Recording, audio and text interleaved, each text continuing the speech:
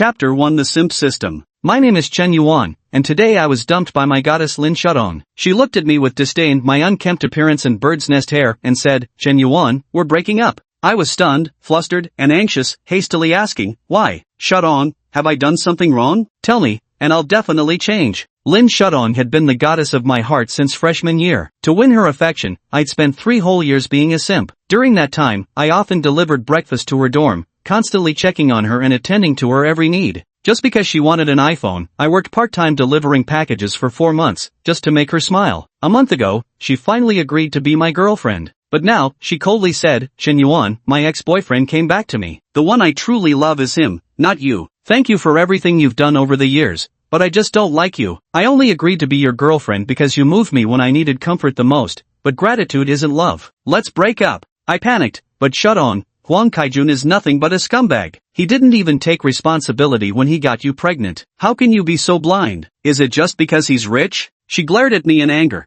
"Don't you dare insult my boyfriend. You're not even fit to be compared to him, not even a fraction. You're just a loser, and I'd be embarrassed to be seen with you. Get lost." My face turned deathly pale, my heart felt as if being sliced by knives. 3 years of devotion, only to be repaid with disgust. She was the first woman I truly loved from the bottom of my heart. To please her, I didn't even mind her long-standing ambiguous relationships with other guys during these 3 years, willingly playing the role of a backup, silently giving, not caring if I became the rebound. I thought true love shouldn't dwell on someone's past, but what I got in return was contempt and humiliation. Why is the world so unjust, always subjecting truly pure and kind-hearted people to insults and hurt? Does a simp really end up with nothing in the end? I begged desperately, "Shudong, don't leave, please don't break up with me. I was wrong. I'll change anything you want me to." She violently shook off my hand and snapped, "Get lost. You're just disgusting me." Then she boarded a red Maserati parked by the roadside and sped away. With bloodshot eyes, I roared, "Lin Shudong, you'll regret this." A group of on-looking students at the school gate pointed and whispered. Both boys and girls looked at me with undisguised contempt. TCH, another loser throwing a tantrum. "Hey, isn't that Chen Yuan, our school's ultimate simp king? I heard he's been working part-time jobs year-round just to chase some girl eating nothing but steamed buns and pickles daily while buying her cosmetics, clothes, and bags. What a legend. Are you talking about Lin Shudong? Rumor has it she wasn't even that famous before, just average class beauty level. But this guy's simping literally made her notorious. Huang Kaijun only decided to pursue her after hearing about this craziness. Expected a challenge, but took her down in 3 days flat. Pathetic. I ignored these people. Over these 3 years, I'd grown accustomed to shamelessness, stripped of self-respect,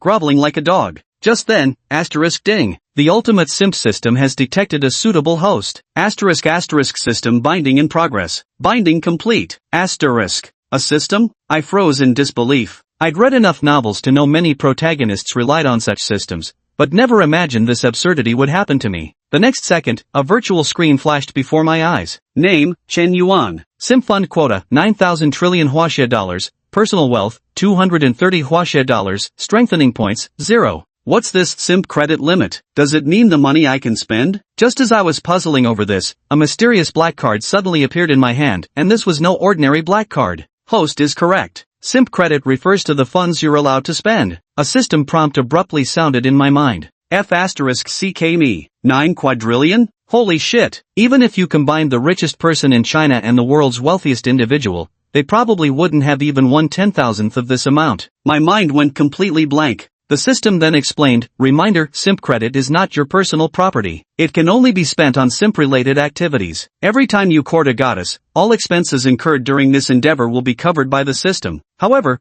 personal expenses fall outside the system's responsibility, such as buying property, purchasing cars, solo dining, or entertainment. Any spending unrelated to simp behavior won't be reimbursed by the system. I'm feeling completely devastated. I thought I was about to turn the tables, show off, and achieve my glorious comeback. Who would have guessed I'd still end up playing the role of a simp? Despite having unlimited funds at my disposal, all I can do is foot the bill for others. I'm still a broke guy with a net worth of 90 quadrillion. Reminder, once the host successfully makes a comeback and flips the script, turning a goddess into the host's simp, then every dime spent as simp funds on that target will be converted into a 10% reward deposited into the host's private account, becoming the host's personal wealth. Hearing this, it clicked for me. All I have to do is go all out simping for goddesses and spend like crazy. Spend $1 million, make $100 grand when I flip the script. Spend $10 million, make $1 million. As long as I keep simping, financial freedom is just around the corner, and I'll be on top of the world in no time. Soon after, following the system's instructions, I linked the SIMP Fund Black Card to my mobile payment account. I headed to the school convenience store and picked up some snacks and a few cans of beer. But when I tried to pay using the Black Card linked account,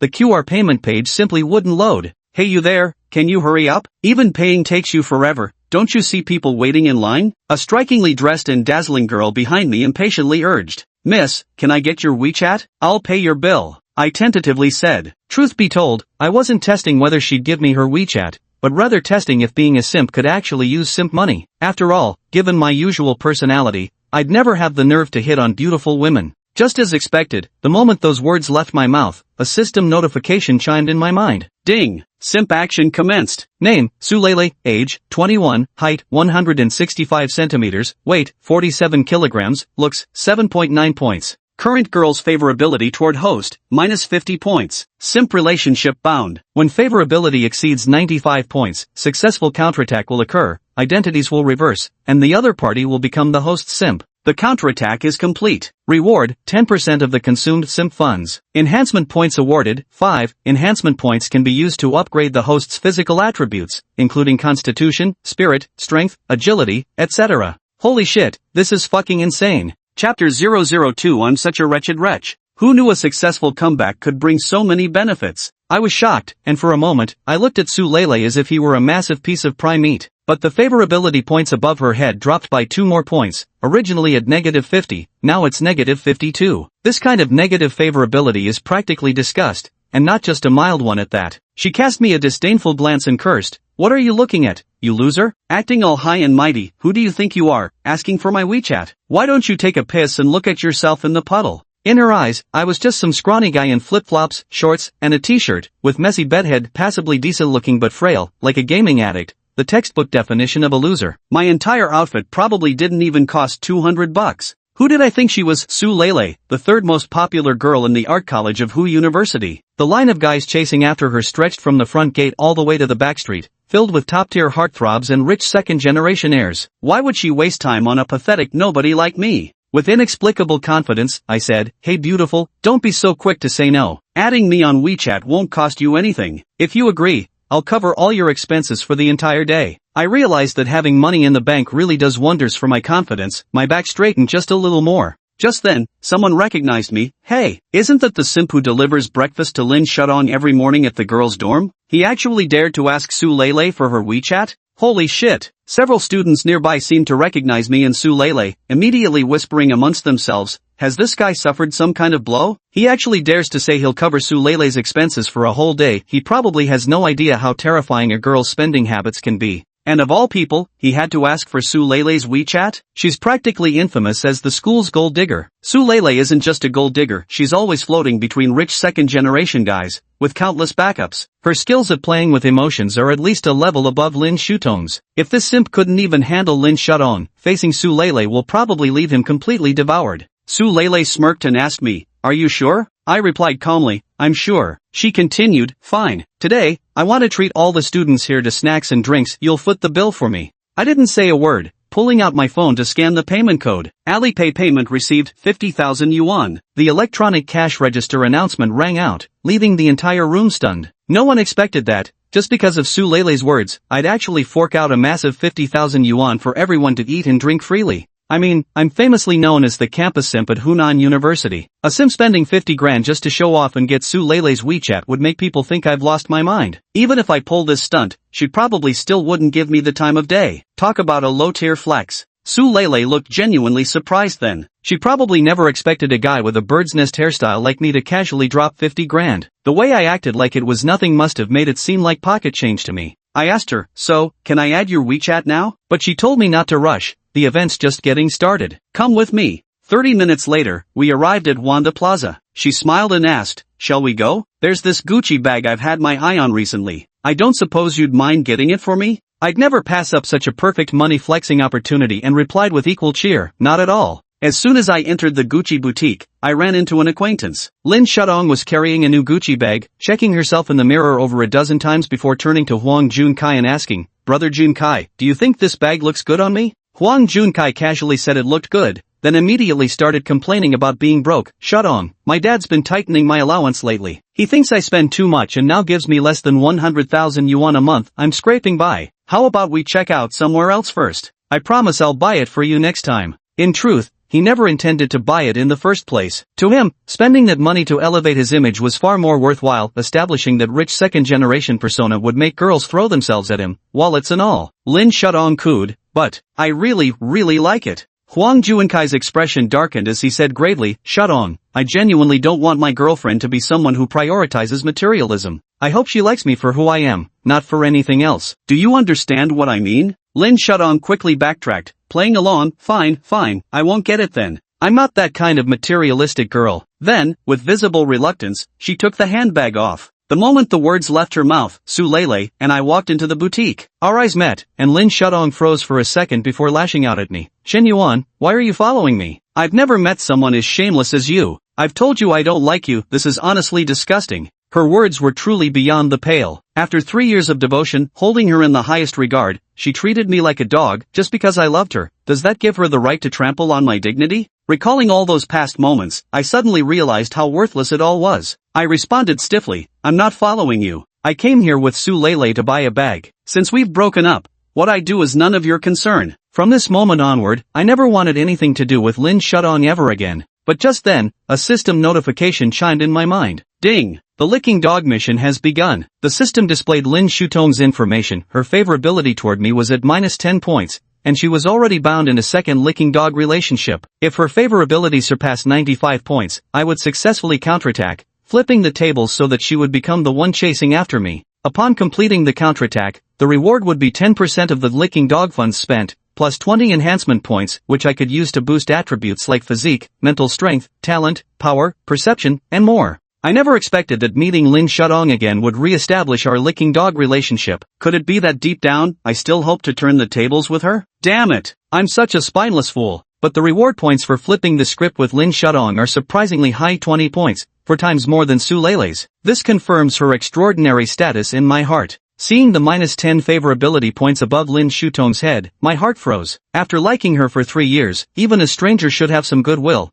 But she has zero affection for me, even disdain. Did she really just see me as a long-term meal ticket all these years? Just then, Su Lele, who had picked out her bag, walked over and shamelessly told me to pay up. As a seasoned licking dog, I knew the drill. Immediately, I replied, yes, ma'am. Then he took out the black card and walked to the counter. The clerk said, sir, your girlfriend has excellent taste. This is the latest collection of the season, but it costs 32,800 yuan. Without hesitation, I said, no problem, swipe the card. After the payment went through, Lin Shutong was full of confusion, because this was the exact bag she had just fancied, a bag that even Huang Junkai, a wealthy second generation, hadn't been willing to buy for her, yet I bought it without batting an eye. At that moment, I noticed that Su Lele and Lin Shutong's affection levels above their heads had begun to rise simultaneously. Su Lele's affection surged by several increments of 20 points, jumping from the initial negative 52 straight up to 8. This meant she no longer disliked me, in fact. She even felt a slight fondness, though she wasn't exactly enamored yet. Lin Shutong's affection also rose from the original negative 10 points to 5 points. Such was the miraculous effect wielded by the power of money. I casually put away the black card and said to Su Lele, let's go. See what else you want to buy. Whatever you want today, I'll get it for you. There was an unexpectedly cool aura about me just then, even dressed in flip-flops, shorts, and a t-shirt, with my hair a mess. Carrying the latest Gucci bag on her back, Su Lele was in high spirits, especially when she saw Lin Shutong fail to get the same bag while she succeeded. Her satisfaction made her affection points rise by another 10.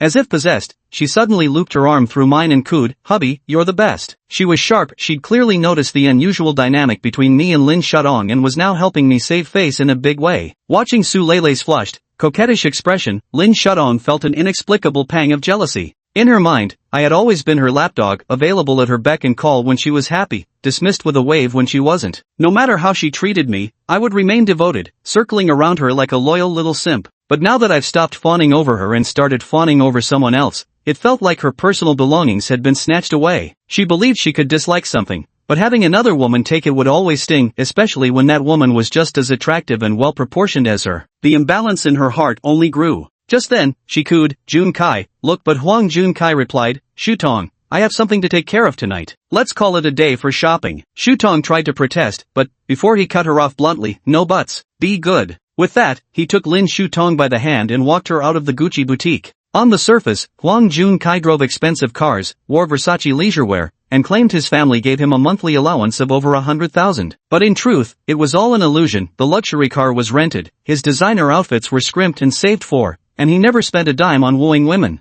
His family background isn't poor, but at best it's modest upper middle class. Every day he posts photos of luxury cars and handsome looks on social media, contributing nothing substantial, yet still manages to attract many high-quality girls. One can only say that in today's society, genuine affection gets you nowhere while playing games wins hearts. Several female shop assistants were gossiping. One said, "Sister Shioli, I really can't understand it these days. Those well-dressed rich second-generation guys always come up with excuses when it's time to buy gifts for their girlfriends, while those boys wearing bargain bin clothes swipe tens of thousands without blinking. Are all the truly wealthy people pretending to be poor these days?" Assistant Shelley replied, "This is exactly why our manager keeps telling you not to judge people by appearances. Sometimes people pretend to be what they lack, those without money pretend to be rich, those with money pretend to be poor. We should treat everyone equally." Another assistant chimed in, "Looks like I'll need to be extra careful when finding a boyfriend, can't let those fake rich kids fool me." Su Lele also gave me a puzzled look. She was probably wondering if I'd been pretending all along. Could my real identity actually be that of a rich second-generation heir?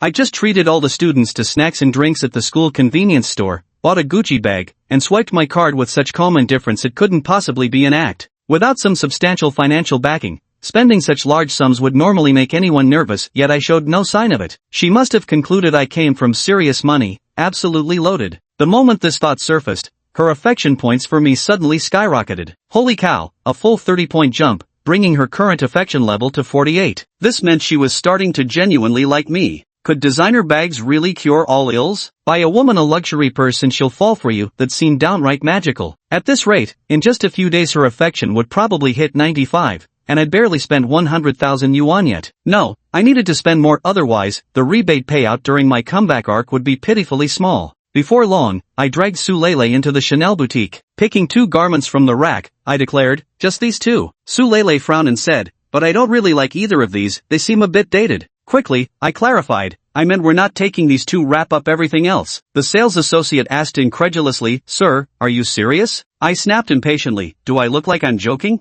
Charge it." The clerk respectfully took the black card, her face a mix of envy and admiration as she told Su Lele, "Miss, your boyfriend is incredibly generous. Any single Chanel piece costs tens of thousands, and buying out the entire stock would easily run into millions." My extravagance was unmistakable. Su Lele hesitated between excitement and unease. "This isn't right, I could never wear so many clothes. Maybe we should just pick 2, I asserted firmly, out of the question. If I said we're taking everything, then we're taking everything. My decisive tone inexplicably moved her, making her think I had the domineering CEO vibe that gradually overlapped with her mental image of a Prince Charming. Her favorability points increased by another 15. But then she said, "But, with so many clothes, my rented place outside campus won't have enough space." Without thinking, I replied, "No problem, how about I buy you an apartment then?" Her mind went completely blank at this. Housing prices in Hansheng weren't cheap. A 100-plus square meter apartment costing 2 to 3 million was normal, while 5 to 6 million wasn't unheard of. Despite her materialistic tendencies, my offer shocked her, decreasing her favorability by 5 points. It suddenly hit me, the apartment proposal had scared her. Sometimes, showering someone with extravagant kindness too soon, especially when they barely know you, can backfire. Clearly, money flashing shouldn't be rushed. It needs to be done step by step.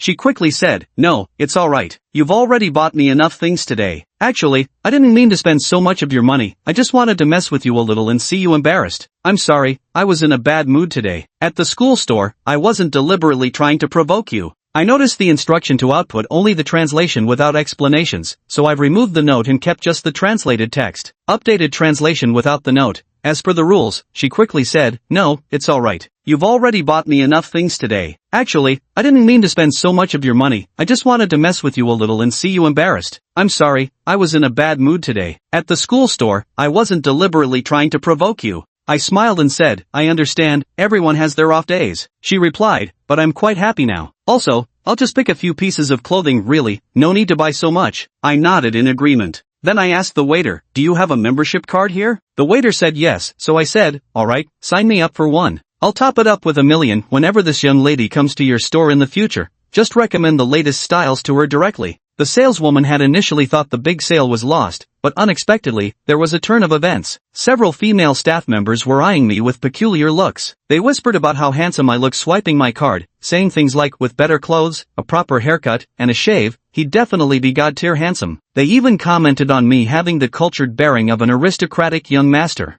I'm totally speechless. When did I ever have that kind of demeanor? A noble young master from an old family? They really know how to lay it on thick. I turned to Su Lele and said, "Here, take the card. I see you're missing a nice watch. Isn't there a luxury watch boutique downstairs? A Patek Philippe would suit you perfectly." She hurriedly declined. No, really, there's no need. You've already bought me so many things, I don't even know how to thank you. I joked. Well then, how about you marry me? She cooed, "Stop it, you jerk."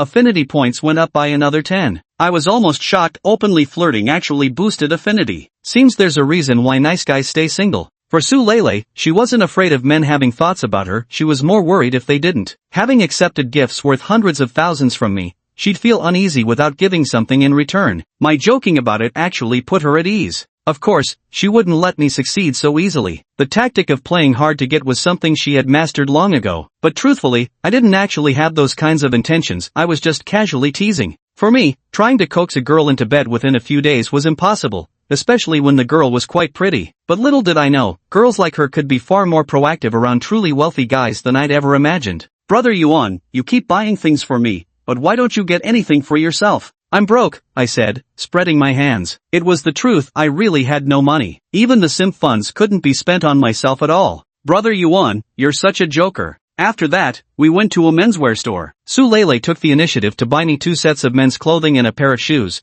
then headed downstairs to a barbershop where Tony styled my hair. All in all, it cost nearly 2 or 3,000 yuan. Clearly, after realizing I might be from a wealthy family, Su Lele's attitude had changed. With her high emotional intelligence, she aimed to manipulate a rich suitor. Small investments were necessary when needed. A relationship built on taking without giving wouldn't sustain a man's interest for long. You need to play the long game to catch the big fish. Spending a little money on them, giving small gifts, or sweet-talking at the right moments could keep a man hooked. Men really are that shallow. To be honest, Su Lele's gesture genuinely moved me a little. I couldn't even remember the last time I received a gift from a girl. Sure, I just spent hundreds of thousands on Su Lele, but that was SIMP money, not my own funds, so spending it didn't hurt. But those 3,000 yuan Su Lele spent on me? That came straight from her own pocket. At this moment, Lin Shuton's figure flashed through my mind again. When we first met during freshman military training, her attitude toward me had been quite good, even showing a hint of fondness. After exchanging contact information, she replied to my messages promptly and enthusiastically. Once when I had a fever from a cold, she even took the initiative to buy me medicine. That sudden burst of concern made me fall instantly, thinking love had arrived. From then on, I began pursuing her with fervor.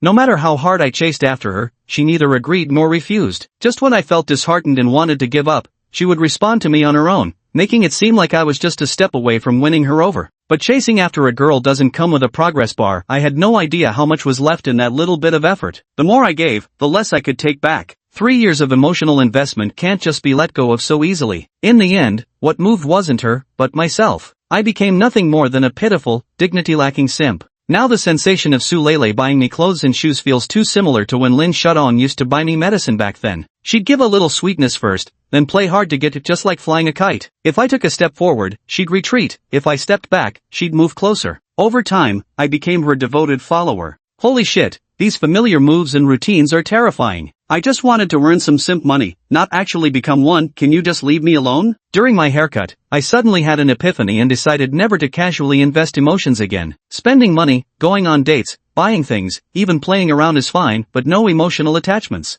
I have to admit, Tony the barber is really skilled. My messy bird's nest hair transformed into the trendiest men's haircut of the moment, and my flip-flop shorts and t-shirt outfit got replaced by the carefully selected premium clothes Su Lele picked for me. The whole transformation instantly made me feel brand new. I've never been bad looking to begin with, just usually too lazy to groom myself. With decent natural features, after switching outfits, I actually looked shockingly handsome, no less attractive than those viral pretty boys on Douyin. Su Lele was practically dumbstruck, the contrast so stark it seemed like a completely different person. Without realizing it, Su Lele's fondness for me had risen to 83 points, already remarkably high, enough to make a girl pursue me actively. In Su Lele's eyes, I'd become a hidden gem. At first glance, I didn't leave much of an impression, but the more time she spent with me, the more dazzling qualities she discovered. I was wealthy yet low-key, disguising myself as someone ordinary for 3 years in college. I was devoted and loyal, silently showering a girl with attention for 3 years. Despite being rich, I still humbly delivered her breakfast every day, gentle and considerate. And with just a little effort, I could look incredibly handsome, even more so than Hwang Jun-kai, and far easier on the eyes over time.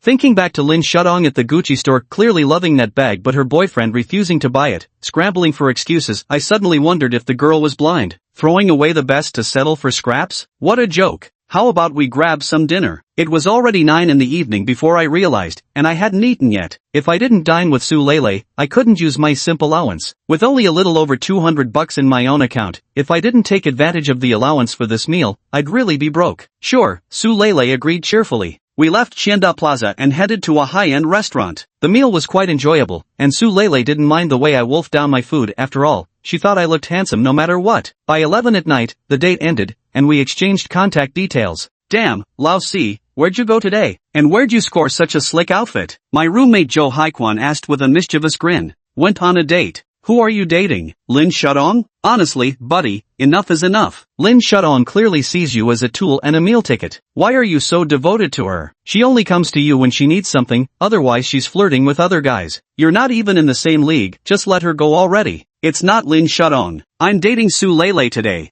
Who? Su Lele? Don't tell me you're lying. She's one of the top 3 beauties in the art school, with sky-high standards. You really think she'd date you? Man, you're getting way too full of yourself lately. Don't put all your eggs in one basket when chasing girls, just find someone on your level. The key is to know your own worth. The dorm leader, Chao Jin-yen, advised me earnestly. Ding! The phone notification sounded. Thinking it was a message from Su Lele, I opened it only to find it was from Lin Shudong. Chen Yuan, are you asleep? I didn't mean to say those things to you earlier. Please don't be angry, okay? I just didn't want Jun Kai to misunderstand, so I said some harsh words on purpose, but I feel really bad about it too. Can you forgive me? Here we go again. Reading this message, I nearly threw my phone in frustration. It's this hot and cold attitude of hers that's turned me into a hopeless simp all these years. In the past, I would have kept sulking, she would have kept coaxing, and within a couple of days, I'd be dizzy with her sweet talk, falling right back into the role of her lapdog, completely at her mercy. But now, I still have no choice but to keep simping. The system has bound me to this pathetic relationship,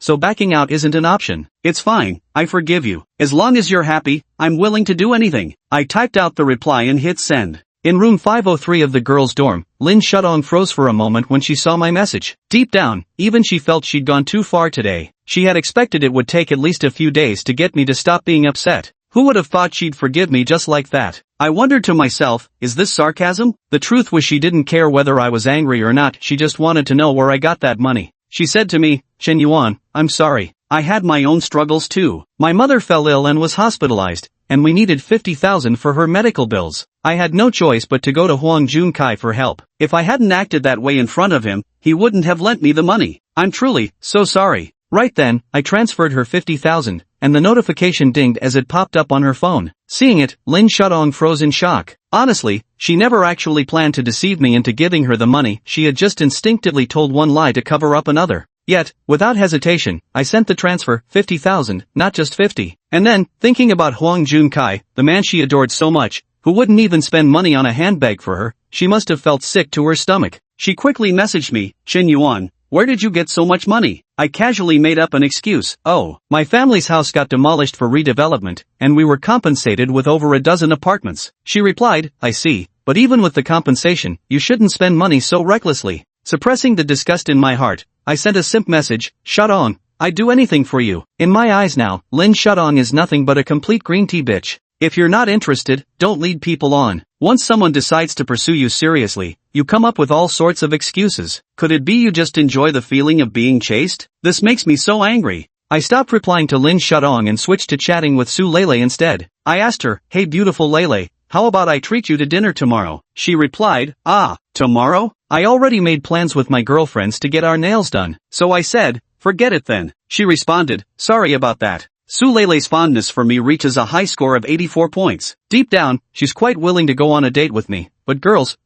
sometimes need to play a bit hard to get. Otherwise, if a man gets what he wants too easily, he won't cherish it. Besides, we haven't known each other long enough, she doesn't want to rush things. To be honest, I'm not exactly desperate for the date either. I just wanted to take advantage of the chance to spend some simp money and enjoy a few fancy meals. If you're not interested, I'll just switch targets. After all, simping is simping, no matter who it's for, as long as the simp money gets spent. I ignored Lin Shutong's message. She sat there staring at her phone, wondering whether to accept the 50,000 yuan I transferred. Truth is, her mother wasn't actually sick. If she took the money, it'd basically be fraud. Small perks here and there are one thing, but 50,000 yuan is too much. Accepting it would be hard to explain, especially since she just broke up with me today. Taking it now would look downright disgraceful. At this moment, her best friend Sun Roy walked over and asked, "Shadong, who's so generous? Someone actually sent you a 50,000 yuan transfer? Is it Huang Junkai?" Lin Shadong replied, "No, it's Chen Yuan." "Xiao Ruei, what should I do?"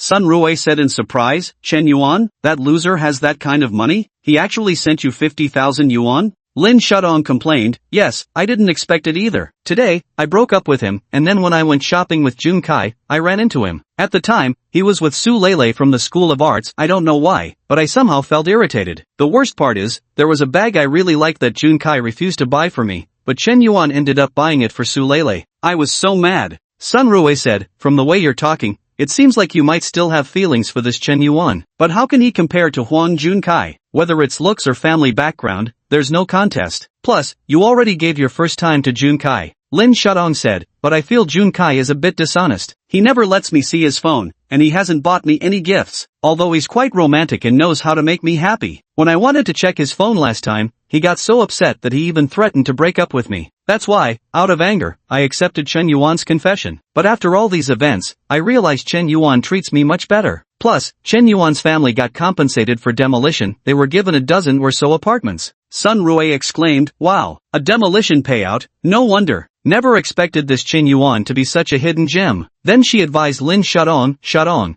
I suggest you don't rush into any decisions just yet. Keep observing. Since Chen Yuan has transferred you money, just accept it for now. If he asks for it back, you can simply return it. But I think you shouldn't treat him the same way you did before. At least keep an escape route for yourself. As for Huang Junkai, I think you've been too submissive around him. You might end up getting the short end of the stick." Lin Shadong nodded and said, "I understand." Later, Lin Shadong texted Huang Junkai, "Junkai, my mother is sick and hospitalized. Could you lend me some money?" Huang Junkai replied, "Oh no, hospitalized? Is it serious? You should have told me earlier." Lin Shadong replied, "Brother Junkai, I knew you'd be the best to me." Huang Junkai continued, "I've got 500 yuan here, not sure if it's enough. If not, I can borrow more. How about this? Tomorrow I'll go with you to the hospital to see your mom, and we can pick up some nutritional supplements on the way." I immediately understood, he was clearly doubting Lin Shadong. Her heart sank instantly. 500 yuan? Was that all she was worth in Huang Junkai's eyes? She had never let me lay a finger on her, yet with just a word from her, I'd transferred 50,000 without hesitation. Yet she had given everything to Huang Junkai, even gone through an abortion for him, only to be brushed off with a measly 500 yuan and even doubted. Sure, she had lied this time, just to test him, but this wasn't the answer she'd hoped for. The worst part? After sending that message, Huang Junkai didn't even transfer the 500 yuan, just empty words. For the first time, Lin Shadong wondered if she'd made a terrible mistake. After taking a shower, I lay in bed tossing and turning, unable to sleep, so I opened the Shark Live app and casually clicked on a few female streamers in the looks section. I thought to myself, I wonder if tipping these streamers counts as spending simp money? With a why not try it attitude, I recharged some money, and to my surprise, it actually worked. I was thrilled. Spending money in real life is so hard. Simping for a beauty means accompanying her shopping until you're dead tired. But simping for female streamers online is a whole different story. Dropping tens of millions in a single night is no big deal, it's efficient, and you can even switch between different streamers to shower gifts and play the simp, casting a wide net to focus on the best catch.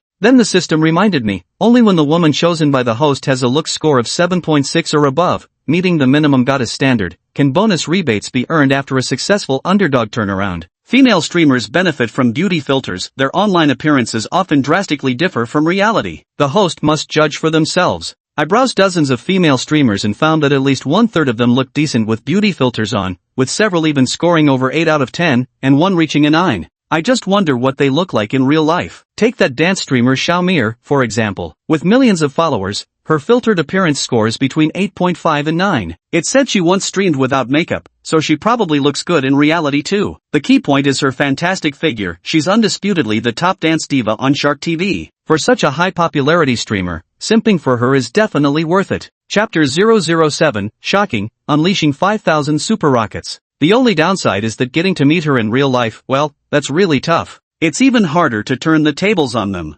After all, they're also wealthy people making millions per month. There's a whole crowd of rich guys who like her, and simply throwing money around might not even get you a favorability rating above 95. Chen Yuan thought about it. Screw it, just keep swiping. As for whether we can turn things around, we'll worry about that later. Xiaomir, will you be my girlfriend? I'm going to overtake your top donor. Chen Yuan casually sent a bullet comment and started topping up his account. Ha ha ha, a level 3 noob trying to get attention. If you can actually overtake the top donor, I'll eat shit live on stream. A level 56 Duke moderator mocked shamelessly. I remember Xiaomir's top supporter on the overall ranking spent over 9 million RMB. Her weekly top supporter alone spent over 20,000, dude. Forget the total rankings, if you can beat her weekly, I'll flip upside down while taking a shit. Boss Lon, back again mooching food and drinks, huh? Prices for shit are rising because of you. I'm cracking up. At the very moment the barrage of comments filled the screen, suddenly, a golden rocket soared into the sky. The entire livestream was covered in dazzling, eye-catching special effects.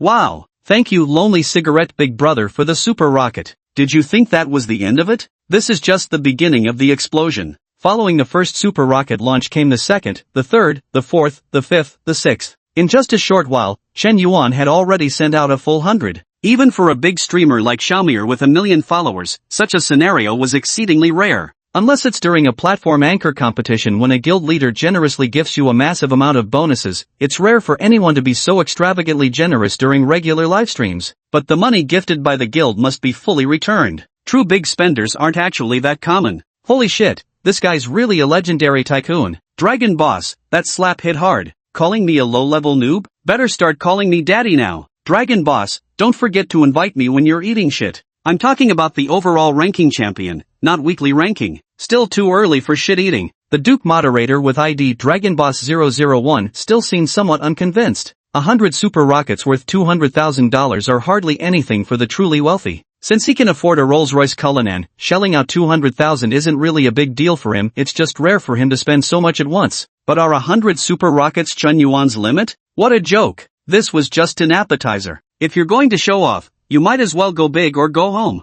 Next up, across the entire Shark Live platform, endless streams of rocket gifts flooded the public chat screens of every host's live broadcast room. This goddamn rocket parade lasted a full half hour without pause. The super rocket storm never let up for a second. Lonely Smoke sent host Xiaomir super rocket, 4987. A Lonely Cigarette, sending streamer Xiaomir a super rocket, 4988. A Lonely Cigarette, sending super rocket gifts to streamer Xiaomir, 4989. Holy shit, how many super rockets is this? It hasn't stopped for half an hour. A League of Legends streamer stopped playing and rushed to Xiaomir's live broadcast room to watch the spectacle. Absolutely terrifying. The popularity of Xiaomir's livestream has surpassed 2 billion. 20 billion, my ass. These numbers are fake, and they're not even real people. Holy shit, that's fucking insane. Boss Yen went from a level 3 beginner to max level 120 in half an hour, even blasted past the top-ranked player instantly. At this moment, as the live stream host, Xiaomir was completely dumbfounded. In her 2 years of live streaming, she'd seen her fair share of wealthy patrons, but she'd never encountered anyone as outrageously, disgustingly rich as this guy. Without even a word, he blasted 5,000 super rockets, instantly topping the leaderboard. This was absolutely insane. The crucial point is that she doesn't even know this person. Currently among her top 10 leaderboard rankings, the top 3 spots were all artificially boosted by her guild. In reality, she doesn't get a single cent from this money. Yet this big spender with the ID Lonesome Cigarette is completely a random stranger. 5,000 super rockets means 10 million, and even after splitting with the platform, it's a clean profit of 5 million. Making 5 million in a single day, how fucking insane is that? Thank you, Brother Lonely, for gifting 5,000 super rockets? Brother Lonely, what kind of dance would you like to see? Brother Lonely, are you there? Would you like to add WeChat? I'll message you privately backstage later? Xiaomir asked several times. There was no response at all. Chen Yuan had already fallen asleep. Today's shopping trip was absolutely exhausting, and clicking that rocket gift button made my arm sore, freaking tapped the screen for over half an hour, my hands practically falling off. He didn't even notice the private message Xiaomir sent him in the background. Chen Yuan had fallen asleep, but all the streamers on Shark Live platform collectively lost their minds.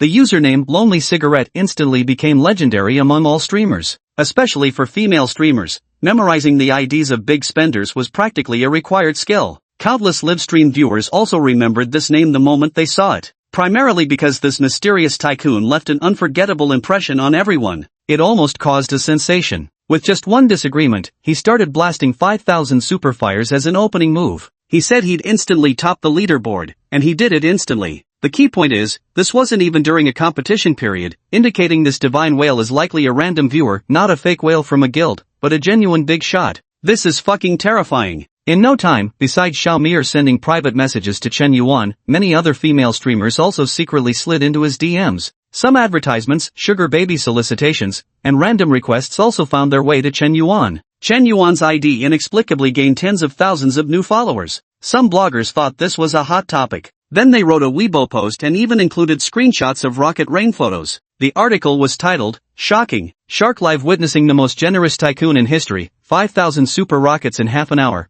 Female Streamers Live Room Popularity Soars to 2 billion. After being posted, the Weibo accidentally went viral and became a trending topic. Night. Lightning flashed and thunder roared. A thunderstorm began to pour down. Early the next morning, the air was exceptionally fresh. Chen Yuan didn't bother logging into his livestream account. Picking up his books, he headed straight for the optional public lecture. Truth be told, these public lectures were optional. Most students would ditch any other lecture without a second thought. But this wasn't just any Monday. Every Monday without fail, the belle of Hunan University's College of Liberal Arts, the campus's second most breathtaking beauty, Zhao Yuqi, attended this very lecture. So the number of students skipping class decreased, especially among those boys. Normally at this time, they'd be all sluggish, too lazy to even get out of bed. But today at this hour, everyone got up half an hour early, dressing to the nines. Look at these three guys from dorm 205, Chao Jinyan, the eldest, Zhou Haiquan, the second, and Xiong Tao, the youngest, washing their hair with cold water early in the morning? Are they fucking rushing to a blind date? Hurry up,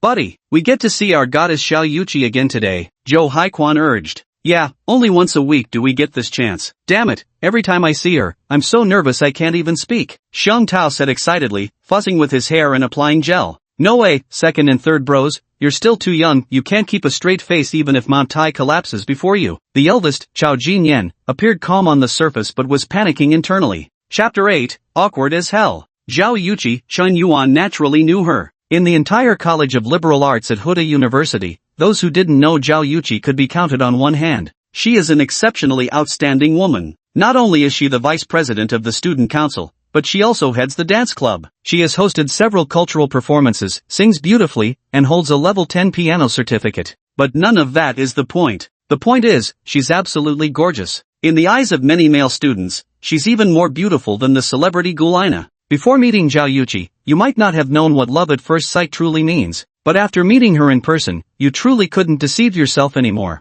Not only that, Zhao Yuqi's family background seemed rather extraordinary too. And precisely because of this, there genuinely weren't many boys at school who dared to pursue Zhao Yuqi, because you'd inevitably feel unworthy of someone like her. Zhao Yuqi's aura is simply too dazzling. Truth be told, Chen Yuan knows his own limitations. Even when he was pursuing Lin Shudong before, he'd felt he was reaching beyond his station. As for Zhao Yuqi, she's utterly beyond his wildest aspirations. But now, it seems fine to give it a lick, right? After all, it's not like I'm spending my own money. Around 8 in the morning, Chen Yuan arrived at the open classroom. Today, Chen Yuan was wearing the clothes Su Lele had bought for him the previous day. My hairstyle isn't too messy either. It must be said that Su Lele has excellent taste. The clothes she picked for Chen Yuan perfectly accentuated his temperament. Looking delicate and impeccably clean. Ha, who's this guy? He's quite handsome, how come I've never seen him before? I don't recognize them, but they do look somewhat familiar. Chen Yuan, oh my god, it really is Chen Yuan. How come I never noticed before that he's actually this handsome? To be honest, Chen Yuan was never ugly to begin with, it's just that his hairstyle used to be awful, his clothes weren't great either, and he'd constantly grovel outside the girls' dormitory chasing after Lin Shudong, giving off total loser vibes. Who would have thought he'd transform so dramatically after Lin Shudong dumped him? It seems that breakups really do make people grow. A group of girls gathered together, whispering excitedly while occasionally glancing at Chen Yuan's seat. At that moment, Lin Shudong and Sun Rui walked hand in hand into the classroom together. These two girls are dressed in a stylish and youthful fashion, especially Lin Shudong, with her hair tied in a ponytail, wearing white sneakers, the form-fitting curve-hugging pants accentuating her delicate and alluring figure to perfection. Looking youthful and gorgeous, the moment she laid eyes on Chen Yuan, she froze for a full 2 seconds, almost unable to believe that this usually slovenly guy could look so handsome with just a little grooming. Lin Shudong, favorability plus 10. Lin Shudong, favorability plus 10. Lin Shudong, favorability plus 10. Chen Yuan was somewhat speechless. At their first meeting again, Lin Shutong's favorability towards him had already increased by 30 points. For 3 whole years of effort, he never earned Lin Shutong's favorable glance. Instead, she only grew more disgusted with him. Now, all it took was a change of clothes, a little styling to look more handsome. And just like that, her favorability rose by 30 points? Chen Yuan was on the verge of losing his temper and nearly cursed aloud. As expected, women are such superficial creatures. A few seconds later, Lin Shudong and Sun Rui took their seats directly behind Chen Yuan. In the past, Lin Shudong would definitely not have sat so close to him. Even during the period when they confirmed their relationship, Lin Shudong would try her best to keep her distance from Chen Yuan. But now, she actually took the initiative to sit right behind him. At this point, several boys around them started buzzing with discussion. Did you guys watch Shark Live yesterday? Damn! Xiaomi's live stream broke 2 billion in traffic. Some tycoon dropped 5,000 super rockets in half an hour. It was absolutely insane. I didn't catch the live stream yesterday, but I saw it trending on Weibo this morning. Absolutely outrageous with money. 5,000 super rockets? That's literally 10 million. With that kind of money you could buy a villa, and he just gifted it all to a streamer without getting anything in return. Guess poverty really limits my imagination. Put, you really think those rich guys are idiots just burning money for fun? Nobody drops that kind of cash without getting something in return. Either it's some shady exchange or the guild creating hype. What's so surprising about that? Listening to my classmates' discussion around me, Chen Yuan was momentarily stunned. Isn't that mysterious tycoon you're all talking about sitting right next to you? Who would have thought sending a rocket gift could make it to the trending topics? Seems like it wasn't a waste after all. The feeling of being talked about and worshipped is actually pretty awesome. It almost made him want to shout out loud, I confess, I'm that mysterious tycoon you're all talking about. I'm solitary smoke, huh? He wondered if saying that would make him seem like he's trying too hard to show off. At this moment, 2 more girls walked in through the classroom door. Of these 2 girls, one was dressed in a very androgynous style, with short hair similar to a boy's cut, standing about 1.72 meters tall. The other girl was 1.68 meters tall. The moment she stepped into the classroom, all 200 students in the large lecture hall fell silent. Especially the male students. Every single one of them was staring wide-eyed. This girl isn't just good-looking, she also has remarkable grace. The difference from ordinary girls is strikingly obvious. Like a white swan walking into a flock of ugly ducklings. Every move she makes draws attention. Zhao Yuqi is genuinely gorgeous. It feels like she barely even tries to dress up, yet she's absolutely radiant. Her skin is flawless, her figure is perfect, her face is beautiful, and on top of all that, she's incredibly talented. A girl like this, not just boys, even fellow girls would adore her, right? But I heard Zhao Yuqi is already being kept by someone. Last time I saw with my own eyes her getting into a Rolls Royce. Stop worrying about what ride others got on. Don't spread baseless rumors. The boy's eyes were full of anticipation. It seemed he hoped Zhao Yuqi would sit in the seat next to him. Even if they couldn't share a table, being closer to the campus goddess would be wonderful. Right at this thrilling moment, a tall, handsome young man suddenly stood up. He walked straight over to Zhao Yuqi. President Zhao, can I add your WeChat? Damn, Li Jianfeng has some serious balls to ask for her contact info right to her face. Damn, still not thick-skinned enough. Should have made the first move. In an instant, all the bystander classmates were waiting to see Zhao Yuqi's reaction. But before Zhao Yuqi could speak, the short-haired androgynous girl behind him quickly stepped in front of Li Jianfeng. What do you think you're doing?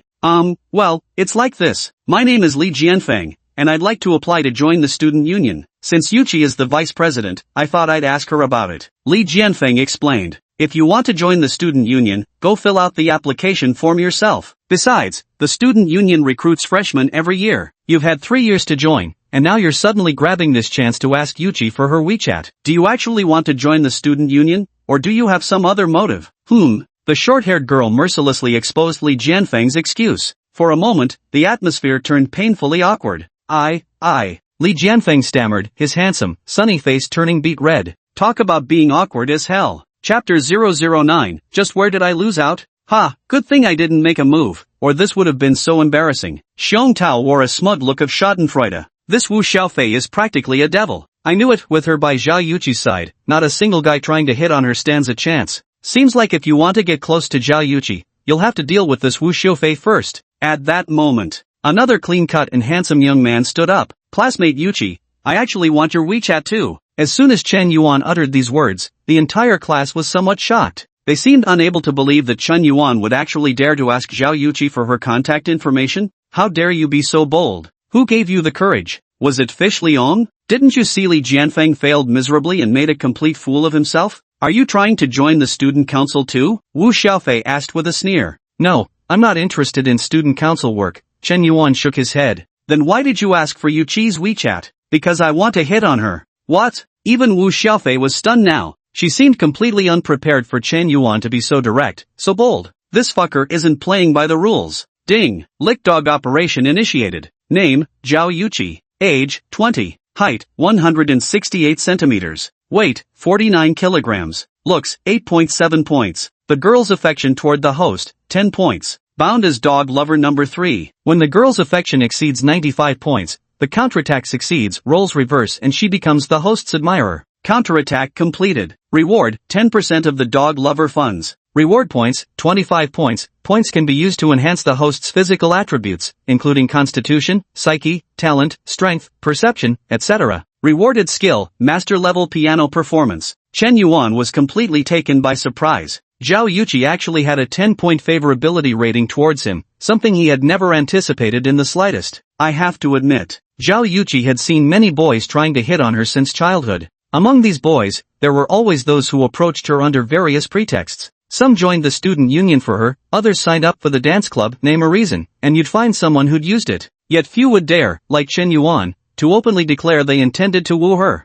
Perhaps because her radiance was too dazzling. Most men lacked confidence in her presence, naturally not as relaxed and bold as they were with other women. Why then did Chen Yuan possess such audacity? Because he didn't care. Long before he pursued Lin Shudong, he had already lost all face and dignity. He no longer cared about love. Now, all stunningly beautiful women are nothing but money-making machines in his eyes. As long as you meet the criteria for licking money, then lick first and talk later. Alright. To everyone's astonishment, Zhao Yuqi actually nodded gracefully with remarkable composure. She seemed to be looking at Chen Yuan with an appreciative gaze. Actually, exchanging contact information isn't really a big deal. Zhao Yuqi simply disliked how many boys used lofty excuses as a pretext to get close to her. Can't you just chase after her openly and confidently? Every girl loves being pursued. Zhao Yuqi was no exception. Though whether you could actually pursue her was another matter entirely. After adding her on WeChat, Chen Yuan didn't continue shamelessly trying to strike up conversations. He had already achieved his objective for today. Shut on, what's up with this Chen Yuan guy? He actually wants to hit on Zhao Yuqi? Since when did he get so bold? And didn't he transfer 50 grand to you just yesterday? Now he's asking Zhao Yuqi for her WeChat right in front of you, what's his deal? Sun Rui shook Lin Shutong's arm as she asked with a puzzled expression. I don't know what he's thinking, but since we've already broken up, I can't control who he pursues. Lin Shutong's face darkened noticeably. I feel like I've been cheated on by Chen Yuan. Just a single day has passed. How could he change so drastically? Just yesterday, this guy was still the most loyal simp by her side. But now, this guy actually dared to flirt with the school's second-ranked beauty right in front of her? And he actually succeeded. Are you doing this on purpose to provoke me? Or do you really not care about me anymore? Lin Shudong was both furious and heartbroken. A pang of apprehension about potential loss stirred within. She suddenly grew fearful of losing Chen Yuan, her heart increasingly plagued by anxiety and unease. If a man could be completely under her thumb, he would hold no attraction for her whatsoever. From a psychological perspective, this man is simply a lower-tier creature in her eyes. There's no equality in their relationship whatsoever. So where could attraction possibly come from? Women often claim they want a man who'll cater to their every whim. Yet when they actually get such an accommodating man, they find him utterly unattractive. That's why truly charismatic men are never controlled by women. Chen Yuan's current indifferent attitude precisely makes him appear confident and generous, brimming with charm. As the saying goes, the upper limit determines the lower limit. If Chen Yuan dares to pursue even the campus belle, then Lin Shudong doesn't seem all that extraordinary either. Lin Shudong, favorability +5. Lin Shudong, favorability +5. Chen Yuan turned back to glance at Lin Shudong. He noticed the favorability points above her head had unexpectedly increased by another 10 points. Holy shit, what the hell is going on here? Chen Yuan was completely bewildered. The reason he flirted with Zhao Yuqi right in front of Lin Shudong actually stemmed from deep within. He basically wanted to vent his frustrations. If Lin Shudong could flirt ambiguously with other guys, why couldn't he, Chen Yuan, pursue the school beauty? I thought this move would make Lin Shudong think less of him. Who would have guessed it didn't work at all? Her favorability actually went up? What? You said you don't like unfaithful men, didn't you? Aren't you the one who said you hate cheaters? Didn't you say you wished for a man who'd be wholly devoted to you?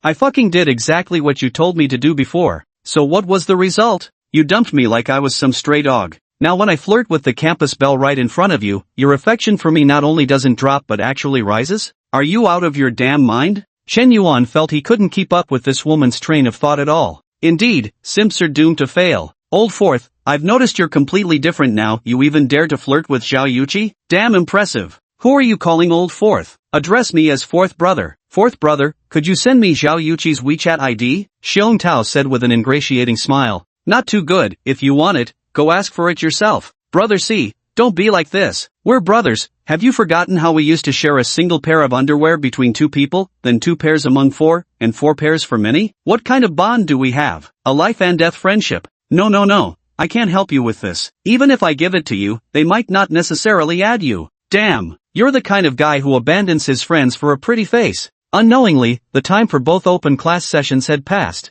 After class, Chen Yuan had just walked out of the classroom. Unexpectedly, Su Lele walked straight toward me. Today she was wearing a dress from Chanel's latest collection. Her elegant wavy hair cascaded gracefully. With her delicate makeup and poised gestures, she exuded feminine charm in every movement. She had just finished her date with Chen Yuan yesterday. She didn't want to take their relationship too fast. So when Chen Yuan asked her out for dinner last night, she politely declined. But this morning, after seeing a trending topic on Weibo, she completely lost her composure. Because that mysterious tycoon who tipped the female livestreamer a whopping 10 million renminbi goes by the ID, Lonely Cigarette. And Chen Yuan's WeChat name is also Lonely Cigarette. Since they just added each other as friends yesterday, she hadn't found time to edit the contact name. Not only are their names identical, even their profile pictures are the same. Su Lele suspected that Chen Yuan might very well be the same person as the mysterious tycoon trending on Weibo. How often do such coincidences really happen in the world? Having the same username is fairly common,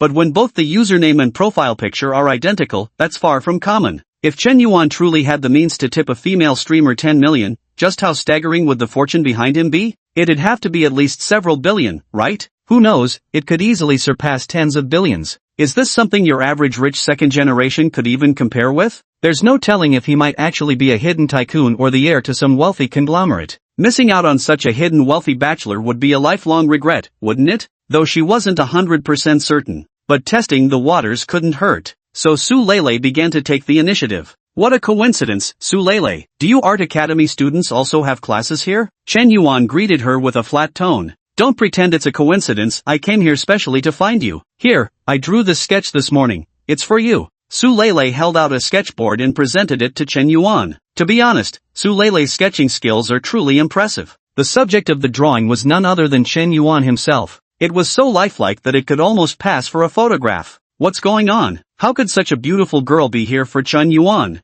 Holy shit, isn't that Su Lele from the Art Academy? She's actually taking the initiative to give Chen Yuan a gift? So that's Su Lele? I heard she's pretty famous. Damn, that painting is actually of Chen Yuan. Is this her way of secretly expressing her feelings? My mind is blown. Why did I, a single dog, have to witness such an unhealthy sight? This doesn't add up. Where exactly am I falling short? In looks, height, or talent, Chen Yuan is no match for me in any aspect. Plus, I can rap. I can play basketball. Why would Zhao Yuqi want to add him on WeChat? Why would Su Lele actively give him gifts? None of this makes sense. Handsome campus heartthrob Li Jianfeng was utterly baffled. Chapter 010, Public Outburst. Shudong, have you noticed that Chen Yuan seems to be getting more and more popular? First Zhao Yuqi gave him her WeChat, and now even Su Lele from the Art Academy came over to actively seek him out. When did this guy become so charming? Does everyone already know his family's house got demolished for redevelopment? Her best friend Sun Rui whispered these words behind their backs. Lin Shudong didn't know whether she was angry or what, silently watching Chen Yuan and Su Lele chatting and laughing. She even deliberately walked past them. She wanted Chen Yuan to know she was upset. She wanted Chen Yuan to act like he always did before. Whenever he noticed she was unhappy, he'd come running over to cheer her up and curry favor with her. This time, Chen Yuan acted as if he didn't even see her. He continued chatting and laughing with Su Lele as usual. Sometimes women have a very peculiar psychological phenomenon. The less popular a man is among women, the more they look down on him, thinking he's short, ugly, and poor. Since nobody else wants him, I certainly won't either. But if a man is popular and liked by other women, then he must have his own charm and talents, so I should get to know him better. This psychological tendency often operates at a subconscious level. What you can't get always seems better. If everyone wants it, I'll fight for it too. That's why hopeful admirers end up with nothing in the end. It's also one reason why scumbags often thrive. Now Chen Yuan, after suffering an emotional blow, was gradually transforming from a nice guy into a jerk. In his eyes, being a jerk and a simp didn't seem to be mutually exclusive. He called this combo a simp jerk. Your ex-girlfriend Lin Shudong doesn't seem too happy. Shouldn't you go comfort her?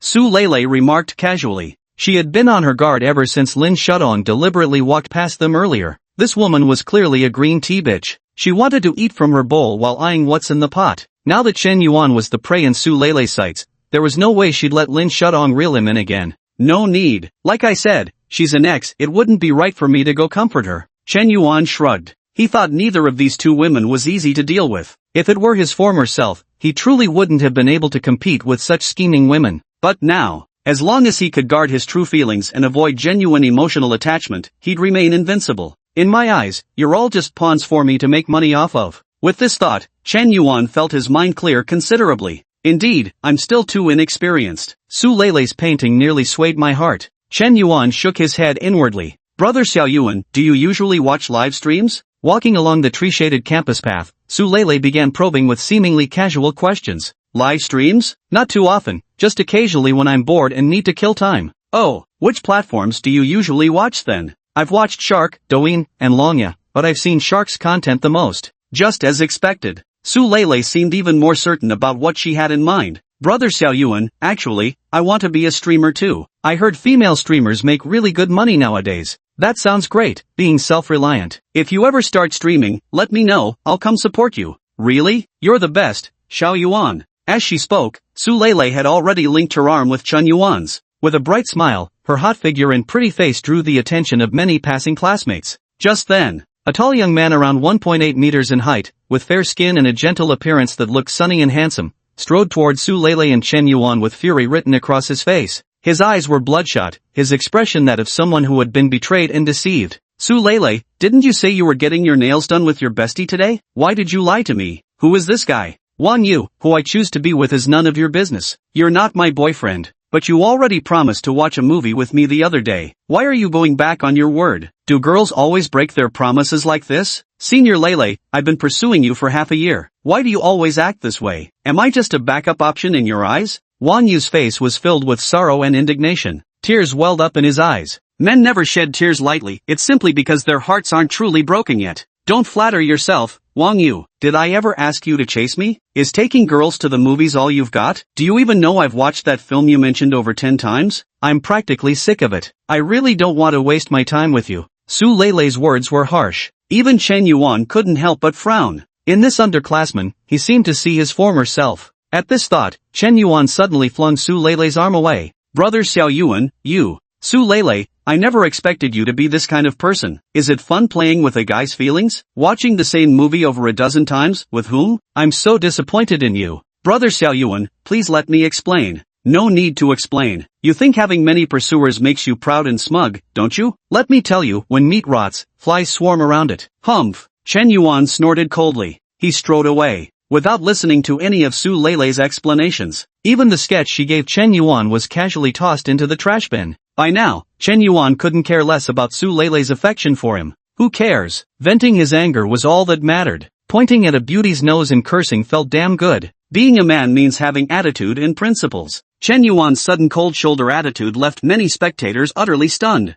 Damn, that dude is seriously hardcore. How could he point at such a gorgeous girl and yell at her? I wouldn't have the heart to scold her even once. I'd be afraid of melting her if I held her in my hands. What do you know? That's what a real man is like. Women shouldn't be spoiled. TSK, what kind of man is that? So lacking in chivalry, doesn't even know how to cherish a girl. Serves him right to stay single forever. A girl frowned and said. In no time. Su Lele picked up the sketch that had been discarded in the trash can. Her eyes were red, with faint glimmers of tears. She looked utterly pitiful. Lele, that man doesn't appreciate you at all. You shouldn't waste your time on him. I'm the one who treats you best. Wang Yu, seeing this scene, suddenly started comforting her like a lovelorn fool again. Get lost. If it weren't for you, Chen Yuan wouldn't have misunderstood. I hate you. Lele, what exactly did I do wrong? Why are you treating me like this? Wang Yu grew more sorrowful with every word he spoke. He felt that he was in no way inferior to Chen Yuan, whether it was looks, temperament, or charisma. What exactly did he lack compared to that guy? So why couldn't Su Lele see his worth? At this moment, Su Lele was drowning in regret. She had gradually uncovered the truth about Chen Yuan.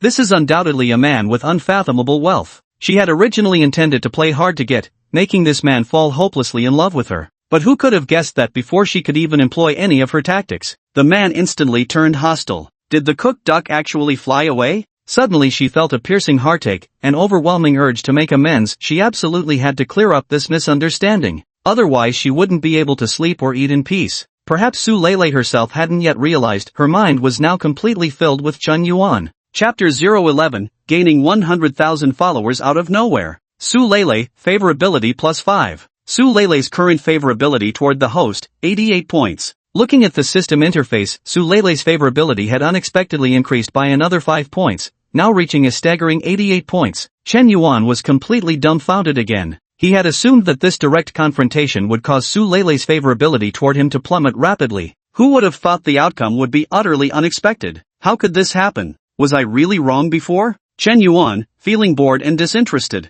he returned to the dormitory alone. Having nothing better to do, he started scrolling through Douyin. Current short video live streaming platforms are absolutely booming. Most young people spend their spare time scrolling through short videos and the like. Douyin is by far the most popular app among short video platforms. Chen Yuan opened the local recommendations and casually scrolled through some clips. A rather familiar face came into view. In the video, a young woman in white was playing the piano. Though the footage was shot from a somewhat distant angle and didn't appear to be captured with professional equipment, more like a casual snapshot, yet this girl's demeanor and appearance stood distinctly apart from your typical internet celebrity. The key point is, she actually didn't use beauty filters? What extraordinary confidence is this? On Douyin nowadays, female influencers become goddesses with beauty filters on, but turn into ordinary folks when they're off. Some even look worse than ordinary folks. There are even men who, after applying makeup and turning on beauty filters, can transform into anime-style beauties. It's dazzling enough to blind your titanium alloy canine eyes. Yet the girl in this video not only didn't use beauty filters, she wasn't even wearing makeup. Yet she still appeared pure and captivating, dressed in traditional Hanfu white garments, like a fairy maiden stepping out of ancient legend. Her skillful piano fingering lent her an air of extraordinary elegance. Isn't that Zhao Yuqi? She's actually posting on Douyin now? Holy shit, she's got quite a following. With just 7 or 8 videos, she's already broken 1 million fans. She's about to blow up. Though when you think about it, it makes sense. With Zhao Yuqi's looks and talent, it's hardly surprising that she became popular. After all, as the second-ranked campus belle of Hunan University, her reputation is well-deserved. Chen Yuan pondered for a moment before casually hitting the follow button. He then started browsing through the videos she had previously filmed. And just at that moment, Zhao Yuqi actually started streaming. Perhaps because it had just begun, there were only a handful of people in the live stream room. She was chatting with her best friend Wu Xiaofei. The two seemed to live in a very large room, not a school dormitory. Welcome, Lonely Cigarette, to this livestream. Damn, bro, that username is kinda interesting. Did you see today's Weibo hot search? How dare you impersonate Lord Smoke? Kid, you're getting a bit too bold, huh? I recall there was a top-tier whale with the username Lonesome Cigarette who dropped 10 million on a female streamer in half an hour, skyrocketing from a level 3 account straight to max level and instantly claiming the top spot on the leaderboard. Who knows,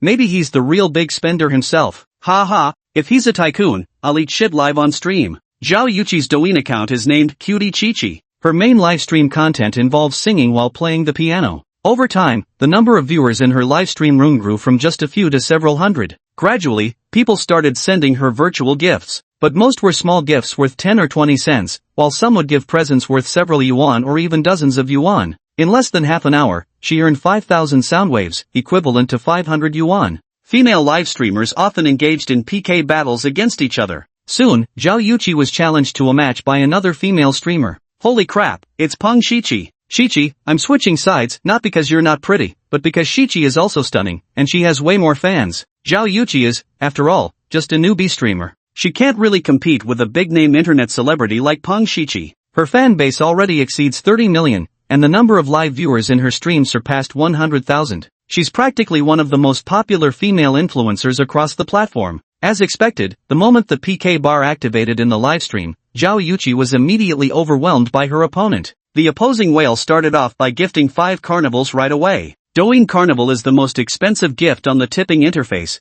costing 3,000 yuan each. Starting with 5 carnivals means spending 15,000 yuan right off the bat. Damn, I finally finished topping up the money. Douyin should really adjust its top-up limit, only 50,000 yuan per transaction. It took me 200 transfers to reach 10 million yuan. What a hassle. Chen Yuan was utterly speechless. He never expected that one day he'd actually be frustrated by the insufficient top-up limits on major platforms. Watching Zhao Yuqi get completely overshadowed by Peng Shiqi, Chen Yuan immediately went into frenzied gift spamming mode without hesitation. After all, Zhao Yuqi was currently one of his prized worship targets. The more you grind now, the more you'll earn when your moment of triumph comes. Besides, the person in question is right here at Hunan University. Being near the water, you get the moon first. This opportunity is way better than trying to outdo Xiaomi. The next instant, the screen was instantly flooded with a barrage of carnival gift effects. Thank you brother Lonely Cigarette for sending the carnival gift. Zhao Yuqi expressed her surprised gratitude. She had thought this PK session was completely doomed. Who knew a new big spender would suddenly appear in the live stream? And this ID, why does it look so familiar? Damn, could this be? Holy shit, it's Lord Smoke, it's really him, the legendary Lord Smoke has appeared. Chi-Chi, you're saved, Lord Smoke is a true financial god. Next, Lonely Cigarette indeed didn't let everyone down. From the first carnival gift launched, the subsequent flood of gifts never stopped. Thanks Lonely Cigarette for sending Carnival 108 to streamer Cutie Chi-Chi. Thank you Lonely Cigarette for sending host Kixi Hyoki the Carnival 109. Thank you Lonely Cigarette for sending host Kixi Hyoki the Carnival 999. This moment, all the big spenders in Peng Shiqi's livestream room were collectively stunned. Despite their combined efforts, these dozen-plus tycoons couldn't outspend a single person. How goddamn inhumanly rich can one be? Holy shit, who the hell is that guy on the other side, going so hard? Lonely Cigarette, huh? Isn't he that mysterious tycoon who trended on Shark platform? Damn. Finished blinging on Shark and now moving over to Douyin to splurge. Got money burning a hole in your pocket or what? Rich as hell, man. Can't beat them. Just can't. 17 sis, it's not that everyone isn't trying hard, it's that the opponent's big boss is too overpowered. Looks like you're about to get schooled by a small-time streamer. Without the slightest suspense. Under Chen Yuan's relentless spamming, Zhao Yuqi not only defeated the well-known internet celebrity Peng 17 in this PK battle but also claimed the top spot on the platform's live broadcast hourly rankings. Her livestream suddenly surged by tens of thousands of viewers. She also gained over 20,000 new followers. The most surprising thing was that Zhao Yuqi, the streamer, only gained 20,000 new fans, while Chen Yuan's viewer ID inexplicably added 100,000 followers. But did you think it would end there? Chapter 012, The Mysterious Tycoon Turns Out to Be My Friend? Although the PK battle between Zhao Yuqi and Peng Shiqi had ended, but Chen Yuan's gifts didn't stop there. The carnival kept flooding the screens, as if there was no end in sight. The giving continued endlessly. Keep sending. An average of 1 carnival per second. 60 in 1 minute. 600 in 10 minutes. An hour later.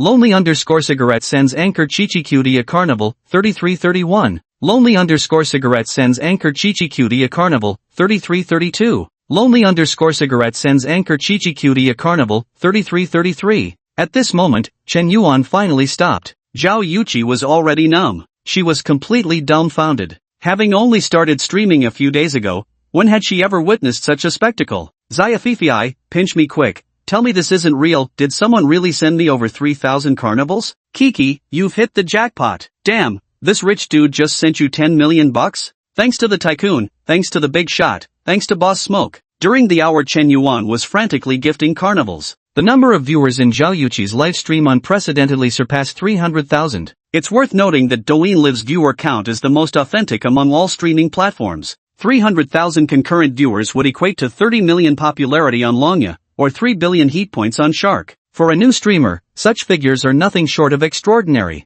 Damn, a new streamer just went live for a couple of days and already made 100 million yuan in virtual gifts. With over 300,000 viewers in the live room, even celebrities don't pull numbers like this. Holy freaking DJ. I'm not here for the live streamer, I'm here to see the big spenders throw money. Ha ha. Big spender Yen, next time you splurge give us a heads up, I want to be your #1 hanger-on. Yen's got great taste, this girl's looks really hold up. I'd say she's just as pretty as Peng Shiqi. Big spender Yen, I've already followed you, DM me for a meetup. Chen Yuan checked the backend. As expected, there were countless private messages, all showing 99+. Even quite a few female streamers had sent him messages. What shocked Chen Yuan the most was that even Peng Shi was among them. This is a mega influencer with over 30 million followers. She's also the goddess of otaku men, the dream lover in the hearts of countless simps. Her sweet and adorable appearance captivates both young and old alike. Ranked among the top 10 superstar goddesses on the Tushio platform, such a highly popular internet celebrity actually sent him a private message. This was something Chen Yuan had never even imagined before. He clicked open the private message in his backend.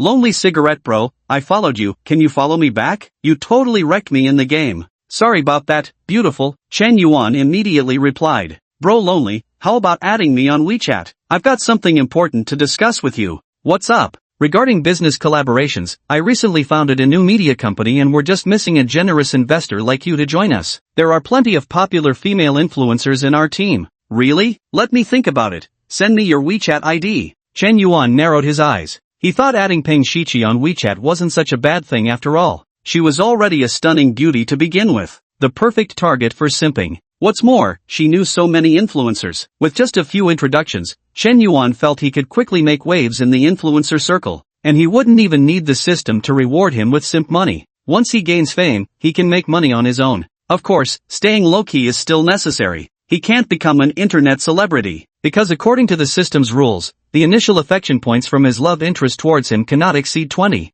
Otherwise, you won't be able to establish a one-sided crush relationship. Because with an initial impression of over 20 favorability points, the girl already kinda likes you from the start, which means you don't qualify as the lovelorn admirer type. Bro Lonely, my WeChat ID is Peng17. Got it. Chen Yuan decisively started adding the contact. In less than 20 seconds, the other party approved his request. Lonely brother, is your age shown on the profile reel? You're only 21? Peng Shiqi messaged to ask. It's true. I'll be 22 in another month. Chen Yuan typed in reply. I never expected you to be so young. In my impression, people capable of such grand gestures are usually CEOs of major corporations. CEOs of major corporations? Put. I could buy out a Fortune 500 company in minutes if I wanted to. Don't you believe me?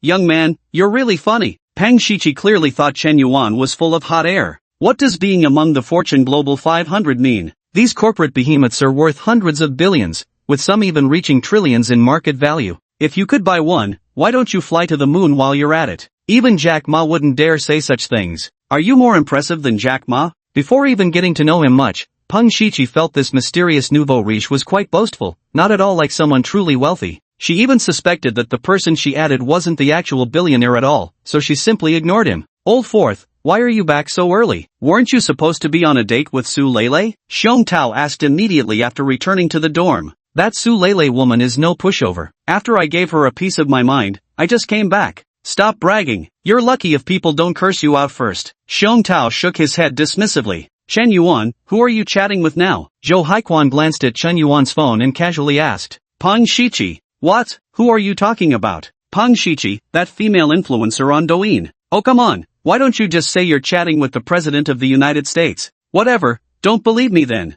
Chen Yuan couldn't be bothered to explain. Meanwhile, on the other side, after Zhao Yuqi finished her live broadcast, she immediately followed Chen Yuan's Douyin account. She felt that whether out of gratitude, politeness, or any other reason, she ought to properly thank this mysterious top supporter in private. Moreover, this top supporter had entered from the same city. But the moment she followed Chen Yuan Douyin's account, she was stunned for a moment, because she discovered that this mysterious top tipper, the legendary tycoon trending on Weibo, had a WeChat account linked and she was already friends with them. In other words, the big spender who tipped her 10 million yuan was actually someone she knew. So, Chi-Chi, did you manage to add that mysterious tycoon on WeChat? Let me tell you, a big shot who casually drops 10 million without blinking must have unimaginable wealth. If you can secure his support, going viral online would be a piece of cake. I've already added them, Zhao Yuqi said somewhat absent-mindedly. You added them that quickly? No, I just realized that Lonely Cigarette who gifted me earlier was already in my WeChat friends list, Zhao Yuqi explained. What? Hearing Zhao Yuqi's response, Wu Xiaofei was immediately covered in a head full of question marks. Chapter 013, The Campus Beauty asks me out for lunch. Someone on your WeChat gave you 1,000,000 yuan? Who was it? Wu Xiaofei asked, growing even more curious.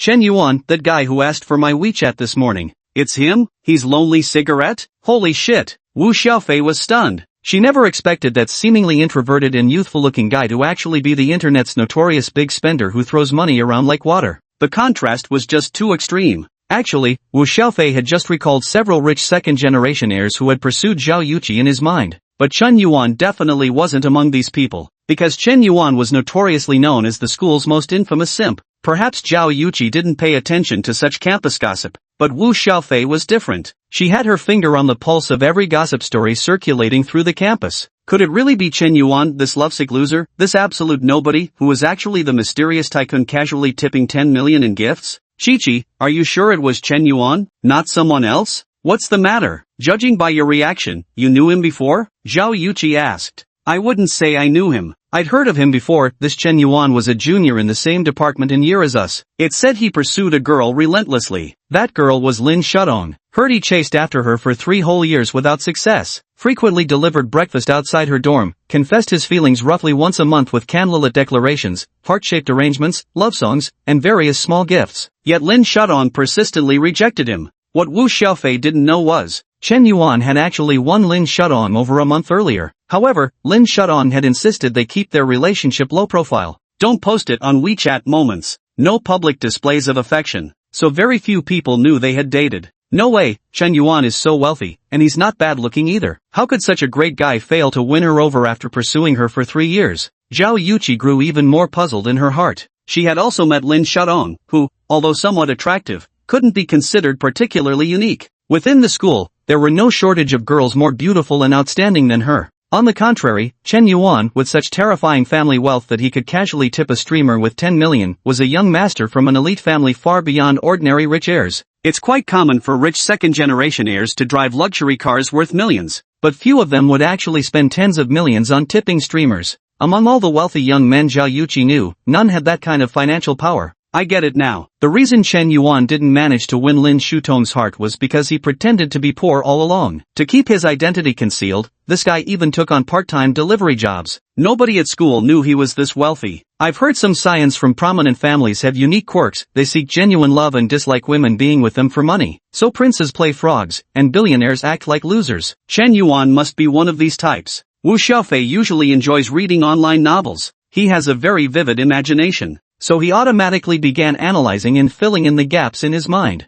Is that really the case? I think he must have been disappointed, so he decided to stop pretending. Zhao Yuqi also nodded in agreement. She suddenly thought, this guy is truly outstanding, so consider it. For the girl he likes, he's willing to give so much. A young master from an illustrious family, willing to do those rather unglamorous things for true love, persisting for 3 whole years just to move her heart. This is so romantic. People can be so strange sometimes. When a wealthy young master works part-time as a deliveryman, you'd think he's sacrificed so much. But when an ordinary student delivers packages, it seems perfectly normal, as if they haven't sacrificed anything at all.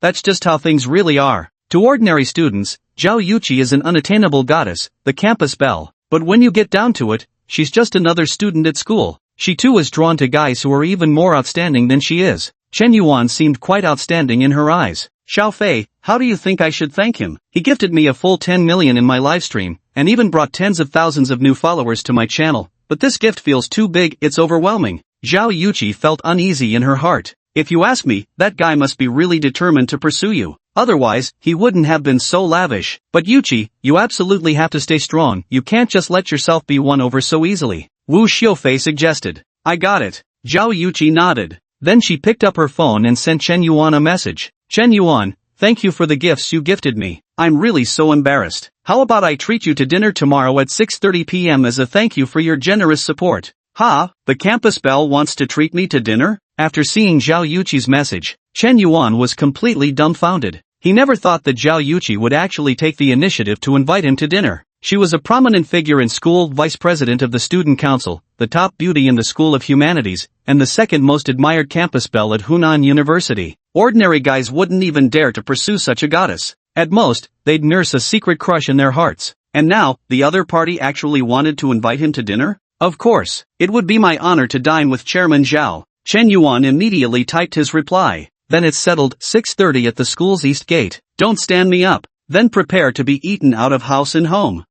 Bring it on. My family owns a restaurant, eat to your heart's content. Zhao Yuqi replied surprisingly fast, showing no sign of minding Chen Yuan's playful banter. Outwardly, Zhao Yuqi carried herself with the poised elegance of a refined young lady from a respectable family. But privately, she seemed like quite a lively girl, and she talked a lot. As the conversation progressed, Chen Yuan could barely keep up with her pace. Basically, for every message Chen Yuan sent, she'd reply with at least 2 or 3. Just thinking about how he used to send messages to Lin Shudong, he'd basically send over a dozen messages before she might bother to reply with just one. And even then, it would usually be 2 or 3 hours later. Chen Yuan felt a pang of bitter sadness. He kept deceiving himself, believing that if he gave consistently, Lin Shudong would someday see his worth. yet reality slapped him in the face again and again. If a man doesn't improve himself, no matter how much you do, in her eyes you'll always just be a simp. Lao Si, stop fiddling with your phone all the time. Wanna duo Q? We need a support, I'll carry you to gold. Joe Haikwan shouted. Get lost, don't think I don't know your skill level. 7 years in this damn league and you're still stuck in silver. You'll carry me to gold? Yeah, right, like I'd believe that crap. Chen Yuan rolled his eyes. Our Ionia server is different from other regions. My silver here could stomp masters from the Bunas. If it weren't for my teammates feeding all the time, how could I still be silver after 7 years? Not a chance, piss off. I've got a chat going with our campus bell. Talk big all you want. In the blink of an eye, it was already 6:30 p.m. the next day. At the main east gate of Hunan University, a girl wearing a mid-length white t-shirt, white sneakers, and her hair neatly tied back in a ponytail had already been waiting here for over 10 minutes. Though many students passed by back and forth, the glance rate this girl received was nearly over 90%. Even other girls couldn't help but turn their heads for another look. Her pair of slender, graceful legs was truly eye-catching beyond measure. Though dressed simply, she showcased her perfect figure to the fullest, radiating youthful energy even more. Not only that, but when the boys caught sight of her appearance, they found it utterly impossible to move their feet. Who is that girl? She's freaking gorgeous. You don't know Zhao Yuqi? She's the vice president of the student council, the head of the dance club, and ranked among the top 3 campus beauties in our school. So that's Zhao Yuqi. Looks like she's waiting for someone. Chapter 014, Epic Crash and Burn Moment. Just then, a red Ferrari 488 suddenly pulled up at the school gates. Wow, it's a Ferrari supercar, a luxury vehicle worth over 4 million. There seems to be a handsome guy in the car. How cool he looks driving the Ferrari with one hand. As the Ferrari sports car came to a stop, a young man about 1.82 meters tall, roughly 25 or 26 years old, walked straight up to Zhao Yuqi. Yuqi, where are you heading? Let me give you a ride? No thanks, Senior Zhang Bin. I've already made plans with someone today. Zhao Yuqi shook her head in refusal. Who did you make plans with? Invite them along. I happen to know a great private kitchen with amazing food. It's still not very convenient. Zhao Yuqi wasn't swayed just because the other party was driving a luxury car. A $4 million sports car was nothing. Chen Yuan could effortlessly buy 2 Ferrari 488s just by casually gifting someone. Zhang Bin's expression darkened. He hadn't expected Zhao Yuqi to be such a tough nut to crack. Since seeing Zhao Yuqi at the last birthday party, Zhang Bin has been head over heels for her at first sight. He swore he would win this girl over. He even made a bet with his buddies that he'd secure her within 2 weeks. But now, more than a week has passed with zero progress in sight. This time, driving here in a luxury car, he never expected to be rejected, something he'd never experienced before. Right at that moment, a handsome young man riding a bicycle slowly approached the two. Yuqi, did I arrive a bit late? I came right on time, but I didn't expect you to be early, Chen Yuan said apologetically. He glanced at the time on his phone. Exactly 6:30. Not 1 minute more, not 1 minute less. Previously, whenever Chen Yuan had arranged to meet Lin Shudong, she would always be at least half an hour late. He himself would usually be half an hour late. With this back and forth, he ended up waiting at least an hour for every date. After countless agonizing waits, Chen Yuan finally learned his lesson. He always texts ahead to say he's arrived, then times it right to show up punctually. This saves him from all those tedious waiting sessions. But today was his first time going out to dinner with Zhao Yuqi, so he didn't pull any of these little tricks. It was exactly 6:30. Not a minute more, not a minute less. Mostly because he hadn't expected Zhao Yuqi, a girl, no, the campus belle herself, to arrive at their meeting spot over 10 minutes early. As for this guy driving a Ferrari, seemed like he was trying to steal his girl? Senior Zhang Bin, will be going first, Zhao Yuqi said very politely.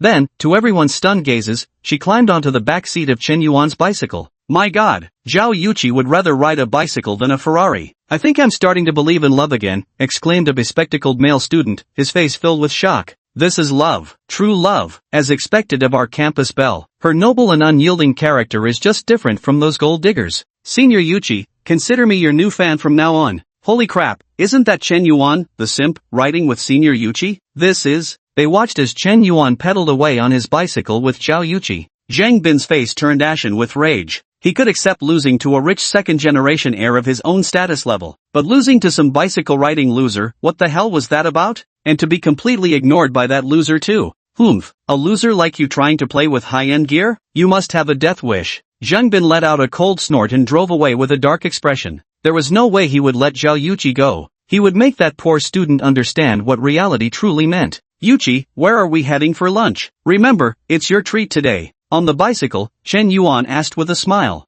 The mere thought of Zhao Yuqi climbing onto his bicycle in full view of everyone instead of stepping into a Ferrari supercar filled him with an immense sense of pride. The sunlight today feels particularly brilliant. Who says all girls would rather cry in a BMW than laugh on a bicycle? Didn't Zhao Yuqi just hop onto his bicycle seat? And she was the campus belle, no less. Isn't there a one-trip lobster place near campus? The food's decent, let's go get some shrimp, Zhao Yuqi suggested. Alright, arrived at the lobster restaurant. The atmosphere inside was indeed nice, and the prices weren't too expensive either. A meal typically costs around 3 to 500 yuan. When 3 or 4 people share the bill, it comes to less than 100 yuan per person on average. Even regular students can afford it. That's why the restaurant is always bustling with customers. Zhao Yuqi seems to have a particular fondness for lobster, and she orders the extra spicy variety. In Chen Yuan's mind, the impression of this girl is gradually becoming more real. So even goddesses have a taste for bold flavors. Even fairies need to poop. Just as the two began chatting and laughing while peeling and eating shrimp,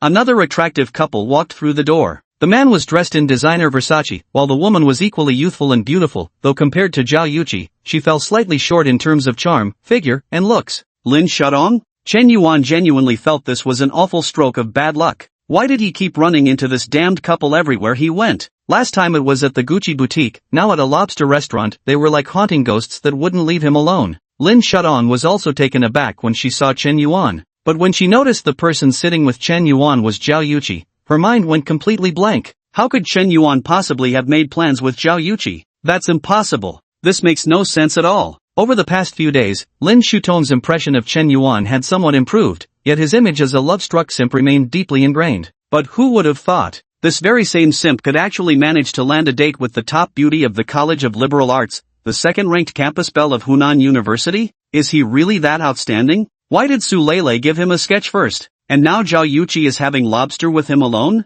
Could it be that I was truly mistaken before, failing to recognize any exceptional qualities in Chen Yuan? Lin Shudong began to doubt herself a little. Not just him, Huang Junkai was also starting to doubt life itself. Zhao Yuqi was a premium catch even he couldn't flirt with successfully. What virtues does that simp Chen Yuan possess? I actually get to eat lobster with the campus belle? Junkai, maybe we should go somewhere else? Lin Shudong tugged at Huang Junkai's sleeve, sounding uncomfortable. No need to change, this place is quite nice. Besides, there's someone we know over there. As he spoke, Huang Junkai walked straight towards the empty seat at the table next to Chen Yuan. His hand wrapped around Lin Shutong's waist, moving back and forth as if showing off. But his gaze remained fixed on Zhao Yuqi. Note, the name Zhao Yuqi is kept as is since it's a proper noun, clearly having eyes bigger than his stomach. Huang Junkai, you scumbag, what the hell are you doing? Suddenly, from a corner seat, one of 4 girls, a particularly obese and fiery-looking girl, suddenly stood up and roared. Wei Xiaoqing, what are you doing here? Huang Junkai stammered, his face paling considerably. That's my line. Tell me, who's this bitch next to you?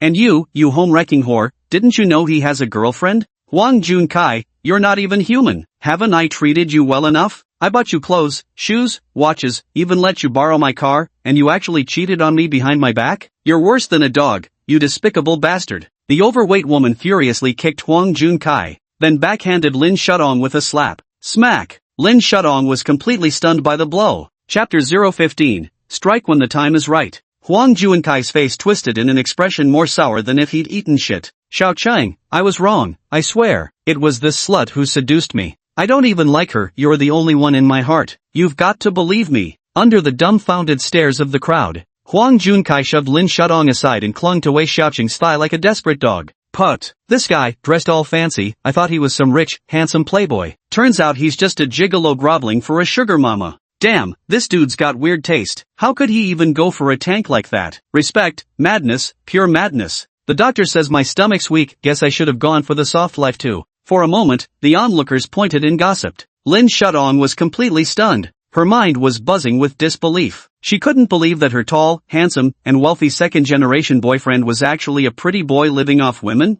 Was it really her who seduced you? Fine, I'll give you a chance, slap her twice right in front of me, strip her naked, and I'll forgive you. Otherwise, hand over the car keys immediately, and from now on, we're done for good, Wei Xiaoqing said aggressively. Smack! Smack! Huang Junkai indeed turned heartless, actually slapping Lin Shudong twice in public, and he struck her with terrible force. Lin Shutong's face was nearly swollen from the beating. Huang Junkai, you shameless whore, green tea bitch. Homewrecker who seduces other people's boyfriends. That necklace around your neck is mine, take it off right now. Faced with Wei Xiaoqing's domineering aggression, Lin Shudong felt nothing but boundless grievance in her heart. She hadn't known Huang Junkai was a scumbag who already had a girlfriend. She was a victim too. Why did everyone think she was the other woman? Not a single person was willing to stand up and speak on her behalf. Under the contemptuous gazes of the crowd, Lin Shudong endured the greatest humiliation of her life. At that moment, a clean-cut looking young man suddenly stood up. His face showed no expression whatsoever as he casually picked up a steaming plate of lobster, strode on hurriedly behind Huang Junkai, and suddenly slammed the entire plate onto his head.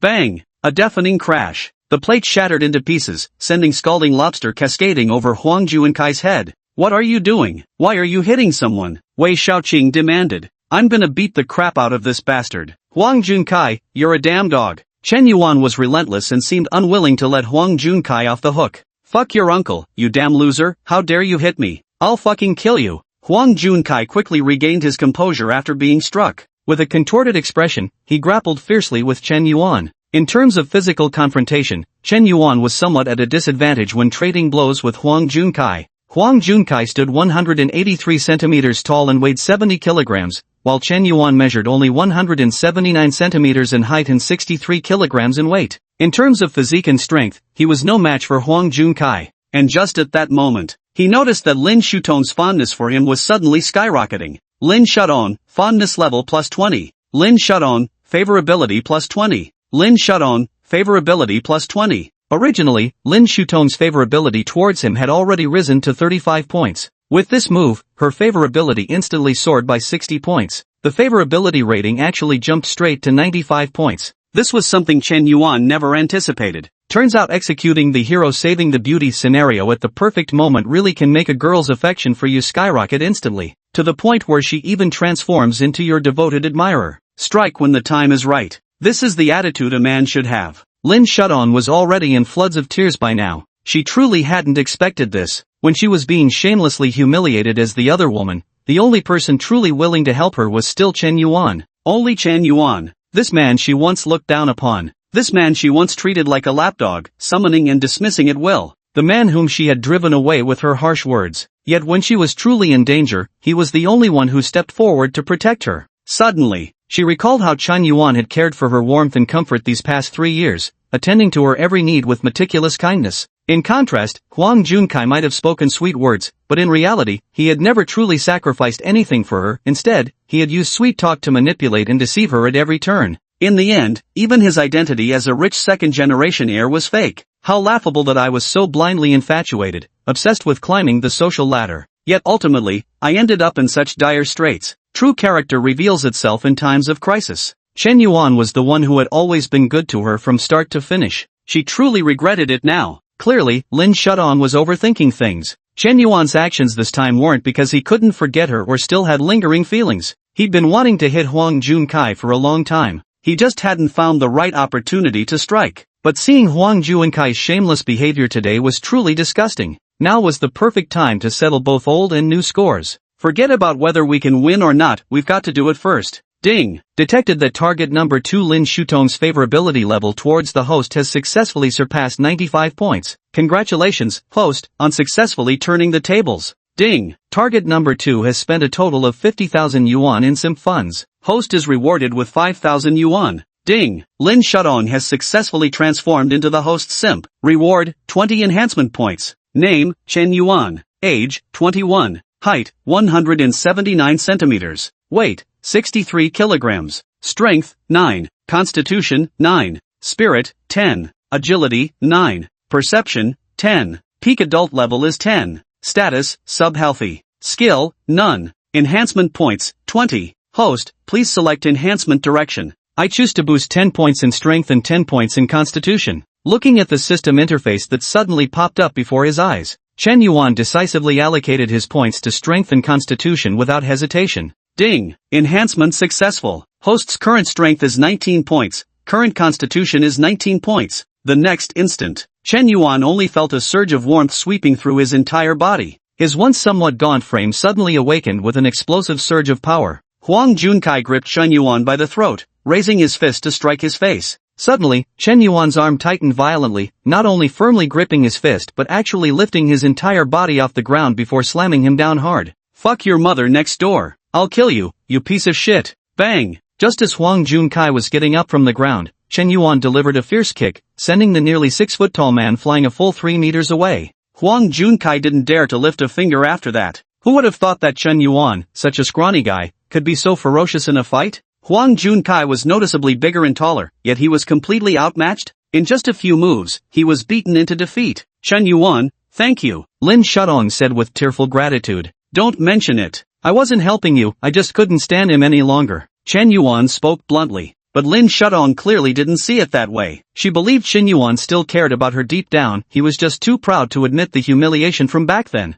Xiao Chang, help me, take me to the hospital, I'm getting beaten to death. Get lost, you scumbag, you deserve that beating. Hey, handsome, can I get your WeChat? Wei Shaoqing showed no sympathy when she saw Huang Junkai getting beaten, instead running over to ask Chen Yuan for his WeChat. Chen Yuan had acted decisively just now, completely overpowering Huang Junkai. It was seriously badass. This is what a real man looks like. Chapter 016, We Can Never Go Back. Huang Junkai, that phony with only surface-level charm, becomes more disgusting the longer you look at him. Not only is he a freeloader, but he's also utterly useless. Having no shame is one thing, but you can't even win a fight? What else are you but trash? Boss, count all the damaged items in the shop today, plus the impact on business, on my tab. Zhao Yuqi walked up to the front desk and said to the shop proprietress with a smile. The proprietress had originally planned to call the police, but since someone was willing to compensate for the losses, there was nothing more to say. Zhao Yuqi's gaze at Chen Yuan seemed to grow increasingly appreciative. A low-key billionaire, not only handsome but also remarkably skilled, overflowing with a sense of justice. Even though Lin Shudong had repeatedly wronged him, yet he bore no grudge against him. Instead, he stepped in to punish the scoundrel. What magnanimity! What panache! Zhao Yuqi, favorability plus 10. Zhao Yuqi, favorability plus 10. Zhao Yuqi, favorability plus 10. Before realizing it, Zhao Yuqi's favorability toward Chen Yuan had already reached 40 points. With 40 favorability points, they could now begin to establish an ambiguous relationship. Chen Yuan never expected that his violent beating of Huang Junkai would actually make Zhao Yuqi's favorability toward him skyrocket. Of course, it made sense that helping Lin Shudong out of a tight spot would cause her favorability to soar. But Zhao Yuqi was just a bystander. Surprisingly, her favorability increased just as much. What a pleasant surprise. It seems that women admiring strong men is just instinctive. Almost all women want their men to be capable, graceful, and responsible. Sorry about how this dinner turned out. Chen Yuan walked up to Zhao Yuqi, scratching the back of his head apologetically. It's alright. I feel like I've met a different side of you today. Every time I interact with you, I seem to discover a new facet. Zhao Yuqi blinked her big eyes, taking a careful look at the boy before her. This guy really seems like a treasure trove of surprises. What different side? Haven't I always been the same me? Chen Yuan spread his hands. Actually, I didn't have much of an impression of you before until last time when you asked me for my WeChat. And the way you spoke was so straightforward, I thought you seemed really sincere, without all those unnecessary complications. But who would have guessed? Later you went and showered my livestream with so many gifts. And when I found out how famous you were online, I realized you weren't just rich, now you're even this good at fighting? Honestly, it's all pretty unbelievable. Zhao Yuqi's big eyes sparkled with admiration. Chen Yuan was never even in her consideration from the start. But now, Chen Yuan has become a key contender. Among all the outstanding young men she knew, Chen Yuan undoubtedly ranked in the top 3. Is that so? I've been paying attention to you for a long time. I always thought our school's goddess was an ethereal fairy untouched by mortal desires. Who knew you'd have such a bold palate? Extra spicy, extra hot, eating crayfish without gloves, and even licking your fingers, how unexpected. You can't seriously be that dense, talking about a girl like that. How annoying.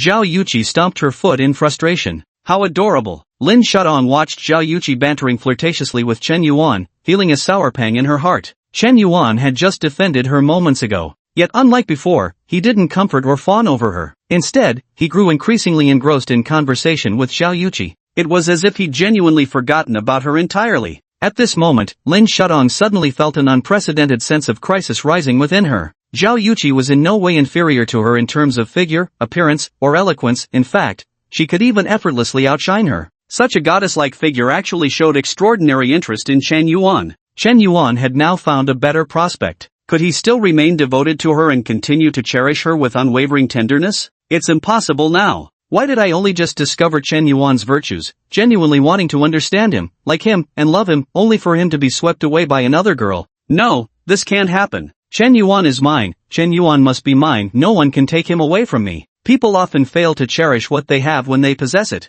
Only when they lose it do they feel endless regret. This was probably Lin Shutong's most genuine state of mind at the moment. Chen Yuan, can I talk to you? Lin Shutong walked over, interrupting the conversation between Chen Yuan and Zhao Yuqi. I don't think it's necessary anymore, but I really have something to say to you. You were never this cold to me before. No matter how many mistakes I made, you would always forgive me. This time, I truly realize I was wrong. Can we go back to how we used to be? You love me, don't you? Lin Shutong asked tearfully, looking utterly pitiful. She hoped for Chen Yuan's affirmative answer. Go back to the past? Keep circling around you like a dog? You reply with 2 messages when you're happy, and ignore me completely when you're upset? We were together for a month, and you wouldn't let me post our photos together on social media or hold your hand in public, just because you were afraid your family might find out and think badly of it? I don't buy that for a second. You're just scared all your backup options will bail once they find out, aren't you? 3 years, do you have any idea what I've endured these 3 years? To make you happy, I gave it my all, but everything I did was just a joke in your eyes. You only enjoyed the chase, the process of me pursuing you. You never truly cared about me at all, Lin Shutong. Let me tell you this now, it's over between us. I don't love you anymore. Chen Yuan's last words practically erupted in a roar. He paid no further attention to Lin Shutong. Instead, he turned around, took Zhao Yuqi's hand, and walked out of the lobster restaurant. Zhao Yuqi was forcibly held by the hand by Chen Yuan the whole way. She didn't know what to say. Nor could she tell whether Chen Yuan had done it on purpose or accidentally. Anyway, back at the lobster restaurant, in front of Lin Shutong, Zhao Yuqi hadn't resisted when Chen Yuan took her hand. Was it to save Chen Yuan's face? Or some strange psychological motive at play? Zhao Yuqi obediently let Chen Yuan hold her hand as they walked a long distance together. Actually, I don't know what to say. You must be feeling terrible inside. I've heard about your story with Lin Shutong, but I've never understood if you liked her so much. Why didn't you openly tell her who you really are? Had she known your true identity, she would have agreed to be with you long ago, wouldn't she? What kind of status do I have? Chen Yuan was utterly confused. What kind of impressive background could a kid from an ordinary family like him possibly have? But soon, it dawned on him. Zhao Yuqi probably noticed how he splashed out tens of millions in gifts during live streams, showing extravagant generosity. So she guessed he must be someone extraordinary. Chapter 017 Lin Shutong's heart-wrenching anguish. Truth is, I'm just an ordinary person who only wanted a simple kind of love. Yet somehow, nothing goes as I wish. Chen Yuan spoke these words with utmost sincerity. He was truly just an ordinary person, without any extraordinary background. To Zhao Yuqi, Chen Yuan was being far too modest. It was exactly as she had suspected earlier. Chen Yuan had always kept his identity hidden, hoping to find a pure love untouched by materialism. Yet the harsh reality was this: losers simply don't deserve love. Fairy tales remain just that, fairy tales. Without money, you can't give a woman romance, a sense of security, or the petit bourgeois lifestyle she dreams of. Why on earth would she choose you? You pretended to be a loser to test them. You're destined to be strung along, destined to become a backup plan, to become a simp, be the jack. The story divides in 2 directions.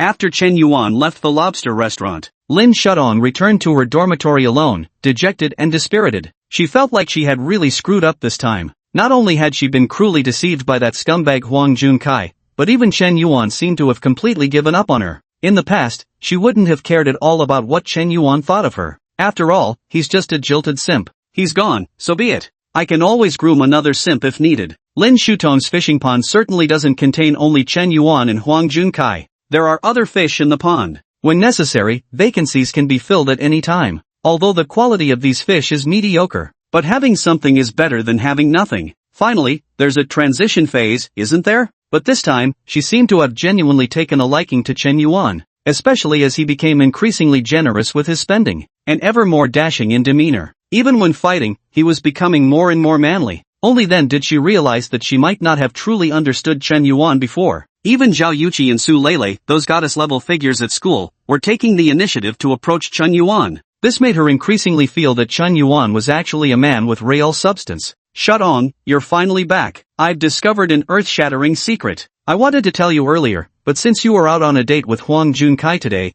I thought it might be inconvenient, so I waited until you returned. Sun Rui wiggled her eyebrows excitedly as she spoke. What secret? Lin Shutong's expression remained blank, clearly showing little interest. The humiliation and blow she suffered today was far too heavy to recover from quickly. Shut on, do you know who Lonely Cigarette really is? Sun Rue asked. Lonely Cigarette, that's the tycoon who trended on Weibo? The one who tipped a female streamer 10 million? Not 10 million, 20 million. Shut on, you know what? Last night I casually browsed Douyin, and who would have thought the platform's hottest streamer was Zhao Yuqi? I was completely shocked. Then I discovered that Zhao Yuqi not only topped the hourly rankings, but this live session also earned a staggering 100 million in virtual gifts, all thanks to this big spender called Lonely Cigarette. Yet none of that was the real shock. The real surprise was that after I followed Lonely Cigarette's Douyin account, I realized we were actually WeChat friends. And that person was Chen Yuan. Oh my god, can you imagine how I felt in that moment? I was completely stunned. That loser Chen Yuan, the same guy who tossed out 20 million like nothing online? No way. This guy's hiding his true colors way too well.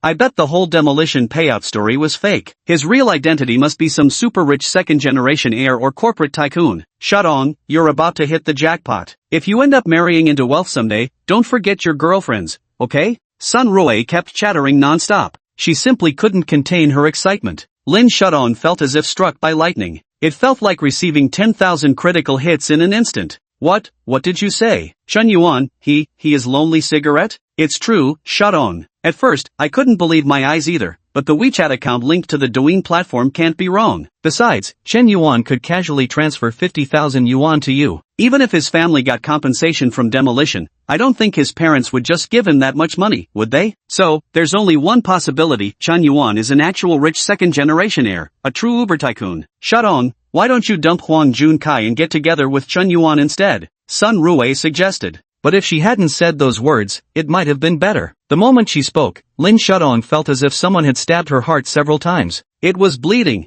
Stop it, little Rue, just stop saying that. What's wrong, Shudong? Why are you crying? Lin Shudong felt her heart being torn apart at this moment. She finally understood why Zhao Yuqi had come out to eat alone with Chen Yuan. This was 10 million yuan we're talking about. That 10 million should have been hers, so why did that bitch Zhao Yuqi get it instead? It turned out that the man she had been chasing all along was a wealthy heir from an elite family. She had already gotten it long ago. This wealthy young man was even richer and more extravagant than she had imagined, utterly devoted to her, truly the perfect ideal dream guy. Yet, it was precisely she who pushed this dream man away with her own hands. At this moment, she wished she could slap herself hard twice across the face. She possessed a treasure mountain yet remained oblivious to its worth. This went beyond mere foolishness. This is utterly foolish. No, things shouldn't be like this. Chen Yuan is mine, I haven't lost yet, I still have a chance to make things right. I shouldn't give up like this, I must win Chen Yuan back. After suffering a series of setbacks, Lin Shudong decided to regroup and start fresh.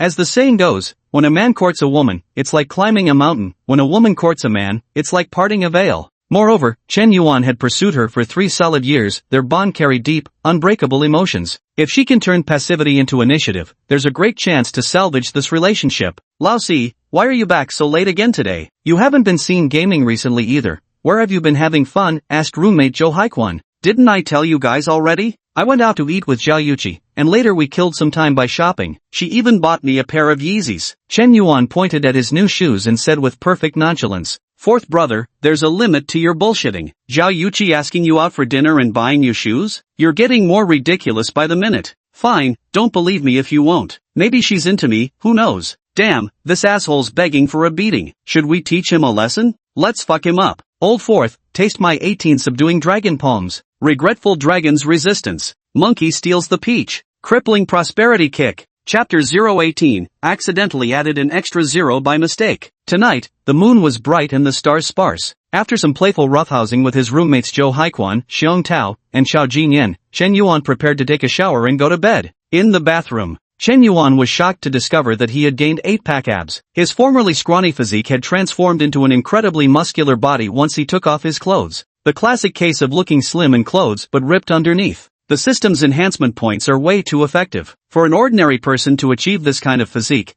they'd need at least 3 to 5 years of gym training, right? Chen Yuan silently marveled to himself. The 20 reinforcement points nearly doubled his physical fitness and strength. And this was just from turning the tables on Lin Shudong alone. If he could turn the tables on more goddesses, Chen Yuan wondered if he might eventually become a superhuman? But the simp money reward from this reversal was still too little, only 5,000 yuan. I should have spent more on Lin Shudong from the start. Chen Yuan shook his head with some regret. Not long ago, he had just checked his personal account. There was indeed an extra 5,000 yuan. For Chen Yuan, these 5,000 yuan were his own money that he could spend however he pleased. For an average junior college student, this was undoubtedly a substantial fortune. No matter how much money a simp spends, none of it ever benefits themselves. Only with money in his private account could Chen Yuan stand a little taller. After finishing his morning routine, Chen Yuan noticed several unread messages on WeChat. He opened them one by one. Zhao Yuqi, good night, my top-ranked generous gifter. Lin Shudong, Chen Yuan, I know my actions might have completely broken your heart, but the fact that you haven't blocked me means there's still at least a tiny bit of care for me in your heart. I know nothing I say now matters anymore. I regret it, I regret only realizing now who truly cared for me. Chen Yuan, you do matter to me. Turns out you've always mattered to me. Please don't leave me. Give me one more chance, and I'll make up for everything I owe you. Su Lele, brother Chen Yuan, can you lend me some money? 3 messages. Chen Yuan read each one carefully. He replied good night to Zhao Yuqi's message. Lin Shudong never actually came back. As for this message from Su Lele, by conventional wisdom, Chen Yuan should have least reason to pay attention to Su Lele. Because this woman does nothing but talk about money. Last time Chen Yuan spent hundreds of thousands on her, yet she still wasn't satisfied. Now she actually has the nerve to ask for money outright? To be honest, Su Lele's behavior is pretty shameless. And to top it off, this woman really doesn't have the best reputation. Not only does she flirt with rich second-generation heirs everywhere, but it seems she'll take money from any guy at school willing to spend on her. If Lin Shudong is a typical green tea bitch, then Su Lele is the gold-digging trash. Not only does she dig for gold, but she does it shamelessly and without pretense. But for the current Chen Yuan,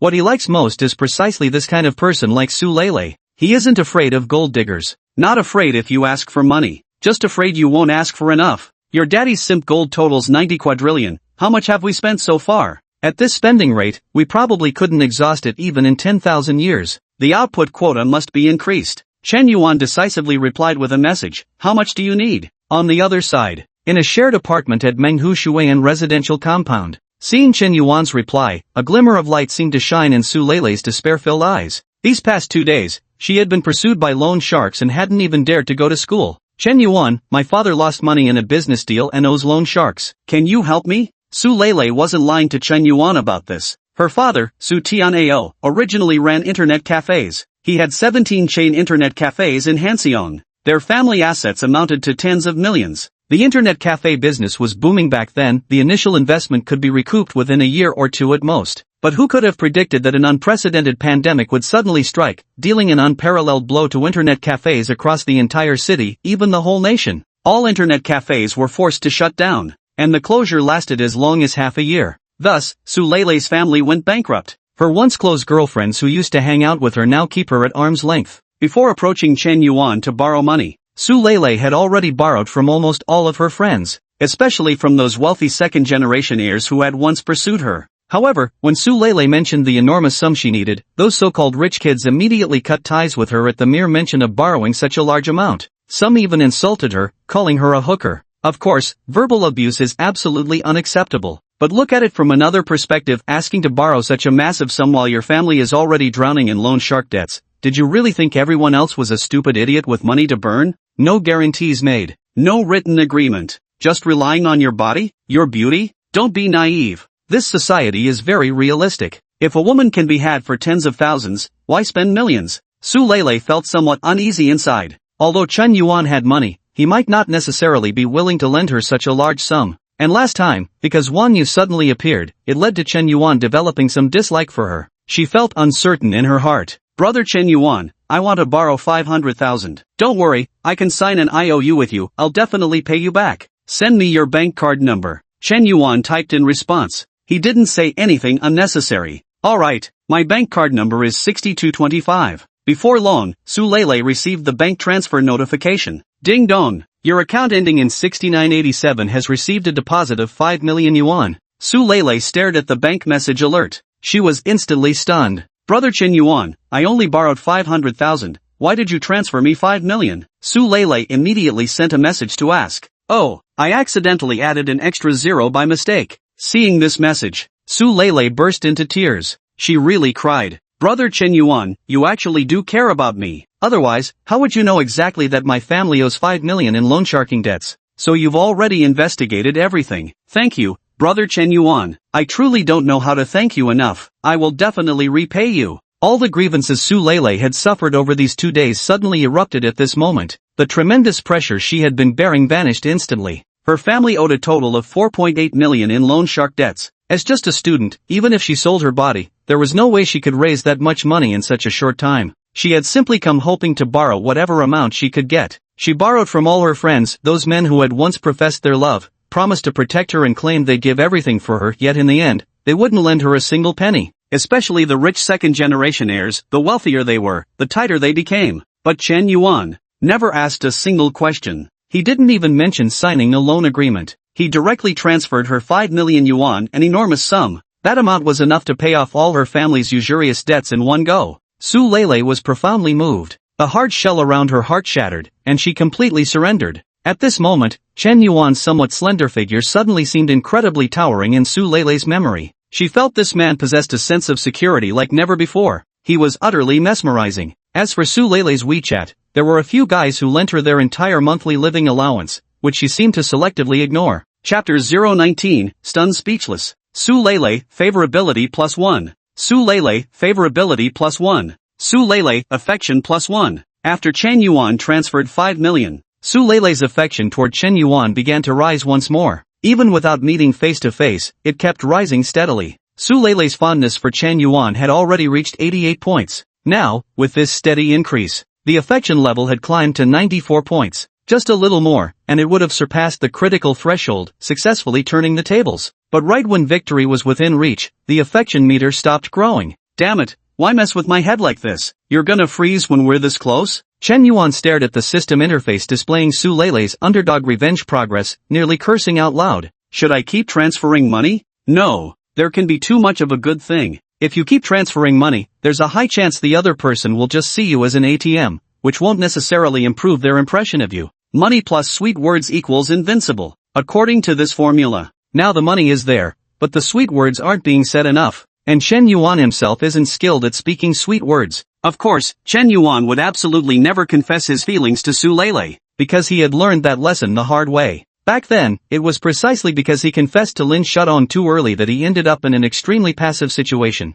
Later, he summed up the experience. The most correct way to chase girls is never to confess your feelings outright. Just ask them out, simple as that. If they agree to meet, it means they're somewhat interested, and you can take things further. If they turn you down, cut your losses early. Don't get stuck in deeper, or you'll end up hopelessly obsessed, just another lovesick fool. Once you confess your feelings and reveal your emotional demands, the girl will instinctively retreat. She might even create distance between you. At this point, pursuing her would be extremely difficult, like trying to scale a mountain from hell. Initially, Chen Yuan never actually intended to chase Su Lele. He had always regarded Su Lele as nothing more than a tool to make money. So, in front of Su Lele, his attitude was casual and relaxed, even going so far as to deliberately throw a tantrum in her face 2 days ago. Because he didn't care, he appeared all the more carefree. He thought for a moment. Chen Yuan began typing, "Let me know if you ever need help. No matter what it is, I'll be there for you." No, this is way too pathetic. For fuck's sake, I lent her 5 million, not the other way around. Why should I be sucking up to her? The thought of how he used to fawn over Lin Shudong the same way suddenly made Chen Yuan sick to his stomach.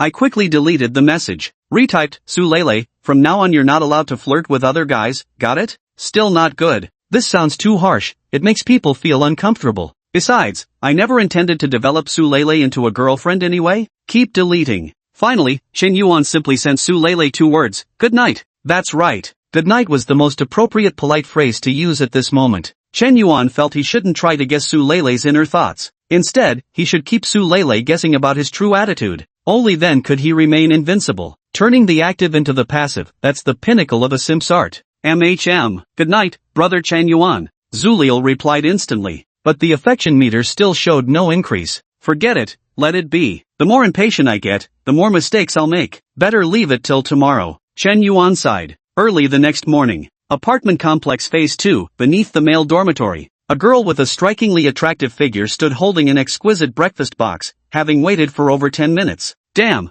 that girl's really hot. And she's holding breakfast? Who the hell is lucky enough to have a girl deliver breakfast to him? I've seen guys bring girls breakfast countless times, but this is the first time I've ever seen a girl bring breakfast to a guy.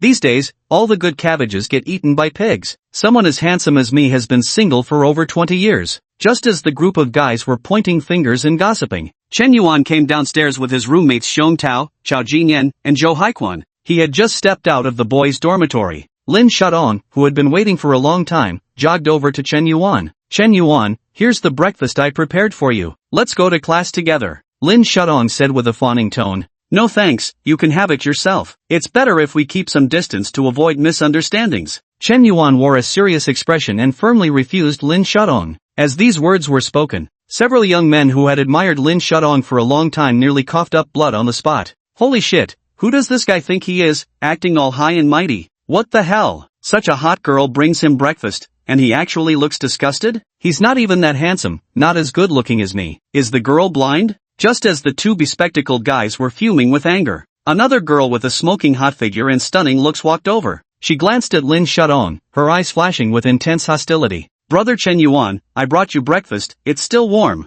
Hurry up and eat. Su Lei cooed in a sugary tone. That soft, honeyed voice nearly melted the bones of quite a few otaku. Holy crap, another knockout girl bringing him breakfast, just who the hell is this guy? He must have a gold mine at home. Holy shit, this guy's truly legendary, getting two such stunning girls fighting over him. His game is too strong. At this moment, roommates Zhou Haiquan, Xiong Tao, and Chao Jinyan were practically stunned speechless. They used to think Chen Yuan was just bragging in the dorm, but who would have guessed, the guy actually is this damn impressive. Lin Shudong and Su Lei were practically fighting to bring him breakfast. And even when they saw each other doing it, neither would back down. What the hell is going on here? Is this a reverse crush? At this moment, the atmosphere was a bit eerie. Two young women with striking figures and good looks each held a breakfast meal, simultaneously presenting them to Chen Yuan's front. All eyes were on which one he would choose. More male students kept coming downstairs, forming a growing crowd of onlookers. Isn't that Chen Yuan, the simp? When'd he become such a badass? It seems the direction of my efforts isn't wrong. Look, even Chen Yuan, that simp, has succeeded. If I keep confessing to Qin Bingxue, maybe I'll succeed one day too? Qin Bingxue, the #1 campus belle of Hunan University? Are you daydreaming? Bro, how many bottles of snow beer have you had this morning? You're talking nonsense. Old 4, we haven't even had breakfast yet. If you're not eating, at least let us eat. Xiong Tao noticed the awkward atmosphere and tried to ease the tension by speaking up. Alright then, you can have them. Chen Yuan took both Su Lei and Lin Shudong's breakfasts at the same time, then immediately shoved them into Xiong Tao and Zhou Haiquan's hands. This move displeased both Su Lei and Lin Shudong. Yet while they were displeased, they also felt secretly relieved. At least Chen Yuan hadn't touched the breakfast from that woman across from him, that spared them some dignity. The tension eased slightly, but just at that moment, the Department of Liberal Arts top beauty and campus belle, Zhao Yuqi, walked over carrying a packaged breakfast of soybean milk, fried dough sticks, and rice noodles. With light footsteps, she slowly approached Chen Yuan. Here, this is your breakfast. For a moment, all the guys in the room froze in shock, dumbfounded. Chapter 020, Zhao Yuqi was no pushover either. How is this possible? How could Zhao Yuqi deliver breakfast to Chen Yuan? This can't be real, damn it. It must be an illusion. Senior Yuqi is the goddess in my heart, how could she do something like this? No, I refuse to believe it. What kind of magic did Chen Yuan cast? Why are Lin Shudong, Su Lei, and Zhao Yuqi, three stunning beauties, all trying to win him over? He's not even that handsome. And he's not wealthy either. Just last week, I saw him delivering packages. Most of the male students were now flooded with a series of question marks in their minds. Zhou Haiquan, Xiong Tao, and Chao Jinyan were completely dumbfounded too. Zhao Yuqi, the goddess they had secretly admired for 3 years. You're actually bringing breakfast to Chen Yuan yourself? Is this still the same roommate we know? Are you sure you're really Chen Yuan? Have you freaking been possessed by some love guru or something? How else could he be this damn impressive? Compared to other guys, only Lin Shudong and Su Lei truly understood why Zhao Yuqi was trying to win Chen Yuan's favor. Come on, the guy had given her gifts worth 10 million. Even if she had to make breakfast for him every morning for a month, it wouldn't be the least bit excessive. As long as she maintains a good relationship with Chen Yuan and secures his support, Zhao Yuqi's career in live streaming will advance by leaps and bounds. It won't be long before she becomes a major internet celebrity. Earning millions a month will be a breeze. Just this morning, Zhao Yuqi successfully made it to Weibo's trending topics. The reason she trended was the same as Xiaomir a few days ago, bombarded with lavish gifts from the mysterious tycoon Lonely Cigarette, causing her popularity to explode. In just 2 days, she gained millions of new followers. On the Douyin platform, many netizens frequently discussed the incident from that day. They even specially took screenshots and made videos. All of them unexpectedly went viral. Douyin, this short video platform, is quite magical. Sometimes a person becomes popular in such a sudden and unexpected way. For some unknown reason, her popularity suddenly skyrocketed. Other netizens frenziedly jumped on the bandwagon. The more others hitched onto her fame, the more viral Zhao Yuqi became. The more viral she became, the more they hitched onto her fame. Under this magical effect, she was already showing signs of skyrocketing popularity. Of course, Zhao Yuqi was naturally beautiful, with an excellent temperament and numerous talents. With her innate qualities, Chen Yuan's appearance merely lit the fuse that set things in motion. Even without Chen Yuan wildly showering her with gifts, Zhao Yuqi's career in live streaming and short videos wouldn't have been anything less than impressive. It might just not have become so popular so quickly. By the way, Chen Yuan, I have another gift for you. I saw you were still using that old phone yesterday, so I bought you a new one. See if you like it. With that, Zhao Yuqi pulled out a brand new, unopened latest model phone from her bag. Damn, this is the newest iPhone 12 Pro, it costs over 10,000 yuan. Zhao Yuqi gave Chen Yuan a phone? What the hell has this bastard done to deserve such treatment from the goddess? Why? I don't understand what I'm lacking. Goddess, are you blind? What's so great about this Chen Yuan anyway? No, I can't take this anymore. I'm going to expose Chen Yuan, that worthless scumbag's shameless behavior. Not only is he a freeloader, he's also three-timing. See you on the campus forum. Under the resentful gazes of a group of male students, Chen Yuan accepted the new phone Zhao Yuqi gave him without the slightest hesitation. An iPhone 12, worth over 10 grand, why refuse something that's offered for free? Chen Yuan took a bite of his fried dough stick and happily sipped some soy milk. Heavenly. The feeling of receiving gifts from the goddess is absolutely amazing. It truly confirms that old saying. It's not that beautiful women never take initiative, it's just that you've never seen them take initiative before. Zhao Yuqi, favorability +5. After Chen Yuan accepted the gift, Zhao Yuqi's favorability level above her head unexpectedly increased by another 5 points, reaching 45 points. Chen Yuan was somewhat surprised. He hadn't realized that accepting gifts could also increase favorability, not just giving them. As for Zhao Yuqi, Lin Shudong and Su Lele had prepared elaborate breakfasts for Chen Yuan one after another, but he didn't eat either of them. Instead, he gave their meals directly to his roommate. Yet he took several bites of the soybean milk and fried dough stick she casually bought for him. He even accepted the gift she gave him with visible delight. This shows that her current position in Chen Yuan's heart is something that Su Lele and Lin Shudong simply cannot compare to. A mere phone worth just over 10,000 yuan. Would Chen Yuan really not be able to afford it? The reason he's so happy definitely isn't because he received an iPhone, but rather because the person who gave it to him made him feel valued and thoughtful. That's why he's so delighted. He valued friendship and sincerity. That's what Zhao Yuqi believed. Clearly, she misunderstood Chen Yuan. Chen Yuan wasn't that noble-minded, nor had he thought that deeply. He was actually quite shallow. A phone costing over 10,000 yuan, that's truly a luxury for him. Holy shit, you're giving me such an expensive gift, how could I not be excited? Yuqi, thank you for the gift, I love it. I'm glad you like it. I've got to run now. I've got a live streaming event tonight about live commerce. It's actually my first time hosting something like this. Hope you can drop by to support me. At this point, Chen Yuan finally understood why Zhao Yuqi had suddenly gifted him an Apple phone. So she wanted him to show up and support her. Come to think of it, that made sense. Zhao Yuqi's fondness for him was far from reaching a level where she would actively pursue Chen Yuan. Now she brings Chen Yuan breakfast and delivers his phone, appearing ambiguous on the surface. Yet in reality, she simply intends to keep using Chen Yuan to maintain the publicity momentum. This woman is actually quite composed.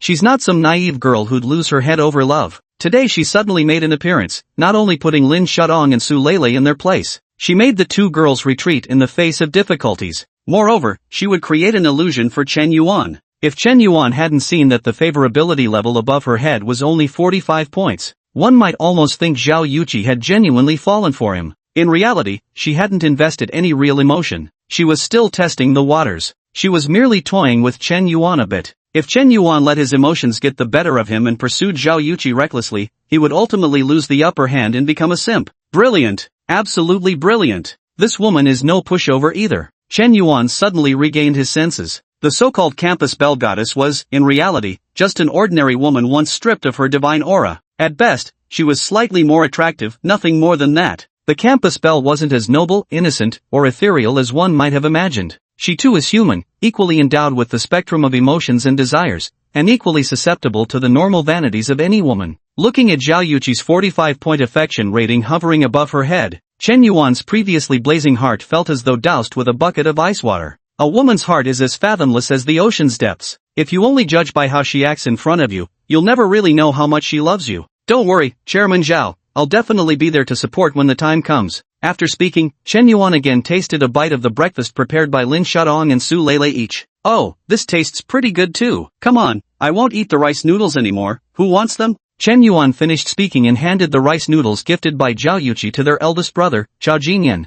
Fourth brother, this was given to you by the campus bell. No big deal, it's just breakfast. I can share some and eat a little too. Chen Yuan looked completely indifferent, as if the breakfast personally delivered by goddess Zhao Yuqi held no special significance in his eyes. Boss, I actually prefer rice noodles, why don't you give it to me instead? Xiong Tao immediately said. Piss off, I can't even bear to eat it myself. Chapter 021, thanks to Brother Loneliness for unblocking the Emperor status. Zhao Yuqi was just about to leave, but when she turned back, she saw Chen Yuan actually giving away the rice noodles she'd brought to someone else without a second thought. A wave of discomfort instantly washed over her. For the longest time, she'd grown accustomed to being treated like a goddess by men. With just the slightest hint from her, the other person would be deeply moved, even to the point of shedding grateful tears. She thought Chen Yuan would be no different before her. Although this young man was wealthy, at his core, he was no different from other men. Similarly, they were all conquered by her charm. But now, Chen Yuan didn't treat her with any special regard at all. In this guy's eyes, she was no different from Lin Shudong or Su Lele. Zhao Yuqi hated this feeling. She turned and strode away, her expression noticeably darkened. Chen Yuan, it looks like Zhao Yuqi is angry. I mean, man, the campus belle personally brings you breakfast, and you actually give it to someone else? I'd be pissed too if I were her. Zhou Haiquan shook his head with a sigh. Exactly. Even a dense straight guy like me gets this. How could you miss it? Sure, you're a great bro, but you can't sacrifice lifelong happiness for camaraderie. Chao Jinyan patted Chen Yuan's shoulder with an expression of profound wisdom, though something about his tone carried a faint whiff of lewdness. Boss, haven't you had a crush on Zhao Yuqi for ages? How can you just stand by and watch your goddess get snatched away by that damn fourth brother? Xiong Tao interjected. Bullshit. As the saying goes, brothers are like limbs, women are like clothes. Do I fucking seem like the kind of guy who'd ditch friends for a pretty face? Boss, are you sure you're not just saying this to console yourself because you can't actually win Zhao Yuqi's heart? We're all brothers here, cut the bullshit. Damn you, couldn't you have saved me some face? After Zhao Yuqi left, Lin Shudong and Su Lele also left one after another. Today marked the first official confrontation between the three women.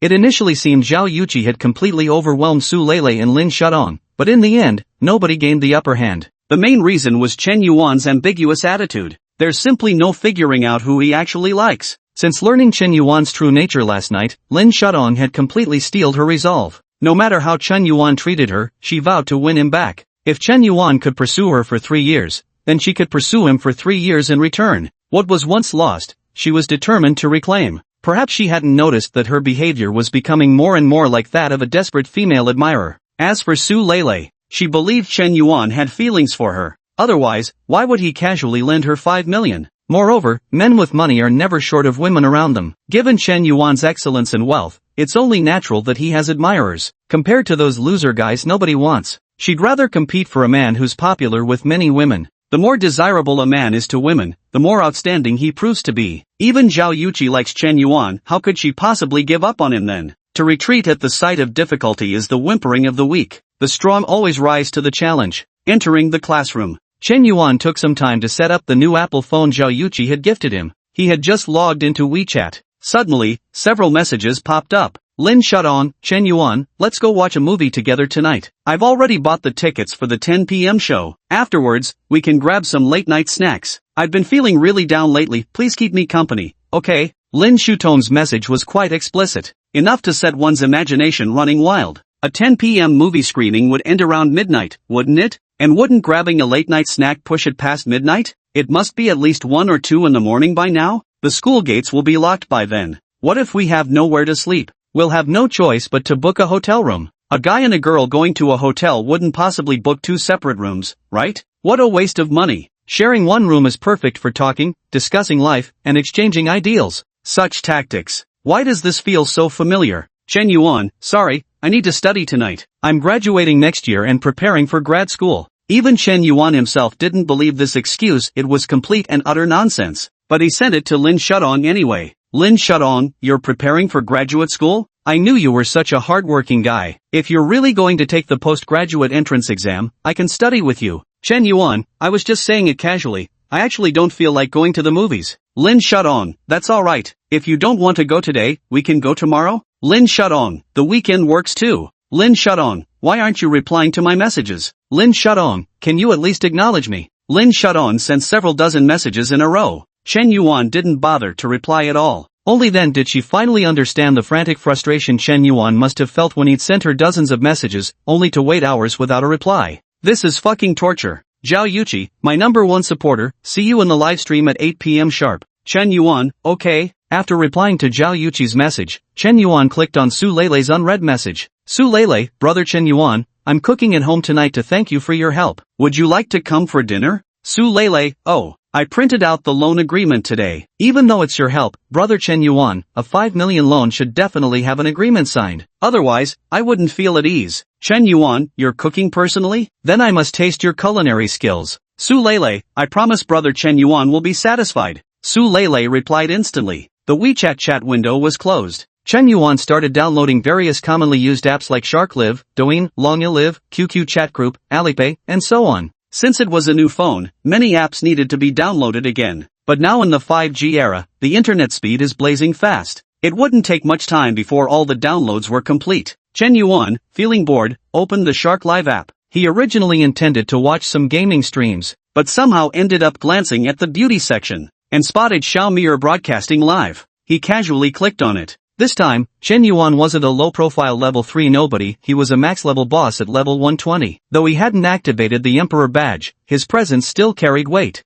Holy shit, Big Smoke is here. That man has arrived. Welcome, Big Smoke. Welcome, Boss Smoke. Welcome, Chief Yen. Boss Yen, you're already a level 120 powerhouse, why not consider upgrading to Emperor status? The Emperor is just a facade for those petty nouveau riches. Have you forgotten who Lord Smoke is? Does he even need such pretenses? Brother Loneliness, you're finally here. You haven't replied to my private messages for days, and I even mentioned adding you on WeChat. Xiao Mir pouted. Wow. Thank you brother Loneliness a cigarette for subscribing as Emperor. Chapter 22, Not Giving Cigarette Boss Face? Noble Emperor subscription, 120,000 per month. It's actually completely useless. It's just that when you enter a livestream, there's an entrance effect, your comments stand out, and it makes you look impressive. Live streamers also treat you differently. Spending 120,000 just to make yourself look cool by becoming a VIP emperor? In Chen Yuan's eyes, this kind of behavior is honestly quite dumb. I heard about some accountant who, to satisfy his vanity, actually embezzled millions from public funds to tip female streamers. That's downright idiotic. If you were really rich, I wouldn't have anything to say. But when you're broke, why act like a big shot? And ended up putting yourself behind bars? You're really something else. Yet Chen Yuan went ahead and did this idiotic thing. It's just making someone an emperor. Not like it's my own money anyway. Spend money on simps without a second thought. Xiaomi, did you DM me? Let me go check. Chen Yuan sent a bullet comment. He immediately went to check his DMs in the backend. He had a lot of private messages and searched for a long time before finding Xiaomir's. Inside was the WeChat account Xiaomir had sent him. Chen Yuan copied and pasted it, decisively sending her a friend request on WeChat. But he waited several minutes without any response. He dashed back to the live stream room. Xiaomir, I've added you on WeChat. Accept it. Got it, brother Smoke Boss. Soon after, the other party accepted Chen Yuan's friend request on WeChat. Xiaomi, can I treat you to a meal? Chen Yuan boldly typed the question in the live stream.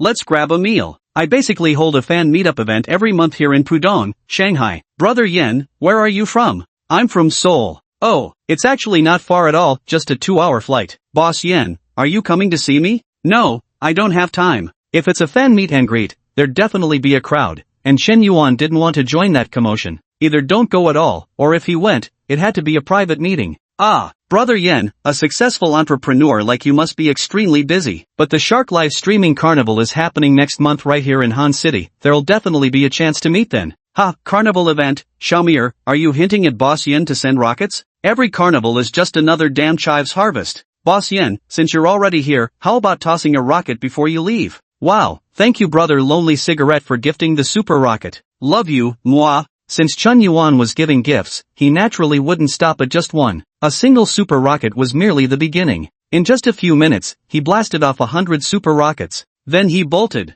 Not that he didn't want to keep blasting, but his account balance was depleted again. Bloody hell, these livestream platforms top-up limits are way too low. I have to recharge so many times each go. If only I could top up 100 million in one go. Chen Yuan couldn't help but start complaining. Half an hour later, Chen Yuan came back online again. This time, he had prepared an overwhelming amount of ammunition. However, he didn't enter Xiao Mir's livestream room this time, because he noticed another beautiful livestreamer with high popularity had come online. Xiao Xinshan was also a dance streamer. She specialized in classical Chinese dance, modern dance, and K-pop dance, with an adorable appearance and an exceptionally good figure. In terms of looks alone, she might have been slightly less stunning than Xiao Mir, but she performed better when it came to skills and content. She's about an 8 in looks, but a perfect 10 in talent, also boasting millions of followers. Holy shit, Boss Yen, shouldn't you be watching Xiao Mir? What are you doing in Xiao Xinshan's stream? Welcome, Boss Yen. Welcome, Boss Smoke. Boss Smoke, you just gifted Xiaomi 100 super rockets, surely you won't hold back here with Xinshan? Boss Smoke, show some love, at least start with 100 super rockets, right? Boss Smoke, what exactly do you do? Can I come work for you? Chen Yuan had just entered Xiao Xinshan's livestream when the comments section immediately started stirring up drama. The fan bases of female streamers' live rooms mostly overlap. Many people alternate between watching one streamer for a while, then switching to another. It's essentially a constant state of flux. Chen Yuan's current fame on Shark Live surpasses that of many streamers. Wow, it's Boss Yen coming in. Welcome, welcome. Xiao Xinshan immediately greeted him. Faced with countless barrage messages stirring up chatter, Chen Yuan didn't waste any words. He only sent one barrage comment. How much is the top donor on little Xinshan's leaderboard? I'll overtake them instantly. This eye-catching comment had just been posted. Instantly, the entire livestream erupted in excitement. Holy shit, Lord Smoke is starting again, he's about to go off. This is terrifying, Lord Smoke, stay calm. I just checked, little Xinshan's top donor has 18 million, and her top patron is Dragon Emperor. Lord Smoke, are you trying to surpass Dragon Emperor? Dragon Emperor has long been a level 120 big shot. He owns several talent agencies himself, and rumor has it he's even one of the shareholders of Tencent Group. Absolute legend. Boss Yen, jokes are jokes, but don't mess with the top spot on the leaderboard. Just as the barrage of comments in the livestream started flooding the screen, a golden rocket soared up from the bottom of the screen, marking the official start of the battle. Smoke and flames. First shot, second shot, 100th shot, 1000th shot, 2000th shot, the 5000th rocket. From the very first rocket Chen Yuan sent, the endless rain of rockets never ceased. This bombardment lasted a full 2 hours. That's right, 2 whole hours of non-stop scrolling. The popularity ranking in Xia Xinshan's livestream soared from an initial 2 million to an astonishing 4 billion. Every single viewer in the livestream was utterly shocked. Xia Xinshan's mouth fell open, frozen like a statue, as if she turned to stone. 80% of the entire Shark platform's audience was drawn into Xiao Xinshan's livestream. Holy shit, I'm stunned and numb. Smoke Boss, you're insane. You've already gifted over 10,000 super fires? This is unreal. Too damn insane. Smoke Boss, do you have cancer or something? Trying to give away your entire fortune before you go? Dad, if you have too much money to spend, give it to me. I can be your son. Just as Xia Xinshan's livestream was being bombarded with comments. Meanwhile, the chat in Xiao Mir's livestream was looking rather sparse. Watching the endless rain of rockets on the world screen, Xiao Mir was filled with envy. She began to wonder if she had said something wrong earlier. Yan Zong invited her to dinner, but she didn't agree directly. Instead, she tactfully mentioned they might meet during a fan meetup, because the other person had asked during a live stream. If she directly agreed to meet privately, it would ultimately create a bad impression. Moreover, she has so many fans, with husband fans making up the majority. Naturally, she couldn't respond too explicitly. Yet precisely because she didn't agree, Boss Yen immediately gifted Xia Xinshan over 10,000 super rockets and hasn't stopped yet. There's a high chance Xia Xinshan will be trending tomorrow. At this thought, Xiao Mir grew increasingly regretful about having misspoken. Could a tycoon like Lord Smoke possibly be the same as ordinary fans? By rejecting him publicly, wasn't she essentially snubbing Lord Smoke? Chapter 023, Xiao Ruoyu. Sorry Xiaomi, I'm heading to Xia Xinshan's livestream to check out the scene. Let's go together, it's absolutely wild over there. Ha ha, I'm not going for Xia Xinshan, I just want to see how many rockets Boss Yen can possibly barrage. I'm literally losing my mind watching this. You traitors, you beasts, wait for me. Watching over a dozen VIPs leave the live stream room, Xiao Mir was on the verge of tears. Boss Yen is just too insanely wealthy. Amid the colossal impact of over 10,000 super fire gifts, the traffic he drove was simply beyond imagination. People are naturally curious. They all love to watch the excitement. If you were to gift dozens, or even hundreds of rockets, perhaps nothing much would happen. This situation has become all too common. Shark Live has been around for years and never lacked wealthy patrons who could shower hundreds of rocket gifts. But someone showering over 10,000 super rockets at once, that's unprecedented. Unprecedented. Unmatched in history. Since the inception of Shark Live, no one has ever gifted over 10,000 super rockets in a single session. And today, Lonely Smoker made it happen. This unexpected supreme tycoon has become the reigning king of the nouveau riche circle within just a few short days. He didn't just splurge on Shark platform, but also lavished money on Pimple Sound platform. Every move he made showed inhuman extravagance, and each time was more ruthless and more extravagant than the last. Just 3 moves, and already nearly 50 million spent? A gift of 50 million, damn, you could literally become a Shark investor. Watching the live stream's popularity dwindle, Xiaomir finally made up her mind she was going to apologize to Chief Yen. She wanted to explain why she didn't accept the invitation earlier during the live stream. If she offended such a generous whale, she might as well quit this line of work. Picking up her phone, she opened the WeChat chat and began typing a message. Brother Yen, sorry about today. There were too many people in the live room earlier, so I couldn't answer properly. Actually, I'm free these few days and was thinking of visiting Hanchang. Would you be willing to show me around? After editing the message, Xiaomir sent it immediately. Chen Yuan, meanwhile, was still launching rockets. 2 hours of tapping the screen had left his hands quite sore. Fortunately, his body had been enhanced, otherwise, he wouldn't have been able to handle it. Ding dong! Suddenly, a message popped up on WeChat. It was actually from Xiaomir. Chen Yuan clicked to open and take a look. I'm completely confused. What do you mean? You refused to meet up for dinner before, but now you actually have time to fly all the way from Shanghai to Seoul for vacation? This sudden change in attitude caught me completely off guard. Could it be that she's finally grasped the depth of my charm? It must be so. Chen Yuan nodded with a smile. Forget it, I won't keep sending rockets today. It's exhausting, and my phone's almost dead. And this is supposed to be an iPhone 12. How come the battery drains so fast? When Chen Yuan stopped sending the virtual rocket gifts, a full 5 minutes passed. Only then did the viewers on Shark Live finally snap out of it. It's over, it's finally over. 12,700 super rockets, holy shit, that's 12,700 super rockets in total this time. Welcome back, Dragon Emperor. Holy crap, Dragon Emperor, you're finally back. Did you know you got screwed over? Your top spot got instantly taken. Before meeting Boss Smoke, I thought gifting 100 rockets made you a big spender. After meeting Boss Smoke, I feel like if you don't drop at least 1,000 super rockets, you shouldn't even bother showing off.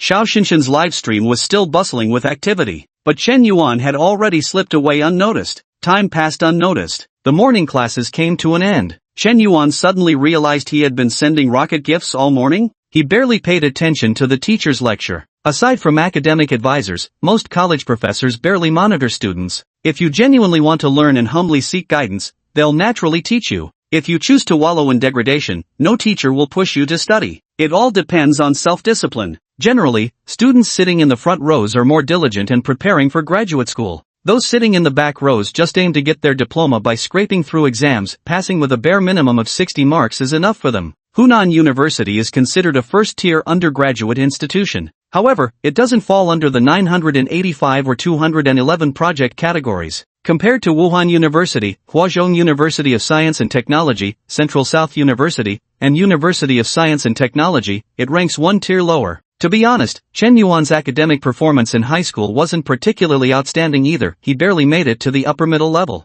This score wouldn't normally get him into a first-tier university. But one day, when he learned that the girl he'd secretly loved for 3 years, Xiao Ruoyu, was planning to apply to Wuhan University, he suddenly began studying furiously. There are some coming-of-age films where the male lead performs poorly throughout high school, then in the last 3 months pushes himself to the limit studying to impress his dream girl, miraculously ranking in the school's top 10 during college entrance exams. The story sounds incredibly inspirational, but such ridiculous plot twists are actually rare in real life. Chen Yuan is a classic example of failure. He thought he was some kind of cheat code existence too. He believed cramming desperately in the last 3 months before the college entrance exams would get him into the same university as Xiao Ruoyu, getting into Wuhan University together. Even if he couldn't become Xiao Ruoyu's boyfriend, Chen Yuan felt perfectly content just being able to silently watch over her on the same campus. He admitted that his 3 months of intense cramming had indeed paid off, resulting in significant improvements in his academic performance. But the gap to Wuhan University's admission scoreline was still considerable. So, he failed.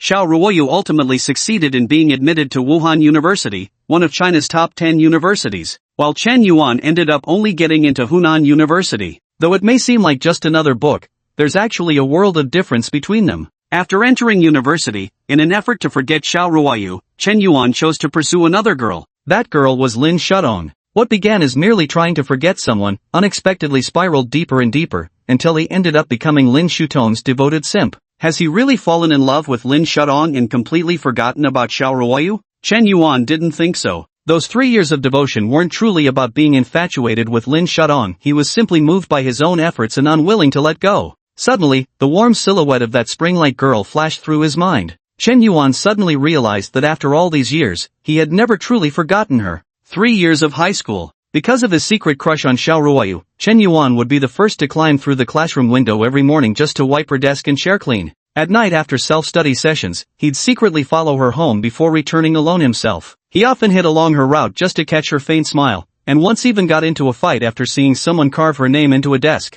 Borrowing books from her on purpose just to catch a glimpse and speak a word with her, staring at her in class lost in thought. The name Xiao Ruoyu nearly occupied Chen Yuan's entire youth. She was too outstanding. So outstanding that Chen Yuan simply didn't dare confess his feelings. From the moment he entered Hunan University, he knew that his life and Xiao Ruoyu's would forever be parallel lines, never to intersect again. Chapter 24, Joining a Tycoon Group Chat. Remembering Xiao Ruoyu. Chen Yuan shook his head with a sigh. I picked up my phone and sent a reply to Xiaomi. Great, Xiaomi, since you're coming to visit Hanchang, I'll definitely be your guide, I promise it'll be an unforgettable trip. Then it's settled, brother Yenzong. Just let me know when you've decided on the timing. How about this Saturday, brother Yen? What do you think? No problem. Could you send me a photo first, brother? I'm afraid I won't recognize you when we meet. No need for photos, you'll know what I look like when we meet. After successfully securing a date with Xiaomi, Chen Yuan found it somewhat unbelievable. He truly hadn't expected that getting a meeting with this top streamer could be so easy.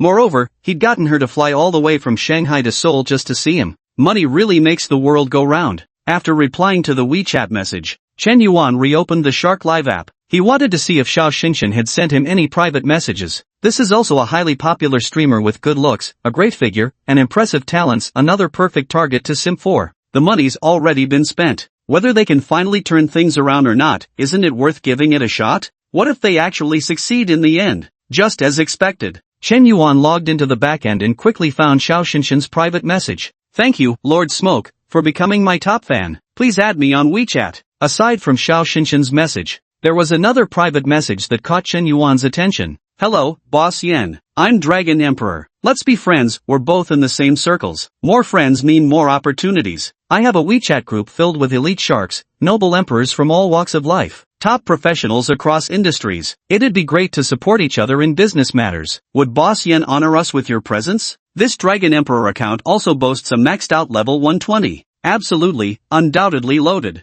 Chen Yuan pondered for a moment. Joining a circle of big spenders didn't seem like a bad move. He immediately sent his WeChat ID over. At the same time, he didn't forget to add Xiao Xinshan as a WeChat friend. Before long, Chen Yuan was added to a WeChat group. There weren't many people in this group, totaling just over 30 members. Chen Yuan just joined the group. The entire group exploded with excitement. Holy shit, Boss Yen? Is it really the Boss Yen in the flesh? Damn, Dragon Emperor, you're absolutely legendary. You actually managed to get Boss Yen into our group. I suddenly feel like this whole chat just leveled up in prestige. From now on when I say I know the tobacco boss, doesn't that give me serious street cred? Ha ha, big shot, hope you'll look out for me in the future. Everyone in this WeChat group may be emperors, but even emperors have their hierarchy, some are highborn, some low. A tycoon like Chen Yuan, who can casually gift tens of millions in one go, is undoubtedly among the top-tier elites even in the emperor's group. Hello everyone, I'm Lonely Cigarette. I'd appreciate your guidance, esteemed big shots. Chen Yuan humbly sent this message. Brother Cigarette, don't say that. Who dares to claim the title of big shot before you?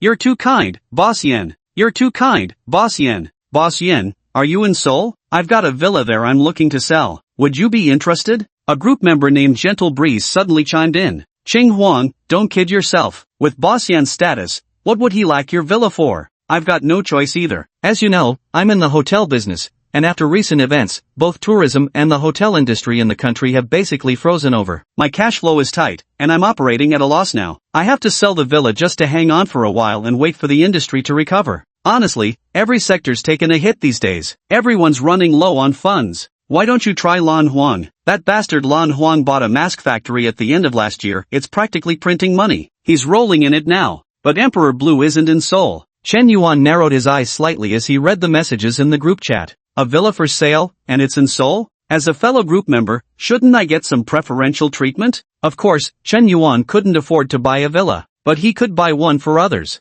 for Lin Shudong, Su Lele, Zhao Yuqi, or any other girl. As long as the simp relationship was established with the property deed under others' names, not his own, the villa purchase could naturally be counted as simp spending. Percent. When the time comes to buy a villa for yourself to live in, it doesn't matter even if it's not under your name. With that in mind, Chen Yuan sent a reply. Since we're in the same group, it's no big deal to help out. Add me as a friend, and we can chat privately. Chen Yuan typed his reply. Thanks, Brother Smoke. You're truly generous. Clearly, in the Emperor's impression, a whale like Brother Smoke wouldn't lack a villa or two. The only reason he bought the Qing Emperor's villa was purely to help out a fellow group member, giving face to the crew. Such an open-handed and straightforward friend is absolutely worth befriending. Build good relationships now, and the benefits will follow in the future. Ding dong. Gentle breeze approaching requests to be your friend. Will you accept the friend request? Accept. Chen Yuan clicked to accept the friend request. Soon, a message came from the other side. President Yen, I'm Hong Yuanqiao. You can just call me Xiao Hong. I'm indeed facing some financial difficulties lately. May I know when you'll have time to view the property?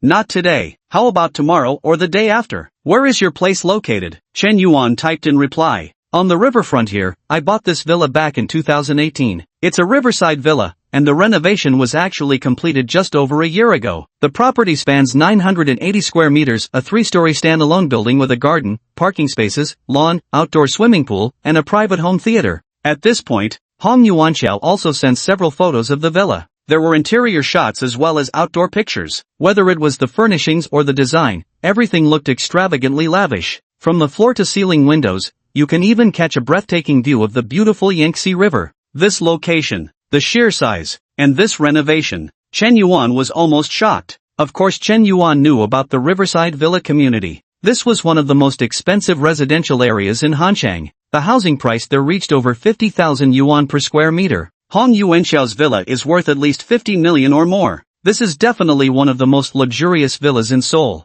After all, it's not a first-tier city. Compared to property prices in Shanghai or Tokyo, it's relatively affordable. You won't casually come across properties priced in the hundreds of millions here.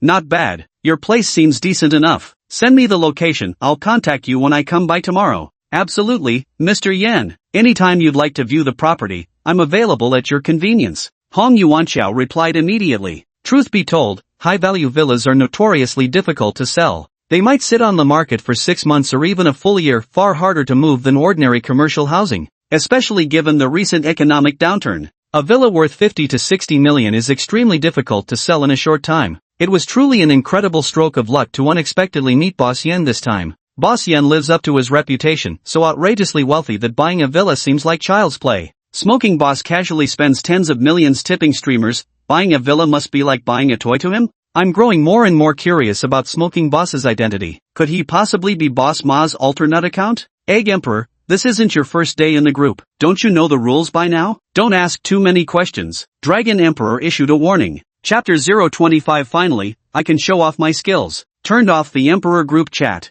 It was already noon at 12 o'clock. Chen Yuan went to the cafeteria with his roommates, Old Chao, Old Zhou, and Old Xiong. The school cafeteria lunch was quite cheap, just 7 or 8 yuan per meal. No one would probably imagine that the extravagant Lord Smoke, who just showered a livestream with over 10,000 super fire gifts, would actually eat a 7 or 8 yuan cafeteria lunch, reluctant to even order a meat dish. Little Rue, what should I do now? It seems like Chen Yuan doesn't want to talk to me anymore. Lin Shudong clutched her phone, which hadn't shown a reply for hours. Her mindset was completely shattered. Shudong, what's been going on with you lately? Didn't Chen Yuan used to be completely under your control? Why have you lost all confidence around him now that you know he's wealthy? You can't be like this. You should remember that men are inherently unworthy creatures. The more you indulge them, the more they'll ignore you. Just stick to your old ways of dealing with him. If he ignores you, you can ignore him too. Sun Rue suggested. But I feel like this method doesn't work anymore. Chen Yuan has caught the attention of several seductive vixens now. There's Su Lele from the Art Academy and Zhao Yuqi from the Student Council. If I keep playing hot and cold with him like before, those two temptresses might just snatch him away. Lin Shudong shook her head dejectedly. Times have changed. In the past, Chen Yuan pursued only her. Now there are two rivals, and they're just as attractive as her, if not more. Not to mention how she'd insulted Chen Yuan before, saying all those hurtful things. If things were still like before, Chen Yuan would never continue to curry favor with her. Well, when you think about it, it makes sense. It's not just us who know Chen Yuan is wealthy now. It seems we really can't judge him by our old standards anymore. But Shudong, you still have an advantage. Remember, Chen Yuan pursued you for 3 years without giving up, which means you hold a special place in his heart. Every man has a first love complex, and you are his first love. In this regard, no other woman can compare. That's why I suspect Chen Yuan's coldness toward you might stem from his need to vent his resentment. After all, you treated him the same way in the past. Once he's vented enough and his anger subsides, he'll probably forgive you. When that time comes, your chance will arrive. My best friend Sun Rui offered a rational analysis. Lin Shudong listened and found it quite convincing. If she imagined reversing roles with Chen Yuan, he would surely have his temper too and would want to vent. Putting herself in his shoes, it made perfect sense why Chen Yuan hadn't replied to her messages.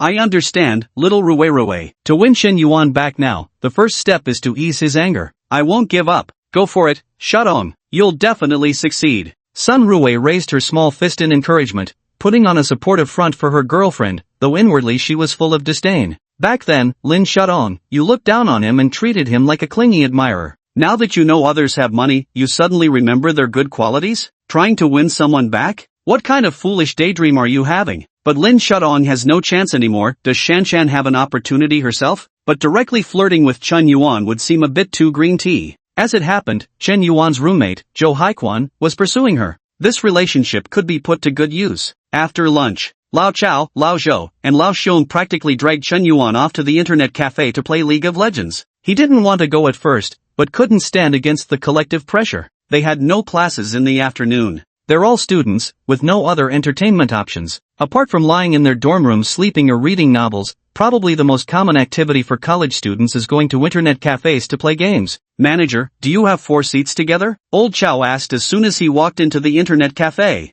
Sure do. Business has been slow lately, so there are plenty of seats available for gaming together. The girl sitting at the cash register smiled in response, looking rather pretty. Su Lele, what are you doing here? Are you working part-time as a network administrator at this internet cafe? Staring at the 2 girls behind the counter, one of whom was none other than Su Lele, Chen Yuan asked in complete bewilderment. I'm not the network admin. This internet cafe is my family's business, brother Chen Yuan. Didn't you know? Su Lele felt somewhat excited. She never expected to run into Chen Yuan at an internet cafe. Her family owned 17 internet cafes, but due to the pandemic's impact, business still hadn't recovered. Inside the cafe, there were 6 or 7 employees who hadn't received their salaries for 3 or 4 months, and the rent is due soon. Internet cafe rentals typically require payment for a whole year upfront. This particular cyber cafe is conveniently located near the school in a prime location, with an annual rent as high as 200,000 yuan. Su Lele came today specifically to distribute salaries to the employees. While he was at it, he planned to pay the rent too. The 5 million Shen Yuan lent her was enough to keep her family's internet cafe running and pay off the loan.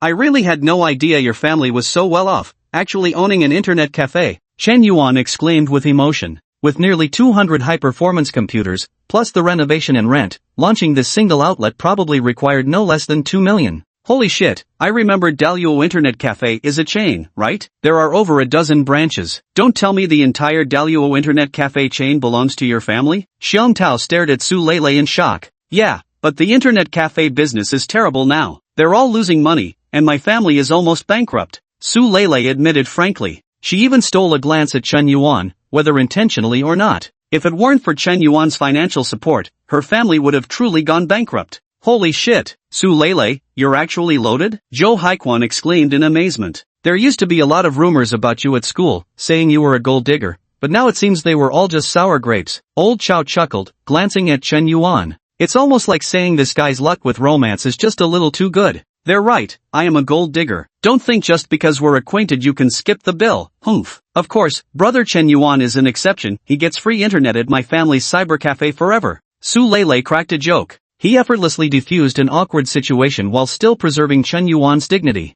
This emotional intelligence is anything but low. Holy shit, Lao Si, maybe you should just go for her. I can't take it anymore, I'm gonna throw up. Damn it, why don't any girls chase after me? Aren't I good looking enough? Xiong Tao grumbled with jealousy. The roommates are becoming more and more incomprehensible these days. How on earth did Chen Yuan suddenly become popular with girls? That doesn't make sense. In our dorm, the one who's always been best at picking up girls is Xiong Tao. That guy's smooth-talking, handsome, humorous. Over 3 years of college he's dated 7 or 8 chicks. Though to be fair, mainly because he's not picky. Just slightly attractive is enough, no need to go for exceptionally high-scoring girls. Yet now, 3 girls chasing after Chen Yuan seem to be all high scorers, each prettier than the last. Totally unreasonable. Let's start a 5-player match. Sun Rue is coming over later, Zhou Haiquan suddenly suggested. Who, Sun Rue? Isn't she Lin Shuton's roommate? Lao Zhou, when did you hook up with her? Actually, I've been chasing her for several months already. I think she has a pretty good impression of me. Just now, when I mentioned that our dorm mates were going to play games at the internet cafe,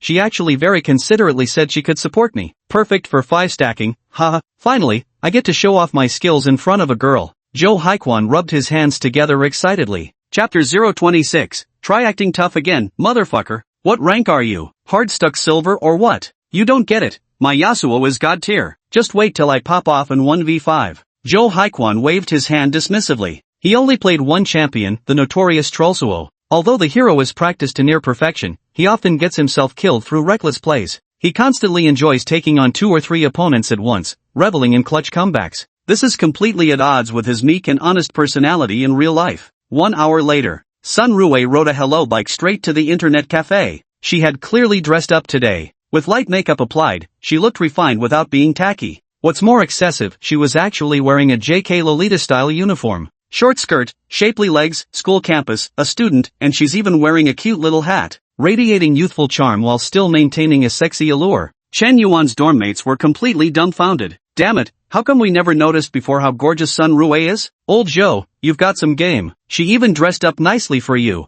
Sun Rue's got potential. She used to have a bit of baby fat, but after successfully losing weight, her looks and figure are on par with Lin Shuadong now. Several creepily grinning roommates were making comments. Old Zhou seemed a bit flustered, nearly blushing, but right now he also felt incredibly smug. After all, he'd been the one who asked her out. Hey gorgeous, wanna add me on WeChat? Sun Rue had just walked into the internet cafe when a cigarette-dangling young man with a roguish vibe blocked her path, straight up asking for contact information. The other person's gaze was quite bold, roaming over Sun Rue's chest and thighs multiple times. Sorry, I'm looking for someone. Sun Rue shook her head in refusal. Hey pretty lady, don't run away. Adding me on WeChat won't cost you a piece of flesh. I don't want to add you, please move aside. Fuck, when I give you face you refuse it. Dressed like that, clearly a hooker pretending to be some pure lotus. The gangster-looking young man seemed unwilling to let go, actually reaching out to grab Sun Rue's arm. Fuck, whose WeChat are you asking for, you damn bastard? Try laying another finger on her, I dare you.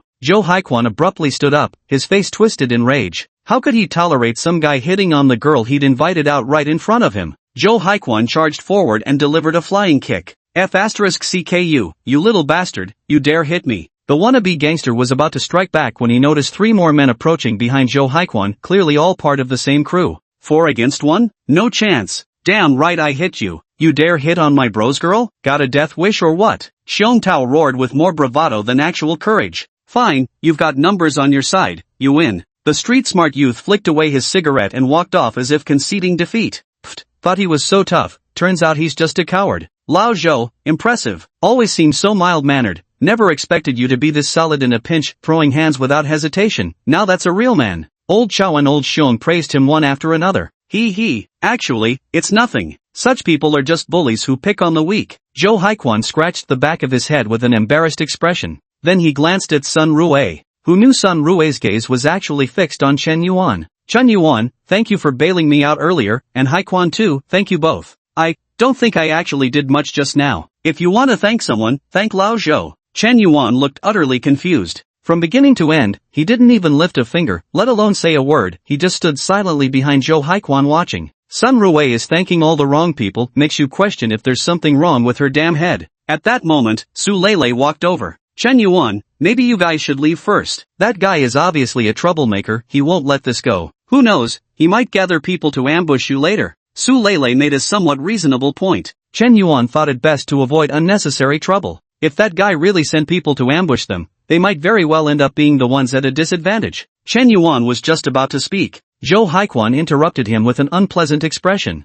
If you want to leave, fourth bro, go ahead. I'm not going anywhere today. What's there to fear from some coward? Even if he brings people, I'm not afraid of him. Zhou Haiquan was clearly speaking in anger. He wasn't stupid, it was obvious Sun Rue looked at Chen Yuan with something different in her eyes. Of course, guys care about saving face. Having a girl like Su Lele come over and tell them to back down, no man wants to hear that kind of talk. Not to mention, there's no guarantee that guy would even call people to ambush them. If they got scared off by mere speculation, they'd look even more pathetic. Don't worry, old Joe. We're brothers, we'd never walk away. If there's trouble, we'll face it together. If there's a fight, we'll throw down together. Xiong Tao gave Zhou Haichuan's shoulder a reassuring pat. Come on, let's get online and start. Sun Rui, you can sit beside Lao Zhou. Old Chow subtly played a trick without showing any signs. Have Sun Rui sit next to Zhou Haiquan. Alright then. Sun Rui nodded in agreement without much enthusiasm. She actually wanted to sit beside Chen Yuan, but couldn't show it too obviously. Chen Yuan felt like he'd accidentally become collateral damage. He understood old Zhou's feelings. The girl he had asked out himself was showing unusual interest in another roommate. How fucking heartbreaking was that? But Chen Yuan hadn't made any moves on Sun Rui. He didn't even want to deal with Lin Shudong, let alone Sun Rui.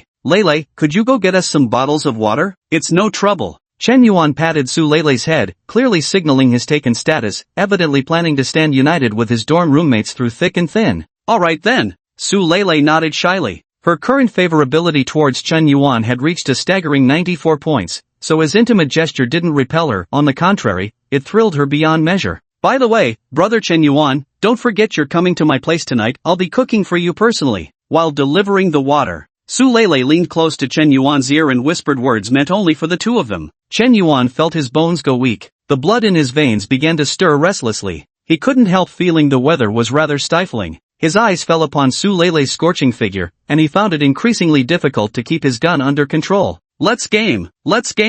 Humph, women are nothing but trouble. How could anything be more fun than gaming? Once the game begins, Chen Yuan takes Garen in the top lane. Lao Zhou plays Yasuo in the mid lane. Sun Rui supports with Janna in the bot lane. Originally, after establishing dominance bot lane, support Janna could rotate mid to assist Yasuo. Their abilities synergize well for ganks to eliminate the enemy mid laner and create a greater advantage. But whether Sun Rui genuinely didn't know how to play or was doing it on purpose remains unclear. Instead of assisting the mid lane Yasuo, she took a detour across half the map to help Chen Yuan in the top lane. She even abandoned her ADC entirely. Sun Rui, no need to help top lane, I've already killed the opponent twice. Go support mid instead. It's alright, Chen Yuan. Let me help you push the tower first to build a bigger advantage. But you're taking my experience. Then I'll stand further back, just watch you farm minions and take tower gold. Ruage, yeah, maybe you should come back to the bot lane and help me? I'm completely pinned under my tower and can't even step out. Xiong Tao couldn't help but speak up. It's so hard being an ADC player these days. We had the early game advantage,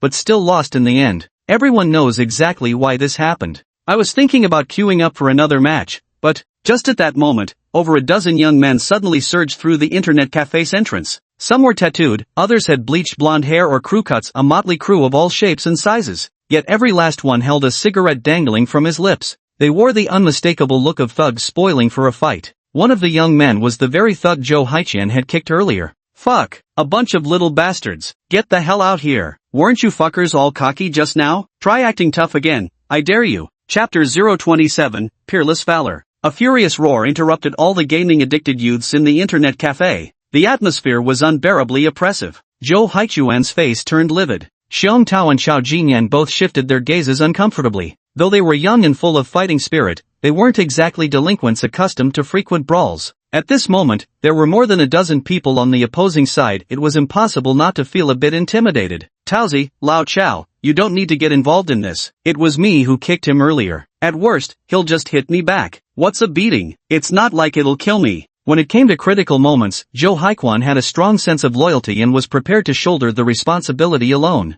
While Zhou Haiquan was still speaking, the gang of troublemakers had already closed in around them. Sun Rui cried out in terror, her face pale with fear, "You thugs stay away. If you come any closer, I'll call the police." "Call the police my ass. Take this bitch's phone. Damn it, today I'll fucking kill all you little brats." Huang Bo roared angrily. He suddenly slapped Zhou Haiquan hard across the face. He thought no one would dare to stop him this time. After all, he had over a dozen people backing him up. Those students had long been scared out of their wits. They didn't even dare to fight back. He couldn't possibly fight back either. But the outcome was often unexpected. When Huang Bo swung his palm violently toward him, Zhou Haiquan clenched his fists tightly and stood motionless, already prepared to take the hit. Yet just as this heavy slap was barely 10 centimeters away from Zhou Haichuan's cheek, a powerful hand gripped Huang Bo's arm tightly, rendering him unable to move. No matter how hard he struggled, he simply couldn't break free. You motherfucker, still dare to fight back? You actually fucking dare to fight back? Why wouldn't I dare? You hit my brother without even asking for my opinion?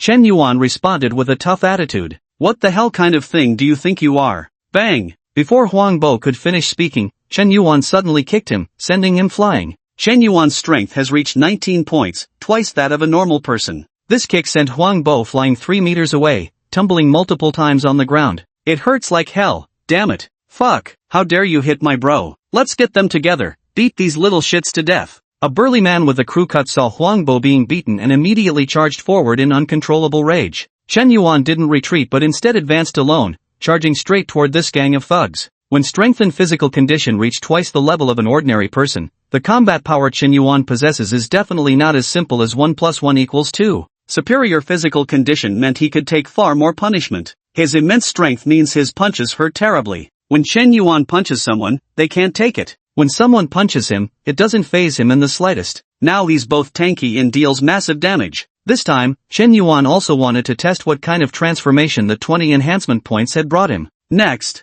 the crowd witnessed this unbelievable scene. This apparently not particularly strong-looking young man miraculously took on over a dozen opponents single-handedly without showing any sign of weakness. He didn't possess any extraordinary combat skills. You hit me, and I kick you back. Head to head. Indomitable. In reality, though there were 12 thugs in this group, only 5 or 6 actually fought when it came down to it. The other 5 or 6 were just for show, brought along purely to intimidate. 5 or 6 against Chen Yuan alone, and they actually couldn't defeat him. Chen Yuan's strength was overwhelming, and he was exceptionally tough. No one could restrain him. He struck out boldly, like a tiger charging into a flock of sheep. Fiercely brave. Old 4, don't panic. I'll help you. Damn it, a whole gang beating on my brother? Do you think I'm just decoration? Xiong Tao roared, grappling with one of the thugs. Fuck, if second brother and old 4 are fighting this hard, why the hell should I chicken out? Let's do this. Chao Jinyan joined the brawl. Zhou Haiquan quickly followed suit. Since he was the one who started this incident, and now all 3 roommates were already involved, there was no reason for him to hang back. Especially with Sun Rui watching from the sidelines. This just made him want to show off his mettle even more.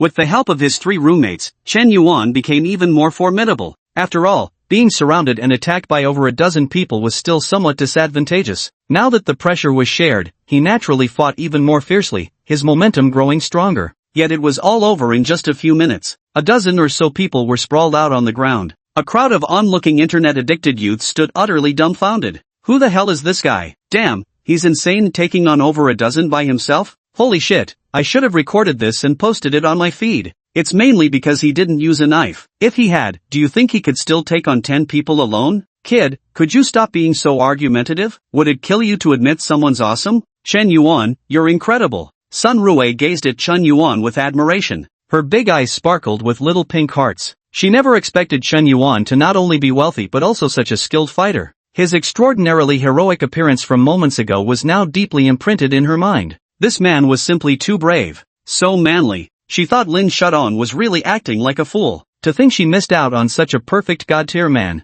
She was practically in tears. At the same time, Su Lele was also stunned for several seconds. Her gaze toward Chen Yuan grew increasingly admiring, to the point of outright infatuation. Not only was Chen Yuan courageous, but he also had a strong sense of responsibility. Though the trouble had been stirred up by their roommate, in the end, it was he who stepped up to resolve it. From beginning to end, he didn't speak a single bad word about his roommate. Such a man gives you such a sense of security. Plus, he's extremely handsome and quite wealthy. A man like this, if you let him slip away. Su Lele reckoned she'd regret this for a lifetime. Su Lele, favorability +1. Ding. Detected that primary admirer target Su Lele's favorability toward host has successfully surpassed 95 points. Congratulations, host, on your successful counterattack. Ding. Primary admirer target has spent a total of 5.3 million yuan in SIMP funds. Host rewarded with 530,000 yuan. Ding. Su Lele has successfully transformed into the host's devoted follower. Reward 5 strengthening points. Name, Chen Yuan. Age, 21.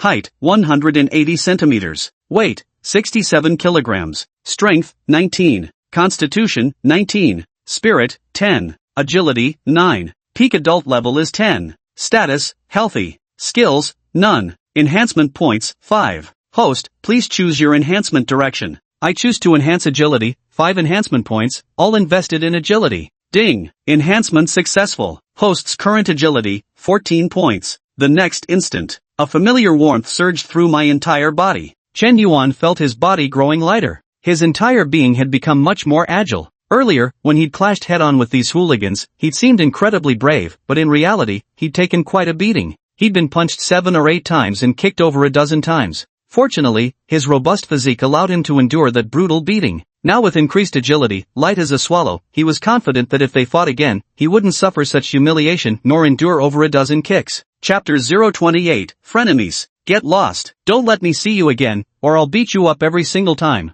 Zhou Haiquan viciously kicked Huang Bo, who was already lying on the ground, and said menacingly. He believed he had performed exceptionally heroically and brilliantly today. For men taking on over a dozen, fighting against overwhelming odds and beating them so badly they were crawling in the dirt, such an epic feat could be bragged about for at least a year. He thought Sun Rui would surely view him in a new light now. But when I turned back to look, I saw that the girl had already scampered over to Chen Yuan to fawn over him enthusiastically. His face darkened once again. Holy shit, fourth brother, how are you so badass? I never noticed before, have you actually trained or something? Xiong Tao finally asked in astonishment. No fucking way he hasn't trained, otherwise, how could he be this ruthless? Seems like he was just pretending all along in the dorm. If he'd really gone all out, the 3 of us together wouldn't have stood a chance. No wonder girls all like him, turns out this guy's actually a martial artist. His roommates looked on with faces full of envy. They seemed to have finally discovered the reason why Chen Yuan was so popular. What they didn't know, however, was that these girls weren't fawning over Chen Yuan because he could fight, but because he had the almighty power of money. Chen Yuan paid no attention to Sun Rui's attempts to curry favor. Her looks were merely a 7.5, not even meeting the minimum standard of a goddess. Chen Yuan wouldn't waste any energy on her. He glanced at the system interface. After discovering his enhanced physique and strength, his body seemed to undergo a second growth spurt. Originally standing at 179 centimeters, he had now grown to 180 centimeters. Though merely a single centimeter's increase, it signified his potential for further height growth. I've gained quite a bit of weight. No wonder I've been feeling hungry recently and eating more than usual. I'm really sorry, Su Lele, for starting a fight in your internet cafe. Did we just break several computers? No problem at all. Just a few monitors got damaged, we'll replace them and it'll be good as new. Just tell us how much these monitors cost, and we'll pool our money together. Zhou Haiquan said with an expression of excruciating pain on his face. The fight was satisfying enough, but broken things still had to be paid for. He's a very stubborn, down-to-earth person who tends to stick rigidly to principles. No need to pay, no need to pay. You're all Chen Yuan's sworn brothers. Even if you'd broken a few monitors, hell, even if you'd smashed the entire internet cafe, it'd be no problem. That remark nearly made his roommates spit blood on the spot. What kind of magic did that bastard Chen Yuan use to make girls so devoted to him? Even wrecking a net cafe wouldn't faze them? Is Chen Yuan really that great? Damn it, where's old four? How did he vanish in the blink of an eye? Chen Yuan had already left Daluo Internet Cafe. He simply couldn't stand Sun Rui's deliberate or unintentional advances. She was like a love-struck fool. Even though she clearly knew he wasn't interested in her, she still shamelessly clung to him. This is disgusting. What's more, she was even Lin Shutong's best friend. Back when Chen Yuan had pursued Lin Shutong for 3 years, he finally moved her enough to make her agree to be his girlfriend. It was this Sun Rui who kept whispering gossip in Lin Shutong's ear all day. He looked down on Chen Yuan in every possible way. Lin Shutong being a gold-digging green tea girl was one thing, but Sun Rui's instigation behind the scenes was also a major reason. And now, look at this. This Sun Rui, who knows what's wrong with her, actually came over to fawn on him. Does Lin Shutong know? Are you just a fake friend? Even if he no longer likes Lin Shutong, for you to immediately swoop in and seduce him as her best friend, isn't that just too shameless? Chapter 029. Just going for a casual run. After leaving the internet cafe, Chen Yuan headed alone to the school playground. He had just allocated his agility enhancement points and wanted to find a place to properly test the effects of his improved agility. But there seemed to be quite a crowd at the track field this afternoon. Hey, why's the track so crowded today? Chen Yuan asked one of the prettiest girls nearby. Didn't you hear? The sports college is holding sprint trials today. They're supposedly selecting candidates for national second-level athletes, the girl explained with a friendly smile. Oh, I see. So beautiful, can I add you on WeChat? Sorry, I already have a boyfriend. That competitor in the red shirt over there, he's my boyfriend. The previously friendly girl instantly turned cold and distant upon hearing Chen Yuan's request to add her on WeChat. It was as if she automatically went into defensive mode, and she proudly pointed at the red-vested man warming up on the track. Li Yan? It's actually him? Chen Yuan narrowed his eyes. You know my boyfriend? Not just acquaintances, we were actually classmates in high school. He was even the sprinting champion in our school's sports meet that year. So he was already that impressive in high school? I thought he'd been bluffing this whole time. Hearing Chen Yuan praise her boyfriend and learning he was Li Yang's high school classmate, the girl's attitude gradually softened a little. Chen Yuan and Li Yang really were high school classmates, but their relationship wasn't particularly friendly. They even got into a physical fight once. The fight happened because Li Yang wanted to pursue Xiao Ruoyu. And this Li Yang wasn't your ordinary playboy. After winning the school sports meet sprint championship and basking in the spotlight, he switched girlfriends as frequently as changing clothes. Li Yang's philandering ways were beyond Chen Yuan's control, nor did he have the right to intervene. But when this punk tried to woo Xiao Ruoyu, Chen Yuan developed a grudge against him. During their initial fight, Chen Yuan lost and was pinned down by Li Yang, who slapped him repeatedly. This became the greatest humiliation of his life. I still can't get over it. But to be fair, Li Yang has a sunny appearance, a fit physique, and a sporty style. He's definitely popular with the ladies. The girlfriends he's had are all top-notch.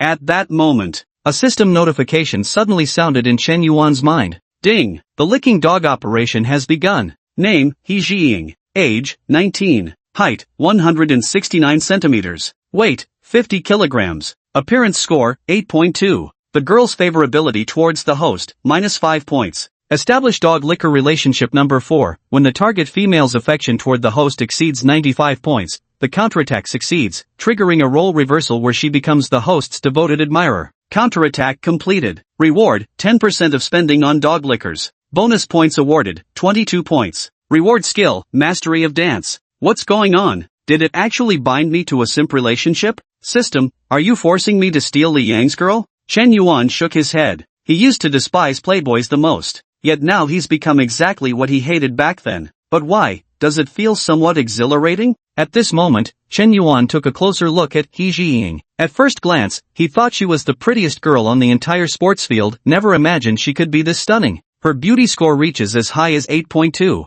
She's even more attractive than both Su Lei and Lin Shadong. And she's only 19 years old, must be a freshman. Quick, look, the competition is about to start. Go Li Yang! Go Li Yang! He Jiying jumped up and shouted. Chen Yuan didn't press further to ask for her WeChat. If he forcefully demands it, how is that any different from being a thug like before? Moreover, doing so would only invite disgust. Just as He Jiying was psyching herself up, with a group of students watching and pointing fingers, Chen Yuan silently made his way toward the rubber running track. This Li Yang is really promising. His personal best is 10.12 seconds in the 100-meter dash, which already qualifies him as a reserve athlete for the national team, and he still has tremendous room for improvement. You're right, Li Yang is exceptional. He's the most promising talent in this batch. The two coaches exchanged comments. After speaking, one of them whistled. The athletic academy boys were ready and poised. On your marks, bang! As the coach fired the starting pistol, over a dozen athletic academy boys burst forth from the starting line like charging cheetahs. They moved at incredible speeds, clearly trained professionals. Especially Li Yang in the middle of the track,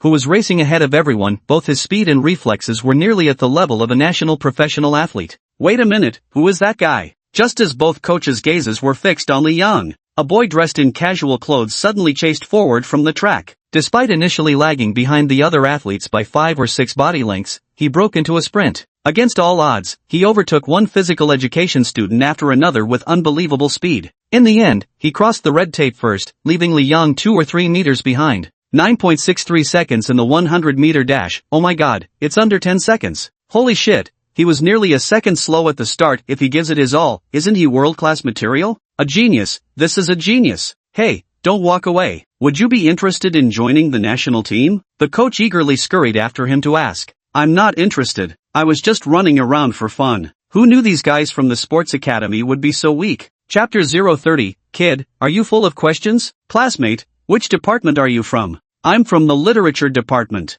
What? The coach looked dumbfounded. Students from the College of Liberal Arts, aren't they all just a bunch of bookworms? Yet they completely dominated a group of burly sports majors on the professional track and field arena? How does this sound a bit like fantasy? Are you sure you're not just pretending to be impressive? Chen Yuan, is that really you? Li Yang's face suddenly darkened. He had actually fought with Chen Yuan before. The two had been at odds with each other for a long time. In Li Yang's eyes, Chen Yuan was nothing but an utterly annoying simp. Back in high school, he wanted to pursue Xiao Ruoyu, but that bastard Chen Yuan kept getting in his way. You're too scared to chase after her yourself, and now you won't let me go after her? What do you mean? Are you out of your damn mind? Once, Li Yang set up a classic hero rescuing beauty scenario. He found two buddies from outside school to deliberately block Xiao Ruoyu on her way home after classes. He planned to jump out at the critical moment to rescue Xiao Ruoyu, thereby winning the beauty's favor. But who would have thought that at the crucial moment, Chen Yuan intervened? That guy had been tailing Xiao Ruoyu all along and intercepted the two acting buddies before he could. I had no choice but to go along with the mistake and gave him a beating. Who would have thought this brat would not learn his lesson, and later tailed Xiao Ruoyu home every single day? It was precisely because of Chen Yuan's interference that the hero saves beauty plan completely fell through. In the end, Li Yang never managed to catch up with Xiao Ruoyu before graduation. This became the greatest regret in his heart. Because of this, he despised Chen Yuan to the core. You're squatting in the outhouse without taking a shit, a damn lapdog pretending to be a guardian angel? Li Yang, you know this classmate? Perfect. Though he's from the College of Letters, nobody said a humanities student can't join the track team. Listen, if you agree to join, I'll make an exception and give you the school's only provincial recommendation spot. You'll first represent our school at the provincial track and field championships soon, where you'll quickly stand out and make it to the national team. With your talent, it won't be long before you're competing in the Olympics, maybe even winning gold and bringing glory to our country. The coach exclaimed excitedly. Chen Yuan's explosive power just now was truly astonishing. This is absolutely the most naturally gifted seed player he's seen in all his years in the profession. He can already run this fast without any professional training. Imagine what he could achieve with proper coaching. Coach, didn't you promise to give me the provincial recommendation spot? Li Yang asked dumbfounded. Li Yang, I understand how you feel. Though you're excellent in your own right, even if you were given this spot, you might not be able to win the provincial championship for our school. But this student here is different. You saw his explosive power just now, far surpassing yours. I dare say if he's willing to compete, he'll definitely take home the provincial championship and become a national elite athlete. What does national elite athlete even mean? It's a grade above the national first-class athlete. And today's tournament was merely for selecting national second-class athletes. The difference between the two was as vast as that between clouds and mud, not just a tiny gap at all. If this sudden genius had been someone else, it wouldn't have mattered. But of all people, it had to be Chen Yuan. A loser he once looked down upon, a pathetic simp, had just crushed him in the very field he prided himself on the most. Chapter 031 Fuming with anger. At this moment, He Jiying, who had been watching the match from the sidelines, walked over carrying a bottle of mineral water. She came to deliver water to Li Yang.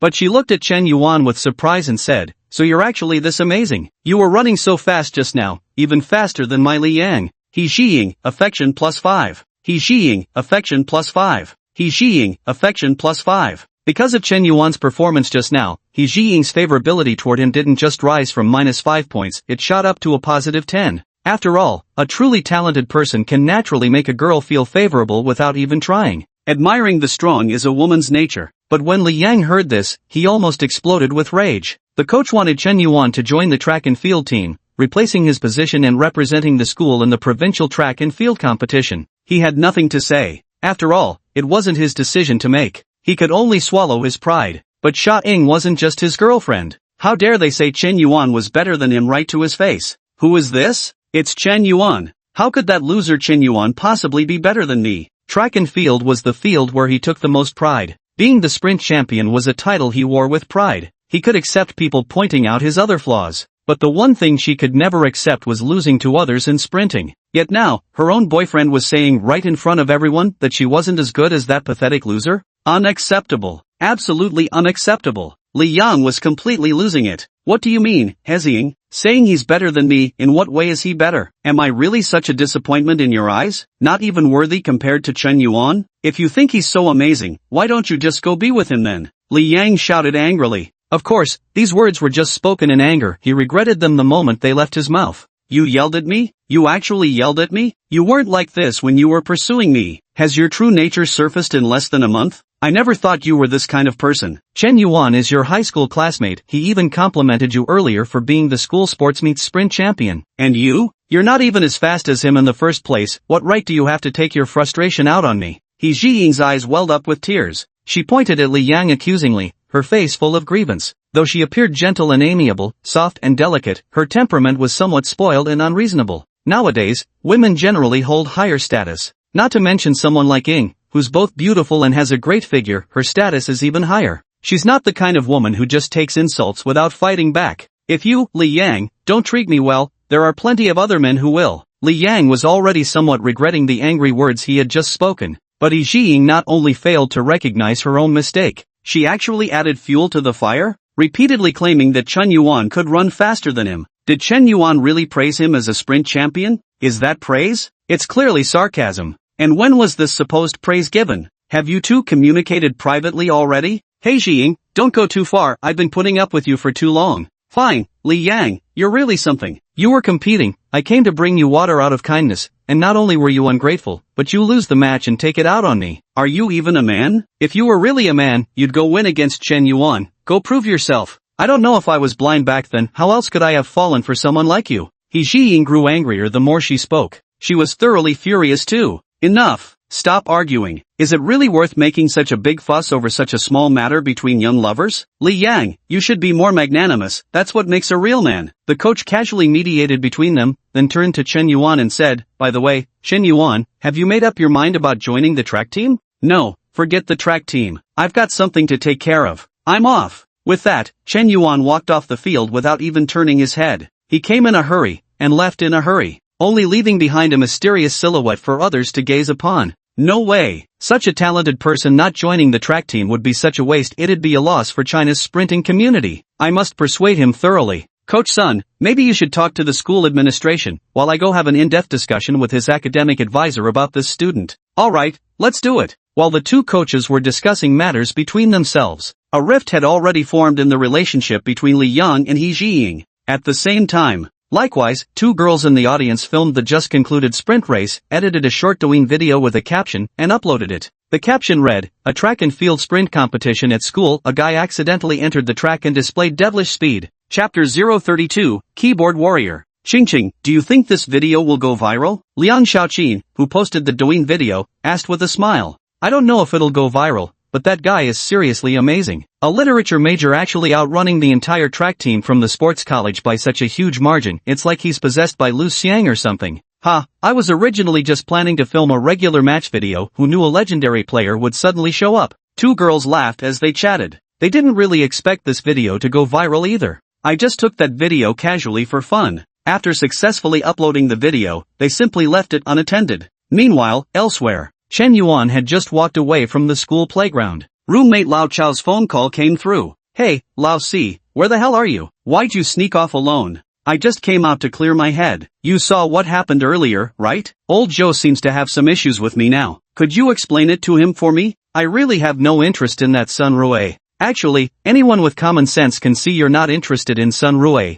but she's clearly interested in you. What's really bizarre is how she used to look down on you. Why such a sudden 180-degree change? It's like she's become some desperate fan chasing after you. Maybe, because I'm just too damn handsome. Chen Yuan joked. Cut the crap. Listen, you've been publicly denounced. Someone called Keyboard Warrior has been trashing you all over the campus forum. Your reputation's already in the gutter, go see for yourself. Hearing old Chao's warning, Chen Yuan was instantly stunned. Had he done anything that extreme? How could he possibly become a target for criticism? Moreover, isn't it usually just the campus celebrities who get discussed and criticized on school forums? Chen Yuan has always kept a low profile. Of course, he just thinks he's keeping a low profile. The so-called campus denunciation posts usually involve certain students who did something exceptionally awful before being exposed online, calling for everyone to collectively boycott and condemn them. This kind of post is what you call a fighting post. To put it simply, it's cyberbullying. Chen Yuan immediately opened his browser and logged into the campus network. Soon enough, he discovered a pinned post at the top.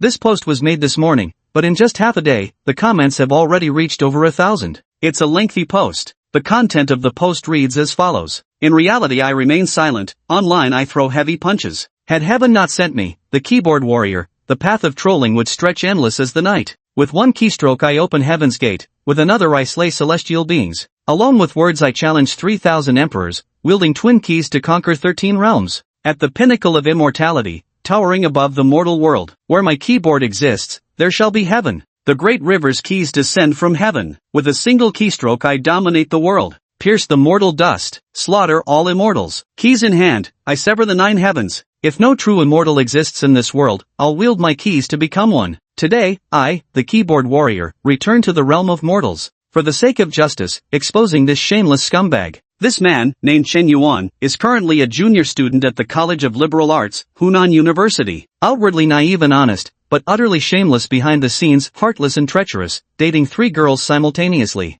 Below, I will attach screenshot evidence. Image 1, Image 2, Image 3. 3 photographs, perfectly capturing 3 youthful and beautiful girls delivering breakfast to Chen Yuan. All the girls wore smiling faces. Chen Yuan's gaze was icy cold. See that? On the same morning, 3 different girls brought him breakfast. The prettiest one of them even gave this scumbag a brand new iPhone 12. Not only is he trash, but he's also a kept man. I can no longer describe my anger in words, nor can I put into words the despicable actions of this scoundrel. They were all youthful and beautiful girls, so innocent and kind-hearted, their smiles so pure. Why did they have to fall victim to this scoundrel's deception? Why does such a social parasite get to have not just 1, but 3 girlfriends, each more beautiful than the last? Are we honest people just supposed to be the unlucky ones holding the bag? No. Justice prevails in this world. Scoundrels will get their comeuppance from above. Today I stand here to fight against him and expose him. In the name of justice through the keyboard, I call upon all the female students of our school to collectively boycott him.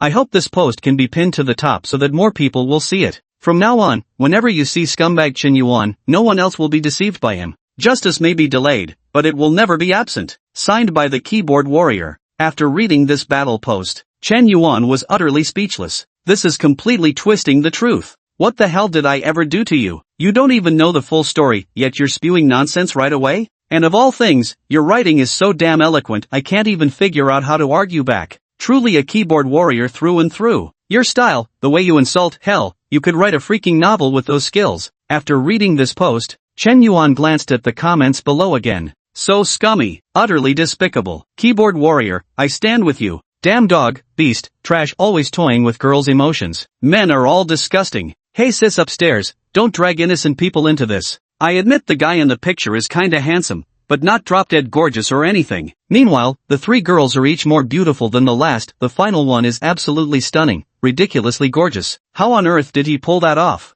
I've been single for 23 damn years and never got this kind of treatment. He gets it 3 times in one go. My fragile little soul is utterly crushed. Support the fight, resist scumbags. Stand with the fight, resist scumbags. What should I do? I'm a girl from Hunan University, and I'm so afraid of being hurt by toxic guys that I don't even dare to date anymore. There are too many comments downstairs. Chen Yuan couldn't take it all in. To be honest, Chen Yuan didn't take such battle posts seriously at all. Anyway, his reputation had never been good to begin with. He'd always been seen as a pathetic simp. Now he's being called a scumbag. A scumbag is still a bit better than a simp, don't you think? Come to think of it, seems like an upgrade. At the same time, Dormitory Building 2, Room 709, Boys Dorm. A guy wearing black-framed glasses was rapidly typing on his keyboard. A faint, mischievous smile crept onto the corner of his lips. Chen Yuan, you're dead meat this time. How dare you make my goddess Zhao Yuqi bring you breakfast? Just wait to be flayed by every girl in this school. Do you think I, the keyboard warrior, got my reputation for nothing? P.S. Highly recommend a masterpiece, The Little Divine Farmer Left Behind. It's truly fantastic, a new book by a top-tier author that even writers themselves are hooked on. Chapter 033, Chen Yuan stands up the campus bell. Look, isn't this guy Chen Yuan, that scumbag exposed on the university forum? Damn, it really is him, that scumbag, ugh. I haven't checked the campus forum, but someone posted his photo in the class group chat, calling for people to expose him. I know this guy. He used to hang around the girls' dorm all the time. No wonder he looked so familiar, not just a cheating scumbag, but also a creepy peeping Tom. Chen Yuan clearly underestimated the power of campus forums. He never expected that so many girls would recognize him and point him out as he walked across campus. His photos were even circulated across various class group chats. The age of digital information. Bad news travels fast, while good news stays at home. Not to mention someone was deliberately smearing his reputation behind the scenes. Chen Yuan's carelessness nearly turned him into public enemy number 1, everybody's favorite punching bag. He had originally thought about whether he'd get lucky today and reel in a few more simps to fawn over him. But now, those girls treated him like the plague, scrambling to get away at the mere sight of him. How could this possibly develop any further? The fire of public opinion can spread across the land. Online violence is no less severe than real-life violence. Just then, the phone rang. Lin Shudong was calling. Chen Yuan thought for a moment and answered the call. Hey, Chen Yuan, I saw what happened on the campus forum. I never expected that sending you breakfast could cause such negative repercussions, but don't worry, no matter what people say about you outside, no matter how they criticize you, I won't leave you. Because I know you're not the scumbag they're making you out to be. I was the one who missed my chance with you before, and now I regret it every minute, every second. Please give me another opportunity, okay? Lin Shuton's voice trembled with emotion, her tone overflowing with sincerity. In her words, she groveled like a dog, just like how Chen Yuan had treated her back then. Hearing such sincere and earnest words, Chen Yuan's heart wavered inexplicably. He recalled when he first met Lin Shudong how this girl had seemed so perfect in his eyes, as lovely as a fairy. His feelings for Lin Shudong weren't something that could be explained in just a few words. Perhaps when he first pursued Lin Shudong, it was truly just to forget Xiao Ruoyu. But he had to admit, there was a period when he genuinely liked Lin Shudong and loved her deeply. That was how important Lin Shudong was to him. Far surpassed Su Lele, even surpassing the campus belle Zhao Yuqi. How he had once wished that Lin Shudong could truly love him too. But now, everything is beyond recovery. He still remembers that breakup day vividly. Lin Shudong spoke such venomous words with a hideous expression, trampling all over his dignity. And now it's simply because she discovered Chen Yuan has money. So she wants to make amends? How utterly materialistic of you. Back when Chen Yuan was practically kneeling on the ground begging her not to break up, did she give him even the slightest chance? Since you treated me like that back then, why should I show you any mercy now? Lin Shudong, this is the last time I'll say it, I don't love you anymore. Please stop bothering me from now on. Understood? Chen Yuan hung up the phone in an icy, utterly detached tone. No, Chen Yuan, you can't do this to me. Lin Shudong cried as she called again.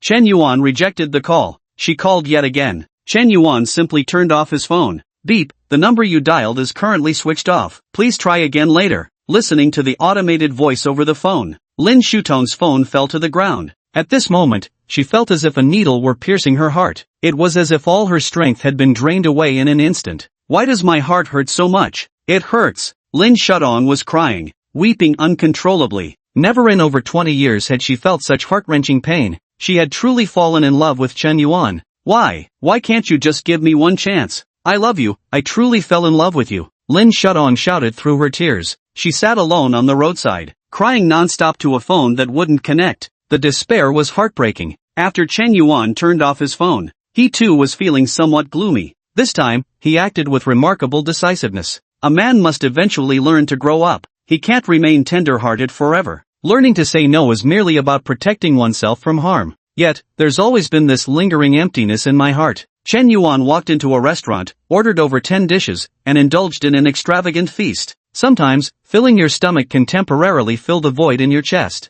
Chen Yuan downed 2 bottles of erguotu liquor. Then he stumbled back to the dormitory, completely drunk. Perhaps due to his enhanced physical constitution, he miraculously retained a shred of sobriety after downing 2 bottles of erguotu. What a legend! Once in the dorm, he collapsed onto the bed and fell asleep instantly. No matter how the world might be falling apart outside, he'd deal with it only after waking up. But Chen Yuan seemed to have forgotten. There were still some things he hadn't done today. For instance, Su Lele had invited him over for a home-cooked meal tonight. And also, Zhao Yuqi had an extremely important live-streaming sales event this evening that required the presence of the internet tycoon Lonely Smoke to boost the show. Chen Yuan was drunk beyond recognition. Even his phone was switched off. Naturally, he stood them up. 8 p.m. Zhao Yuqi started her live stream. By 10 p.m., her live stream viewership remained unremarkably low. Kiki, have you been able to reach Chen Yuan yet? It's been 2 hours. Why hasn't that guy shown up? Wu Xiaofei asked anxiously. Because Chen Yuan hadn't arrived. There were no large gift donations. They couldn't make it onto the hourly rankings.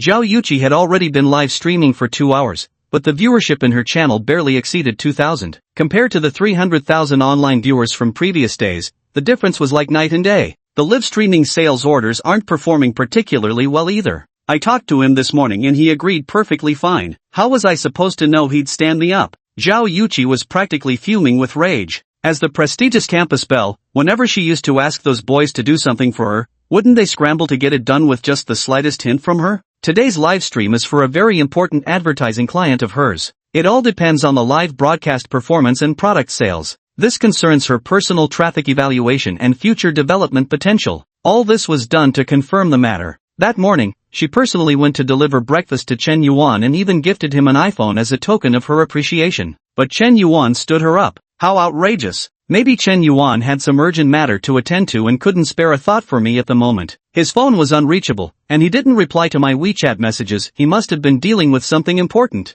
Zhao Yuqi tried to justify Chen Yuan's actions with excuses. What could be so important that you'd go back on your word? And Kiki, did you know? Lonely_smoke is trending again. This guy tipped shark streamer Xiao Xinshan over 12,000 super rockets this morning. This is over 12,000 superfires. Over 25 million. He had time to gift tens of millions to a shark streaming vixen this morning, but couldn't be bothered to visit you tonight. This clearly shows you mean nothing to him. Wu Xiaofei finished. Zhao Yuqi quickly pulled out another phone and opened Weibo's trending topics. Just as expected. The 11-word headline Shark's top tycoon Lonely Cigarette had climbed to 5th place on Weibo's hot search rankings. The moment she opened it, the screen was flooded with screenshots of rocket gifts. There were also screenshots showing the live broadcast room of streamer Xiao Xinshan surpassing 4 billion in popularity. Darn it, how utterly outrageous. Zhao Yuqi was so angry she could grind her teeth. As a campus belle and goddess, she had never been so blatantly ignored by a guy before. She had thought Chen Yuan was almost within her grasp.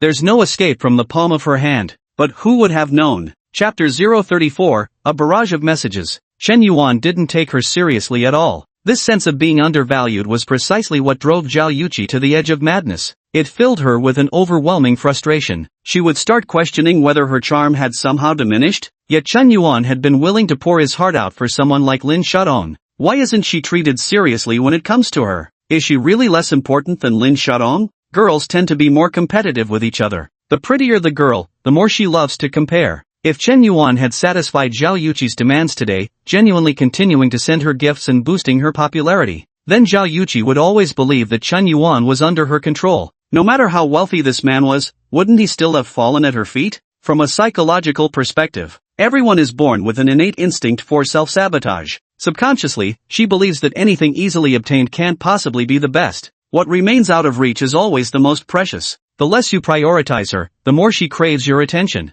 Of course, the premise is that the woman has already developed enough curiosity about you and holds a certain degree of favor. Women will verbally claim they like men who treat them well, those who dote on them, love them, accommodate everything, and never make them angry. In reality, such guys are usually single. Because from the beginning, your status is unequal to hers, you're just a simp. You want to pursue her, so you act humble. This has little to do with whether you're rich or poor. Even wealthy men can turn into simp dogs when they meet women they fancy. Chen Yuan got drunk over the matter with Lin Shadong. I accidentally stood up Zhao Yuqi. Zhao Yuqi was really upset about it. But the more upset she got, the more she cared. And the more she cared, the more significant Chen Yuan became in her heart. Sometimes letting a woman get angry isn't necessarily a bad thing. The key lies in how you handle what comes next. Handle it poorly, and it's game over. Do it right, and you can quickly heat up your relationship, even completely turning things around. Xiaofei, I'm not streaming today, I'm not in the mood. Zhao Yuqi finished speaking and closed the live stream. A sleepless night. Early the next morning,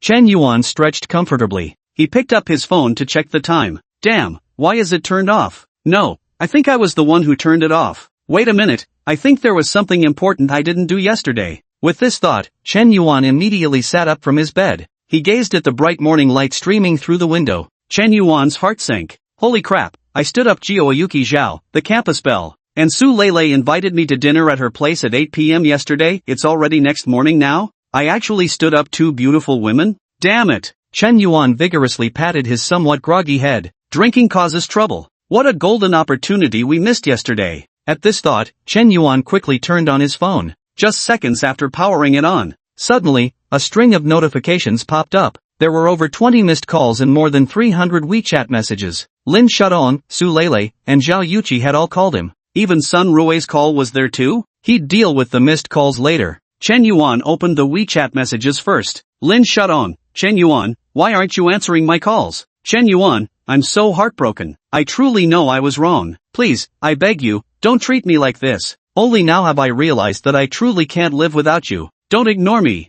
Please, just reply to me once. Just one line, even a single word will do. Su Lele, brother Chen Yuan, why aren't you answering my calls? Are you not coming to my place for dinner today? Chen Yuan, I've already cooked the dishes and even prepared a bottle of red wine, so why didn't you come? Have you stopped liking me? Chen Yuan, are you upset about all my opposite-sex friends? Don't worry, I can delete them all. I'm deleting it right now. Zhao Yuqi, Chen Yuan, what's wrong with you? Why did you stand me up? I know you're rich, I know you don't care about me, but you should at least keep your promises. How can you go back on your word? Sun Rui, I'm sorry if this seems sudden, but I have to tell you, Chen Yuan, I like you. Even now, I can't forget your heroic image in the internet cafe. Lin Shadong didn't appreciate you, but I can give you what Lin Shadong couldn't. Looking at the barrage of furious messages, Chen Yuan felt his scalp prickle with unease. Women can truly be terrifying. Why do they all act like they're hunting him down for his life? I'm not your boyfriend yet, am I? I'm simply using you as tools to make more money. Are you misunderstanding something? Whether it's Su Lei or Zhao Yuqi,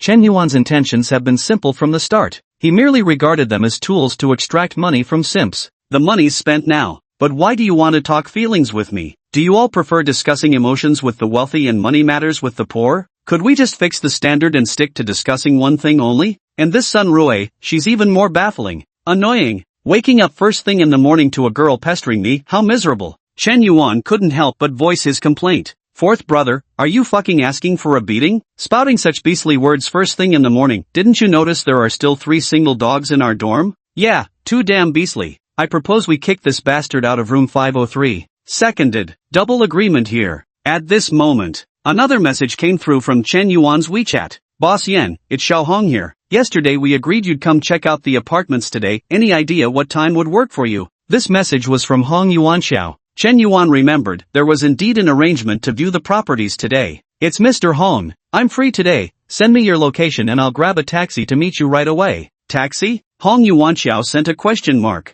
In his impression, how could the extravagant Lord Smoke possibly not have his own car? Oh, the driver went home to visit family a couple days ago. Chen Yuan immediately realized and typed in reply. I see. Since your dedicated driver is visiting family, CEO Yen, I can send my company's driver to pick you up. Just send me your location. That works too. Chen Yuan replied. Since he had agreed to accompany Hong Yuan Xiao to view the property, Chen Yuan naturally had plans to buy the villa. But he couldn't possibly spend all that effort and money on himself alone. He'd have to find someone to help him spend it. After some thought, Chen Yuan gave Zhao Yuqi a call. Chen Yuan, you finally decided to return my call. Zhao Yuqi's voice was cold with accusation. I'm sorry, President Zhao. Something came up yesterday, I'll explain later. Can you meet me now? There's something very important I need to discuss with you. What is it? Just come out first. Main gate at 9:30, I'll wait for you. Chapter 035, all just schemes. Chi-Chi, who is it calling you so early in the morning? Don't they know people want to sleep, said her best friend Wu Xiaofei with a grumbling tone.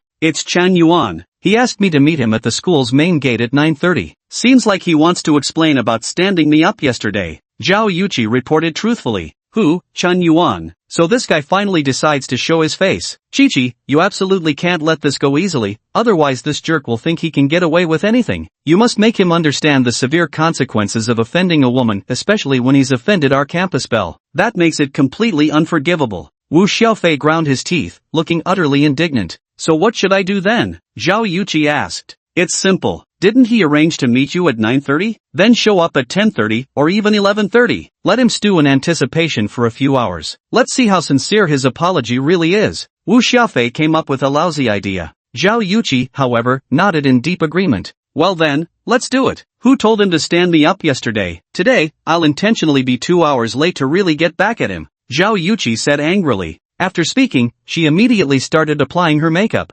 Before anyone realized it, the time had already reached 9:30 in the morning. Chen Yuan took a brief nap in bed before finally getting up to wash his face and brush his teeth. Afterwards, he casually sent Zhao Yuqi a text message. Gorgeous Chi-Chi, I'm already at the school's main gate. When will you arrive? Soon, Zhao Yuqi sent a reply. Almost there, I'll be right there. Upon reading the message, Chen Yuan revealed an expression that said I knew it. He had stood Zhao Yuqi up yesterday. There's no way this woman won't be late today. Back when he was pursuing Lin Shudong, she would often be late for no reason at all. If she was in a good mood, fine, but if she wasn't, making you wait 2 or 3 hours was considered going easy on you. Chen Yuan had already been thoroughly hardened to it. He had long since seen through such routines. He washed his face, brushed his teeth, took a quick hair wash, dried his hair, changed clothes, put on shoes, and spent 10 minutes admiring himself in the mirror. Still devilishly handsome, as expected. Glancing at his phone, he noticed it was already 10 o'clock. Chen Yuan sent another message to Zhao Yuqi. Chairman Zhao, Sister Yuqi, why aren't you here yet? I've been waiting for half an hour.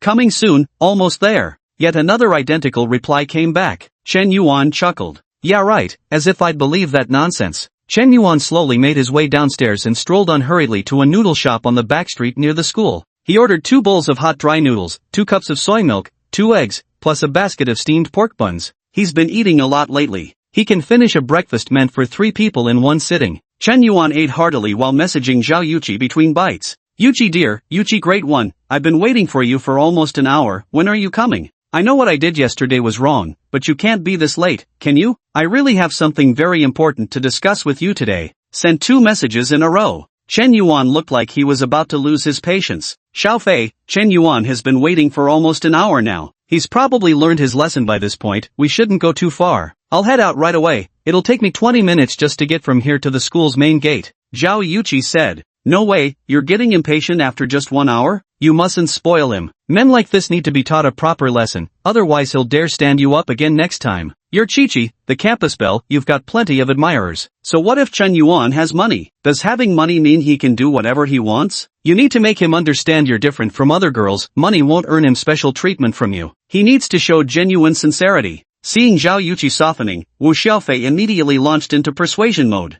Alright then, let him wait another hour. I want to see if he truly cares about me. If he really does, he shouldn't mind waiting 2 more hours. Zhao Yuchi nodded in agreement with a look of recognition. She felt her best friend Wu Xiaofei made a very valid point. Meanwhile, Chen Yuan ate and drank to his heart's content. A few minutes later, he received another message from Zhao Yuchi. I'm almost there now, just wait a little longer for me. Seeing this message, Chen Yuan chuckled and immediately went into an internet cafe nearby. He fired up the computer and logged into his League of Legends account. Given Zhao Yuchi's situation, she'd take at least another half hour to arrive. Wouldn't it be perfect to squeeze in a quick game of League first? Of course, if Zhao Yuchi showed up first and didn't see Chen Yuan, he could always make excuses, say he'd waited for 90 minutes without breakfast, so he'd slipped out to grab noodles at Backstreet. It's just less than a 10-minute walk from the Backstreet to the school's main gate anyway. What's wrong with the campus belle? Just a tool person, that's all. Not even gonna let this master play a few tricks? Just as Chen Yuan finished booting up his computer and logged into his League account,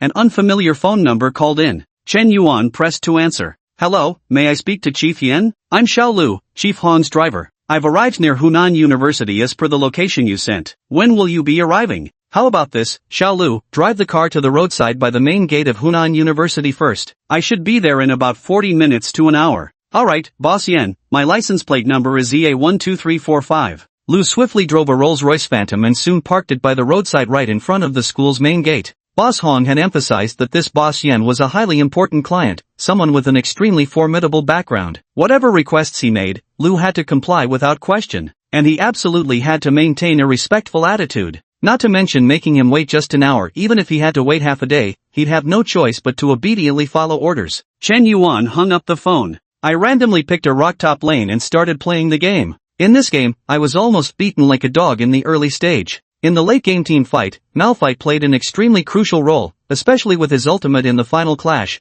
which knocked up all 5 enemies and instantly eliminated the opposing ADC, allowing his teammates to quickly follow up with damage. Despite being down 39 kills to 56, they still managed to secure victory in this match. However, this game dragged on for quite a while, lasting a full 40 minutes.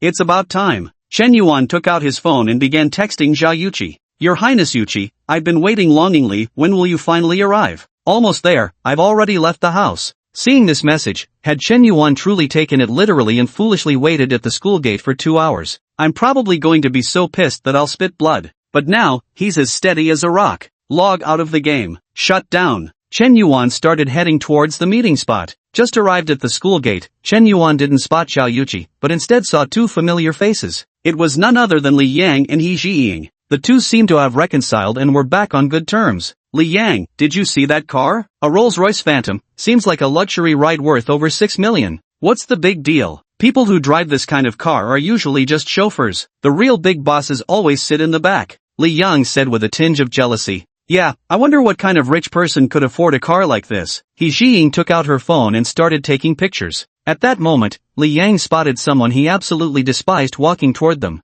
Who else could it be but that bastard Chen Yuan? Chapter 036, Instant Comeuppance. Last time because of this guy, he nearly broke up with his girlfriend. He just barely managed to placate He Zhiying today. I didn't expect this guy to show up again. Li Yang had already learned the whole story behind the previous incident. When he found out that Chen Yuan had actually asked He Zhiying for her WeChat before rushing onto the racetrack, he nearly flew into a rage on the spot. Just a pathetic simp from high school days. A piece of trash he looked down upon. A coward he once pinned to the ground and slapped mercilessly. Now actually dares to try to steal from him? Chen Yuan. He wanted to steal Li Yang's talent right from under him. Can you believe it? But Chen Yuan actually went ahead and did it. Not only did he do it, but he brutally humiliated him on the track and field. He utterly crushed him in the sprint event he took most pride in. That bastard did it on purpose. Absolutely intentional. Back then, Chen Yuan got beaten up by him, and this kid has held a grudge ever since. Oomph. So what if you beat me in a sprint? What truly matters in this society is always money. Li Yang comes from a privileged background. Right after graduation, he'll take over the family business, starting directly as general manager.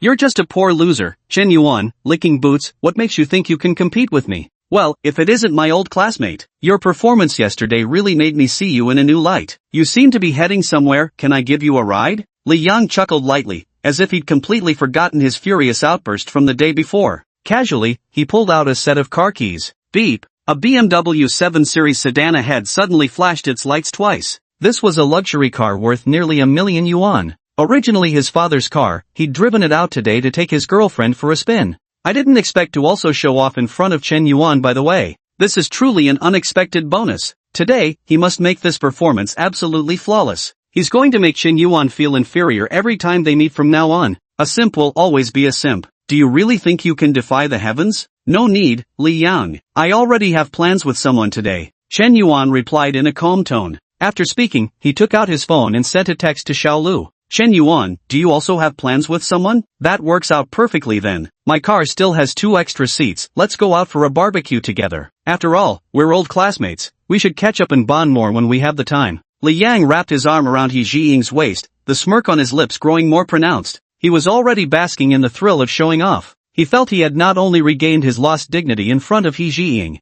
Chen Yuan, that guy, was also so ashamed he could barely lift his head. Ha ha, so satisfying. No need, really. Chen Yuan continued typing on his phone while shaking his head in refusal. Alright then, Jiying, get in the car. Today I'm treating you to French cuisine. Just as Li Yang was beaming with pride, feeling he'd finally shown Chen Yuan up, the Rolls-Royce that had been parked ahead for an hour suddenly moved. The luxury vehicle slowly pulled up in front of them. A middle-aged man in a suit, wearing white gloves and sunglasses. He immediately stepped out of the car, then approached Chen Yuan with utmost reverence. Young master, the carriage awaits. The middle-aged man with sunglasses, Xiao Lu, bent slightly to open the car door for Chen Yuan. Chen Yuan walked with an unhurried and composed stride, slowly taking his seat in the Rolls-Royce. Li Yang was instantly stunned. I'm completely stunned. He Jiying's jaw dropped wide open, a face full of utter shock and disbelief. What's going on? This Rolls-Royce Phantom worth over 6 million yuan, was actually here to pick up Chen Yuan? The driver actually called him young master? Holy shit! So embarrassing. Li Yang suddenly wished the ground would open up and swallow him.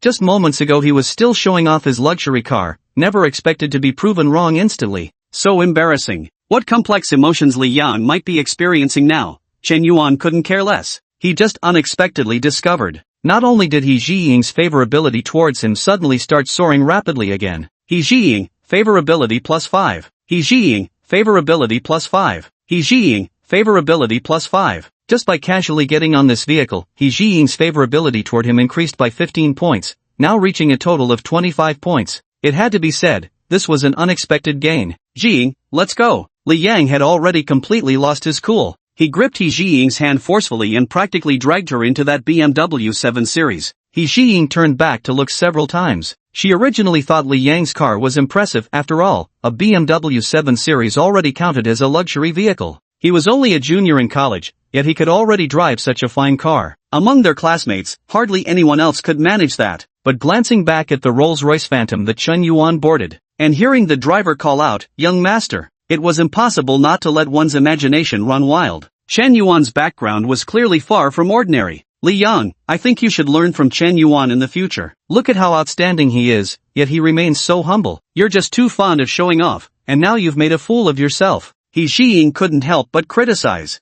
Li Yang, who was already on edge, completely lost his temper at her words. Chen Yuan is outstanding? Where exactly is he outstanding? Is it because he has a luxury car that you're so impressed? Are you regretting not getting his WeChat yesterday? Li Yang roared in a towering rage. You're yelling at me? You dare yell at me again? Yes, I'm interested in him. I regret not giving him my WeChat yesterday. What about it? If you've got what it takes, go buy a Rolls-Royce yourself. Without money, what right do you have to act pretentious in front of others? He Jiying's words pierced Li Yang's fragile self-esteem like needles, each syllable deliberate and cutting. Her words were far too cruel. This is simply pushing a man to his limit. Smack! In a fit of anger, Li Yang slapped He Jiying across the face. He Jiying was stunned by the blow. She had always been the spoiled little princess of her family. Not even her own parents had ever laid a hand on her since childhood. But now, she had been struck by Li Yang. Li Yang, you're no man at all. We're through. He Jiying violently pushed open the car door and stormed off, covering her face in indignation.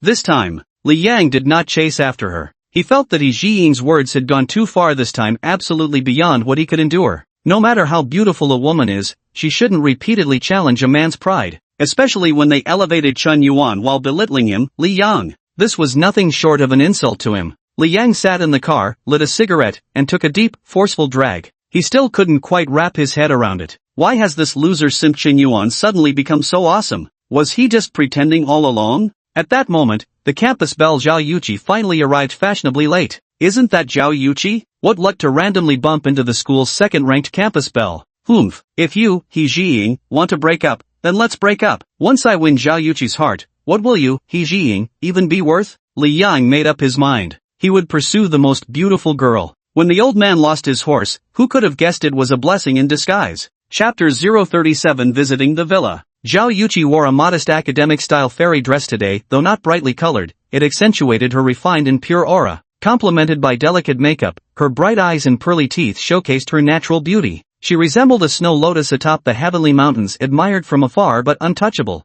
Li Yang only needed one glance to feel his heart racing, unable to forget it. Hi there, Yuqi, my fellow student, it's Li Yang, captain of the school track team. We've met before. Li Yang got off the bike and waved. Oh, it's you, Li Yang. Zhao Yuqi gave a polite nod. She was the vice president of the student council, and Li Yang was somewhat of a prominent figure at their school. They had crossed paths once before. Being acquainted with each other was understandable. But we're not really that close. Where are you heading, Yuqi? Why not ride with me? I can give you a lift. Li Yang casually gestured toward his BMW 7 Series parked nearby. No thanks, I already have plans with someone today. Zhao Yuqi looked left and right while scanning her surroundings. To her surprise, Chen Yuan was nowhere to be seen. She stomped her foot angrily. She had dressed up carefully today, despite making Chen Yuan wait over 2 hours, but how could this guy be so rude? Can't even wait for 2 hours without getting impatient? Then wouldn't today's makeup just go to waste? Beauty Chi-Chi, you're finally here. Hurry up and get in the car. Just then, Chen Yuan rolled down the car window and called out to Zhao Yuqi.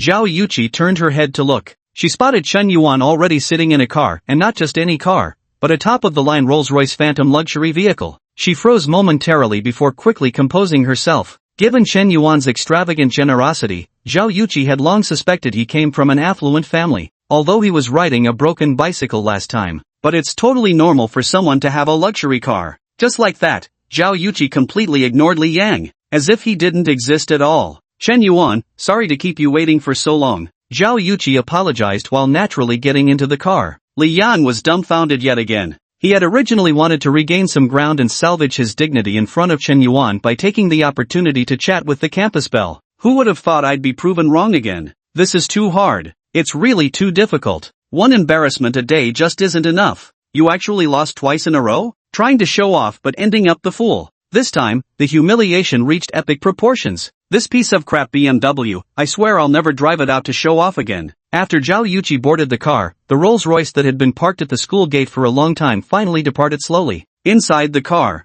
Zhao Yuqi noticed that Chen Yuan didn't seem to hold any grudge against her for being over 2 hours late, displaying a gentlemanly demeanor. He didn't fuss over such trivial matters. She was quite satisfied with Chen Yuan's reaction. This was exactly the mentality a mature man should have. In reality, she didn't know that Chen Yuan had only just arrived himself. I waited for her for no more than 10 minutes. He maintained his composure perfectly naturally. Hey Lu, I really appreciate your help earlier. Your acting was excellent. I'll mention it to President Hong and ask him to give you a raise. You're too kind, Mr. Yen. Honestly, I never expected someone of your status to be this young. The middle-aged driver Lu replied with a smile. Chen Yuan just texted him, asking him to play along with the bravado. He glanced in the rearview mirror several times before confirming that this young man in his early 20s, Chen Yuan, was actually the boss smoke he was supposed to pick up today? Rumor had it this big shot was an online tycoon, casually tipping female streamers tens of millions like it was nothing. I originally thought this big shot must have been a successful middle-aged man. Who would have guessed he was still a college student? Of course, he wouldn't dare look down on a college student. Could someone capable of such grand gestures possibly come from an ordinary family? Chen Yuan, Where exactly are we going today? Zhao Yuqi, unaware of what Chen Yuan and driver Xiao Lu were discussing, asked with evident curiosity. You'll know when we get there. Chen Yuan smiled faintly, maintaining his mysterious air. Half an hour later, the luxury car finally drove into the Riverside Villa community. It eventually stopped in front of the most opulent number 1 garden villa. President Yan, we've arrived. Driver Xiao Lu said politely. Okay. Chen Yuan pulled Zhao Yuqi out of the car. At that moment, inside the garden villa, a middle-aged man who appeared to be around 37 or 38 years old stepped out with a smile. His slicked-back hairstyle clearly marked him as a successful person. Behind him followed a curvaceous female secretary wearing glasses. Smoke. CEO Smoke? When Hong Yuanxiao first caught sight of Chen Yuan, he could hardly believe his eyes, yet he still ventured to ask tentatively. President Hong, I am indeed lonely cigarette. Chen Yuan reached out his hand, admitting it openly and unabashedly. Damn, Boss Yen is actually so young. Truly, heroes emerge from the young. Let's skip the pleasantries and get straight to the point. Chen Yuan didn't want to engage in empty pleasantries or exchange hollow compliments. He and Hong Yuanxiao met for the first time. Although they were in the same group chat, they couldn't really be considered acquaintances. Hong Yuanxiao wanted to sell the villa to recoup funds. Chen Yuan wanted to buy it, hoping to get a bargain. It was that simple. Comparatively speaking, Hong Yuanxiao was more desperate. His cash flow was on the verge of collapsing. Chief Yen speaks straight to the point, so I'll skip the pleasantries. Lena, give Chief Yen a proper introduction. Understood, Chief Hong. The bespectacled female secretary nodded in acknowledgement. Chief Yen, please follow me. Lena extended a welcoming gesture. Chen Yuan held Zhao Yuqi's hand as they walked into the garden villa. Hong Yuanxiao nodded with some admiration. When Boss Yen makes a move, it's always extraordinary. The girl he brought is even more beautiful than his carefully selected female secretary. Sometimes, judging a man's strength, you can tell by the girls he brings along. Chen Yuan, what kind of business are you really discussing with that Boss Hong? Zhao Yuqi asked in a hushed voice. Nothing major. Boss Hong wants to sell this villa and asked if I'd be interested in buying it. That's why I brought you here today to check it out. Chen Yuan spoke nonchalantly. It's as if buying a villa for him was as easy as picking up groceries at the market. Lena, the female secretary, was secretly astonished. She knew very well that Mr. Hong's villa had cost over 57 million yuan to purchase originally, and with all the luxurious renovations combined, the total expenditure easily exceeded 60 million. A 60 million yuan villa transaction, and yet in this person's eyes it still didn't count as a major deal? For a moment, the female secretary became even more respectful towards Chen Yuan. Mr. Yen, this is the first floor of the villa. Currently, the entire villa is a small 3-story duplex with an additional basement level, making it 4 floors in total. The villa features 2 kitchens, 3 bathrooms, a separate bathtub room, 2 walk-in closets, 1 master bedroom, 4 guest rooms, and a maid's quarters.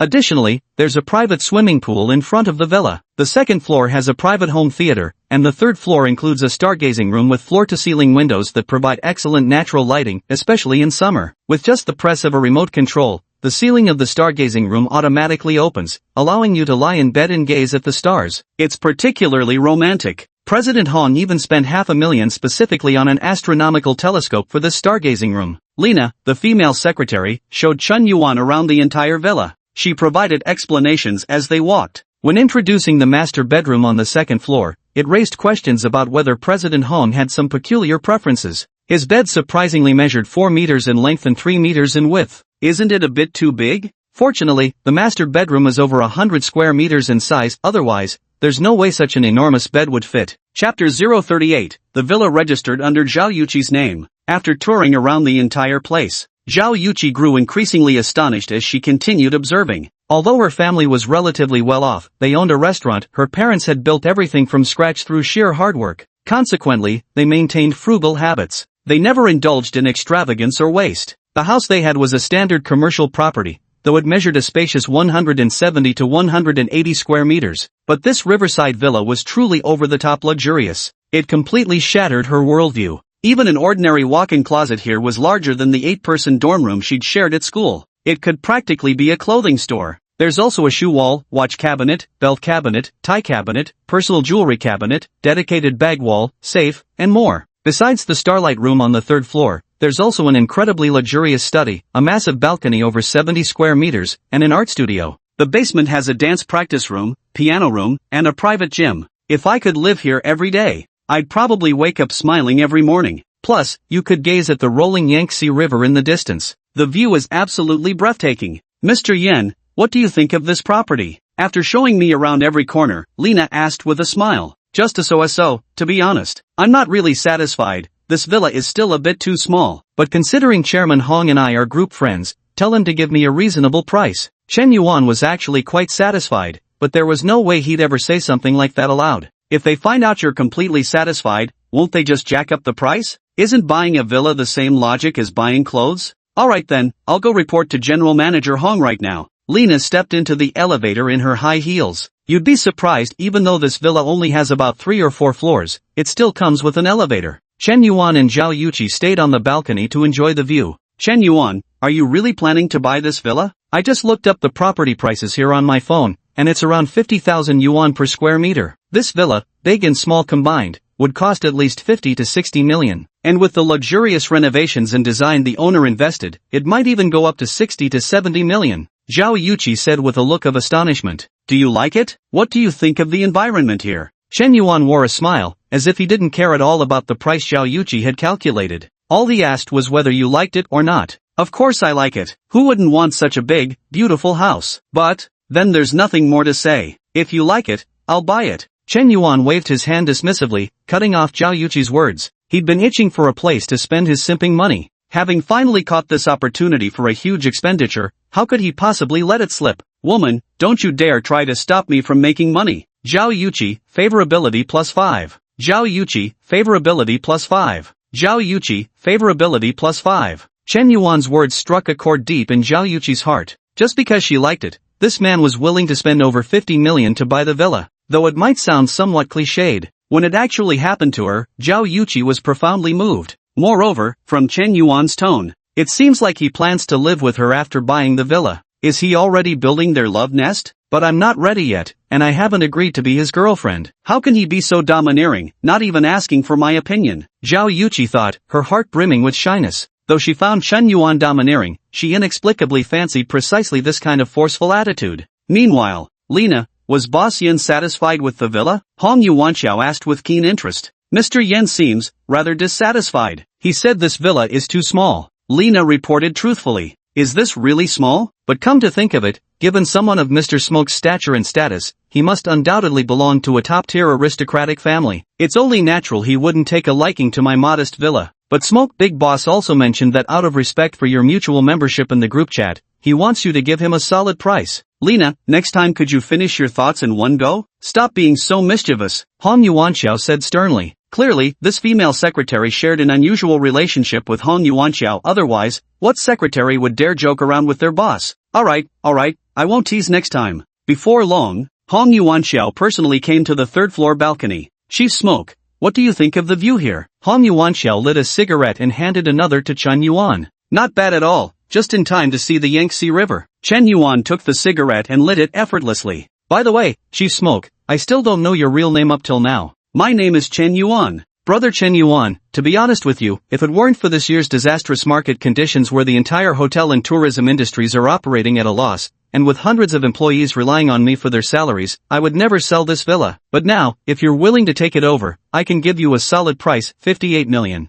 When I originally bought this villa, it cost me 57 million, and I invested over 4 million more in renovation and design. Even without considering appreciation potential, at current market prices, it's worth well over 60 million. 58 million is definitely a fair deal. Hong Yuanxiao spoke with almost heartbreaking sincerity. Of course, Chen Yuan could tell there might be some exaggeration in his words, but not by much. After all, the current market prices of real estate speak for themselves. One quick check on a mobile phone would reveal the truth. The fluctuation couldn't be too drastic. Final offer, 55 million, full payment upfront in one lump sum. Manager Hong, if you agree, I can transfer the money anytime. Chen Yuan didn't bargain too aggressively. Since real estate is fixed property with potential appreciation, unlike depreciating items like clothes that can be haggled down by half, the exact amount is the exact amount. Brother Chen Yuan, this price is precisely my bottom line. If you can indeed pay it all at once, then we'll proceed with this price to sign the property transfer agreement. We can complete the ownership transfer procedures anytime.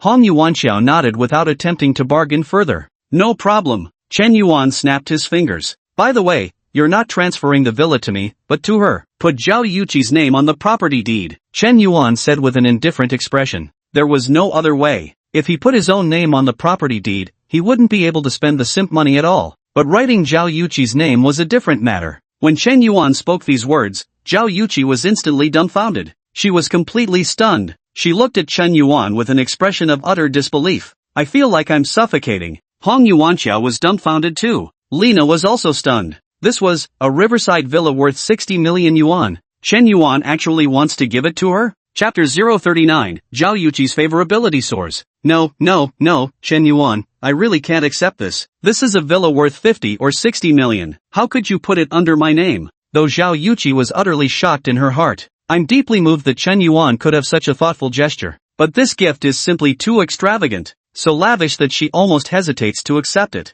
After all, there's a world of difference between receiving virtual gifts in a live stream and being given an actual villa in real life. Even for a newlywed couple, the husband may not necessarily include the wife's name when purchasing a property. To avoid financial disputes in case of divorce, some even choose to sign a prenuptial agreement. Yet at this point, Chen Yuan and she barely had any ties. At most, there was some ambiguity between them, a mutual fondness that hadn't even evolved into a proper romantic relationship. You're really giving away a villa just like that? Zhao Yuqi genuinely didn't dare to accept it. Moreover, if she immediately accepted without hesitation, it would make her appear greedy, materialistic, and utterly lacking in class. Any woman with even a scrap of emotional intelligence wouldn't possibly agree right away. That's such an ungraceful way to eat. Yuqi, if this villa isn't under your name, I'm afraid I won't be able to purchase it today. Why? Zhao Yuqi immediately inquired. What else could it be? I simply own too many properties under my name already. You're aware of the government's home purchase restrictions, aren't you? When a person already owns multiple properties under their name, they can't purchase any new ones. So this villa will have to be temporarily transferred under your name. Just consider it doing me a favor. Of course, if you really aren't willing to help,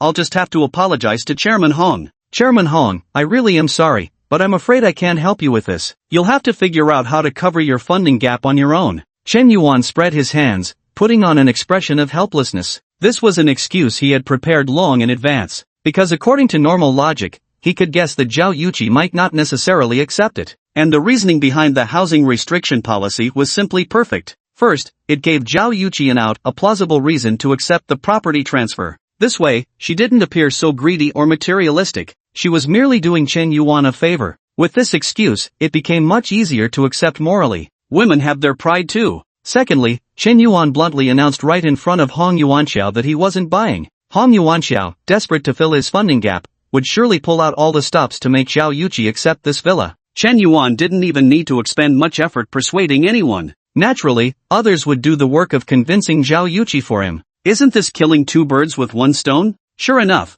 when Chen Yuan said he wasn't buying anymore, Hong Yuanxiao immediately became anxious. Miss, since brother Chen Yuan has put it this way, perhaps you could agree? Let this villa be temporarily transferred under your name? No. I really can't accept it. A villa worth 50 or 60 million is genuinely too terrifying. Zhao Yuqi still shook her head in refusal. Beauty, I'm begging you, just agree to it. There are still hundreds of employees in my company waiting for me to pay their salaries. If this villa doesn't sell, my cash flow will break, and when the company goes bankrupt, a whole lot of people will lose their jobs. These folks have elderly parents and young children to support. Could you really bear to see them all unemployed? Hong Yuanxiao was undoubtedly a businessman through and through. His lies came pouring out smooth and fast as flowing water. Speaking from a position of moral righteousness, it's as if refusing this villa today would make you the vilest person alive. But, no buts about it, beautiful. I'm practically bankrupt and desperately need funds to get through this crisis. I wouldn't be selling the villa in such a hurry otherwise. Do me this favor, consider it saving face for me, alright?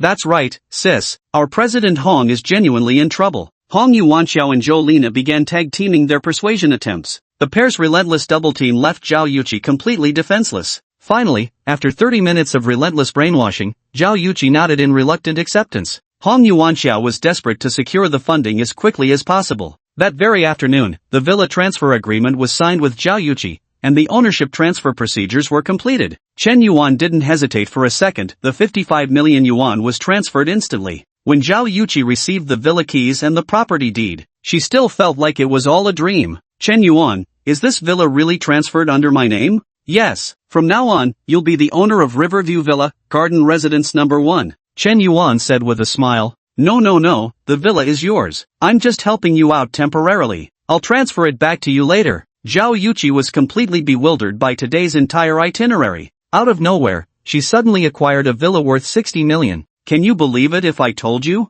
Even if this villa is only temporarily registered under her name, it was enough to demonstrate Chen Yuan's sincerity toward her. Zhao Yuqi suddenly realized, could it be that Chen Yuan stood her up yesterday just to prepare such a massive surprise for today? And she had misunderstood him. Not only that, she had deliberately been over 2 hours late this morning. She inexplicably felt a twinge of guilt in her heart. I'm sorry, Chen Yuan. Actually, I was deliberately late this morning. I hope you're not angry. Don't worry about it. Such a trivial matter, I never even gave it a second thought. Chen Yuan was speaking the honest truth. He only waited 10 minutes, naturally not making a big deal out of such a trivial matter. But Zhao Yuqi believed he had waited over 2 hours. From start to finish, he never uttered a single complaint. And even bought her a villa. This man has such a broad mind. So chivalrous. So romantic. Zhao Yuqi, likability plus 10. Zhao Yuqi, favorability plus 10. Zhao Yuqi, favorability plus 10. Chen Yuan's casual remark seemed to have touched a tender spot in Zhao Yuqi's heart.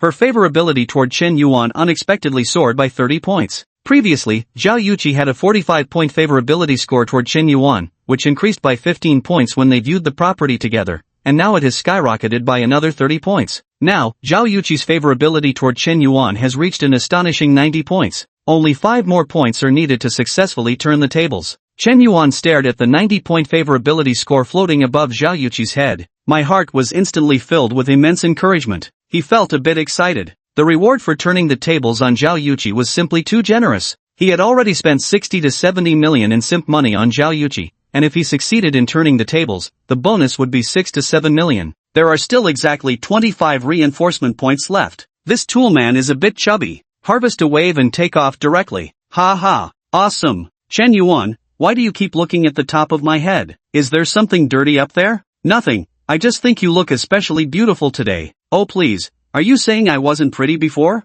Zhao Yuqi said shyly. She was becoming increasingly bashful in Chen Yuan's presence, especially when thoughts crept in. What if they ended up living together in the same villa? Wouldn't some indescribable things happen? After all, a man and a woman alone in one room could easily lead to sparks flying. Oh my, how utterly embarrassing. Why am I even thinking about such things? Chapter 040, Chen Yuan's emotional intelligence is off the charts. Chen Yuan, next week is my birthday. I was thinking of inviting some close friends and old high school classmates over for a birthday party, if that's alright with you. Zhao Yuqi blushed slightly as she glanced at Chen Yuan, seeking his opinion. Though this villa is now under her name. After all, it was Chen Yuan who paid for it. She wanted to throw a birthday party in the villa. Of course, she needed Chen Yuan's permission. So you're celebrating your birthday soon? Why didn't you tell me earlier? I should have prepared something in advance. Chen Yuan thought, wouldn't throwing a birthday party be another way to spend his simp money? Plus, giving gifts would be completely justified. He could both win Zhao Yuqi's favor and keep making money, killing 2 birds with 1 stone.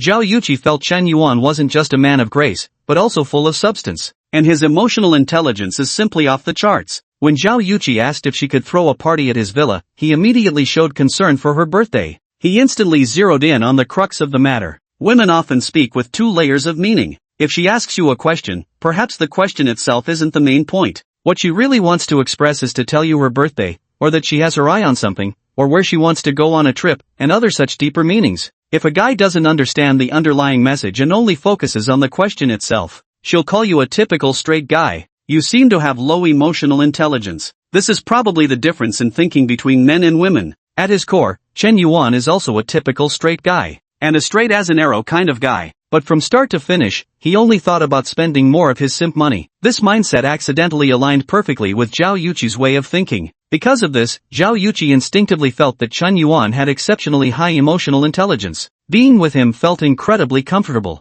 utterly delightful. He's practically the perfect male god. Handsome, wealthy, incredibly skilled, generous with his spending, thoughtful to the smallest detail, chivalrous, cultured, humble and reserved, yet with that domineering CEO aura. Thinking about it, Chen Yuan has way too many strong points. So many that Zhao Yuqi was starting to lose her confidence around him. Chen Yuan had no idea Zhao Yuqi would think of him like this. In others' eyes, he used to be nothing but a pathetic simp. Not a single redeeming quality about him. Even Lin Shudong called him a worthless good-for-nothing. But with the power of money, it seems like all the previous shortcomings have turned into advantages. Indeed, when you're rich, even your farts smell nice. Brother Chen Yuan, there are still some of my personal belongings in this villa. I'll hire a moving company in the next couple of days to clear them out quickly. You might have to wait 2 or 3 days before moving in. My apologies. Hong Yuanxiao said apologetically. It's alright, Lao Hong, we're in no hurry. Chen Yuan waved his hand. Actually, apart from needing to sort out some things in the master bedroom, the guest rooms are still habitable.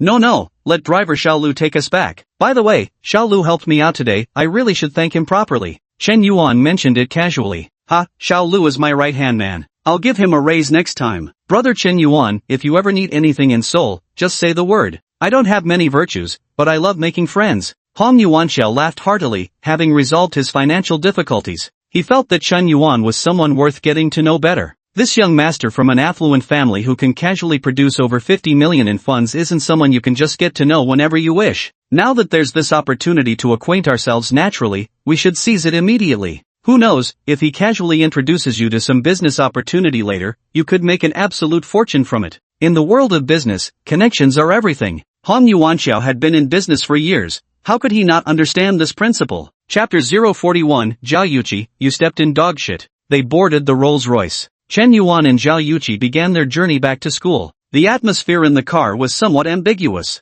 Zhao Yuqi wasn't sure if she could now be considered Chen Yuan's girlfriend. He had done so much, yet he had never actually confessed his feelings, nor had he ever clearly expressed his desire to become her boyfriend. This rather ambiguous attitude had Zhao Yuqi scratching his head in frustration. Take other guys for example. They declare their love for you the moment they open their mouths, yet it's always empty words without any real action. Even when they do take action, it's just giving some cheap flowers or small plush toys. Modern girls have long sneered at gifts like these. Chen Yuan, on the contrary, would casually give away millions without hesitation. He even gifted villas. Full marks for taking real action. Yet he never says that he likes you. This puts Zhao Yuqi in such a passive position. As a girl, how could she possibly make the first move and confess? Chen Yuan, why do you always drop the ball at critical moments? The mood has been set just right. If you just confess, I'd say yes. So why aren't you confessing? What else are you waiting for? In the car, Zhao Yuqi kept glancing at Chen Yuan with her big, round eyes. Her gaze carried subtle flirtations, as if hinting for him to turn up the heat.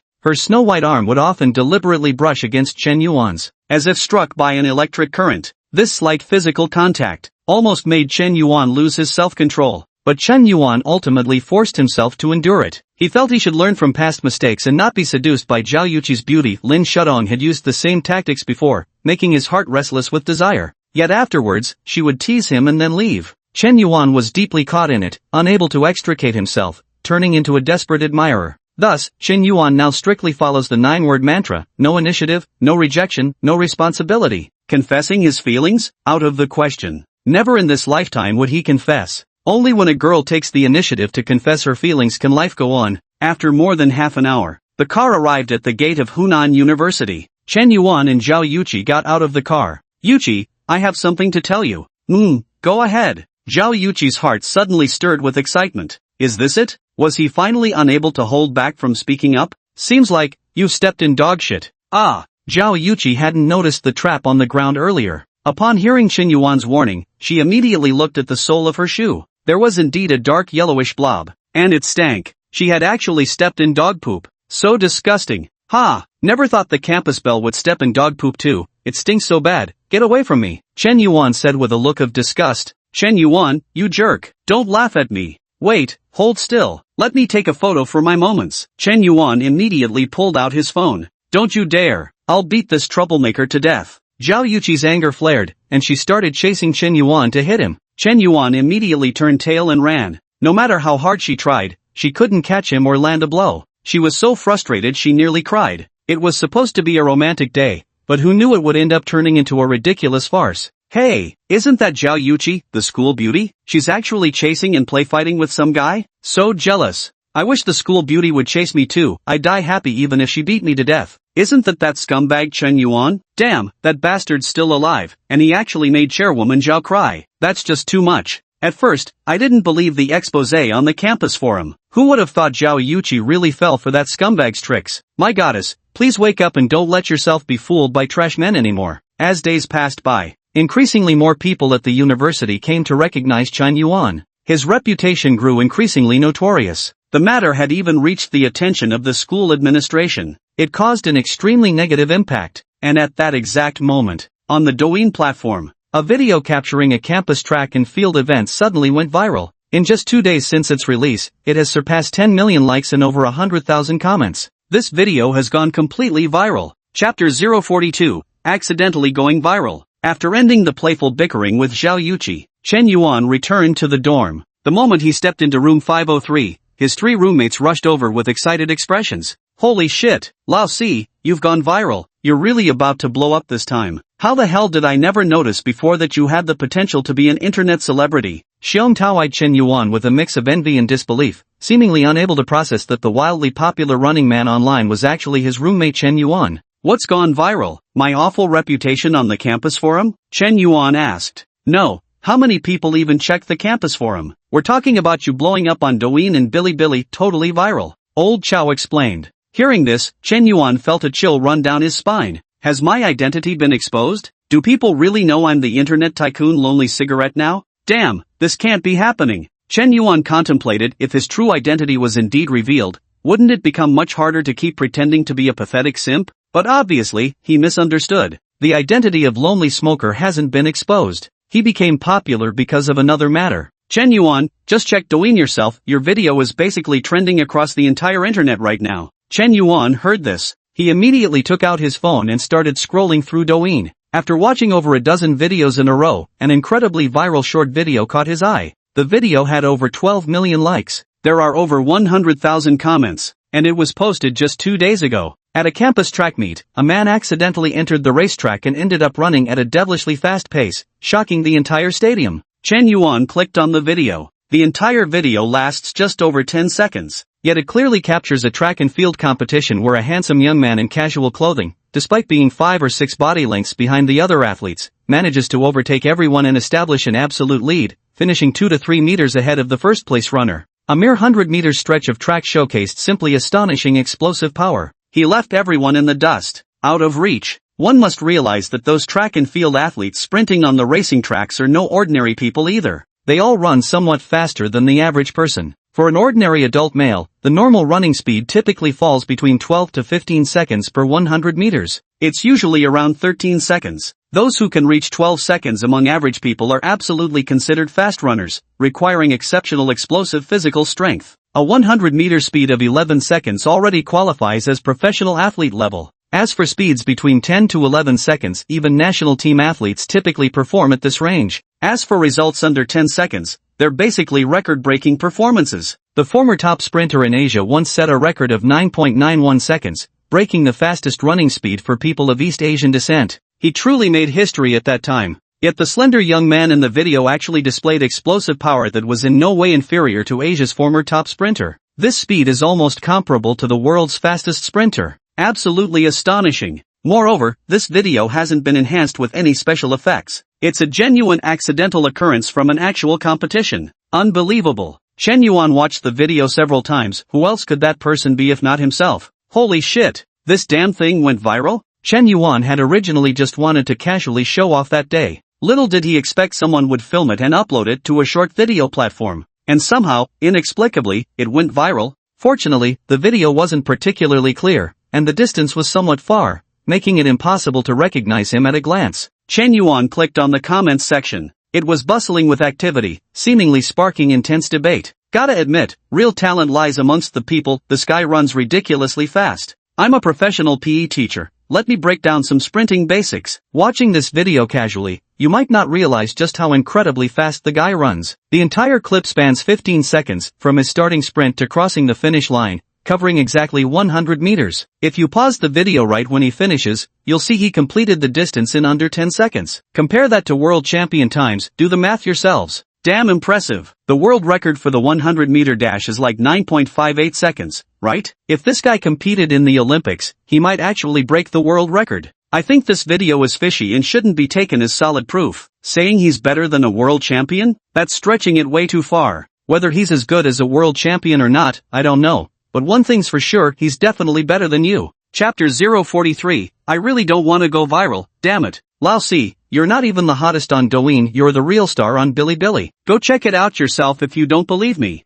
Hearing this, Chen Yuan hurriedly turned on his computer. He logged into Bilibili. Immediately, he spotted a viral video trending across the entire platform, and it seemed to be about him. The video's publisher is an uploader with several million followers. This person goes by the name, the most handsome man alive. Chen Yuan opened the video, which was clearly edited. It precisely showed Chen Yuan running from the starting line of the track until crossing the 100-meter red finish line. Above the video, a second counting timer was specially set up. By running this timer alongside footage of the man's entire sprint, a striking contrast was created. Finally, the timer stopped at 9.31 seconds. The footage froze at that same moment. Hello everyone, I'm your beloved YouTuber, the #1 handsome guy. Though I'm incredibly good looking, please don't idolize me, because I'm just a legend. Alright, let's get down to business. In today's episode, your handsome host will analyze the most badass folk legend of this installment. We don't know this legend's name yet, so let's temporarily call them the Running Man. Why call him the running hero? Because he truly runs incredibly fast. Moreover, he's highly likely to be the next person to break the world record in sprinting. Don't you dare think this handsome guy is spreading fear, exaggerating, talking nonsense, saying one thing while meaning another, or spouting absolute bullshit. This handsome dude has solid evidence. To be perfectly honest, I never fucking exaggerate. I always stick to the facts. The video from earlier is ironclad proof. I didn't speed up that footage at all. This, I can guarantee with my handsome looks. According to insider reports, the competition in the video was a selection event held by a university track and field team to choose national-level professional athletes. The skill level was exceptionally high. Even the slowest runner in the competition could finish 100 meters in under 12 seconds. The running hero who suddenly dashed out in the video wasn't wearing professional sportswear, hadn't done any warm-up exercises, and was even wearing just ordinary Taobao sneakers that cost about 50 or 60 yuan a pair. Yet it was this ordinary young dude who suddenly charged onto the racetrack. He proved with his skills just how incredibly badass he truly was. From the video, you could see that the moment the coach fired the starting pistol, the other athletes shot out like cheetahs. The running hero trailed behind others by 4 or 5 meters. Despite already being 5 meters behind, he astonishingly overtook all the track athletes with unbelievable speed. The last runner even fell behind by a full 10 meters. How terrifyingly fast was that? Through this handsome fellow's final meticulous editing analysis and speed assessment, we've arrived at an estimated 100-meter dash time of 9.31 seconds. Though it might not be entirely precise, but it's nearly spot on. The world's fastest man once broke the world record with a time of 9.58 seconds in the 100-meter dash, a feat that's remained unsurpassed for over a decade. And our sprinting hero dashed through with a record of 9.31 seconds in the 100-meter race. Yes, you read that right, and there's no need to doubt it. I'm utterly speechless to describe the shock in my heart. Perhaps only the phrase terrifying to this extent can capture what I'm feeling at this very moment. The #1 handsome content creator explained with exaggerated tones, while pulling out videos for comparative analysis. That mere 10-second clip of Chen Yuan sprinting was replayed over a dozen times under his meticulous scrutiny. It genuinely grew more impressive with each viewing. At first glance, it doesn't seem like much, but upon closer analysis, it turns out to be even more impressive than the world's best. This person is truly exceptional. There's absolutely no room for argument. Handsome guy is awesome, running man is awesome. Handsome guy, I believe you when you say running man is awesome, but when you claim you never boast, I don't believe a single punctuation mark of it. Handsome guy, aren't you being ridiculous by guaranteeing things with your looks? Do you even have any looks to begin with? This video went viral. I mean seriously viral. You can scroll through it on Douyin, see it on Bilibili's front page, and even catch it on Tencent News. It's blowing up like crazy. Chen Yuan was completely baffled. He wondered if this most handsome guy had some grudge against him. Damn it, I don't want to be famous. Are you just bored and have nothing better to do? There are so many wannabe influencers you could promote, so why the hell are you messing with me? Chapter 044, Happy Zhao Yuqi. On the other side, Zhao Yuqi returned to the shared apartment for girls. The moment she came back, her best friend Wu Xiaofei bombarded her with questions. Chi-Chi, why are you back so late? You left early in the morning and it's already evening. What on earth did Chen Yuan take you to do? Chen Yuan? He took me house hunting, he bought me a villa. Zhao Yuqi tried her best to speak in a calm tone to appear more composed. What? Chi-Chi, what nonsense are you talking? You don't have a fever today. Wu Xiaofei touched Zhao Yuqi's forehead, wondering if she'd lost her marbles. It's true, why would I lie to you? All these property deeds are with me, and here's the villa key too. Zhao Yuqi pulled out a property deed and keys from her bag. Wu Xiaofei opened the property deed to take a look. Instantly, her entire body petrified, stiffened, and she could barely breathe. She felt her entire worldview had shattered into pieces. This property certificate is actually real. Wait a minute. Riverside Villa Community? 980 square meters? With only your name on it? Holy shit! Holy shit! Holy shit! Wu Xiaofei exclaimed holy shit 3 times in a row. Yet no amount of holy shit could fully convey her sheer astonishment at this moment. This was a villa spanning 980 square meters on the coveted riverside land along the Yangtze, no less, and it was gifted to Zhao Yuqi? Chen Yuan's extravagance went beyond unbelievable. Damn,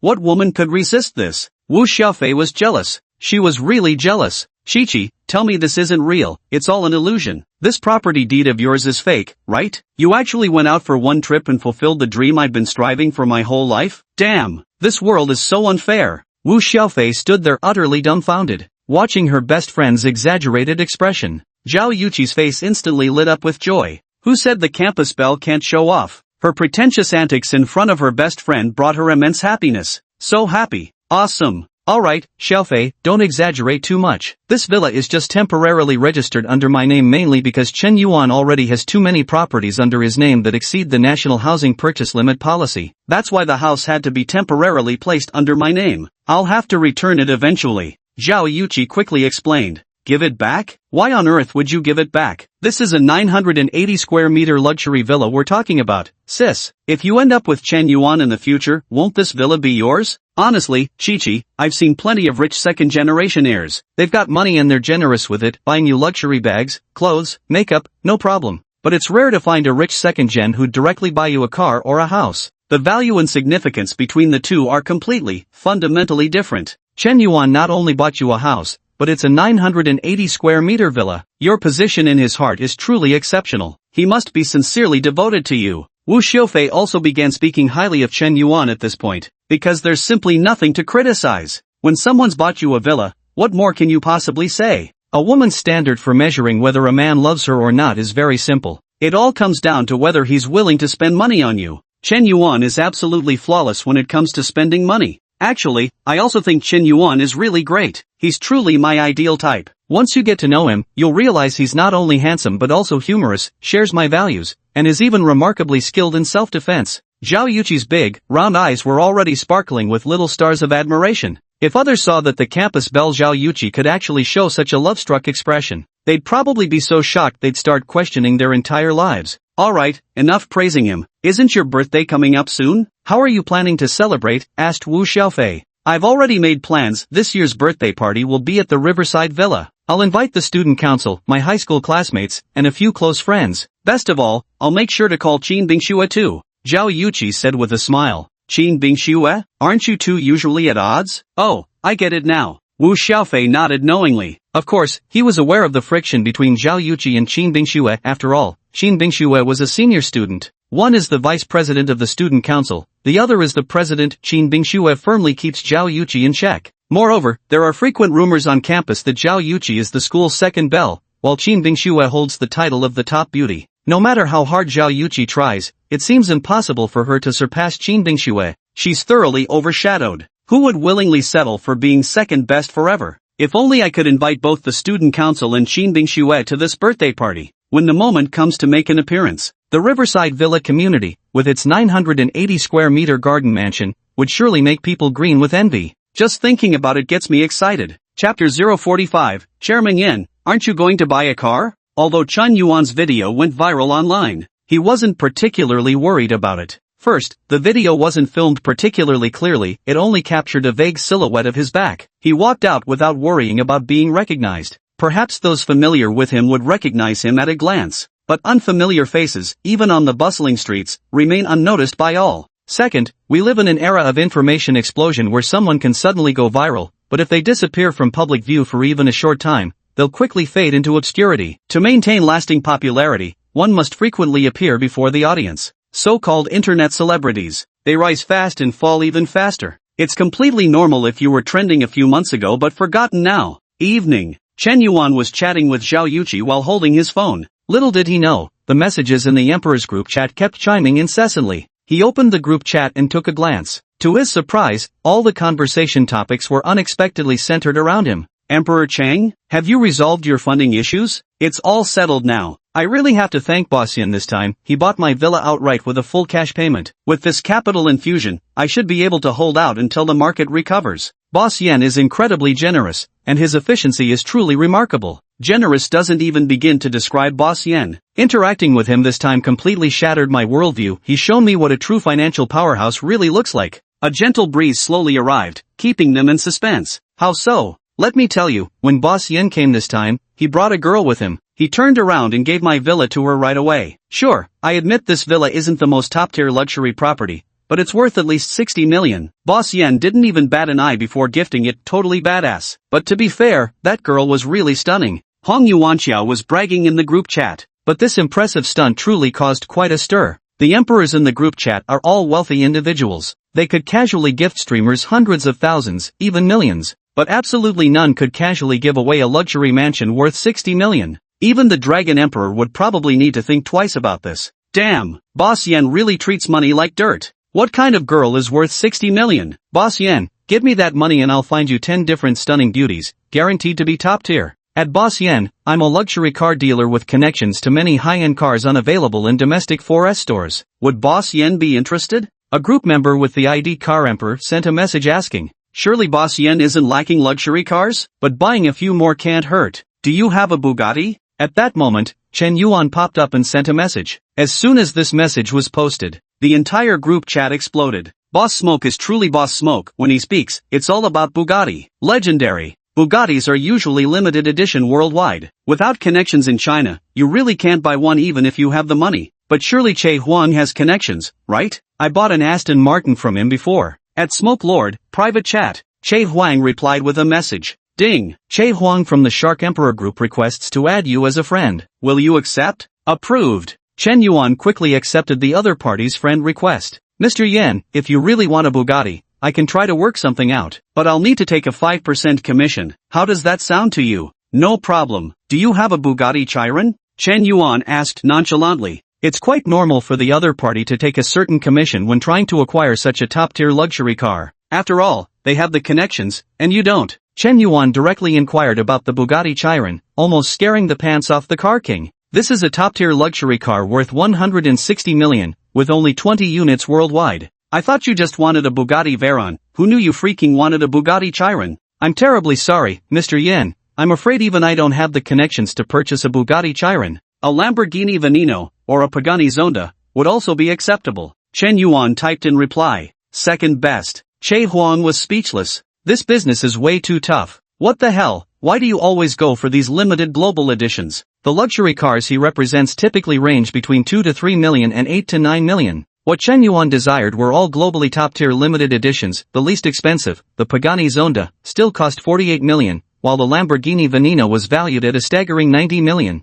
Even with his extensive connections as the car king, he was barely hanging on. Mr. Yen, the model you mentioned is extremely hard to come by. Would you like to consider other options? The most expensive cars I can source for you are a Ferrari LaFerrari priced at 22.5 million and a top-spec Lamborghini Aventador priced at 9.2 million. If you purchase one of these models, I won't take any commission from you. Che Huang sent the message, then followed up with several pictures. Picture 1, Image 2, Image 3, Image 4. Chen Yuan glanced at the images and felt that the Lamborghini Aventador better matched his aesthetic taste and appeared even more domineering. Just over 9 million? That's way too cheap. It's practically embarrassing. The Ferrari LaFerrari is even more expensive, but the model's too small, more suitable for women to drive. By the way, isn't Zhao Yuqi's birthday next week? I was just thinking about what gift to give. This Ferrari LaFerrari would actually be quite perfect. Chen Yuan thought for a moment. He decided to purchase this car. It would make the perfect gift. Car Emperor, I've made my choice. I'll take this Ferrari LaFerrari. Price isn't an issue. I only have one request.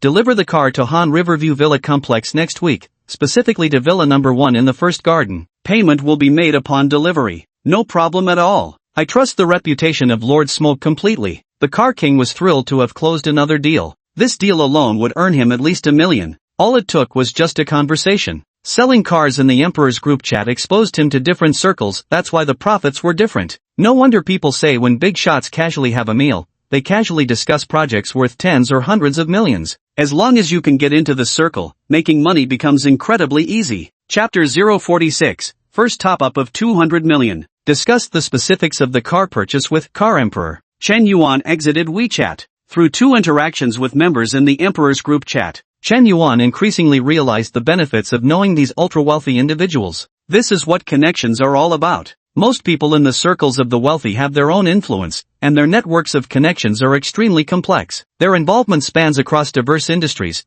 but they're typically at the pinnacle of their respective fields. Things you can't normally buy or accomplish yourself, these people might easily sort out for you. No wonder so many desperately strive to break into high society. It's not just about saving face. The interests involved are precisely what make people flock to it. And Chen Yuan's online persona as a tycoon has brought him immense benefits. Chen Yuan felt that this extravagant online identity Lonely Cigarette wasn't just about tipping female livestreamers, the benefits it brought him behind the scenes were beyond imagination. In that case, let's make the name even more prominent then. Currently, he has built some reputation on Shark platform and Douyin platform, but other platforms remain unaware of him. Today, Chen Yuan has set his sights on the Dragon Fawn platform. Better stick to tipping female streamers honestly. Tipping female streamers is classic simp behavior, fully compliant with system regulations. Log into the Dragon Fawn live streaming app. Chen Yuan created a new alternate account. ID, Lonely Cigarette. Level 1 alt account. The platform allows duplicate usernames for live streaming accounts, because behind every username, there's also an account ID assigned by the streaming platform, so there's no need to worry about duplicate usernames. He switched to a different streaming platform. Chen Yuan went from being a level 120 prestigious whale to an insignificant nobody cared about. He started shuttling through the live streams of various female streamers. This one's no good, too ugly. This one won't do either, too small. This one still won't cut it, no talent at all, just sits there chatting. Hey, this one's not bad, great voice, nice figure, and looks that pass the test. After browsing through over a dozen female streamers' live rooms, Chen Yuan finally settled on one. This streamer's ID name was Shalala. She was also a highly popular female streamer on the Longya Live platform. The live stream's popularity is nearing 1 million viewers. Her voice is sweetly soft, gentle, and soothing. Just listening to her speak makes you feel utterly comfortable. Now then, it's time to pull off some slick moves. Chen Yuan logged into the top-up page, started adding funds. He discovered the Dragon Fawn Lives recharge page allowed manual input of deposit amounts, with a maximum top-up limit of 900,000 yuan. That's way higher than Douyin's recharge limit. Chen Yuan spent half an hour topping up his account. This time, he deposited a full 200 million. Ammunition reloaded. Chen Yuan logged back into Shalala's livestream room. Your voice is so nice, streamer. Call me Big Brother once and I'll gift you a treasure map, instantly making you top your donation list. Holy shit, this level 1 account is acting wild. Daring to impersonate my Lord Smokey's username? No wonder this ID looks so familiar, it's the legendary top tycoon of Shark Live. Who exactly is this Lord Smokey you're all talking about? The host Shalala asked curiously. She had always been streaming on Dragon Tooth Live, so it's normal she wouldn't pay attention to other platforms. However, some netizens circulate across major live streaming platforms, with some overlap. Shalala clearly saw the comment Chen Yuan had posted, but didn't pay any attention. This is how straightforward female streamers are. High level? Tip generously? She'll treat you like daddy. Low level? Can't even be bothered to acknowledge you. Chen Yuan pondered for a moment and decided to start with the nobility tier first. Dragon Tooth Live's nobility tiers are divided into Warrior, Knight, Lord, Duke, Monarch, Emperor, and Super God Emperor. The first time activation cost for Emperor is 150,000. To activate Super God Emperor, one must spend over 150,000 within a month. To activate the Super God Emperor status costs 1.5 million renminbi. Without hesitation, Chen Yuan directly activated the Emperor Noble status. Wow! Thank you, Lonely Cigarette Brother, for unlocking the Emperor rank. The beautiful and sweet-voiced streamer, Shalala, suddenly exclaimed in delight. Holy shit, is it possible, the real Smoke God? Has that God-tier man come to Longya to flex? No way, I refuse to believe it. When Smoke God makes a move, he instantly tops the charts. He's here, he's really here. Chapter 047 turns out she's actually a skilled streamer. Smoke Almighty, what song would you like to hear? Let me sing one for you, Salsa said during her livestream. Anything works, just pick one you're good at. Chen Yuan came in because of her looks, not yet knowing she could sing. But with such a pleasant speaking voice, it was no surprise she was a singing streamer. Just as Chen Yuan was about to casually gift a few treasure maps and leave, Shalala began to sing.